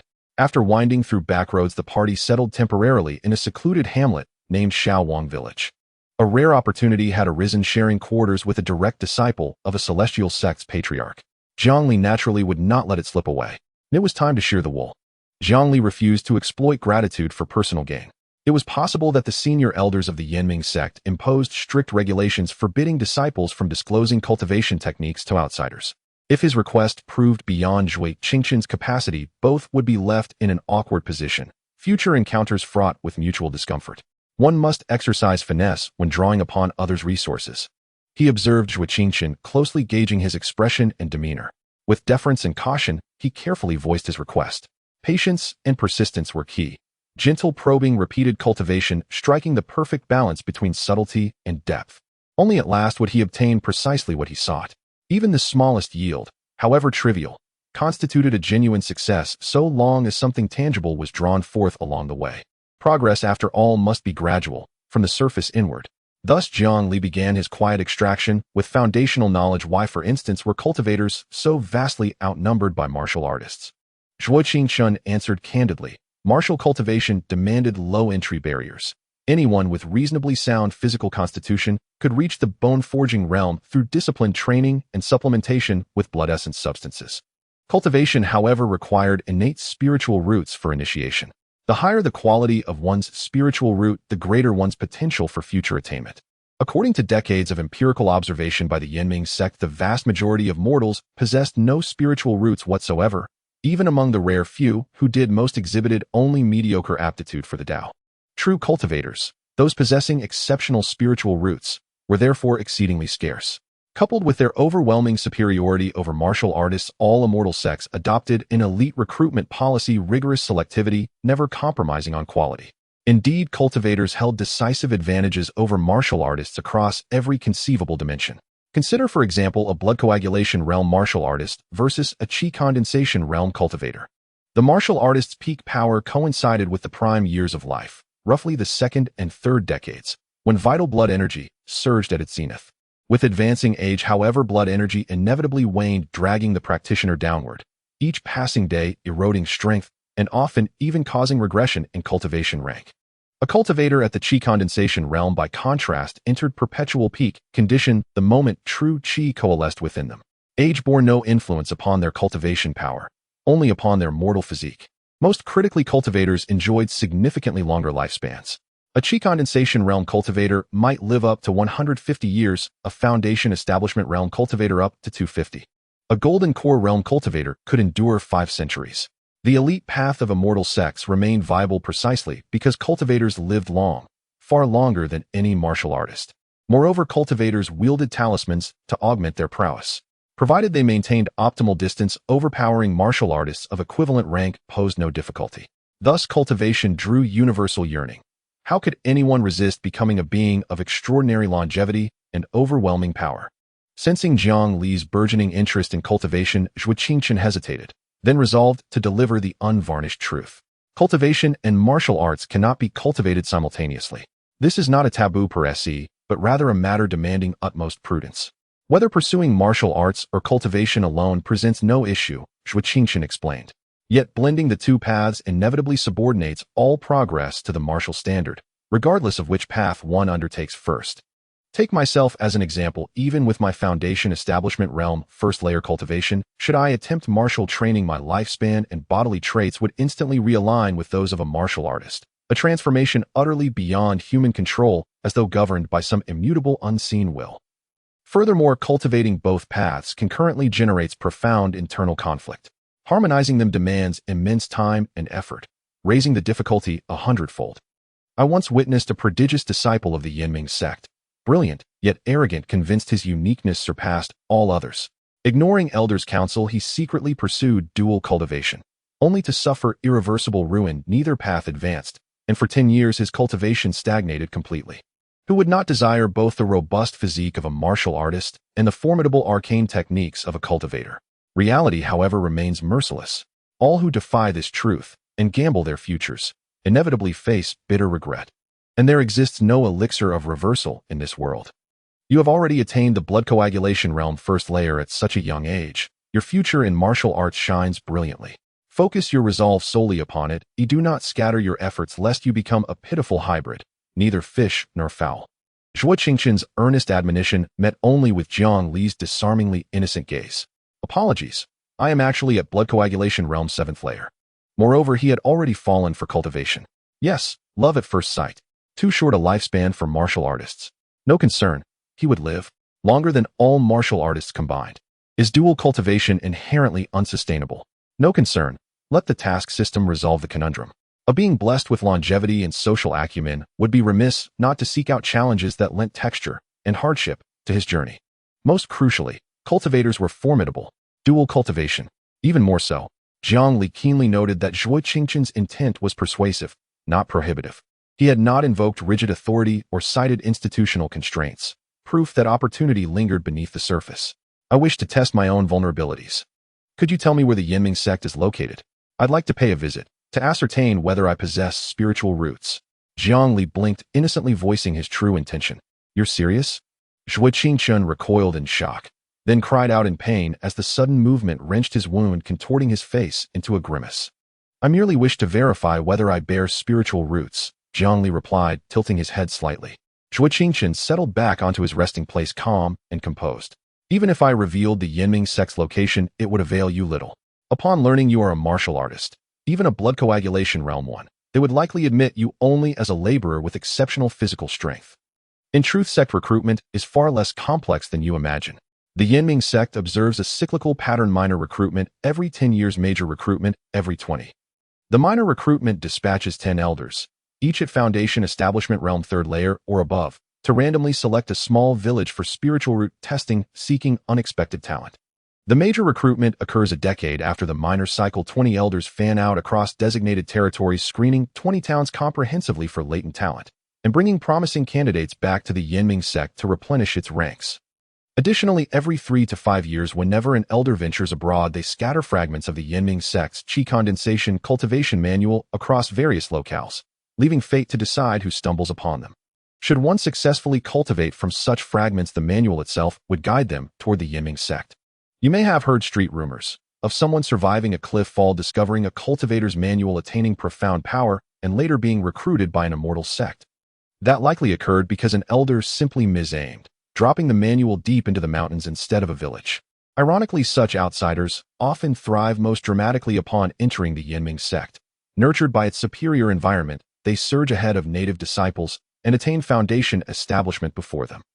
Thus, becoming a Yinming sect disciple is truly no arduous feat.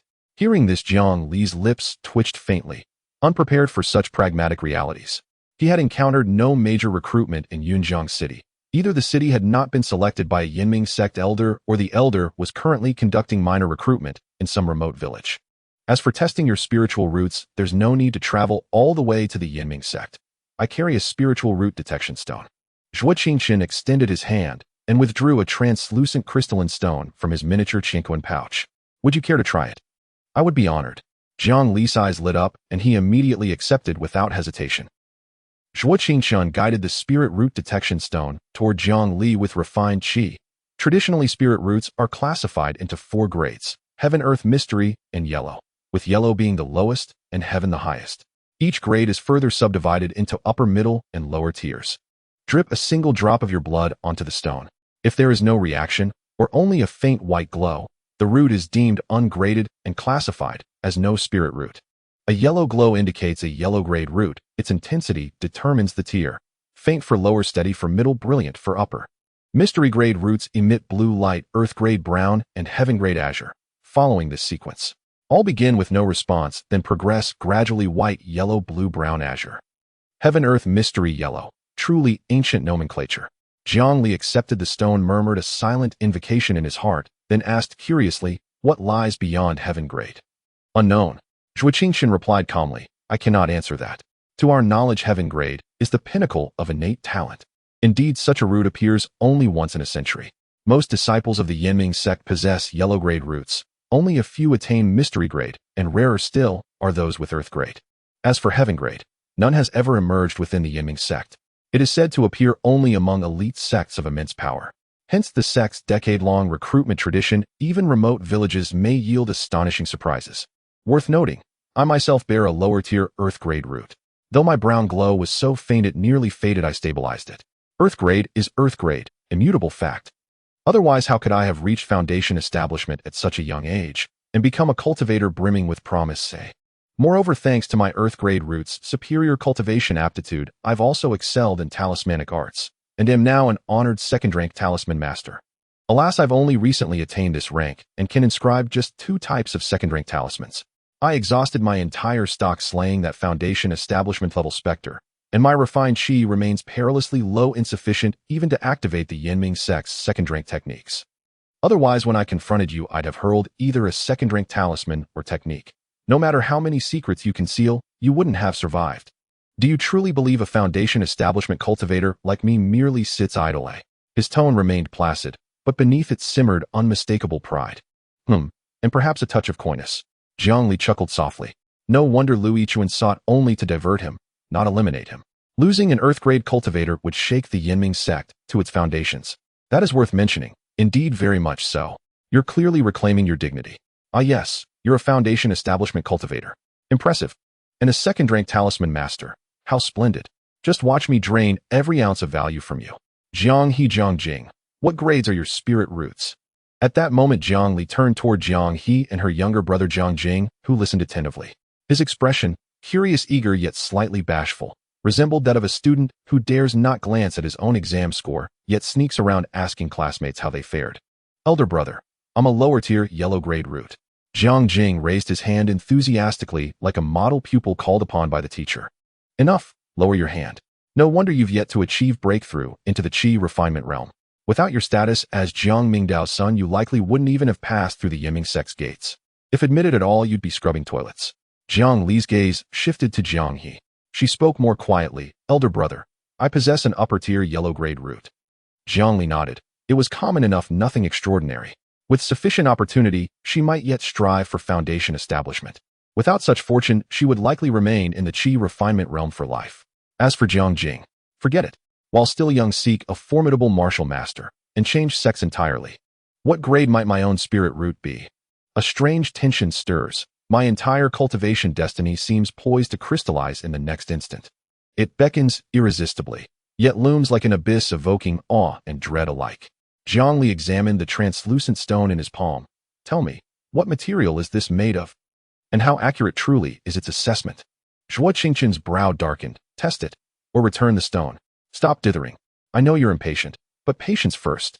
Jiang Li sighed wistfully. I simply wish to caress it a little longer, build goodwill, so it grants me a heaven-grade root. Can a spirit root detection stone bestow a spirit root? In heaven-grade? Preposterous. Zhuo Qingqian's forehead twitched violently. He was on the verge of snatching back the stone. Truth be told, he hoped Jiang Li would not test his root. A poor result would shatter false hopes cleanly. But should the result prove promising, Jiang Li might cling to it obsessively, recklessly pursuing dual cultivation of both immortal and martial paths, squandering his exceptional martial potential. Fine, I'll test it. Right now. Jiang Li clutched the stone protectively and issued a task. Quest activated first spirit root assessment 01. Reward 1-year upgrade in spirit root grade. Acceptable. More than acceptable. He couldn't possibly lack a spirit root altogether. Even if the initial grade proved modest, the reward would elevate it. Jiang Li narrowed his eyes. A bold idea forming. Lightly pluck, slowly twist. Strike while the iron's hot. Press every advantage. Seize joy while fortune smiles. Do it. With resolve, he launched a cascade of quests. Quest activated, attain yellow grade lower tier spirit root 01. Reward enhanced cultivation aptitude. Quest activated, attain yellow grade middle tier spirit root 01. Reward enhanced cultivation aptitude. Quest activated, attain heaven grade upper tier spirit root 01. Reward enhanced cultivation aptitude. It was possible. Jiang Li's breath quickened. 12 quests in total. Completing them all would grant 12 consecutive enhancements to his cultivation aptitude. Why are you panting? Test it now. At Zhuo Qingqian's sharp prompting, Jiang Li wasted no more time. He forced forth a drop of blood. The moment his blood emerged, the room's temperature seemed to rise slightly. Thick, vibrant blood, qi radiating from that single droplet.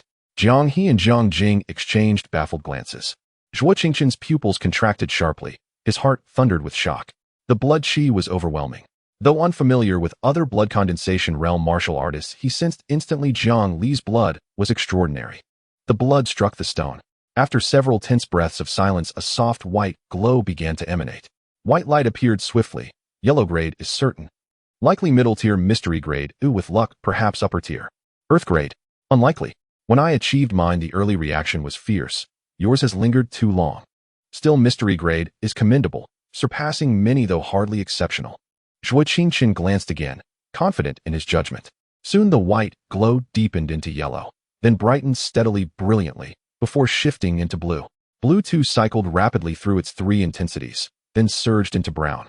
The stone now pulsed with a faint, unmistakable brown light. Silence fell, absolute, suffocating, broken only by the whisper of a falling needle. Jiang Li studied Zhuo Qingqian's stunned, vacant expression and feigned ignorance. TSK. Hiss. This hue. It is earth grade, isn't it? Master Zhuo, you're renowned for your eloquence. Care to offer another profound observation?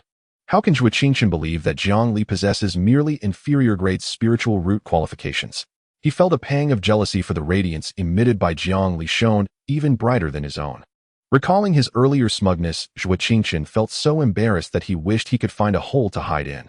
Beside him, Jiang He and Jiang Jing were already wearing expressions of shock. Earth-grade spiritual roots are rare indeed. Even in the vast Yinming sect, there are only a few who possess them. However, the light from the spiritual root detection stone in Jiang Li's hand had yet to stabilize. The glow continued to amplify, transitioning from a faint shimmer to a gentle, yet normal brightness. Earth-grade middle. Zhuo Qingqian could not help but exclaim, for this was the best qualification he had ever witnessed.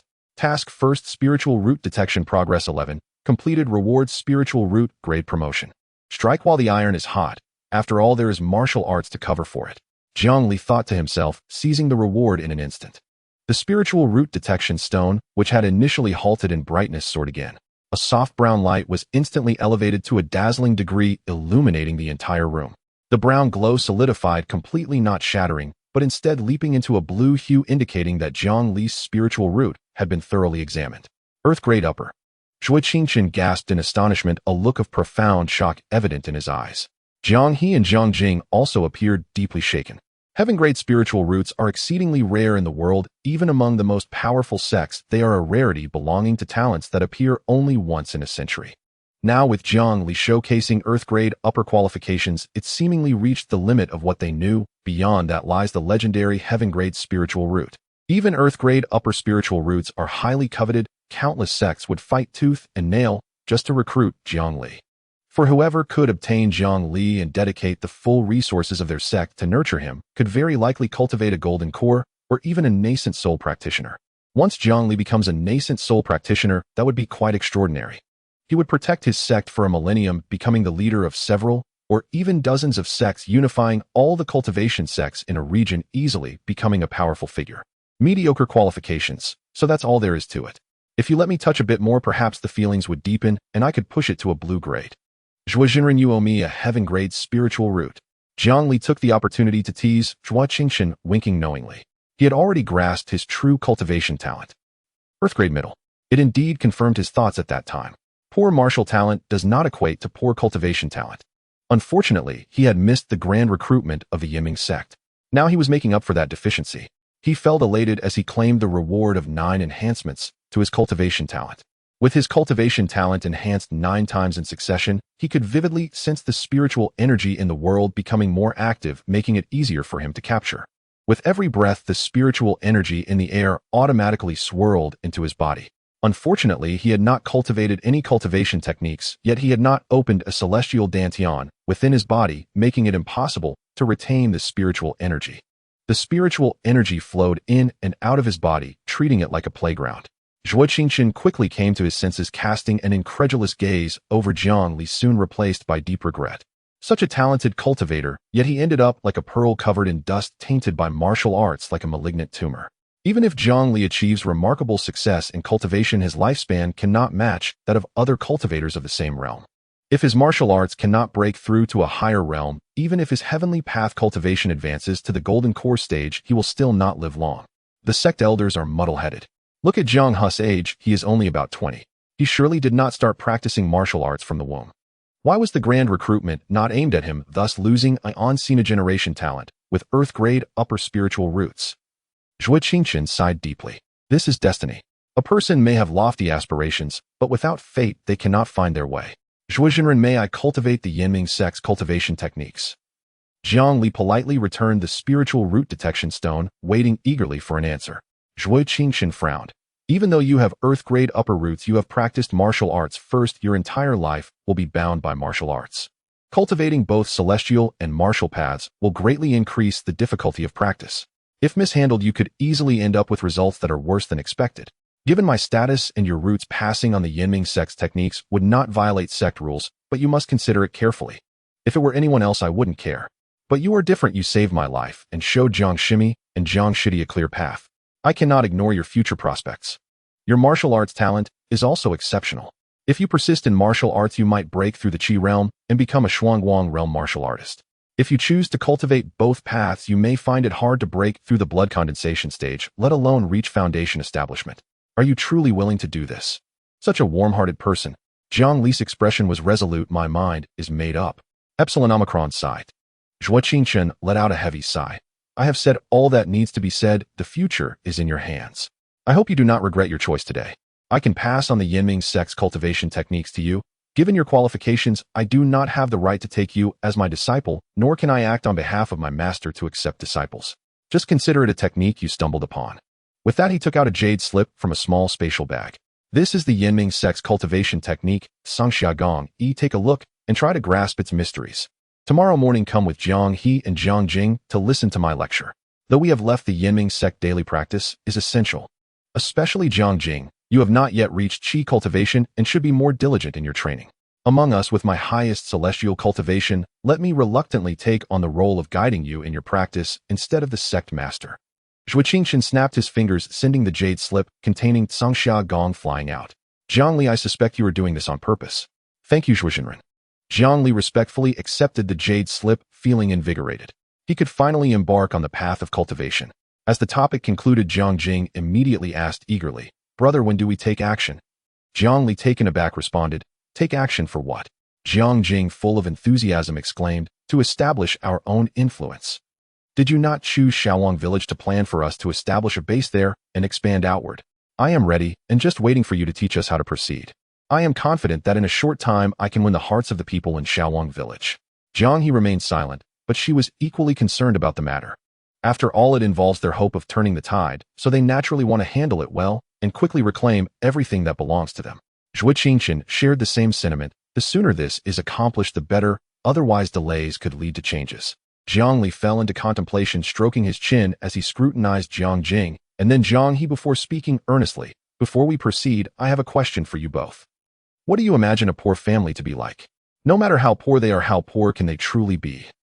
True destitution." Jiang He and Jiang Jing exchanged glances, each discerning bewilderment in the other's eyes. Since birth they had lived amidst luxury, fine silks, sumptuous feasts, and every comfort imaginable. Speak plainly. Let your imagination soar. Say whatever comes to mind. There is no harm in speaking freely. Encouraged by Jiang Li, the siblings grew bolder. Jiang He, quick-witted and thoughtful, ventured cautiously, "I believe the diet of truly impoverished families falls far short of that enjoyed by disciples of the Yinming sect. Each day at Yinming sect we savor a variety of rare mountain delicacies and ocean treasures, even tender meat from spirit beasts. Though impoverished families cannot rival sect disciples, they surely eat their fill daily, even enjoying savory meats, albeit of coarser grade and lesser refinement." Emboldened by his sister's example, Jiang Jing swiftly grasped the rhythm. "At Yinming sect our garments are woven from the finest brocades, silks of peerless quality. The poor, though unable to match us, must wear inferior or even substandard silk." Their enthusiasm mounted as they traded observations one after another. At Yinming sect, servants attend to every aspect of disciples' daily lives: meals, attire, lodging. Even impoverished families, though less privileged, likely employ 1 or 2 servants to manage household affairs. Should a disciple fall ill with wind cold, at Yinming sect potent elixirs are administered immediately, often curing the ailment with a single pill. Though the poor lack such refined elixirs, medicinal herbs must be readily available to them. Thus serious illness should be rare. Yinming sect employs learned masters who instruct disciples in scholarship, cultivation, theory, and lore of the immortal realms. The poor may lack our erudition, but surely they are not illiterate. A modest literary foundation must reside within them, rendering communication between us neither difficult nor strained. The poor most commonly travel by horse-drawn carriage. Jiang Li pressed a palm to his forehead, shook his head slowly, and sighed deeply. "Enough. There is no need to continue." Jiang He and Jiang Jing obediently fell silent, but their bright, expectant eyes gleamed like students convinced they had delivered the perfect answer, eagerly awaiting praise from their teacher. "You have misunderstood something fundamental. By truly impoverished families, I mean those whose station lies far beneath even the lowest servants of Yinming sect." Jiang Li spoke with solemn gravity. "To win hearts is not achieved through hollow words of consolation. It demands genuine immersion, becoming one among them, gradually rising from within their ranks, acting not as an outsider, but as one who dares what they dare not, and leads by example. Only when you comprehend their deepest needs and know precisely what they yearn for, can you offer them what truly matters. Recognition transcends wealth or status. It resonates solely with the heart. Your understanding bears no resemblance to reality. It strays immeasurably far from truth. Tomorrow do nothing. After Master Zhuo's introductory lecture on cultivation concludes, I shall escort you around Shaowang Village. Only then will you behold the world's unvarnished reality. It grows late. Rest now." Having imparted his earnest counsel like a stern yet compassionate master, Jiang Li departed, carrying the jade tablet with him. Jiang He and Jiang Jing stared at each other, utterly at a loss. Let us heed his words. Zhuo Qingchen closed his eyes softly and murmured, calm and detached, "As per his plan, he shall carry this out, and thereby shake Yinming sect itself with irresistible momentum. His chances of success are exceptionally high, indeed greater than yours. Moreover, he would accomplish it faster, more thoroughly. His refusal to act himself suggests no ambition to usurp your position, only a desire to teach you something essential. You have walked all day. Tiredness weighs upon you. Go rest. Yes, senior brother Zhuo." Only then did the siblings relax their spirits and depart cheerfully to their chambers. After the others had left, Zhuo Qingchen slowly opened his eyes, his gaze drifting into a dazed, almost existential stupor. How could it possibly be top-tier Earth grade? It makes no sense. It shouldn't surpass even mine. Quest assigned First Cultivation of an Immortal Art Progress 01. Reward Pure Dao Heart. Quest assigned Practice that Sangxia Art 100 times Progress 0100. Reward Insightful Feedback on Sangxia Art Cultivation. Quest assigned Conceal Your Cultivation Breakthrough to Qi Refinement Realm from All Progress 01. Reward Grand Technique of Supreme Evasion Immortal Rank. Quest assigned Attain Qi Refinement Realm First Layer Progress 01. Reward Enhanced Purity of Qi. Quest assigned Perform 6 hours of Immortal Path Cultivation Daily Progress 01. Reward Expansion of Qi Reservoir. Quest assigned Attend Master Zhuo Qingchen's Complete Cultivation Instruction Progress 01. Reward Enhancement of Immortal Talent. Back in his chamber, Jiang Li mirrored his prior approach, transferring his martial cultivation tasks seamlessly into the realm of immortal arts. His grasp of quest mechanics had grown increasingly refined, his experience seasoned and assured. With martial and immortal cultivation pursued in tandem, life shall grow busier indeed. Jiang Li felt invigorated, full of purpose. Pressure. Such a notion held no place here. What pressure could he possibly bear? He simply took each step as it came. If pressure existed at all, it stemmed only from the shallowness of his current mastery. Should unforeseen complications arise, resolution would prove difficult. Yet the situation had stabilized. Though Jiang He and Jiang Jing were volatile liabilities, they now resided safely within Guan State, a location no one from Yinming sect would ever suspect. Even their most imaginative strategists would never conceive that the siblings had fled so far, not merely hiding somewhere within Jiang State. Their assumption would remain narrow that Zhuo Qingchen spirited the siblings away solely to reclaim the throne of Jiang State, a motive glaringly apparent, limiting their search strictly within Jiang's borders. As for the strategy Jiang Li had imparted to the siblings, the path to reversal, he neither intended nor wished to participate in its execution. Give a man a fish and you feed him for a day. Teach him to fish and you feed him for a lifetime. The method was given, its implementation belonged entirely to them. Whether they ascended the throne or failed utterly was of no consequence to him. Indeed, he preferred they delay action indefinitely. Premature moves, however well-intentioned, risked exposure, and once discovered they would face annihilation, pursued relentlessly by both Guan State's sovereign and its supreme immortal sect. Thus Jiang Li adopted a deliberate policy of postponement, the longer the better. Moreover, without first-hand experience of hardship, without visceral empathy for suffering, how could the siblings ever convey authentic emotion? He had rescued the siblings out of necessity. Rescuing Zhuo Qingchen, however, served a far more calculated intent. From the moment he received the law-defying disciple title series, he began plotting how best to reap enduring benefits. The siblings depended on him, Zhuo Qingchen depended on them. Within this delicate triad, Jiang Li's indispensable role and the profound debt Zhuo Qingchen owed him ensured that reasonable requests would rarely be denied. Having already secured Yinming sect's Sangxia art, Jiang Li now planned to deepen his involvement, gradually extracting ever greater rewards, perhaps first and second-rank techniques of the sect, or even Zhuo Qingchen's mastery of talismanic arts. A venture offering exponential returns demanded no justification. This wisdom he had gleaned in Yunjiang City. A distinguished identity, paired with unique, exclusive expertise, grants effortless access to desired resources and secures one's footing with unparalleled ease. Pausing, Jiang Li emptied his mind of further speculation. Pressing the jade tablet to his brow, he began absorbing the Sangxia art. After a moment, Jiang Li withdrew from the jade slip's contemplation, carefully savoring the content of the Sangxia skill. This is a method that directly points towards the golden core stage, unblocking the meridians and gathering the spiritual energy from the heavens and the earth, thereby opening up a vital reservoir. As long as one successfully opens up the vital reservoir and absorbs the wandering spiritual energy from the environment to transform it into the necessary true energy, filling the reservoir with true energy will allow one to step into the first layer of the Qi refinement stage. Although the Sangxia skill can lead to the golden core stage, over the years very few immortals from the Yinming sect have managed to reach that level. It is not simply a matter of having sufficient aptitude to guarantee entry into the golden core stage. The path of cultivation is filled with unspeakable miracles. With the right timing, even those with yellow spiritual roots can form a golden core, while those with earth spiritual roots may never succeed. However, possessing earth spiritual roots makes it easier and more effortless to enter the golden core stage compared to yellow or dark spiritual roots. This thing is like a stepping stone. Some people find it easier to gain entry, while others may not, but the latter can be described as having a survivor's bias. As for those with heavenly spiritual roots, they are praised by the cultivators of the realm as being able to reach the golden core stage effortlessly, as if for them attaining the golden core is as simple as eating and drinking. Jiang Li did not plan to practice the Zhangxia skill tonight. They arrived at Shaowang village in the evening, and finding a place to stay had consumed a fair amount of time. After settling down Zhuo Qingchun in the room and filling his stomach, he engaged in a conversation. With the day nearly over, it was certain that the daily task of 6 hours of cultivation could not be completed. His understanding of the Zhangxia skill was also not profound enough. Indeed, having received several enhancements to his cultivation aptitude in succession, he had developed his own understanding and perspective on the Zhangxia skill, far surpassing other Yanming sect disciples who were still struggling to grasp it. He could explore it gradually. Even without practicing 100 times, he could successfully open up his own vital reservoir. However, since it was his first encounter with a cultivation technique, it was wise to prioritize stability. Since Zhuo Qingchun had a small class on cultivation tomorrow, it would be better to attend the lecture, first clarify the detailed cultivation route, and then delve deeper into practice. With Zhuo Qingchun's guidance, the speed of opening the vital reservoir would likely be faster.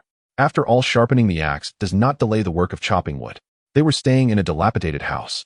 The previous occupants had died, their bloodlines severed, and since no one had lived there afterwards, it naturally fell into disrepair. This was quite common in the village. Young people venture out to seek their fortunes while the elderly stay at home, and once the elders pass away, the home ceases to be a home and is simply left empty. Jiang Li sought help from village chief Wang to settle in, and the village chief gladly agreed to accommodate their group of outsiders for an extended stay.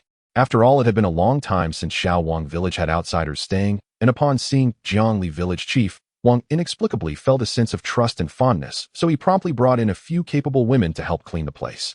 With such hospitality, Jiang Li naturally understood the importance of reciprocation and presented some provisions he had purchased on the road as gifts.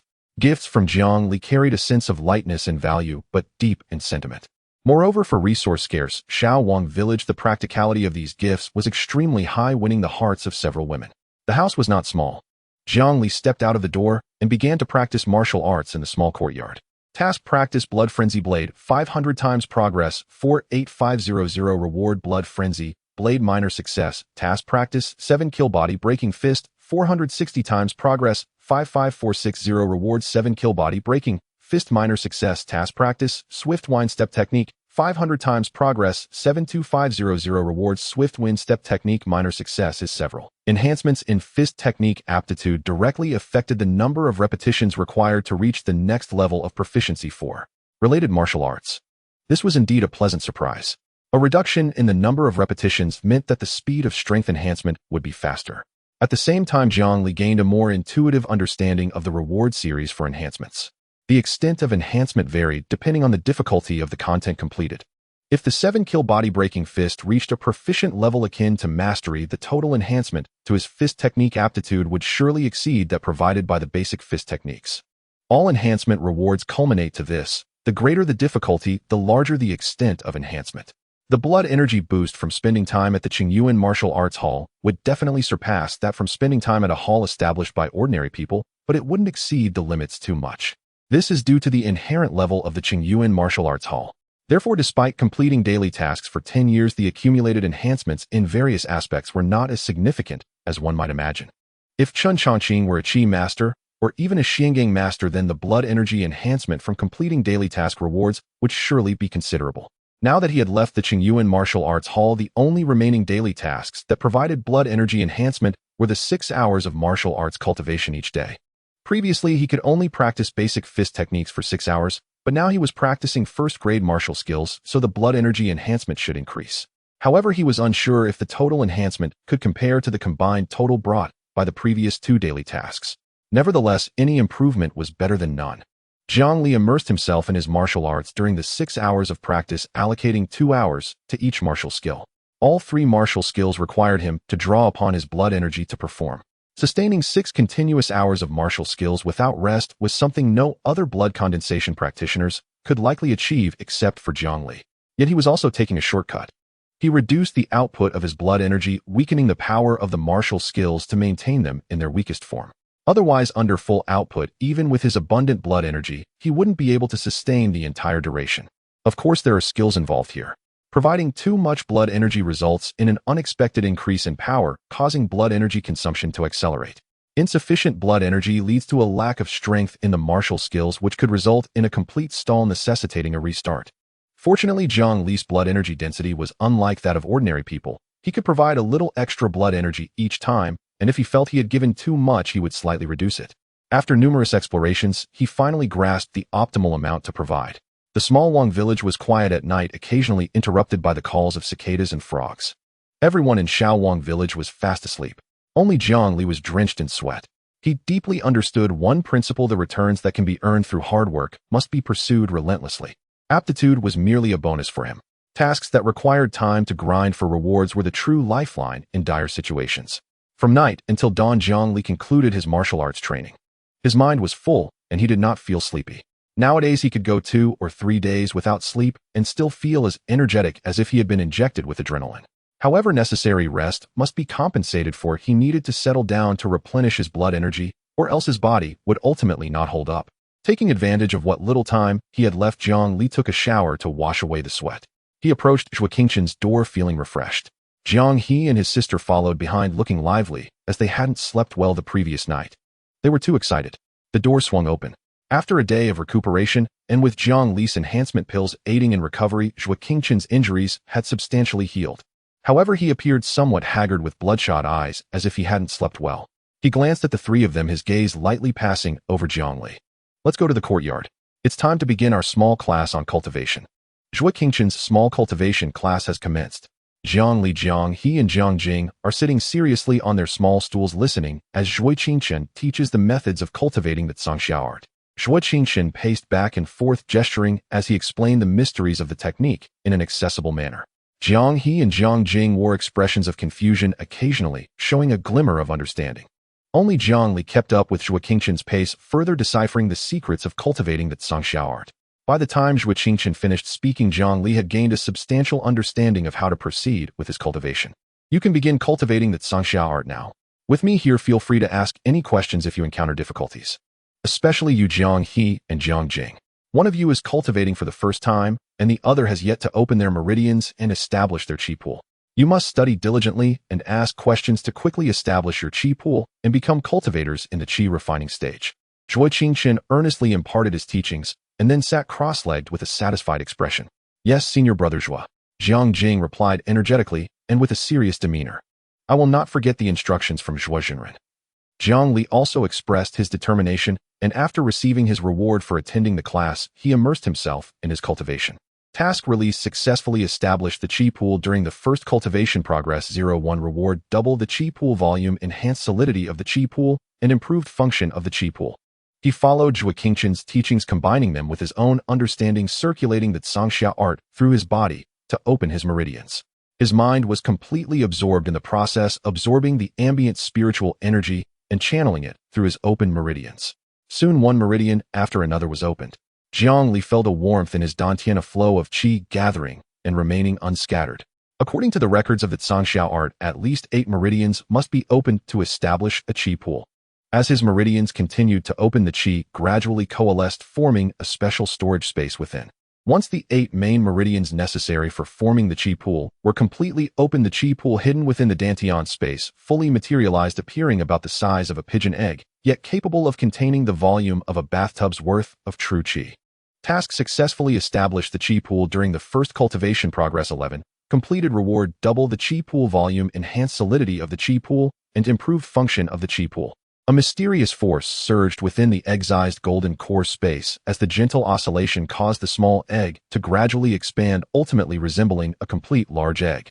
The inner space also transformed to resemble a goldfish pond with the capacity for true qi similarly doubled. The solidity of the qi pool manifested visibly on the surface of the dantian space, appearing deeper in color and significantly denser.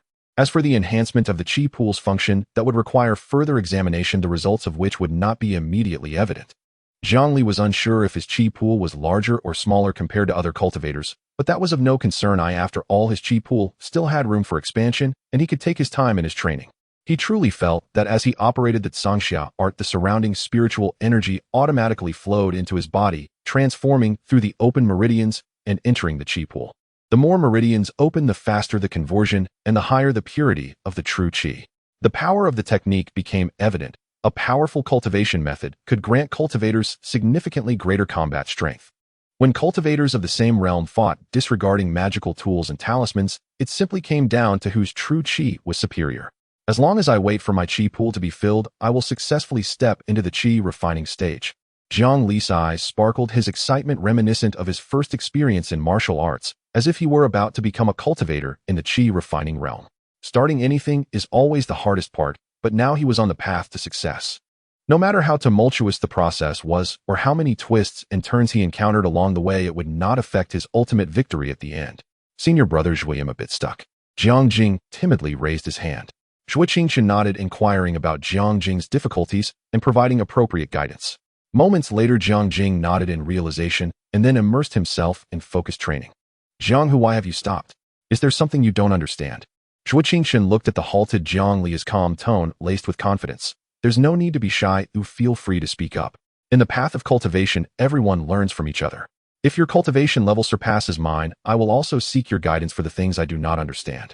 With my current cultivation level and the experience I have accumulated, guiding the three of you in your cultivation is as easy as pie. While I cannot guarantee that your cultivation will soar, it will certainly be far superior to what other foundation establishment cultivators can offer. Such opportunities for a small cultivation class are rare. You must seize them. He tossed and turned all night, unable to sleep, and when he lifted the quilt, it was filled with high-quality resources. Jiang Mingdao's adopted son had cultivation talent that surpassed even him, the recognized genius of the Yinming sect. How could he accept such a harsh reality? Later he came to terms with it. Although Jiang Li had high cultivation talent, he had been tainted by martial arts, hindering his development on the path of cultivation. Moreover, Jiang Li had never encountered knowledge related to cultivation before. His understanding in this area was like a blank slate. He only needed to showcase his extensive knowledge and provide enlightening guidance at crucial moments, which would surely inspire reverence from Jiang Li, who possessed a top-tier spiritual root. Zhui Qingchen felt immense anticipation, thinking that a genius with better talent than his own would be grateful to him. The joy of such satisfaction was indescribable, and he would surely sleep soundly that night. Jiang Li scratched his head and said, Zhuizhen and I have successfully opened my qi pool. So that was the issue. Huh. Zhui Qingchen was stunned, and once he regained his composure, his tone instantly rose several octaves. You mean you have opened your qi pool? Jiang Li looked innocent and nodded obediently. Jiang He, Jiang Jing, Dono, no, the astonished gazes of the three present fell squarely on Jiang Li.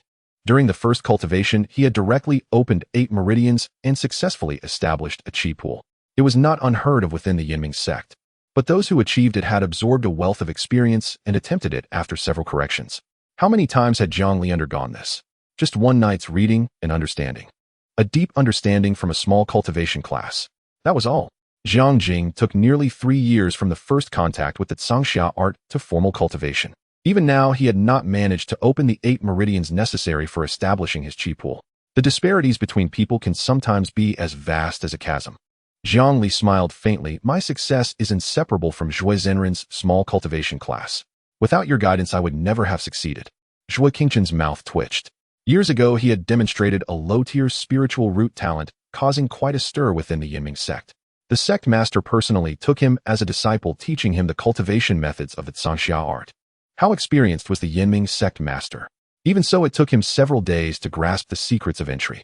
His cultivation level and talent were naturally not comparable to that of the sect master, and thus the effectiveness of his guidance could not compare to that of the old master. Jiang Li's words were completely comforting. Zhui Qingchen, unwilling to concede, remarked, everyone's qi pool is of different sizes. Those with higher talent do not necessarily have larger qi pools. When I first established my qi pool, the Dantian space was only slightly larger than a pigeon egg, yet it was among the best in the Yinming sect, laying the foundation for my future strength. Jiang Hu, how large is your Dantian space? In this regard, I fall short of you. My Dantian space is barely the size of a pigeon's egg. Jiang Li sighed, insincerely bowing his head ever so slightly, as if conceding defeat. To successfully shear wool, that is to extract value from others, the foremost requirement is to make them feel indispensable to you. Psychological reassurance is especially vital.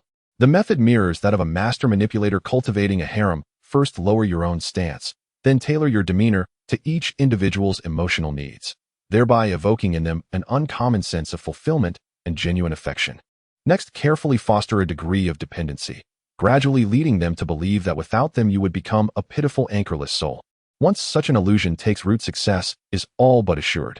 When their spirits are tended with exquisite care, they will naturally cherish you, attend to you, pledge unwavering loyalty, and willingly submit to being shorn, offering everything they have without reservation.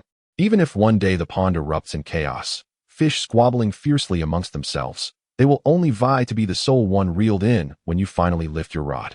Yet if you tower over them with condescension, delivering top-down overwhelming judgments, you'll never grant them authentic comfort. Every word you speak will fall on deaf ears.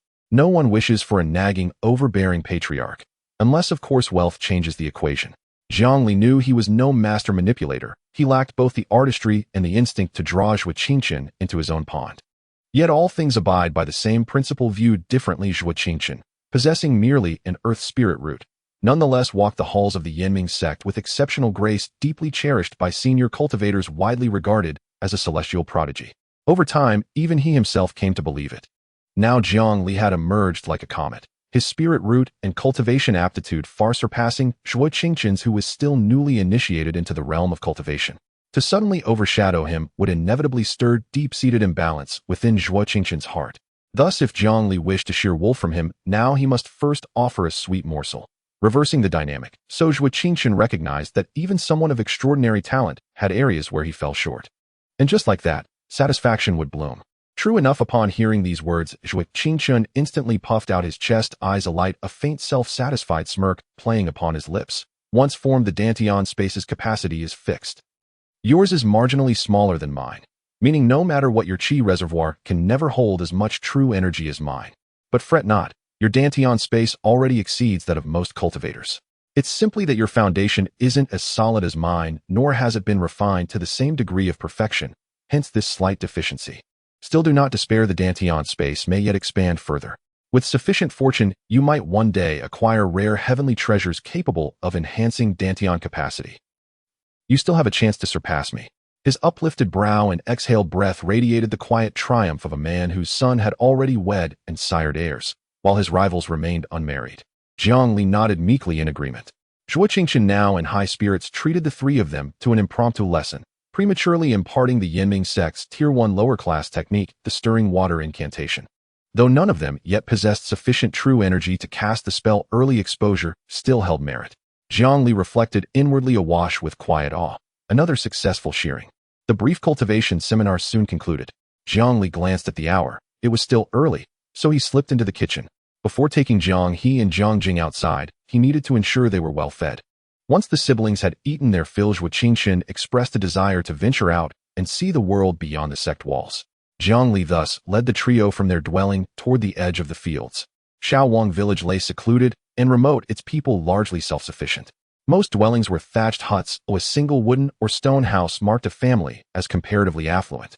Its surroundings paled not only against the serene, picturesque vistas of the Yinming sect, but even against modest neighboring villages. Few villagers passed along the path. Occasionally bare-bottomed children, pale, thin, and laughing, dashed about in playful abandon. Jiang Li stepped forward to halt them. Thanks to his amiable nature, and 2 pieces of candy clutched in his palm, the children quickly gathered around. Why do you run about like this? Don't you attend private academies? Or are you simply too young? At Jiang Li's question, an older child tilted his head in confusion. Elder brother, what's a private academy? It's a place where one learns to read and write.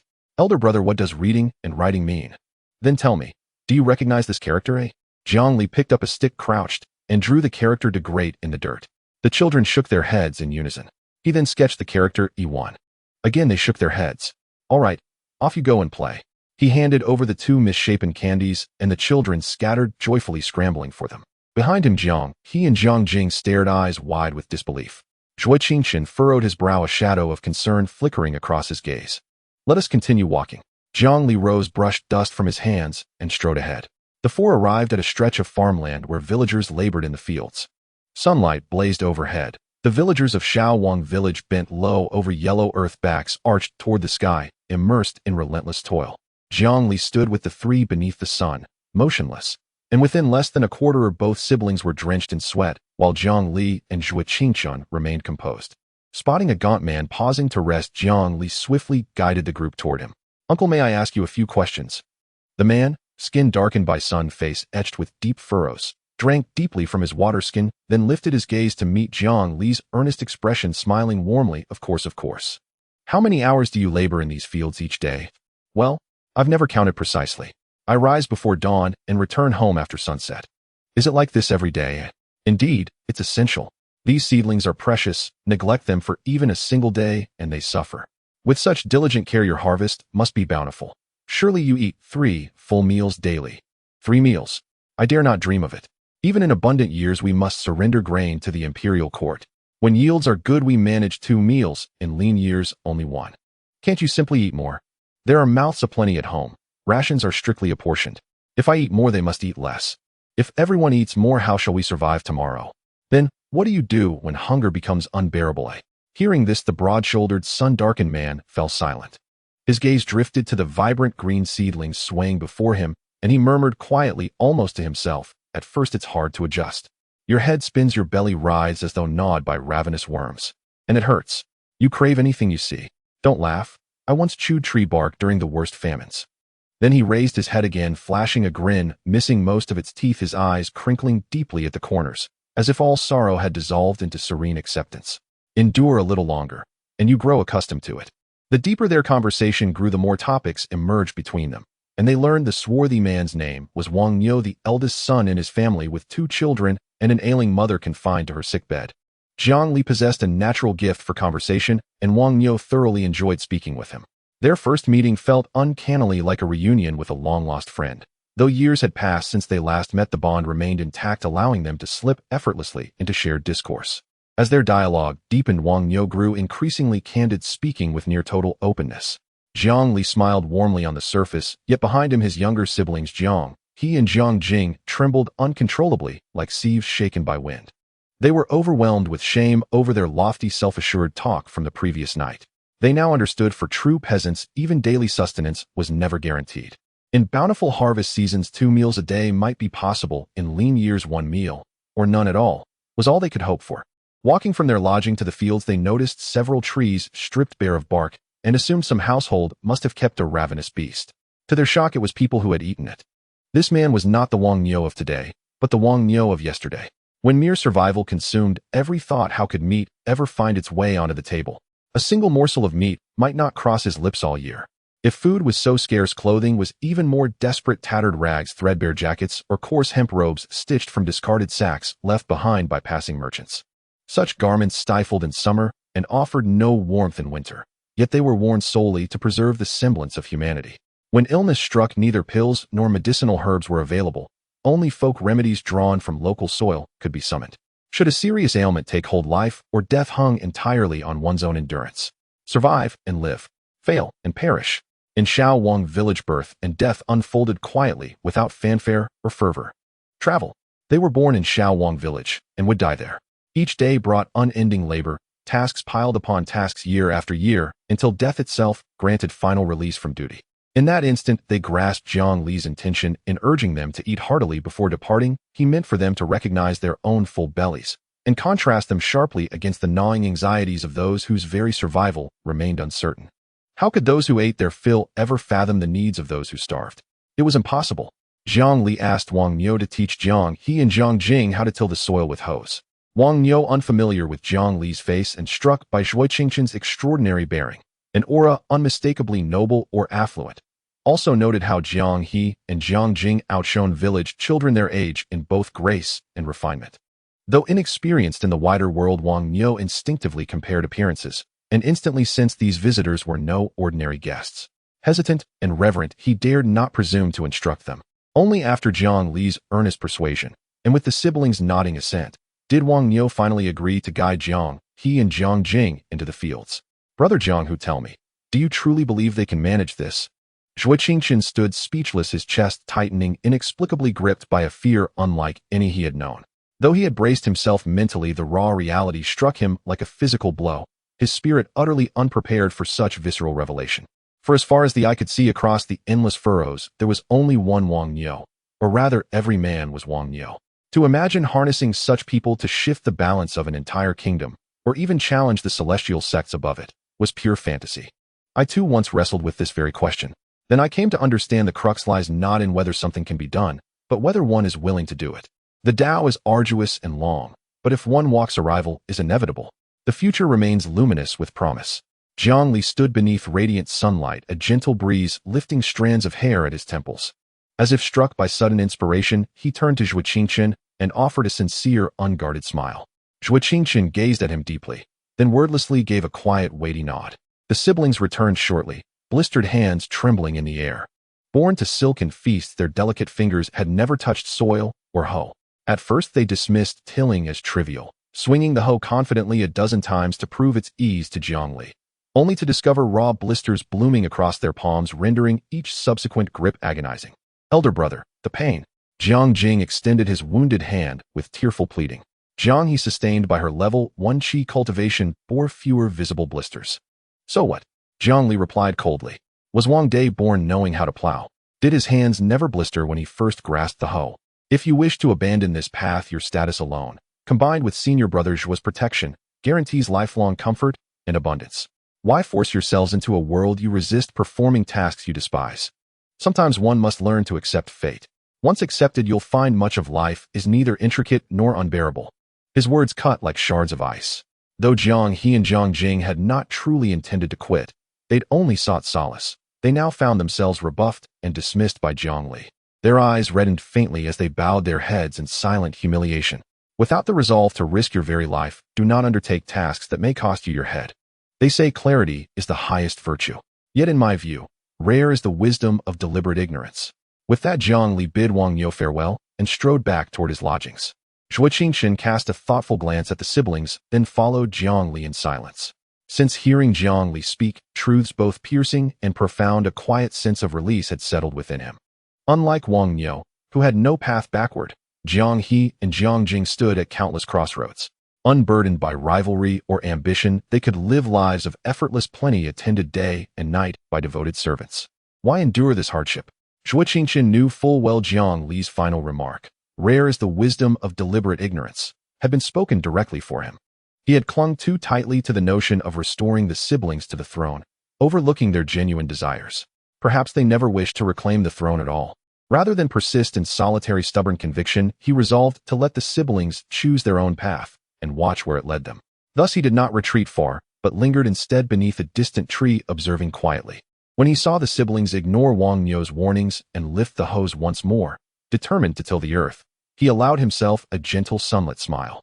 Back at his lodgings, Jiang Li claimed his reward without hesitation. Quest completed. First cultivation of a Taoist art. Progress 11. Reward: purified immortal heart. In that instant, Jiang Li slipped into a realm of profound, ineffable serenity, a state wherein no obstacle could sway his unwavering resolve to cultivate the Tao, and every trial became a vivid, indelible landmark on the path to transcendence. If I cannot ascend to immortality, who then shall? This unshakable conviction granted him insights beyond words. The arcane subtleties of the Zhangxia art unfurled before his mind's eye, as clear and tangible as lines traced upon his palm. He withdrew a generous handful of spirit-enhancing pills, drawing upon the spiritual energy sealed within each to fuel his practice. As he circled the Zhangxia art, through successive heavenly cycles, he absorbed ambient qi like a ravenous leviathan, forcing open meridians deep within his body. With each new channel carved, his capacity to transmute qi accelerated dramatically, true energy surging violently into his dantian, filling the space with relentless intensity. Within 2 hours, his energy reservoir overflowed, signaling readiness to break through into the first major cultivation realm, the qi refinement stage. This day has finally arrived. Jiang Li suppressed the urge within him to break through immediately. The condition to obtain the great celestial gu technique immortal requires that no one knows when he breaks through to the qi refinement stage. Although he anticipated it at this moment, Zhuo Qingqian must be following Jiang He and his sister. However, one must act with caution. If Zhuo Qingqian truly acts as a bystander and follows him back to his residence, the commotion during his breakthrough might attract Zhuo Qingqian's attention. With the opponent's cultivation level, how could they not know what he is doing? Without the great celestial gu technique immortal, his life would no longer be fulfilling.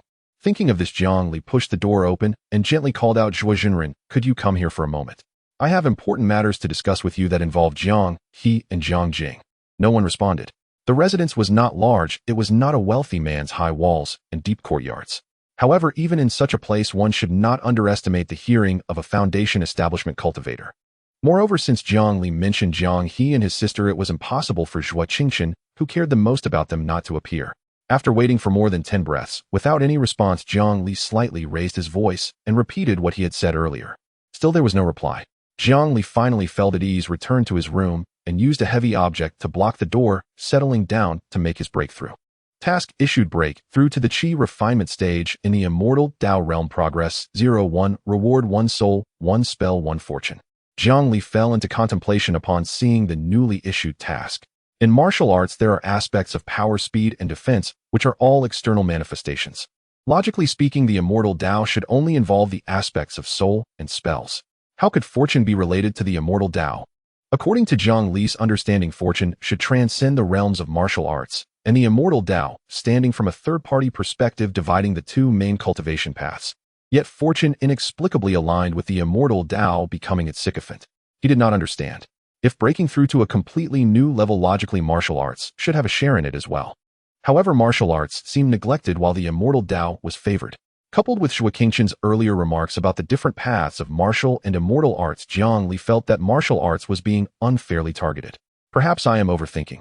The immortal Tao stands high above, transcending the shackles of the mundane world, and is inherently close to fortune.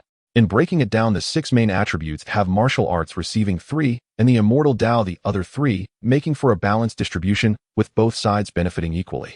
Jiang Li smiled, and said it is not about scarcity, but inequality. Oh, everything is quite good. He no longer dwelled on it. Young people should not let the uncertainty of potential events weigh heavily on their minds. He accelerated the activation of the Zhangxia technique, continuously transforming it into true qi that surged towards the qi pool. The qi pool was shaken, and the accumulated true qi spread through the meridians, forming a cycle within his body, flowing back into the true qi.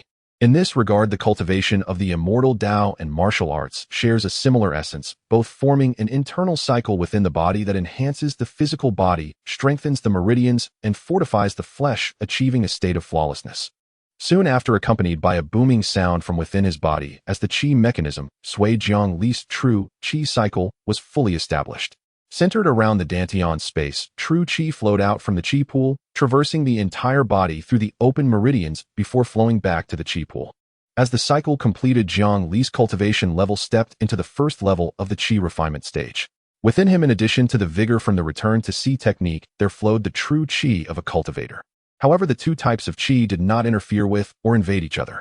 The vigor was stored in the 99 acupoints opened by the return to Si technique, while the true qi was stored in the qi pool within the Dantian. Task: conceal from everyone. Breakthrough in cultivation realm to qi refinement stage. Progress 11. Completed. Reward: Great Celestial Gu technique, immortal. Task: achieve the first level of qi refinement in cultivation realm. Progress 11. Completed. Reward: True qi purity enhancement. Task: practice immortal Tao for 6 hours daily. Progress 11. Completed. Reward: qi pool expansion. Task: breakthrough in immortal Tao realm to qi refinement stage. Progress 11. Completed. Reward: 1 soul, 1 spell, 1 fortune. Multiple tasks were completed simultaneously. Jiang Li claimed them all. The expansion of the qi pool was the most evident. As the master of his body, Jiang Li directly perceived through introspection that his qi pool had slightly expanded by an insignificant circle. Although the increase was minimal, it meant that he could accommodate more true qi, directly enhancing his strength. Jiang Li never looked down on the benefits from daily tasks. As the saying goes, steady streams nourish the flow. Why should one be overly calculative? Living each day with progress is in itself something to be grateful for. The enhancement of true qi purity, in a sense, improves the quality of true qi, leading to a further transformation in its purity. Any cultivator absorbs spiritual energy from the air to transform it into their own true qi, which is never 100% pure. The true qi inherently retains impurities from the spiritual energy, which mingles and enters the qi pool. Cultivators with higher aptitudes can purify true qi through their innate spiritual roots, continuously increasing its purity while gradually reducing the impurities. Thus, cultivators of the same realm can exhibit significant differences in strength. Now that his true qi purity has been enhanced, it indirectly boosts his cultivation strength, representing a significant gain that will accompany him throughout his life. As for the Great Celestial Gu technique, immortal, it goes without saying. This is one of the rewards he values most in his urgent quest to elevate his cultivation realm. With the Great Celestial Gu technique, immortal, he could perfectly conceal his immortal Tao realm, preventing Zhuo Qingxian from easily discerning his level, allowing him to hide his true immortal cultivation at any time and place.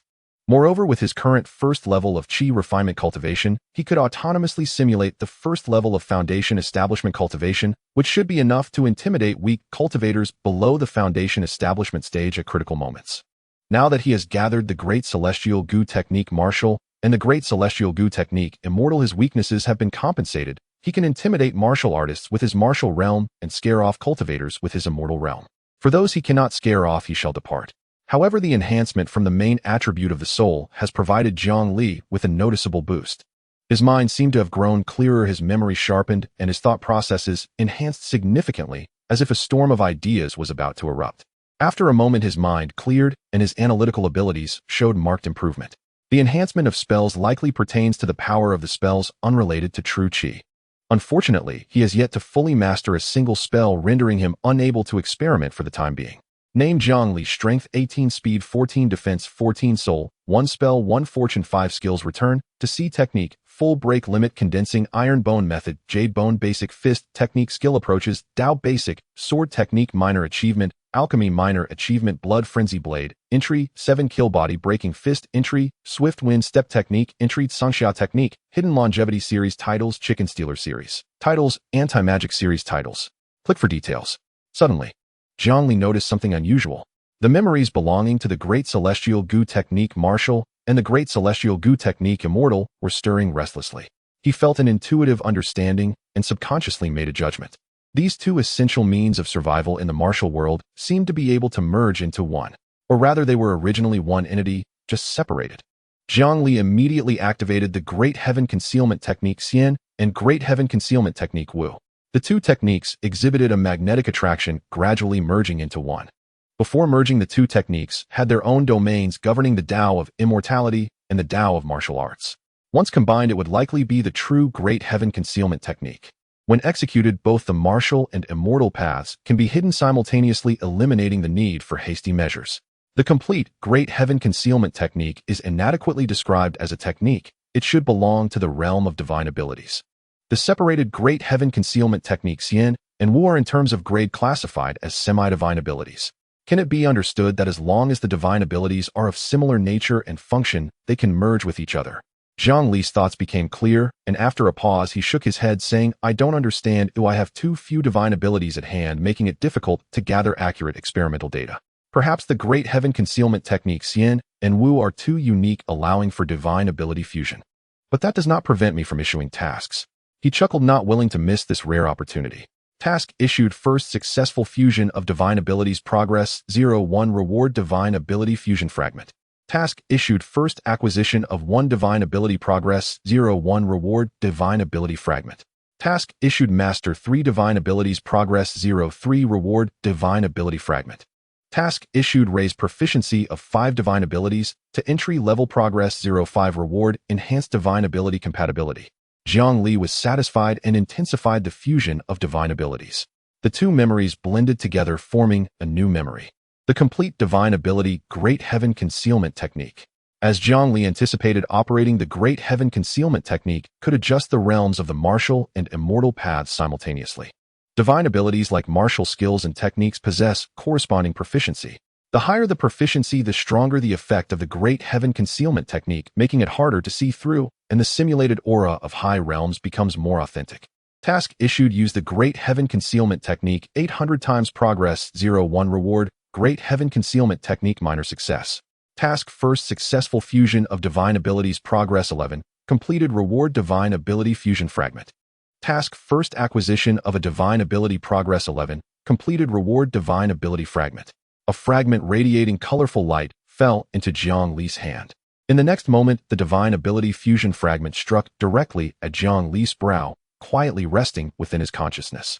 He instantly understood the usage of the divine ability fusion fragment. Divine abilities can indeed merge, but not all divine abilities can be combined. Only those with special marks can merge. For instance, the Great Heaven Concealment Techniques Wu and Xian have obvious special marks. For certain reasons, some divine abilities are divided into 2, 3, or even more parts. However, they originate from the same source and nature, they only differ in their directional application. If these divine abilities can be gathered and reverted to a single divine ability, the complete power of the divine ability can be restored. The function of the divine ability fusion fragment is to serve when necessary as a substitute for one of the missing divine abilities merging with other divine abilities to complete the divine ability. After all these years, some divine abilities have truly severed their inheritance, becoming forgotten and impossible to gather. Taking the Great Heaven Concealment technique Xian and Wu as an example, as long as Jiang Li possesses a divine ability fusion fragment, he can merge with any one of the Great Heaven Concealment techniques Xian or Wu into the complete Great Heaven Concealment technique. After learning this information, Jiang Li suddenly understood the value of the divine ability fusion fragment is very high, though it must be used cautiously in the future and always for the most critical situations. As for the divine ability fragments, they are used for synthesis. Gathering 3 divine ability fragments allows for the fusion into a completely new random divine ability. Divine abilities do not have a grading system. They are only differentiated by their functions. Generally, offensive divine abilities are referred to as major divine abilities, while auxiliary divine abilities are called minor divine abilities. The Great Heaven Concealment technique is an auxiliary divine ability classified as a minor divine ability. The divination technique he has not yet obtained is also likely a minor divine ability. If a divine ability possesses both auxiliary functions and offensive power, it depends on which aspect is more dominant. However, in fact, a divine ability is simply a divine ability. The distinction of size is merely for better understanding. Jiang Li concealed his cultivation level, remaining in a state where his chi pool had successfully opened but was not yet full. Just a day had passed, and the chi pool could be completely filled, likely startling Zhuo Qingchen. That being said, what does it matter to gain Zhuo Qingchen's recognition or not? There are no rewards in that. It's always wise to keep something in reserve. Jiang Li took out Lu Yichuan's small Qianquan bag and infused it with true qi. Sensing the true qi ceiling left by Lu Yichuan, he chuckled and directly unleashed his own true qi to crash through, shattering Lu Yichuan's true qi seal. The true qi seal has the same origin as the cultivator's own qi, once impacted the owner of the Qianquan bag can easily know. Moreover, the stronger the owner's power, the stronger the true qi seal. Could a first-level qi refining cultivator open the Qianquan bag of a living first-level foundation establishment cultivator? It's not impossible, but it would take 10 to 8 years of slow effort. Surely there will come a time when an iron pestle can be ground into a needle. Now that Lu Yichuan is dead, the true qi seal is practically useless, like a widow's door that isn't locked. A determined person can easily push it open. Inside the Qianquan bag there are the Zhangxia technique that Lu Yichuan carried, but not the entire text, only the qi refining section. Zhuo Qingchen is indeed a top disciple of the Yinming sect, carrying the complete Zhangxia technique. It seems that Zhuo Qingchen values my aptitude highly, granting me the complete cultivation method of the Zhangxia technique, likely intending for me to become a member of the Yinming sect in the future. Of course, there is also an element of repaying kindness. Jiang Li carefully searched, determined to find evidence of Lu Yichuan's communication with the person behind him. Ultimately, he found a suspiciously marked token. The token was made of jade, and faint magical fluctuations emanated from within. Based on my understanding of this thing, it should be a type of communication artifact. As long as true qi is inputted, the internal array can be activated, allowing for remote communication. The truth of the matter will be known when Zhuo Qingchen returns to ask.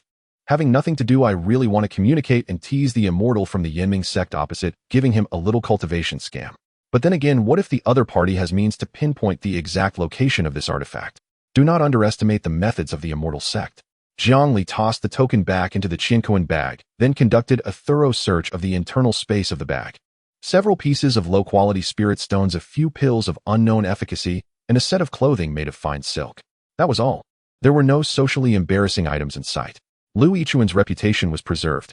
The number of spirit stones seems a bit off. I should ask Zhuo Qingchen how many spirit stones a disciple of the Yinming sect can earn in a month.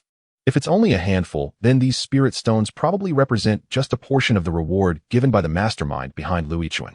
Now they all belong to me. Jiang Li felt pleased. By the way, I should also take the first-grade medium technique that was previously rewarded. After all, I am a glorious cultivator and should possess my own technique. Having said that, he claimed his reward. A memory exclusive to him fell into his mind. A first-grade intermediate technique known as the Purple Lightning technique was recorded in his memory. Jiang Li easily grasped the cultivation tips of the Purple Lightning technique and effortlessly entered the beginner stage. This is one of the benefits of the system, rewarding martial arts techniques and divine abilities. It directly fell into his memory, while it may not be as profound as something inherently engraved within him. In that fleeting moment of creation from nothing, there was already a hint of familiarity, and the speed at which he grasped it was far easier than techniques obtained through other means. Moments later, Jiang Li excitedly raised his right hand, arcs of purple electricity flowing between his fingers. With just a point of his finger, the fierce purple lightning shot forth, striking its target directly. Once it hit the target, it would immediately inflict a paralyzing effect, effectively restricting the opponent's subsequent actions. This is a technique that combines speed and power, though its drawback is that it is not large-scale enough to handle multiple enemies attacking simultaneously. In an unknown scenario, the suppression power of the purple lightning technique can be considered outstanding among first-grade techniques. It strikes at vital points with the shortest time to subdue the enemy. Task issued: practice the purple lightning technique 500 times. Progress 0500. Reward: purple lightning technique minor success. Task issued: reach minor success with the proficiency of the purple lightning technique. Progress 01. Reward: enhancement of lightning technique talent. Jiang Li suppressed all his aura. He glanced helplessly at his task panel and sighed deeply. There were numerous unfinished tasks. All of them require hard work. You must take one step at a time. Meals are eaten one bite at a time. If you take too big a step, it can lead to trouble. Long-lasting efforts yield lasting results. Impatience does not help. Once Jiang Li adjusted his mindset, he muttered to himself in the room, appearing wise and seasoned like someone with rich life experience. After firmly establishing his long-term development path, he then earnestly practiced the Sanxia technique. The clarity of the immortal heart, like the blessings he received from alchemy, belongs to a time-limited enhancement buff. As time passed, the effect of the immortal heart gradually diminished until it eventually disappeared without a trace, transforming into an indescribable state of existence long-term, residing within Jiang Li's body. As the sun set, Jiang Li concluded his cultivation. With the help of the immortal heart, he had opened up 38 meridians, 30 more than yesterday. Such rapid progress is virtually unheard of in the history of the Yinming sect. Jiang Li's conversion speed of spiritual energy became even faster. His cultivation in the immortal Tao broke through to the second level of Qi, refining recently, accelerating his progress. He moved aside the heavy object blocking his door and stepped outside to breathe in the fresh air. The two environments inside and outside the room were entirely different worlds. Before stepping outside, he was not a cultivator. After stepping out, he became a cultivator at the first level of Qi refining. Entering the realm of cultivation greatly enhanced his five senses. From 300 meters away, he could clearly see Zhui Qingxin returning with a mud-stained Jiang He and Jiang Jing. He silently walked into the kitchen to prepare a meal for the two siblings. However, in terms of quantity and quality, it was worlds apart from the meal at noon. Having chosen to persevere, there is no need to fear hardship. Upon returning to their residence, the two siblings first rinsed off their dirty bodies, and after cleaning up, they were just in time to eat the food prepared by Jiang Li. After a busy afternoon, the physical labor consumed a great deal of energy, especially since they were at a growing stage. The moment they saw the food, the two siblings' eyes lit up, and they immediately began to devour it. The only difference was that Jiang He, with her first-level Qi refining cultivation, did not crave food as much, her exhaustion being somewhat more bearable, while Jiang Jing's physical condition was not much better than that of an ordinary person, perhaps even worse. He felt like he was falling apart. At the dining table, the four of them sat in silence. After hastily finishing dinner, the siblings fell fast asleep the moment they hit the bed. Zhui Qingxin covered them with blankets and watched them sleep peacefully, feeling heartache. As he said, they probably have never experienced such exhaustion since the day they were born. This is just the beginning. The road ahead will be even more challenging. Jiang Li leaned against the door with his arms crossed, shrugging as he said, they are only suffering the physical pain, spending a bit of time. With good luck, they can exchange it for a vast foundation and thus govern a nation. But for those like Wang Niu, no matter how much they give, they cannot achieve the basic sustenance they desire. Of course, I'm not saying their efforts are in vain. Never believe that suffering is commendable. Suffering is suffering, and it does not lead to success. Suffering is not worth pursuing. Honing willpower is necessary, because one cannot avoid suffering. If they could attain everything they desire without experiencing hardship, I would only envy them rather than resent them for having never put in effort. Everyone wishes to reap without sowing. Have you never thought that practicing for a few days could surpass your peers who have cultivated for decades? That you might stumble upon ancient treasures at an auction? Have you never considered climbing a mountain, discovering the tomb of an ancient sage, and obtaining incredible legacies that would allow you to soar to great heights? Or casually finding priceless treasures along the way? The beauty of daydreams lies in our heartfelt wishes for everything we desire. However, such fortunate people are scarcely found among millions. Everyone struggles and rolls in the mud. Who truly transcends that? In this world of suffering, everyone is on the journey. It's better to see things a bit more clearly. Jiang Li waved his hand, jokingly saying, Zhui Jinren, I look forward to tomorrow's cultivation class. I have something to attend to, so I'll ask you tomorrow. Zhui Qingxin looked at Jiang Li's retreating figure, his expression somewhat complex. He found it difficult to see through Jiang Li. The next day, at dawn, the cultivation class commenced on time. Jiang Li took out the jade token and handed it to Zhuo Qingxun for inspection, who immediately recognized its origins. This is the Tianya Jade token of the Yinming sect. This is a subtoken of the Tianya Jade token. After infusing true energy, it can relay messages to the main token over vast distances, and the main token can also contact the subtoken. Within the Yinming sect, there are foundation establishment elders who have knowledge of the Tianya Jade token. I have a rough idea of who is pulling the strings behind the scenes. Zhuo Qingxun's expression darkened slightly as he took the Tianya Jade token and did not return it to Jiang Li. Jiang Li raised an eyebrow, knowing that Zhuo Qingxun planned to use it as strong evidence against the Foundation Establishment Elder later. As for how many spirit stones the Yinming sect disciples could receive each month, he was too lazy to ask. He didn't want to alert the snake, making Zhuo Qingxun realize that there were plenty of spirit stones in his Qingquan bag and get any ideas about them. After the cultivation class ended, Jiang Li awkwardly raised his hand and called out Zhuo Jinren. Zhuo Qingxun's mood was obviously not good, and his brow furrowed. What's wrong? I have an unreasonable request. Speak. All right. Jiang Li took a deep breath and said seriously, I need you to give me a good beating. Jiang He, Jiang Jing, Zhuo Qingxun. Zhuo Qingxun was stunned. Hearing Jiang Li mention an outrageous request, he initially thought Jiang Li intended to take advantage of him to obtain some precious item. To his surprise, it was to have him give Jiang Li a good beating. This request sounded a bit excessive at first. Upon deeper reflection, it was indeed very unreasonable. Zhuo Qingxun had never heard such an outrageous request in his life. Jiang He and Jiang Jing also questioned whether they had misheard.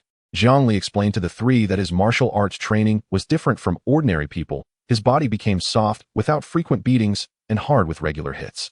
The more often he was hit, the tougher he became. He clearly stated that he asked Zhuo Qingxun to strike him solely for his martial arts training. It was neither to showcase the strength expected of a Foundation Establishment practitioner nor a senseless quest for death.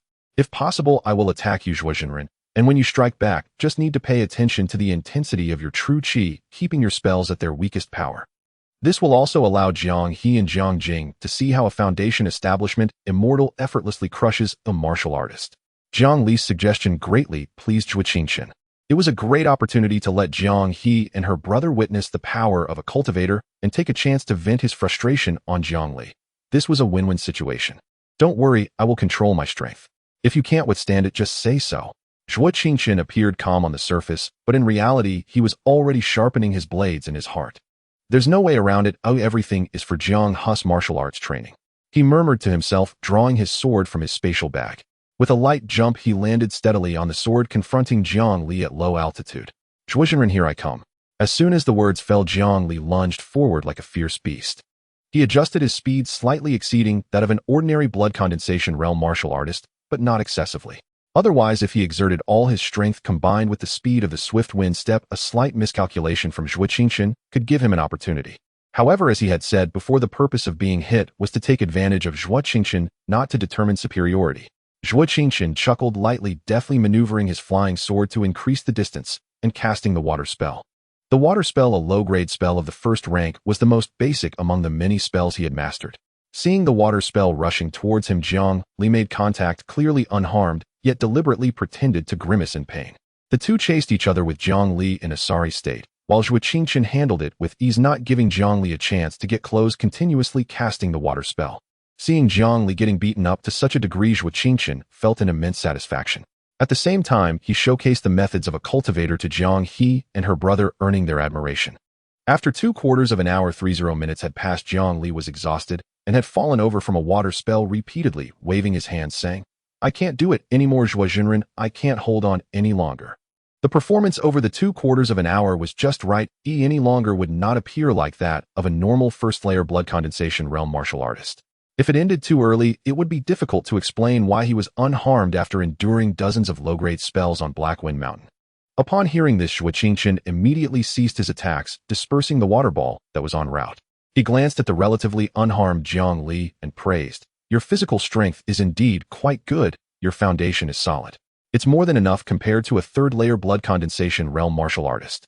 No wonder you could endure my spells multiple times back then. Jiang Jinren, you're overpraising me. If it weren't for your subpar condition back, then how could I withstand your second-grade spells? My physique, comparable to that of a third-layer blood condensation martial artist, would crumble like paper under a single strike.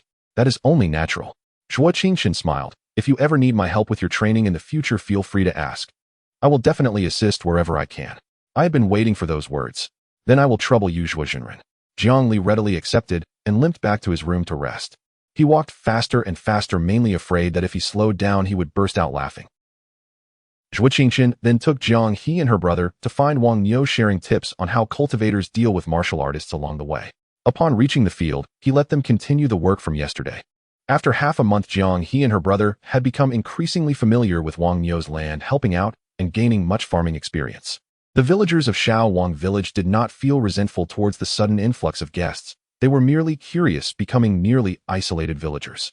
During this time, the only interesting topic at night aside from rocking cradles was this. Jiang Li immersed himself in his training every day. After the small cultivation class, he first endured a beating from Zhuo Qingqian, then proceeded with his own cultivation in both the immortal path and martial arts. His martial arts realm broke through, advancing from the 7th to the 8th layer of the blood condensation realm, gaining further enhancement in blood energy and a random beast blood. This time the beast blood rewarded was significantly more precious than the previous one, when taken out the entire room, filled with a fierce and malevolent aura. Had it not been for Zhuo Qingqian taking the child out, it would have been hard to conceal this sharp-sensed foundation establishment cultivator's perception. Jiang Li quickly smeared the beast blood on himself, absorbing the blood's ferocity through the fine pores of his skin.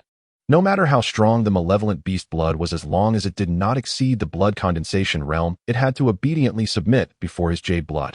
After successfully refining all the beast blood, Jiang Li clearly noticed a slight enhancement in his Boda's strength with the malice contained in the blood energy, further refined, thus improving his power.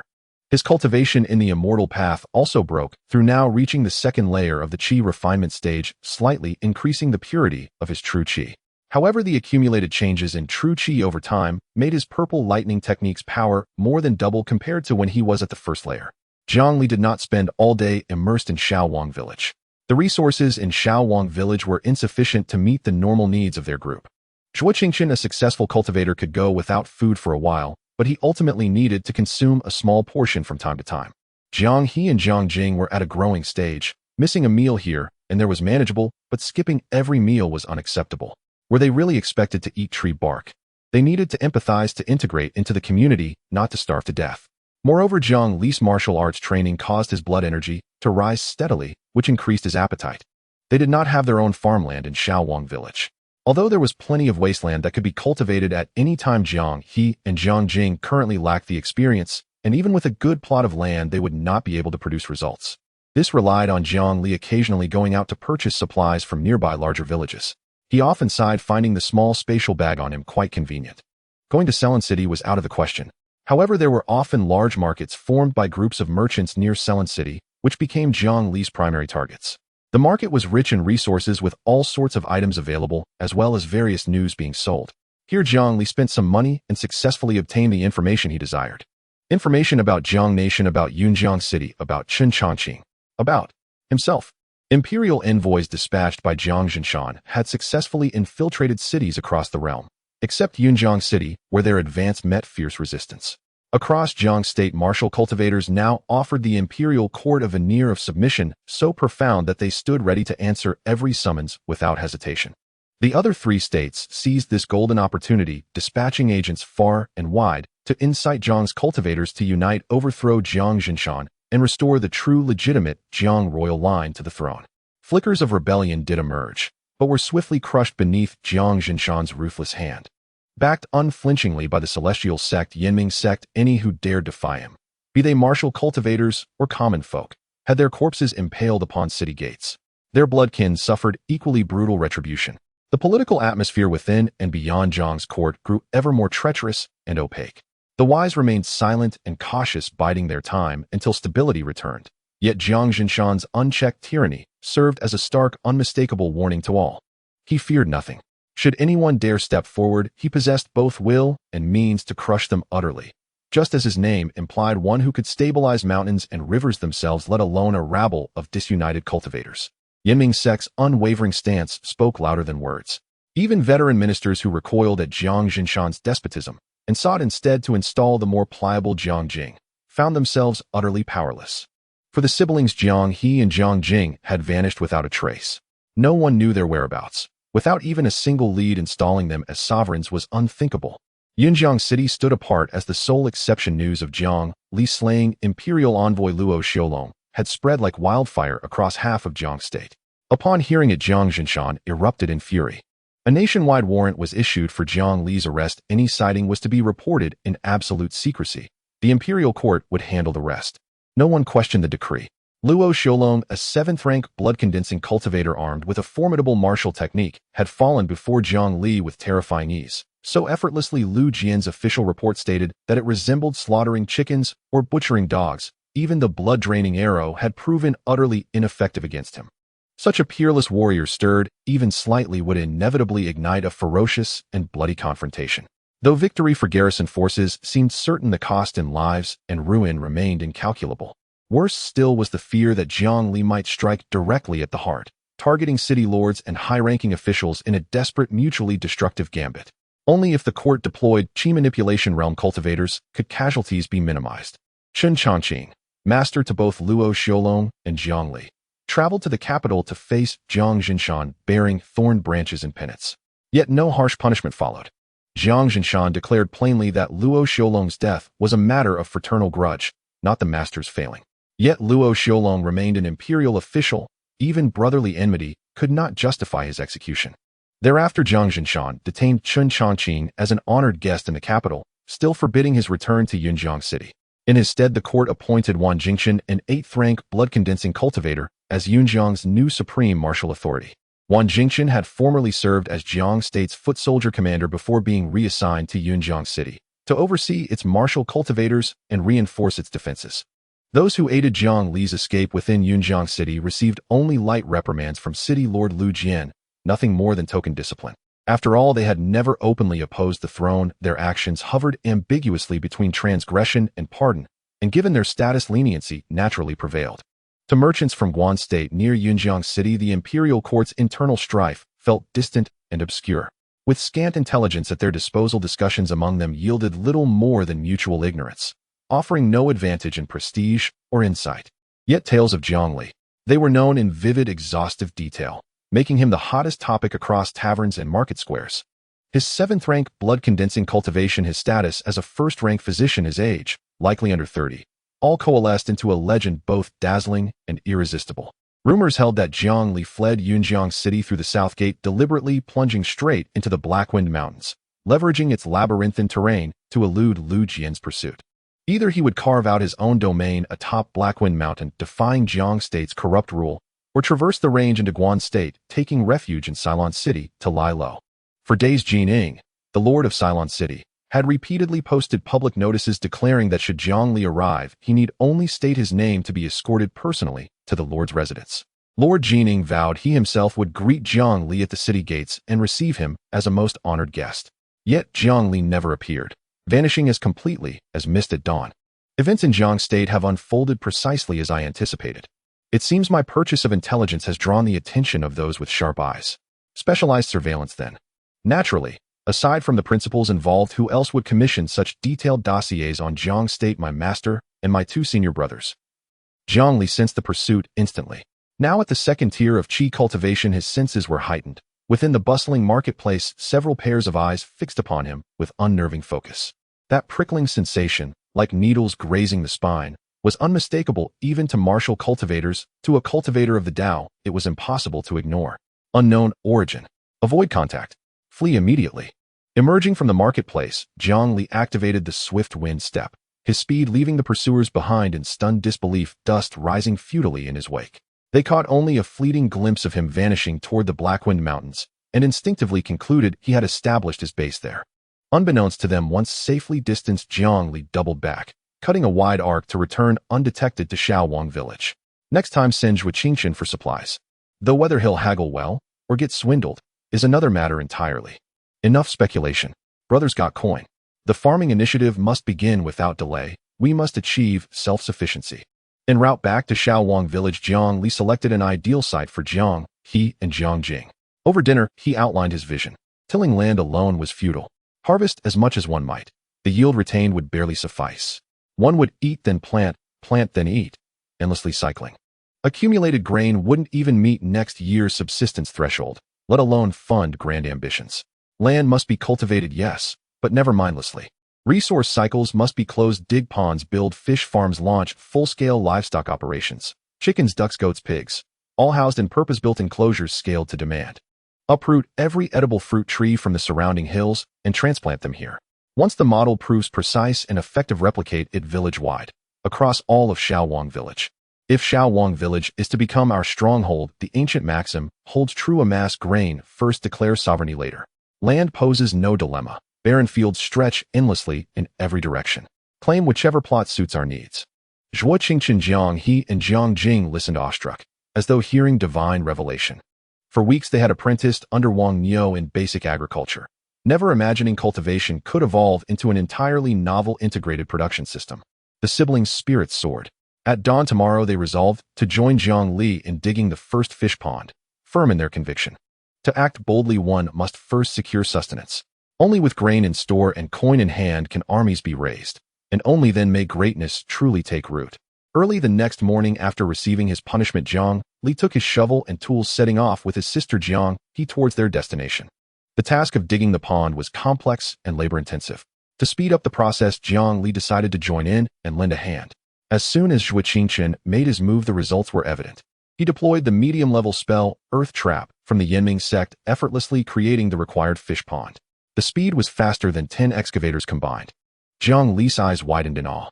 If he could bring Zhuo Qingchen back to manage the project, he could become the contractor and make a fortune. Even a contractor with just one worker could still call himself a contractor. Once the fish pond was completed, Jiang Li began diverting water, quickly filling the pond with the necessary water. Following his farming guidelines, he uprooted all the fruit-bearing trees from the mountain that could be eaten, transplanting them by the pond to create a substantial orchard. Along the way, Jiang Li also gathered medicinal herbs with medicinal value to plant once the wasteland was cultivated. The following year, he would be able to harvest the herbs for medicinal use. Next, he collected wood to build a simple farming facility, preparing to house small livestock. With everything ready, he planned to cultivate the wasteland and carefully sow the seeds. Jiang Li initially aimed to complete the entire production scale setup in half a month.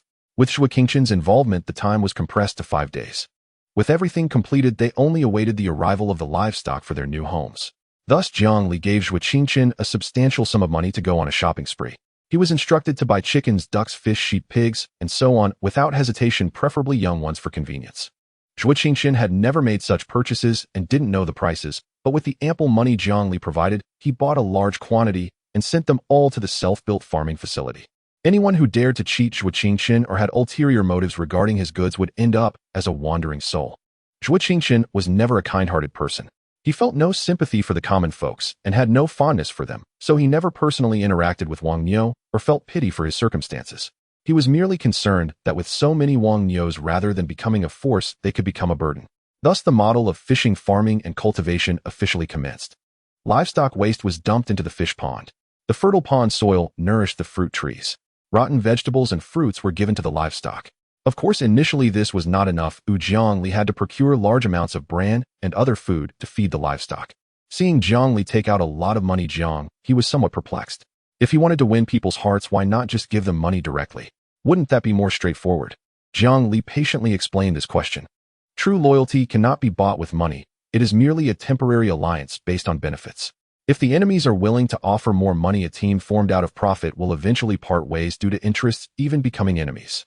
One must start with this principle and end with it. This wisdom must not be disregarded. Only by genuinely caring for those who willingly follow you and letting them know that you will always stand on the same side as them can you earn their sincere treatment and unwavering loyalty. After understanding this, the two siblings had no further doubts and devoted themselves to nurturing their own enterprise. Half a month later, everything was on track. With the various experiences imparted by Jiang Li and the farming knowledge obtained from Wang Niu and other villagers of Shaowang Village, Jiang He and her brother became more adept. The siblings immersed themselves in their lives, finding that the pastoral life they had never experienced before allowed them to escape the hustle and bustle, while genuinely integrating into their current life, feeling the authenticity of it, and living each day to the fullest. The pace of their cultivation made significant progress in a vastly different environment compared to the Yanming sect. Jiang He successfully broke through to the second level of the qi refining stage. Jiang Jing received good news, successfully opening his qi pool. It was only a matter of time before he became a practitioner in the qi refining stage. Jiang Li's cultivation in the immortal path naturally broke through to the first level of the qi refining stage. Zhuo Qingchen sighed, deeply thinking that with Jiang Li's superior aptitude, he shouldn't be wasting time like this, highlighting the profound impact of cultivating both martial and immortal paths together. He bluntly stated that if Jiang Li focused solely on martial arts, he should have already reached the second level of the blood condensation realm. If he had solely practiced the immortal path on the first day of cultivation, he should have opened his chi pool. Even in a place with sparse spiritual energy, he should have entered the first level of the chi refining stage within 5 days rather than taking a whole month to barely reach that level. Jiang Li silently endured Zhuo Qingchen's disappointment and merely smiled awkwardly. His martial arts and immortal path cultivation were indeed progressing much slower than focusing on just one path, but at least he was making daily progress. However, it must be said that when opening the chi pool, there was no obvious intersection between martial and immortal paths. Once his immortal cultivation reached the first level of the chi refining stage, the true energy and the martial energy, while not completely incompatible, definitely exhibited a sense of friction when operated together. In other words, they clashed. However, cultivation is something that must be approached gradually. One cannot rush, haste makes waste. Every day he honestly endured his training and focused intently on his cultivation. During this time, Jiang Li became the children's leader of Shaowang village, entertaining them with stories, using figures from history as examples, sharing how they rose from humble beginnings to success. He spoke of how to outsmart the enemy with his own intelligence during battles. When facing the enemy's temptations, he emphasized loyalty and righteousness. He picked up a stick to draw in the dirt, teaching the children some simple words. He considered himself not a teacher, but rather a storyteller. He instilled the essence of the stories into the children's hearts, allowing them to dream of a brighter future. Even though they couldn't read, they felt motivated to escape the constraints of their future in Shaowang village. Over time, some adults who heard his stories stopped to listen with smiles on their faces, noticeably energized as they returned to their work. In addition, he taught the village children to recognize medicinal herbs, pointing out several common herbs found near Shaowang village. To put theory into practice, Jiang Li intentionally visited Wang Niu's home to diagnose the illness of his bedridden mother. He quickly identified her ailment and provided her with medicine he carried with him, leading to a rapid improvement in her condition, allowing her to walk around in just a few days. Wang Niu, overwhelmed with gratitude, almost bowed in thanks to Jiang Li. Jiang Li stopped him, using this as a teaching moment for the village children, explaining the miraculous nature of medicine, how it could heal and save lives, which earned him cheers from the children and planted a unique seed in their hearts. Time flew by like a fleeting horse. 2 months later, the industrial chain yielded its first harvest. Jiang Li had the siblings slaughter a few pigs, dividing the pork into pieces to distribute to the villagers of Shaowang village. He also invited the villagers of Shaowang village to come and visit, sharing experiences while providing initial assistance. Upon seeing the farming facility run by Jiang, he and Jiang Jing, the villagers of Shaowang village, were mesmerized as if in a dream and began to imitate the setup. Jiang He and Jiang Jing also helped out, and everyone enjoyed a joyful atmosphere. In the blink of an eye, half a year had passed. Officials from the national court arrived.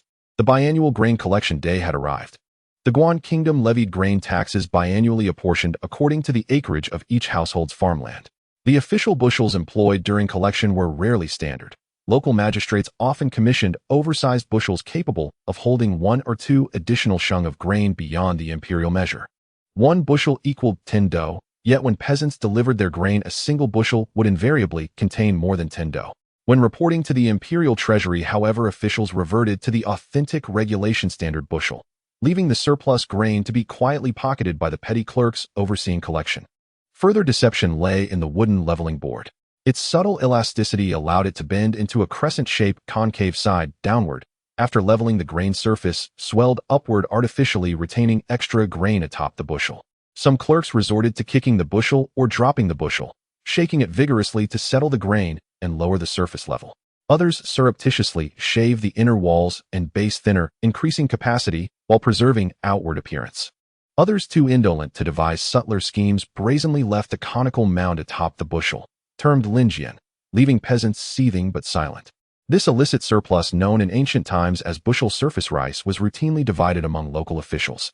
Even more egregious was the fabrication of defects. Perfectly sound grain was arbitrarily declared moldy, demanding either compensatory payment or supplementary grain. Else the peasant faced immediate imprisonment and corporal punishment. Cruelty toward the people knew no bounds.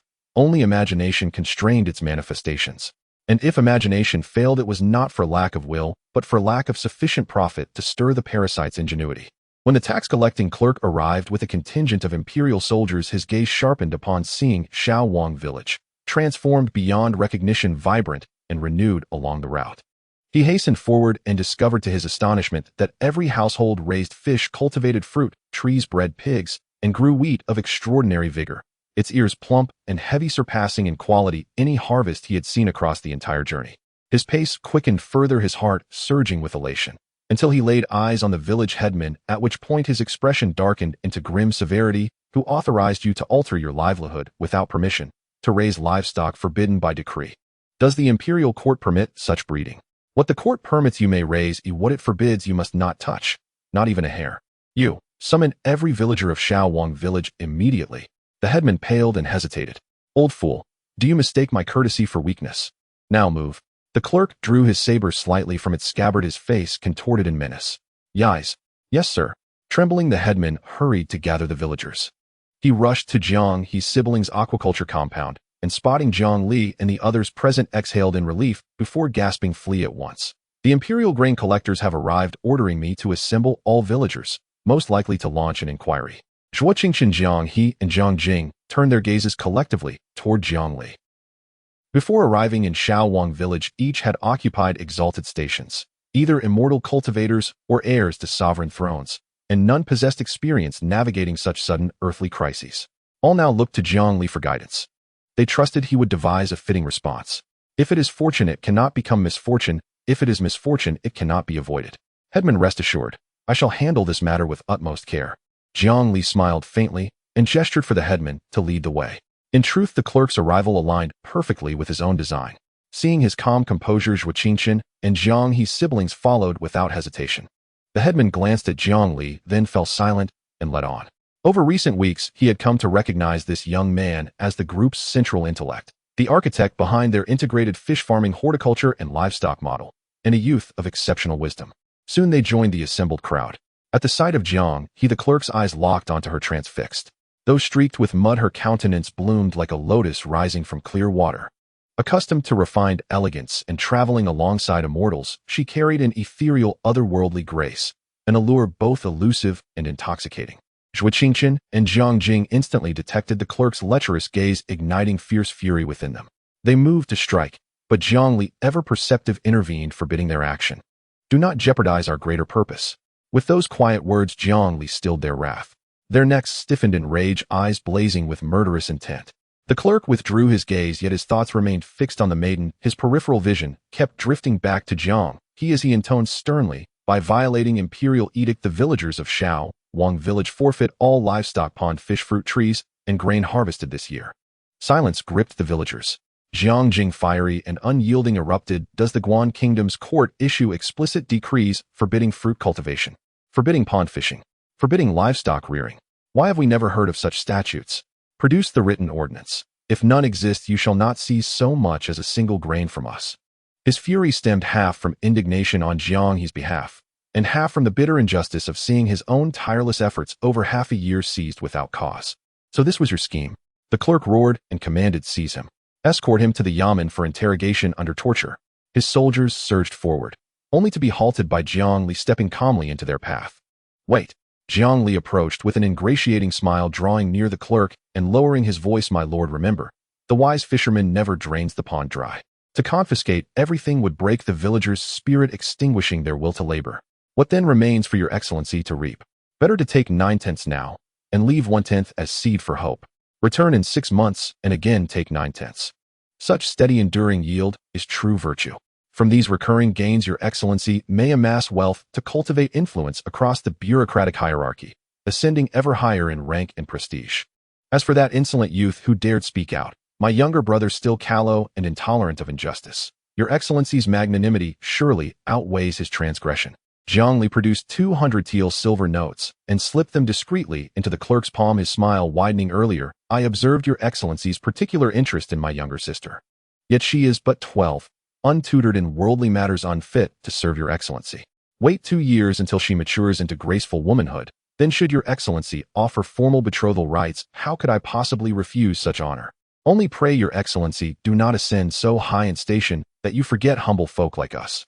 The clerk gazed upon Jiang Li, so perceptive, so accommodating. His own intentions laid bare, his dignity preserved. How could he refuse? His reluctant eyes lingered on Jiang He a final moment before he smoothly accepted the notes, chuckling warmly, "Fear not. Even at the ends of the earth, I shall remember you well. As agreed, in 2 years I shall return to formally wed your sister. And mind your brother well. If he dares such insolence again, silver alone will not suffice."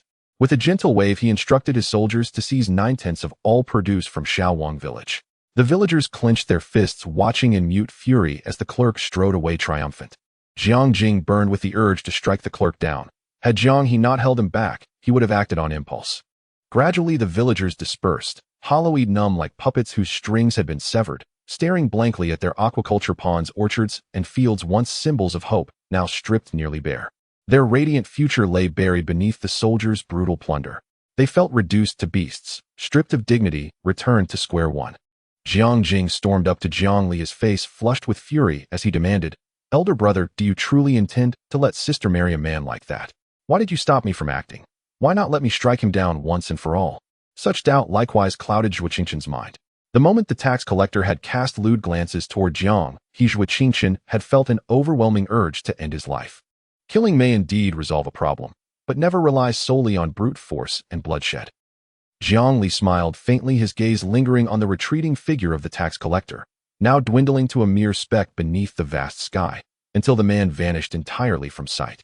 Only then did he turn his attention to Jiang Jing, meeting his younger brother's eyes directly and countering, "If you killed him, do you know what consequences would follow?" Without waiting for Jiang Jing's reply, Jiang Li continued, "The city magistrate's office in Ceylon would dispatch investigators. When imperial soldiers arrive to search, will you kill them too? To kill them would inevitably draw the full attention of the authorities, and ultimately the Ceylon city magistrate's office. Yet to spare them, given your temperaments, could you truly endure such humiliation in silence? But should the Ceylon city magistrate Deepening become involved, our true identities would be exposed, and every mission we have set in motion would collapse before it even begins." Jiang Jing's defiant posture softened noticeably. His voice dropped low and heavy. "So must we simply stand by and watch him seize everything that belongs to us, and allow him to harbor vile intentions towards sister? All things entail both gain and loss," Jiang Li said calmly. "Everything we have lost can be rebuilt, not with strength, but with silver. Money. I have more than I could ever spend. A livestock farm of our scale. I could erect 1,000 or 10,000 within moments. What truly matters is what money cannot buy. For instance, the villagers' sense of belonging to Shaowang village." Zhuo Qingqian, Jiang He, and Jiang Jing stared in stunned silence. Since when had the villagers of Shaowang village begun to belong to them? Why dare they not resist the tax collector? Because they fear. And what lies hidden within that fear? Rage. Jiang Li's eyes narrowed slightly as he gazed at the nearest villager, a man wearing a dazed, bewildered expression. "For half a year we have lived side by side with the villagers of Shaowang village, sharing meals, labor, and time. We are no longer outsiders, we have become part of their collective soul. Now as fellow victims we share their suffering, and thus their sorrow and fury resonate within us as if born of our own flesh. Yet this alone is insufficient. To awaken the villagers' long-suppressed wrath against the Guan Kingdom's imperial court, we require a razor-sharp blade, one that slices through their numbness and pierces straight to the core of their pent-up fury. This blade, we have waited half a year for its arrival, and now at last it has come." Upon hearing these words, Jiang He instantly grasped his elder brother's meaning and exclaimed, "The tax collector is our blade." "Precisely." Jiang Li nodded and elaborated. "There is an ancient saying, 3 offenses are enough. When the tax collector takes from them the first time, they endure it. When he takes a second time, they may still bear it. But upon the third, what is tolerable becomes intolerable. At that moment, all you need do is step forward publicly and behead the tax collector before their very eyes. His severed head shall ignite the embers of rage smoldering deep within each villager's heart, binding them to us irrevocably, transforming them into loyal followers. But if you kill him today, you will feel satisfaction, yes. And after that fleeting thrill, you will flee into exile, hunted and powerless, never rising beyond insignificance. Remember, a small forbearance prevents great calamity. As for the tax collector's plan to wed our younger sister 2 years hence," a sly smile flickered across Jiang Li's lips, "I only hope he remembers it clearly, even after drinking the soul-forgetting soup in the underworld." The three stood transfixed, as if struck by divine revelation, suddenly comprehending the profound depth of Jiang Li's strategy. Jiang Jing bowed deeply, his voice thick with remorse. "Elder brother, I misjudged you. I beg your forgiveness." Jiang Jing offered his apology with genuine humility, bowing low before Jiang Li. Jiang Li merely chuckled and waved his hand dismissively. Zhuo Qingqian frowned. "Master Jiang, I understand the principle well. But can a mere few dozen households, some hundreds of souls, in Shaowang village truly accomplish anything meaningful? We spent 2 years subduing Shaowang village. Must we then invest another 2 years conquering the next village? By such a method, how many lifetimes would pass before fulfilling your grand design? Jiang Li laughed heartily and clapped Zhua Qingchen firmly on the shoulder. True cultivator Zhua, if you possessed not a single coin, you would never grasp how to become wealthy. But grant you 1,000,000 taels of silver, and any enterprise you undertake will flourish, swiftly yielding a second million. To speak plainly, even depositing the sum in a bank would generate interest sufficient to sustain you in comfort for life. Why? Because money begets money. The same logic applies here. Jiang He and Jiang Jing have already secured the loyalty of Shaowang village, their first supporters, thus laying the most fundamental foundation of all. Wherever they go, they need only spread a vision of hope. And with the villagers of Shaowang village as living exemplars, countless common folk will flock to their banner without hesitation. A single spark can ignite a prairie fire. Once the hearts of the downtrodden blaze with purpose, that flame can scorch mountains and boil oceans, let alone consume a single kingdom. Indeed, beginnings are always the hardest.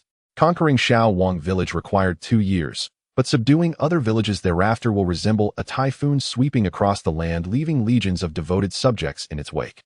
If our aim is merely to harness momentum, victory shall be ours within 10 years. If instead we seek the utter collapse of the Guan kingdom, its sovereign shall fall, no later than 20 years from now. A Thessanli dike collapses because of an ant's burrow.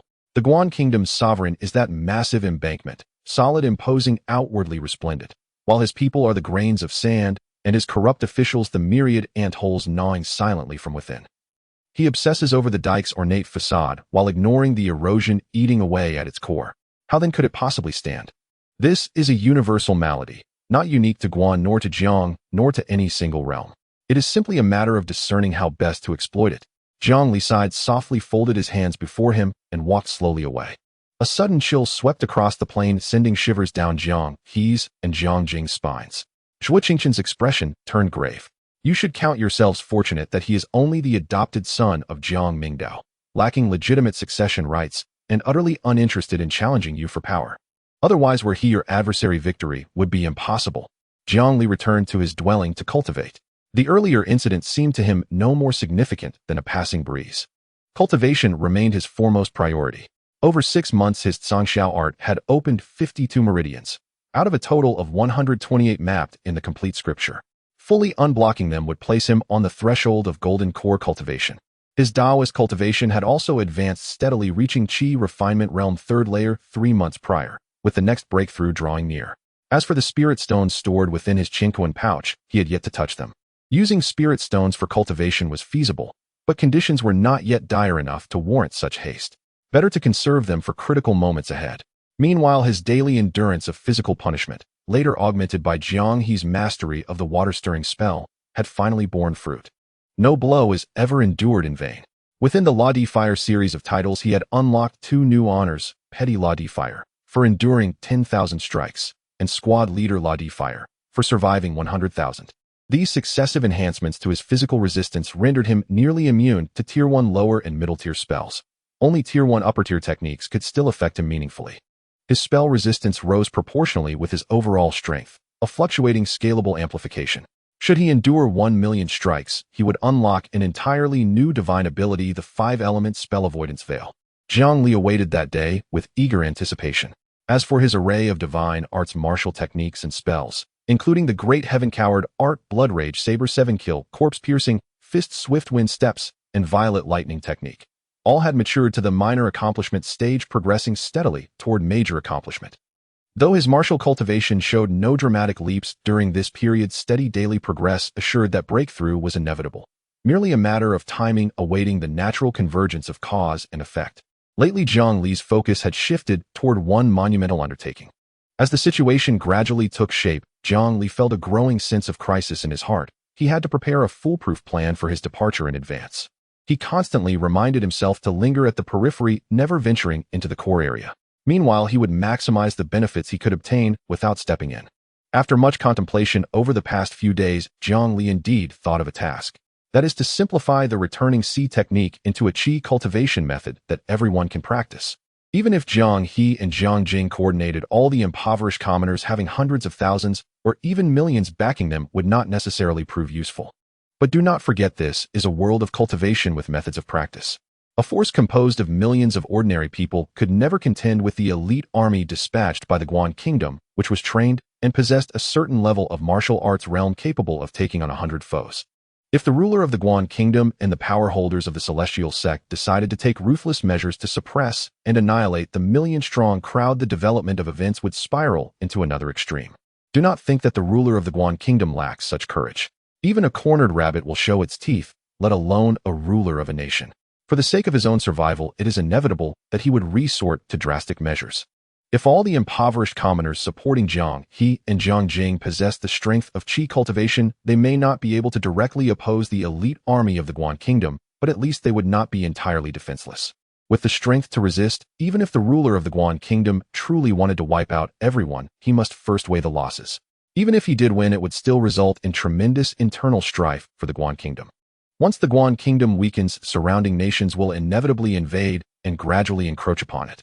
To choose the lesser of two evils, the ruler must have a knife at his throat to make the most beneficial choice for Jiang Li. However, simplifying a qi cultivation method is no simple feat. Not even everyone in the Qingyuan Martial Arts Hall, including Chun Chongqing, could accomplish it. But Jiang Li is different. He possesses the fully broken returning C technique, which includes several dozen more acupoints than the original returning C technique. He only needs to reduce the acupoints, extracting the most condensed ones to generate a certain degree of returning C qi. Although this cultivation method is the weakest, it is indeed a true qi cultivation method. He does not believe he has done anything wrong. There are far too many people in the world who cannot practice martial arts. Likewise, there are too many without the aptitude to practice. What he aims to do is provide an opportunity for all those who wish to cultivate martial arts, but are held back by their family circumstances or lack of aptitude to step onto the path of cultivation. At the same time, he wishes to reap some benefits for himself. Or rather, the order of priorities cannot be reversed. He is doing this for his own good, while casually performing a deed that would earn him a good reputation. Regarding the simplification of the returning C technique, Jiang Li has made many attempts in the past month or two. Each failure has been a valuable experience, eliminating incorrect answers and retaining the correct ones, gradually forming the final prototype. Up until today, his simplification of the returning C technique has reached the final step. The fully broken returning C technique has a total of 99 acupoints, while the simplified version only requires 28. By impacting these 28 acupoints and ensuring they are all connected, he can continuously generate thin returning C qi, becoming a qi cultivation martial artist. As for the bone refinement realm, Jiang Li truly has no way around it. Perhaps through the iron condensation bone refinement method, he could break free from the constraints of bone refinement pills, utilizing specific movements and appropriate external force to complete the polishing of the bone refinement and body tempering realms. However, the entire process requires extensive theoretical research and subsequent practical application. Moreover, this is merely one of Jiang Li's ideas. With his current grasp of the iron condensation bone refinement method, the theoretical foundation is still lacking, needing more bone refinement methods to extract the essence and achieve the final results he desires. Yet, given the current situation for the impoverished commoners following Jiang He and Jiang Jing, attaining the qi cultivation realm is already sufficient. There is no need for them to achieve the bone refinement realm or even higher martial realms. Firstly, breakthroughs in martial realms require a considerable amount of time, and secondly, the supply of resources is insufficient. For something that cannot be achieved at this stage, there is no need to waste time and energy attempting. Efficiency is more important. Task announcement: successfully simplify a martial arts technique for the first time. Progress 01. Reward heart of refined martial arts. Task announcement: successfully simplify the returning C technique. Progress 01. Reward increase in martial arts talent. Enhancement of returning C chi. Task announcement: accumulate 10 individuals practicing the simplified returning C technique. Progress 010. Reward unlock title series of traditional martial artist. As expected, a brand new title has been unlocked. Jiang Li had already anticipated this before issuing the task. It should involve achievement titles. Though the simplified version of the returning C technique was derived from the original, he is indeed the first to accomplish this among all practitioners of the returning C technique. With the simplified version of the returning C technique, he even has the authority to rename it. Such a completely new martial arts technique, once disseminated, should logically evoke a fervent response from the system. Jiang Li has somewhat grasped the method of activating achievement titles. Precisely for this reason, he yearns to complete the simplification of the returning C technique. Based on the achievement of the traditional martial artist title, it is certainly unlocked based on the number of individuals learning this martial arts technique. At this moment, Jiang He and Jiang Jing's roles ascend to an entirely new level. If they successfully integrate the commoners of the Guan Kingdom and impart this martial arts technique, they could easily achieve numbers in the hundreds of thousands. Should they successfully return to the Jiang Kingdom and establish themselves in power with the entire Jiang Kingdom, practicing this martial arts technique, passing it down through generations, it would be effortless to meet the quantity requirement for traditional martial artists. Truly a win-win situation. Truly a case of reaping the rewards without effort. Half an hour later, Jiang Li succeeded in simplifying the returning C technique and quickly recorded the simplified version. He did not have a jade slip and could only write it on paper. However, this does not hinder those who obtain this technique from practicing it. I should think of a completely new name. Let's call it the Qingyuan martial canon. Jiang Li wrote the name of the technique on the surface of the book, defining this entirely new martial arts technique. He hails from the Qingyuan Martial Arts Hall and was taught the returning C technique by Qin Chongqing. His roots are here. One must not forget their roots.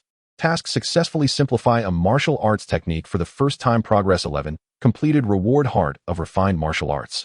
Jiang Li claimed the reward, and the amount of returning C Qi within him rapidly increased, with its quality also gradually transforming. This enhancement was visibly extraordinary. The temporary buff from the Heart of Refined Martial Arts further deepened Jiang Li's understanding of martial arts by dozens of times. Various past thoughts surfaced in his mind. Jiang Li's face displayed shock. In the next moment, he suddenly stood up. It was not the various martial skills he had gained from recent practice, but rather the foundational boxing technique. He had a premonition. The elusive boxing intent he had long sought, but could never attain, was finally within reach. The foundation of boxing techniques approaches the Tao. It is not merely a conceptual contact with the way of boxing, but rather signifies a level of proficiency that reaches the essence of technique.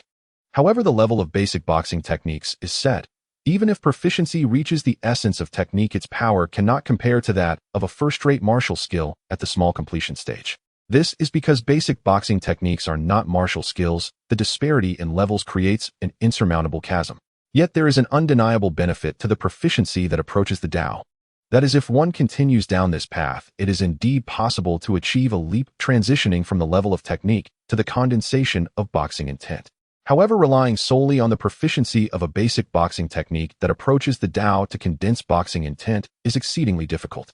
Unless multiple boxing systems reach this level together, providing ample insights into the way of boxing from various aspects, one can then delve deeper, uncovering the true essence of boxing and giving birth to a boxing intent unique to oneself.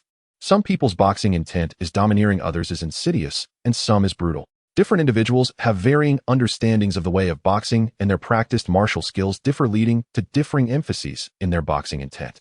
Most people's boxing intent tends to be domineering, wide open, and sharp, forcing others not to dare resist. Jiang Li originally had no qualifications to comprehend boxing intent. Merely relying on a basic boxing technique that approaches the Tao was insufficient for entry. Yet now, with the temporary enhancement buff of the Heart of Martial Arts, his understanding of the way of boxing has deepened significantly. He can analyze the subtleties of each move in basic boxing techniques. Profoundly mysterious, the gateway to myriad wonders. Obtaining this profound understanding is akin to standing before the door of boxing intent. What he must do is push open this door and release his boxing intent. Task: issued: successfully condense boxing intent for the first time. Progress 01. Reward: 1 insight into the way of boxing. A moment of enlightenment can elevate one to celestial heights. It shows just how precious enlightenment is. Upon seeing the reward, Jiang Li was invigorated and deepened the condensation of his boxing intent. Suddenly, he realized he had a fatal problem. The spirit of his boxing intent could not truly form. The boxing intent born from basic boxing techniques is too ordinary. The 7-kill breaking body fist belongs to a forward and domineering boxing method, but unfortunately its proficiency has not reached the flawless realm, and the comprehension is insufficient to extract its essence and integrate it into the boxing intent. With the support of the Heart of Martial Arts, I can indeed create a complete boxing intent, but if it lacks my own characteristics, it is the most worthless boxing intent. Indeed, at this stage, if I possess boxing intent regardless of whether the spirit of boxing intent is present, it would greatly enhance my martial prowess, akin to adding wings to a tiger. But without it, there is just no essence. The spirit of boxing intent can grow alongside the boxing intent. If it cannot form immediately, the losses will only become more severe as the boxing intent matures. In the future, if I encounter a practitioner with the spirit of boxing intent, my boxing intent will undoubtedly be utterly defeated, naturally suppressed by the opponent. One must not be greedy. I have plenty of time, and I must not exhaust my potential too early. Jiang Li ultimately forced himself to stop. His boxing intent had only condensed into a rudimentary form and had not fully formed. He could indeed form a complete boxing intent, but a boxing intent that only has form is useless. The spirit is the true essence of the boxing intent. For example, domineering, insidious, brutal, etc. are both the characteristics of boxing intent and the spirit it contains. The spirit cannot be imagined out of thin air. It cannot merely rely on rich imagination to compensate for the emptiness of understanding. Learning without thinking leads to confusion, while thinking without learning leads to danger. To attain one's own spirit of boxing intent, it must be realized through abundant experience and profound analysis. The spirit of boxing intent to a certain extent represents Jiang Li's core spirit. A practitioner with a malicious heart who is ruthless and unscrupulous finds it difficult to condense a righteous boxing intent. If a person's core spirit contradicts the spirit of boxing intent, they cannot unleash the true power of boxing intent. When it comes to the practical stage, the effectiveness of boxing intent will inevitably be greatly diminished. If the two are perfectly integrated and resonate with each other, achieving a complementary effect, the growth rate of boxing intent will naturally soar. Task successfully condensed boxing intent for the first time. Progress 11. Completed reward 1. Insight into the way of boxing. Though Jiang Li did not attain the complete boxing intent he desired, the rudimentary form of boxing intent had already been condensed. It was merely a matter of final shaping, which naturally fulfilled the task's requirements. However, this boxing intent is akin to a rootless floating weed. Each time Jiang Li uses it, the boxing intent dissipates a bit. Jiang Li had no intention of claiming the reward. Insights into the way of boxing are exceptionally precious, and this reward must be used wisely. He would wait until he has several martial skills with proficiency, reaching the flawless realm before claiming it. Taking advantage of the heart of martial arts effects while they last, he practiced his martial skills several more times, deepening his understanding of all martial skills he currently possesses by several times adjusting his techniques and details to achieve greater efficiency, which indirectly enhanced his own strength. Simultaneously, he utilized this special mindset to observe the newly created Qingyuan martial canon, checking for any areas that needed alteration. He later found 2 acupoints that could be replaced with better ones, thus extracting them and rearranging, arriving at the final version. After completing all this, Jiang Li let out a long breath. The enhancement of the heart of martial arts also fading significantly. It had been pushed to its limits. Jiang Li felt as though he had undergone a vigorous exercise. Much of his energy and spirit had been drained, yet the sense of accomplishment in his heart was as full as a full moon. He stored the Qingyuan martial canon in his Qingyuan bag and went off to rest peacefully. The Qingyuan martial canon cannot be revealed at this stage, only after the tax collector's death and the establishment of Jiang He and Jiang Jing's influence can it be presented as a gift. 6 months later, the tax collector returned mercilessly, taking away 90% of the villagers' benefits from Shaowang village. Afterward, Jiang Jing took charge of inciting the villagers' emotions in Shaowang village. His hoarse shouts were filled with reluctance and indignation, moving many, yet few echoed his sentiments. Jiang Li found a remote mountain peak, allowing Zhuo Qingchen to help create a natural warehouse capable of storing a large amount of grain. He used the money earned from doing good deeds each day to purchase a large quantity of food to stockpile for emergencies. Another 6 months passed. The villagers of Shaowang village faced Jiang Jing's anger after their benefits were taken away for the 3rd time, responding with a strong sense of shared suffering. Aside from being numb, Shaowang village finally began to voice discontent. Jiang Li gradually took out one sum after another, purchasing large quantities of weapons in batches. In the Guangguo, where the martial arts wind was also rampant, the control over weapons was not strict. Blacksmith shops were everywhere, and weapons were readily available for purchase, becoming a unique feature with good sales. After all, when going out, it's unreasonable not to have some weapons in hand. Regardless of whether it's Guangguo or Jiangguo, they are not worried about martial artists rebelling with the support of the national immortal sect. The tax collector arrived for the 4th time, informing Jiang Li that he would soon be promoted, but the tax collector sent to Shaowang village to collect grain was also one of his people, so there was no chance to deceive him. He openly and covertly informed Jiang Li that he intended to enjoy the benefits of Shaowang village for a lifetime. At the same time, he reminded Jiang Li that in another 6 months he would come to marry Jiang He. The increasingly elegant Jiang He made him long for her, wishing to take immediate action. This time, Jiang Jing no longer had to painfully suppress the killing intent in his heart. "I damn well won't let you marry her." He angrily charged forward with a knife, and with a piercing scream, he slashed at the tax collector. This unveiled the curtain of fate.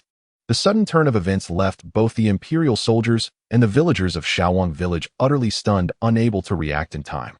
Neither side had anticipated that Jiang Jing would dare cleave the grain collection officer in two, slaying a court official openly and brazenly. Such an act warranted decapitation. Rebellion. Rebellion. The commoners have slain an official. Seize him at once. Deliver him to the magistrate for judgment. Round up every villager from Shaowang village. None shall escape. After all the soldiers were trained professionals, their reflexes far outstripped those of the villagers. Though they had encountered peasant resistance before, mere intimidation had always sufficed to quell it effortlessly. Yet now these very peasants, whom they dismissed as worthless chaff, had dared draw blades against imperial officers. With the grain collector dead, retreat would invite severe punishment.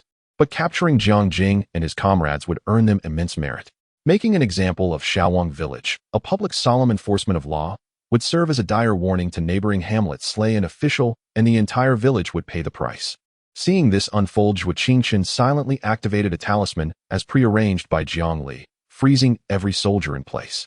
Jiang Jing turned toward the villagers of Shaowang village, their faces frozen in shock, and declared with fervent passion, "How long will you remain silent? Have we erred? These grains are the fruit of our sweat and toil, these livestock nurtured with unwavering care and devotion. Harvest looms near. We dreamed only of peace, prosperity, and a life radiant with hope. And what is before us now? We could have forged a better life through our own labor. We could have lived without want or worry. We could have left behind forever the gnawing hunger and threadbare rags of yesteryear, only for these vile parasitic vermin to shatter it all without mercy. Our diligence and sacrifice are met not with fairness or compassion, but with greed. Why must they contribute nothing yet claim 9/10 of our harvest?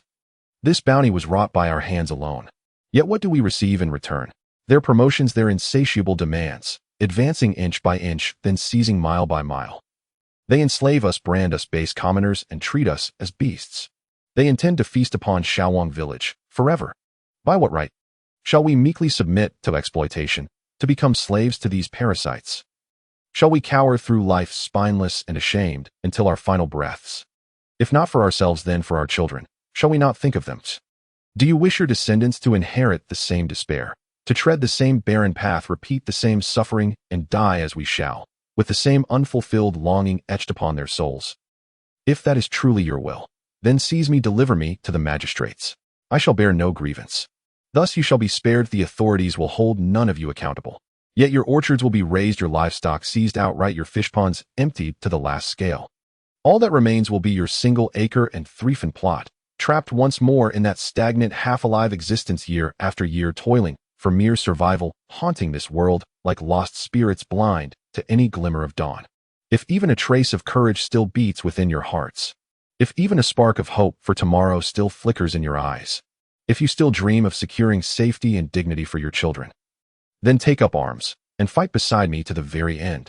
Trust me, I shall lead you to reclaim all that is rightfully yours." Clang, clang, clang. Weapons, long prepared, clattered onto the earth before them. The villagers of Shaowang village fell into profound silence, each locked in fierce inner turmoil. "I will leave Shaowang village. I refuse to become my father. I shall be a grand general." At that moment, Wang Erdog, the eldest among the children who regularly gathered to hear Jiang Li's storytelling, burst from the crowd. Eyes blazing with fervor, he snatched up a broadsword and charged a soldier.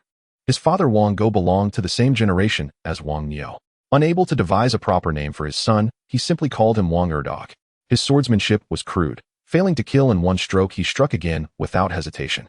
A soldier collapsed in a pool of blood. Slay every corrupt official. Slay these wretched dogs. The scalding heat of fresh blood surged through Wang Erdog's veins. He gasped breath, ragged and rapid, wildly swinging his blade. His act ignited the hearts of every child who loved Jiang Li's tales, and in their wake their fathers stepped forward too. As Jiang Jing had foretold, they might disregard themselves, but they could not abandon their children. Their toil was for their children's sake.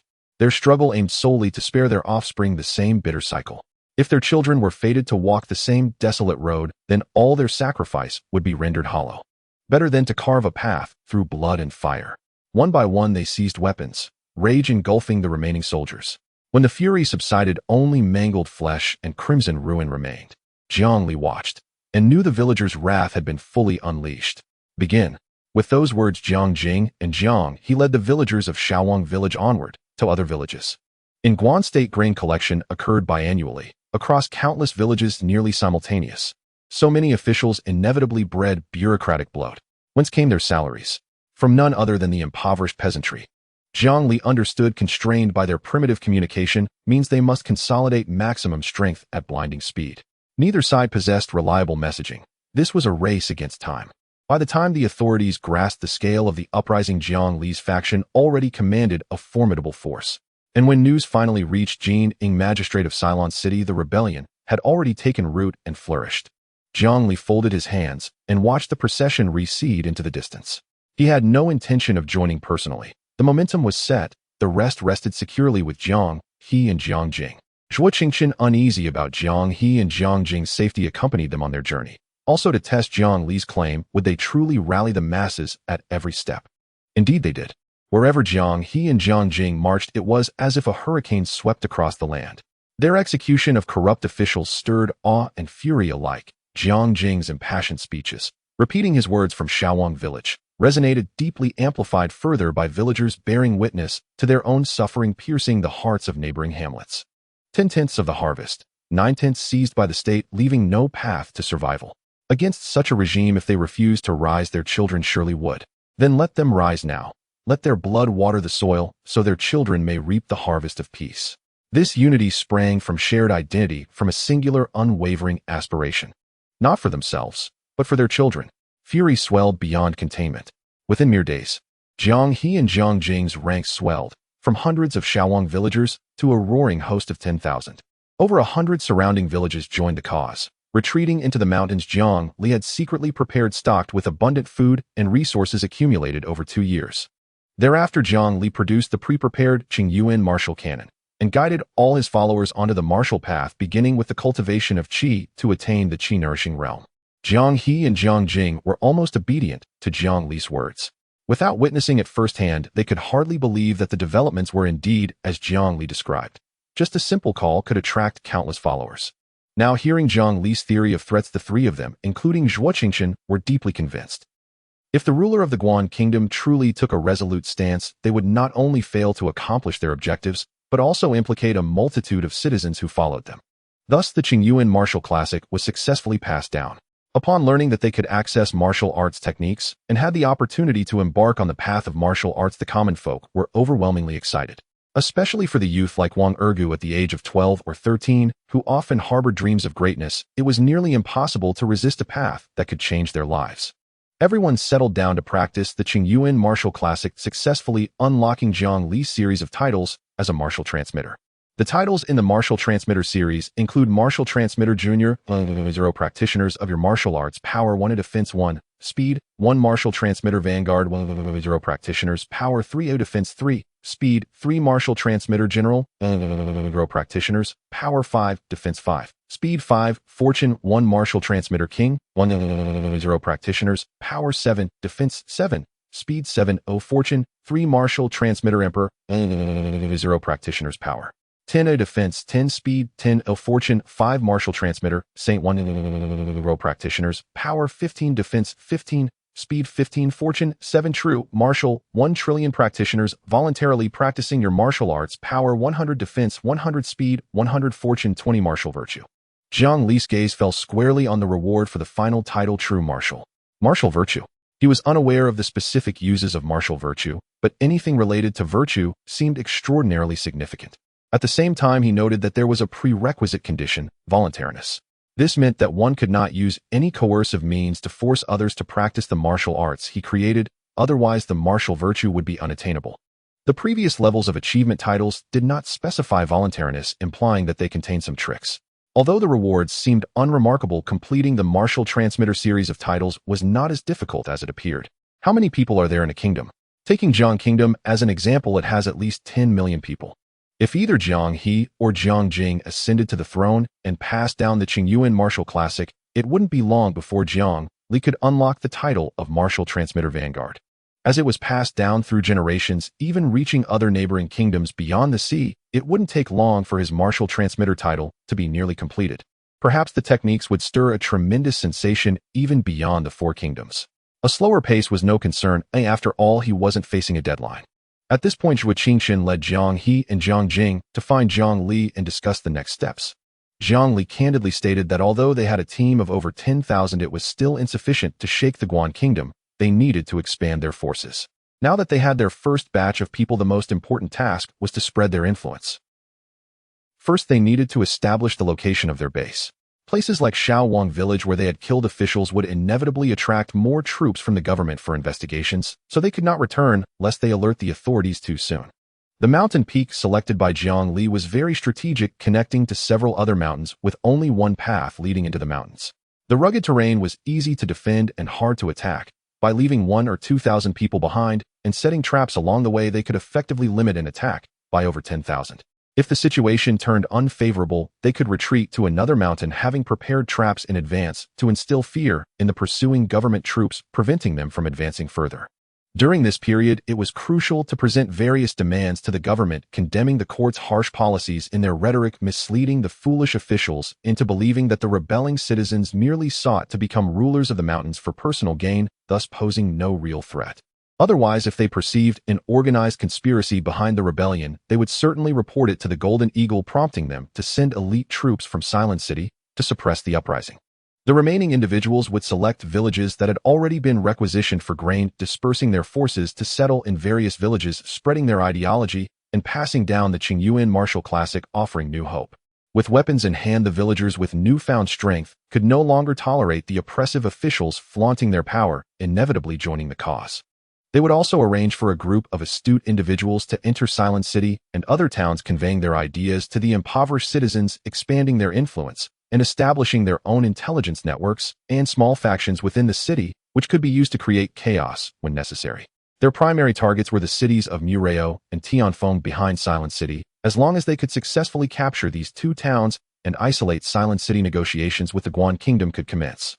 Jiang Li solemnly advised the three to act swiftly. If they lacked funds, they should target the affluent families in the villages who were indifferent to the suffering of others, but they must not commit indiscriminate killings.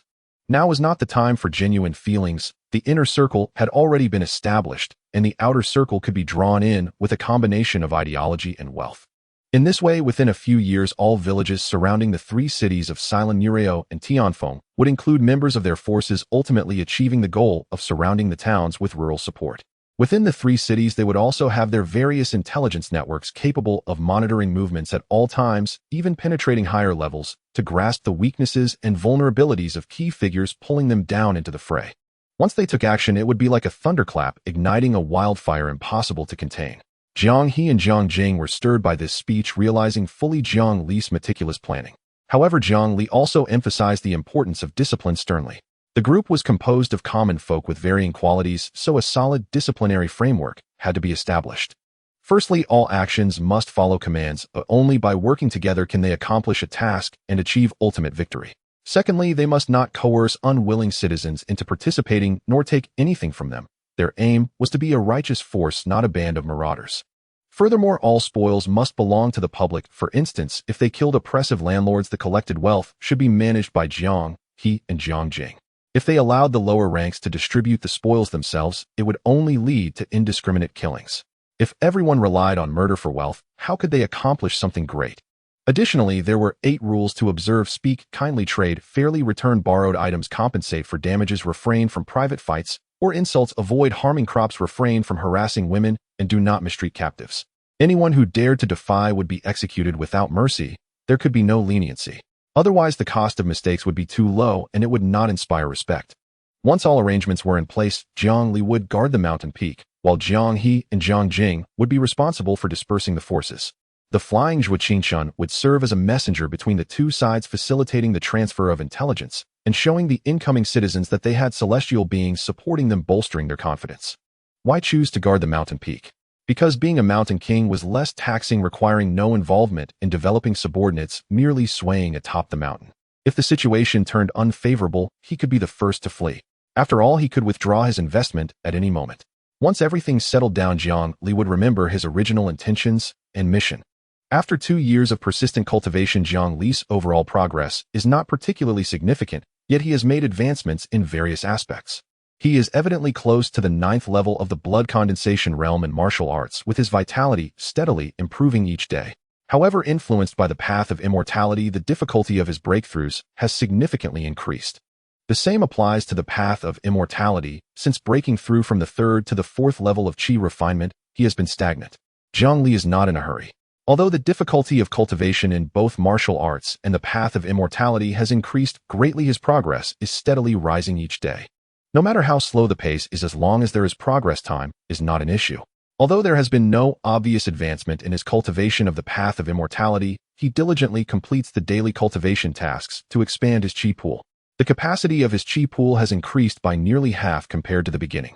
The expansion from daily tasks is indeed not obvious. Sometimes Jiang Li even doubts whether he has completed the tasks and whether the rewards have been issued. However, as time goes by forgetting about this matter, he will eventually look back one day and realize how much his chi pool has actually expanded. People do not recognize the Lingyun tree until Lingyun reaches a high Dao. Thus, he feels that it is not a big deal that his cultivation in the path of immortality has not rapidly advanced. Primarily, the amount of true chi he possesses far exceeds that of other cultivators at the 4th level of chi refinement. When you come out to mix, practicality is key. Jiang Li dedicates most of his day to cultivation. However, he is currently practicing martial skills techniques and divine abilities, which are at a higher level than the basic fist and sword techniques he previously mastered, leading to a clear increase in the number of repetitions needed to improve his proficiency. The number of repetitions he can practice each day is limited, and he needs to distribute his focus evenly, resulting in his mastery of divine abilities, martial skills, and techniques only reaching the minor accomplishment stage. With so many practical methods, Jiang Li cannot bear to give them up. At least he plans to refine his proficiency in all methods to a major accomplishment stage before selectively delving deeper into some. Sometimes letting go of a part is unavoidable. When one is progressing, there are always things that cannot keep up and are left behind. If one cannot promptly sever ties, it will only hinder their progress. Things that once helped may ultimately become burdensome obstacles. For this reason, some cultivators choose to eliminate their family members to cut off worldly ties once they embark on the path of immortality. It is worth mentioning that despite being beaten every day, Zhuo Qingqian, along with Jiang He in a mixed duo, has still failed to complete the 1,000,000 times of being the anti-magic captain. Currently, there is still a gap of nearly 300,000 times to go. The ineffective Jiang Jing has indeed stepped into the 1st level of chi refinement, but his true chi is simply too little to cast the water spell multiple times. Truly, it is of no use. However, Jiang Li's gains are not limited to this aspect. He successfully obtained from Zhuo Qingqian a low-grade 1st-tier technique, the water spell, a mid-tier technique, the earth trap spell, and a mid-tier technique, the chaotic wood strike. These 3 techniques are the most practical skills among the 1st-tier techniques of the Yinming sect. As the saying goes, one cannot chew more than they can swallow. Zhuo Qingqian did not impart too much. As for 2nd-tier techniques within the Yinming sect, only those who reach the foundation establishment stage and have made significant contributions or hold prestigious statuses are qualified to cultivate them. In other words, Jiang Li cannot obtain them. In fact, the fact that Zhuo Qingqian is willing to teach Jiang Li these 3 techniques is already a considerable favor. In addition, Jiang Li also learned about talismans from Zhuo Qingqian. Talisman masters are auxiliary professions for cultivators.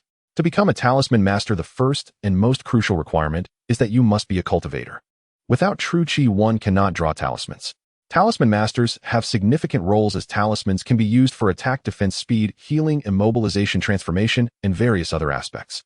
However, before reaching the 4th tier, a talisman master's abilities are not particularly outstanding. They focus on versatility and quantity, at best serving as an auxiliary. Only when a talisman master reaches the 4th tier or above can they gradually shed their auxiliary role and step into the limelight. This is because the power of 4th tier talismans begins to become considerable.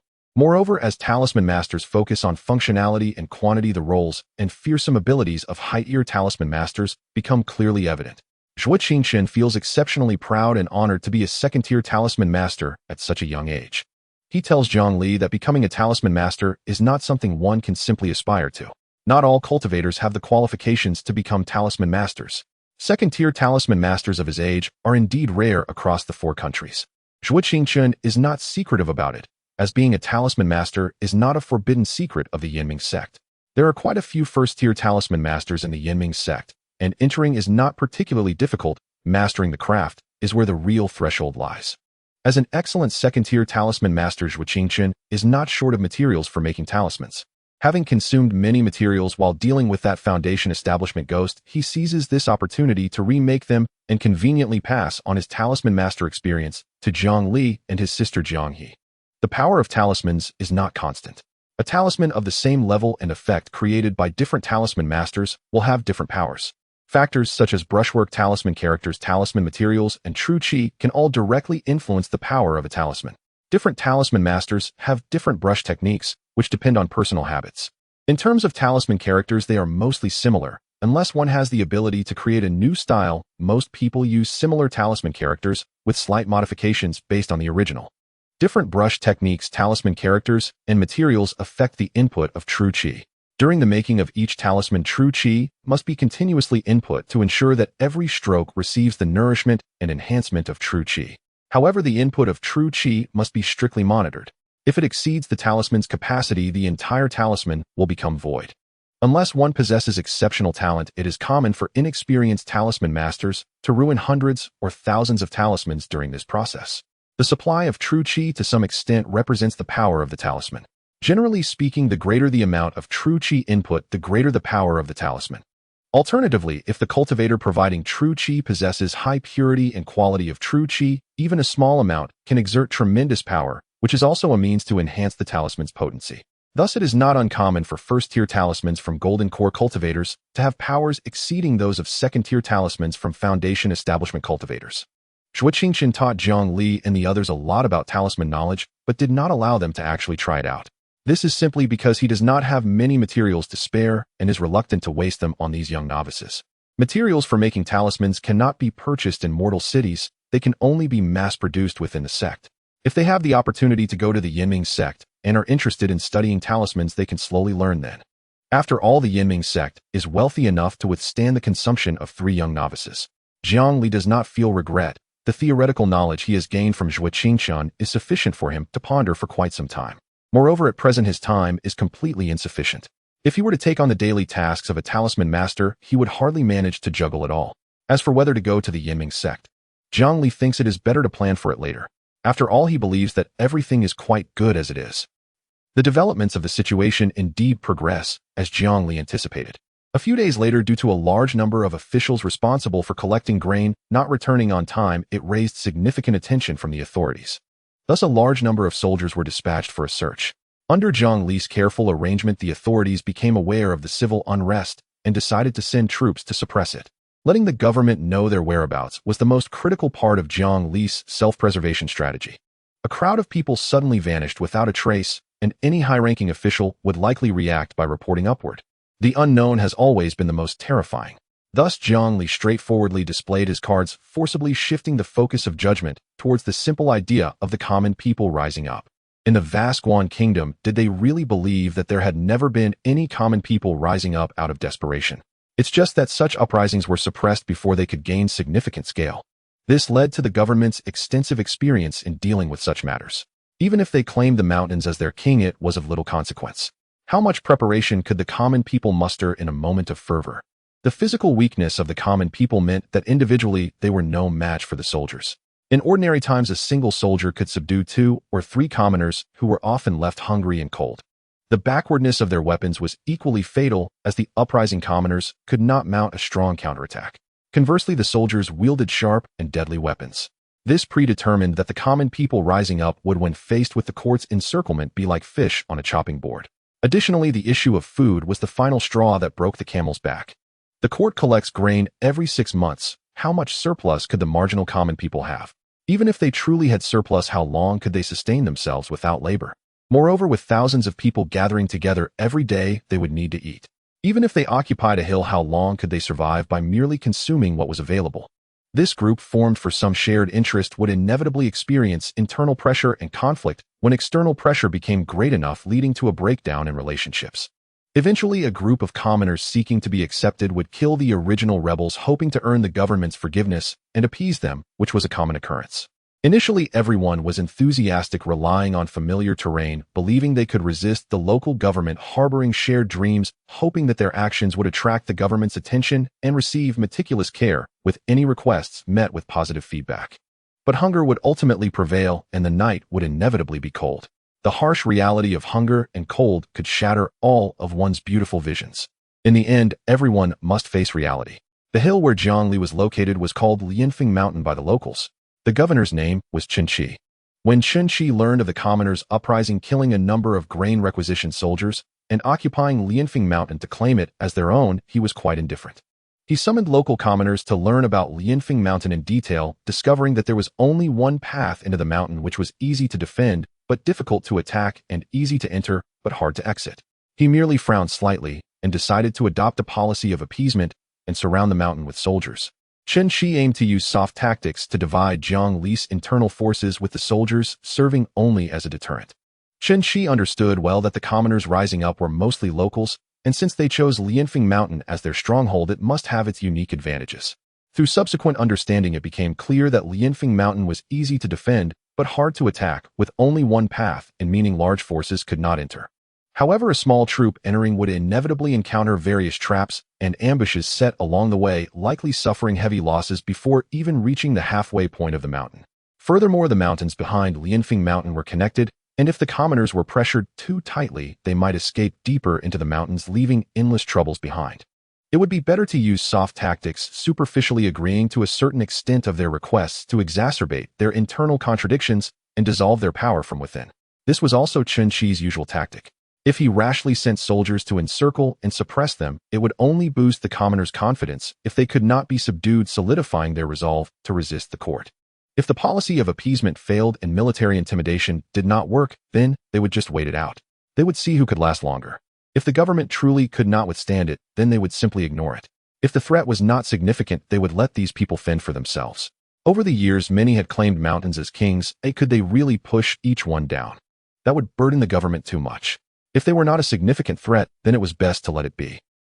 If there really was a substantial threat, then they could send 1 or 2 blood condensation realm warriors to take the lead or report to a city lord to deploy a batch of elite guards for a decisive strike, making the commoners see the gap between them and the government.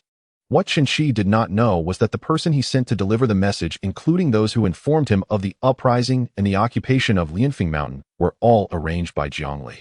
Jiang Li sat at the top, receiving the letter handed to him by the messenger, which was a personal letter from Chen Shi. The letter contained nothing else, simply stating that the government understood their pressure and was aware of their demands, but as a small local official, he had no authority to intervene in the court's orders. He urged them to lay down their weapons and sit down openly to discuss. He would certainly provide as much help as he could within his capacity. In his words, Chen Shi portrayed himself as a clean official who cared for the common people, lamenting that the court's orders were such that as a local official, he had no power to change them.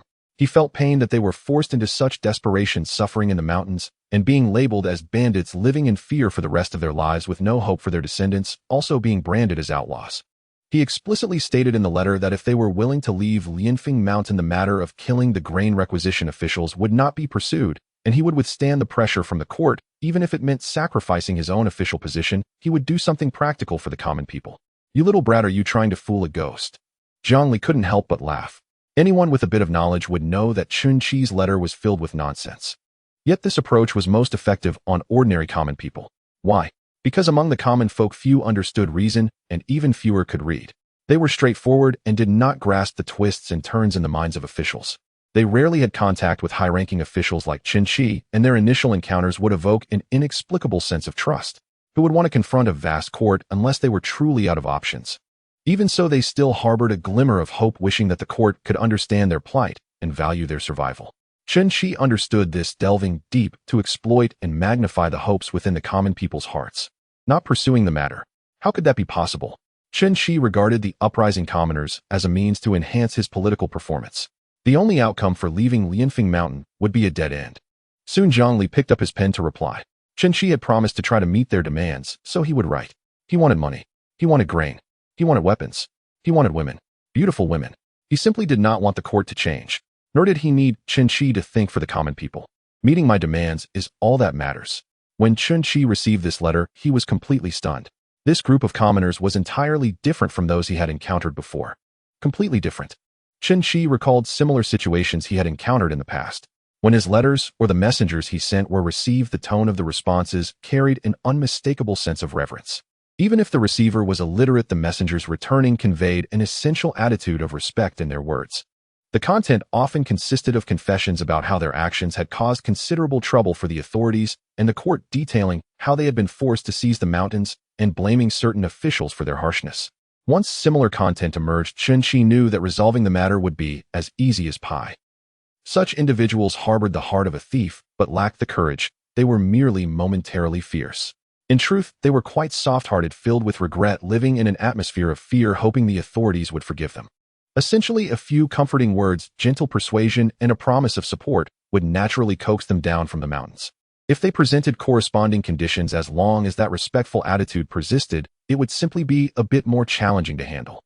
On one hand, they would agree, and on the other, the military would intimidate them. With one hand holding a club and the other offering candy, it could easily make the other party yield. However, the letters contained no signs of respect. Upon opening one, it was filled with hard demands. Money, grain, weapons, women. What were they trying to accomplish? They were practically demanding territory from local tyrants. Had it not been for the repeated confirmations that the villagers on Lianfeng Mountain indeed came from Shaowang village and others, Chen Shi would have suspected that the usurpers were seasoned bandits. Chen Shi sent another letter, still adopting a conciliatory approach, clearly informing the other party that if they cooperated and did not make things difficult for him, he could meet certain demands, provided that some villagers came down from the mountain to show their sincerity. Soon Jiang Li's reply arrived, requesting Chen Shi to send a batch of supplies to see his sincerity, assuring that if he demonstrated good faith, he wouldn't make things hard for him. Thus the two were stuck in this stalemate.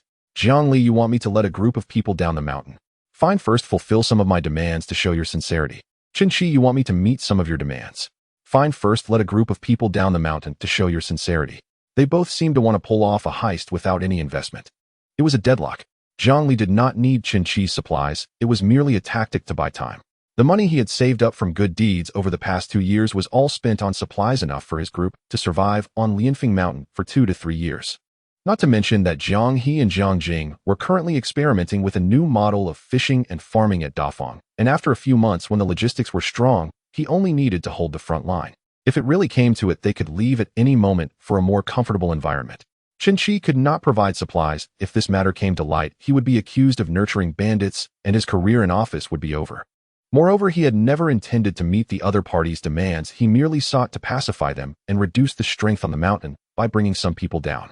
Back and forth they dragged this out for more than half a month, and Chen Shi had no way to deal with Jiang Li. This was because in the fourth reply, Jiang Li had rarely shown a respectful tone. This made Chen Shi, who initially did not want to waste time with Jiang Li and intended to launch a forceful attack, entertain different thoughts.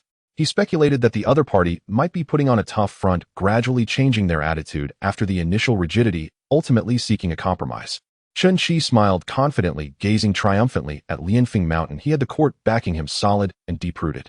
The other party was merely a bunch of lowly peasants stubbornly resisting by taking advantage of the terrain. How could they oppose him? The tone of their correspondence had undergone a dramatic transformation. Jiang Li's letters became increasingly respectful. From initially being hard-headed, it gradually shifted to seeking peace and finally begging for peace. Chen Shi's letters became increasingly severe, evolving from gentle to warnings and later to threats. However, neither side took any action. It was merely a furious exchange of letters. Until another letter arrived. The other party's attitude suddenly became extremely tough, even beginning to threaten Chen Shi. If Chen Shi did not agree to their demands and send them supplies, he would bear the consequences. The consequences not being spelled out were the most fearsome. Damn it! Chen Shi slammed his hand on the table in front of him, slowly realizing that the other party was clearly stalling for time, treating him like a stubborn cow being pulled back and forth. Admittedly, he also had thoughts of dragging out the situation. Capturing the rebellious peasants without resorting to violence would prove him to be a clever officer, and the achievements would be more fragrant. Yet now he gradually sensed that the other party might have seen through his intentions, magnifying the hope within him through the change in tone of the letters. What had originally been his means to deal with the rebellious peasants had now been turned against him by the other party. I must have overthought this. They are just a group of lowly peasants. How could they have such means? Chen Shi paced back and forth. He had spent a bit too long here. If he didn't bring back some results, it would be hard to explain to his superiors. He asked the returning villagers if they had seen who was leading them. Throughout this time, he would proactively inquire each time the messenger returned. But every time he received the answer that they could not see the person in charge, the position was empty. After delivering the letter, they waited a while before receiving another letter to take back. Originally, Chen Shi held no hope, estimating that it would again be a case of not being able to see anyone. Unexpectedly, this time he got an answer.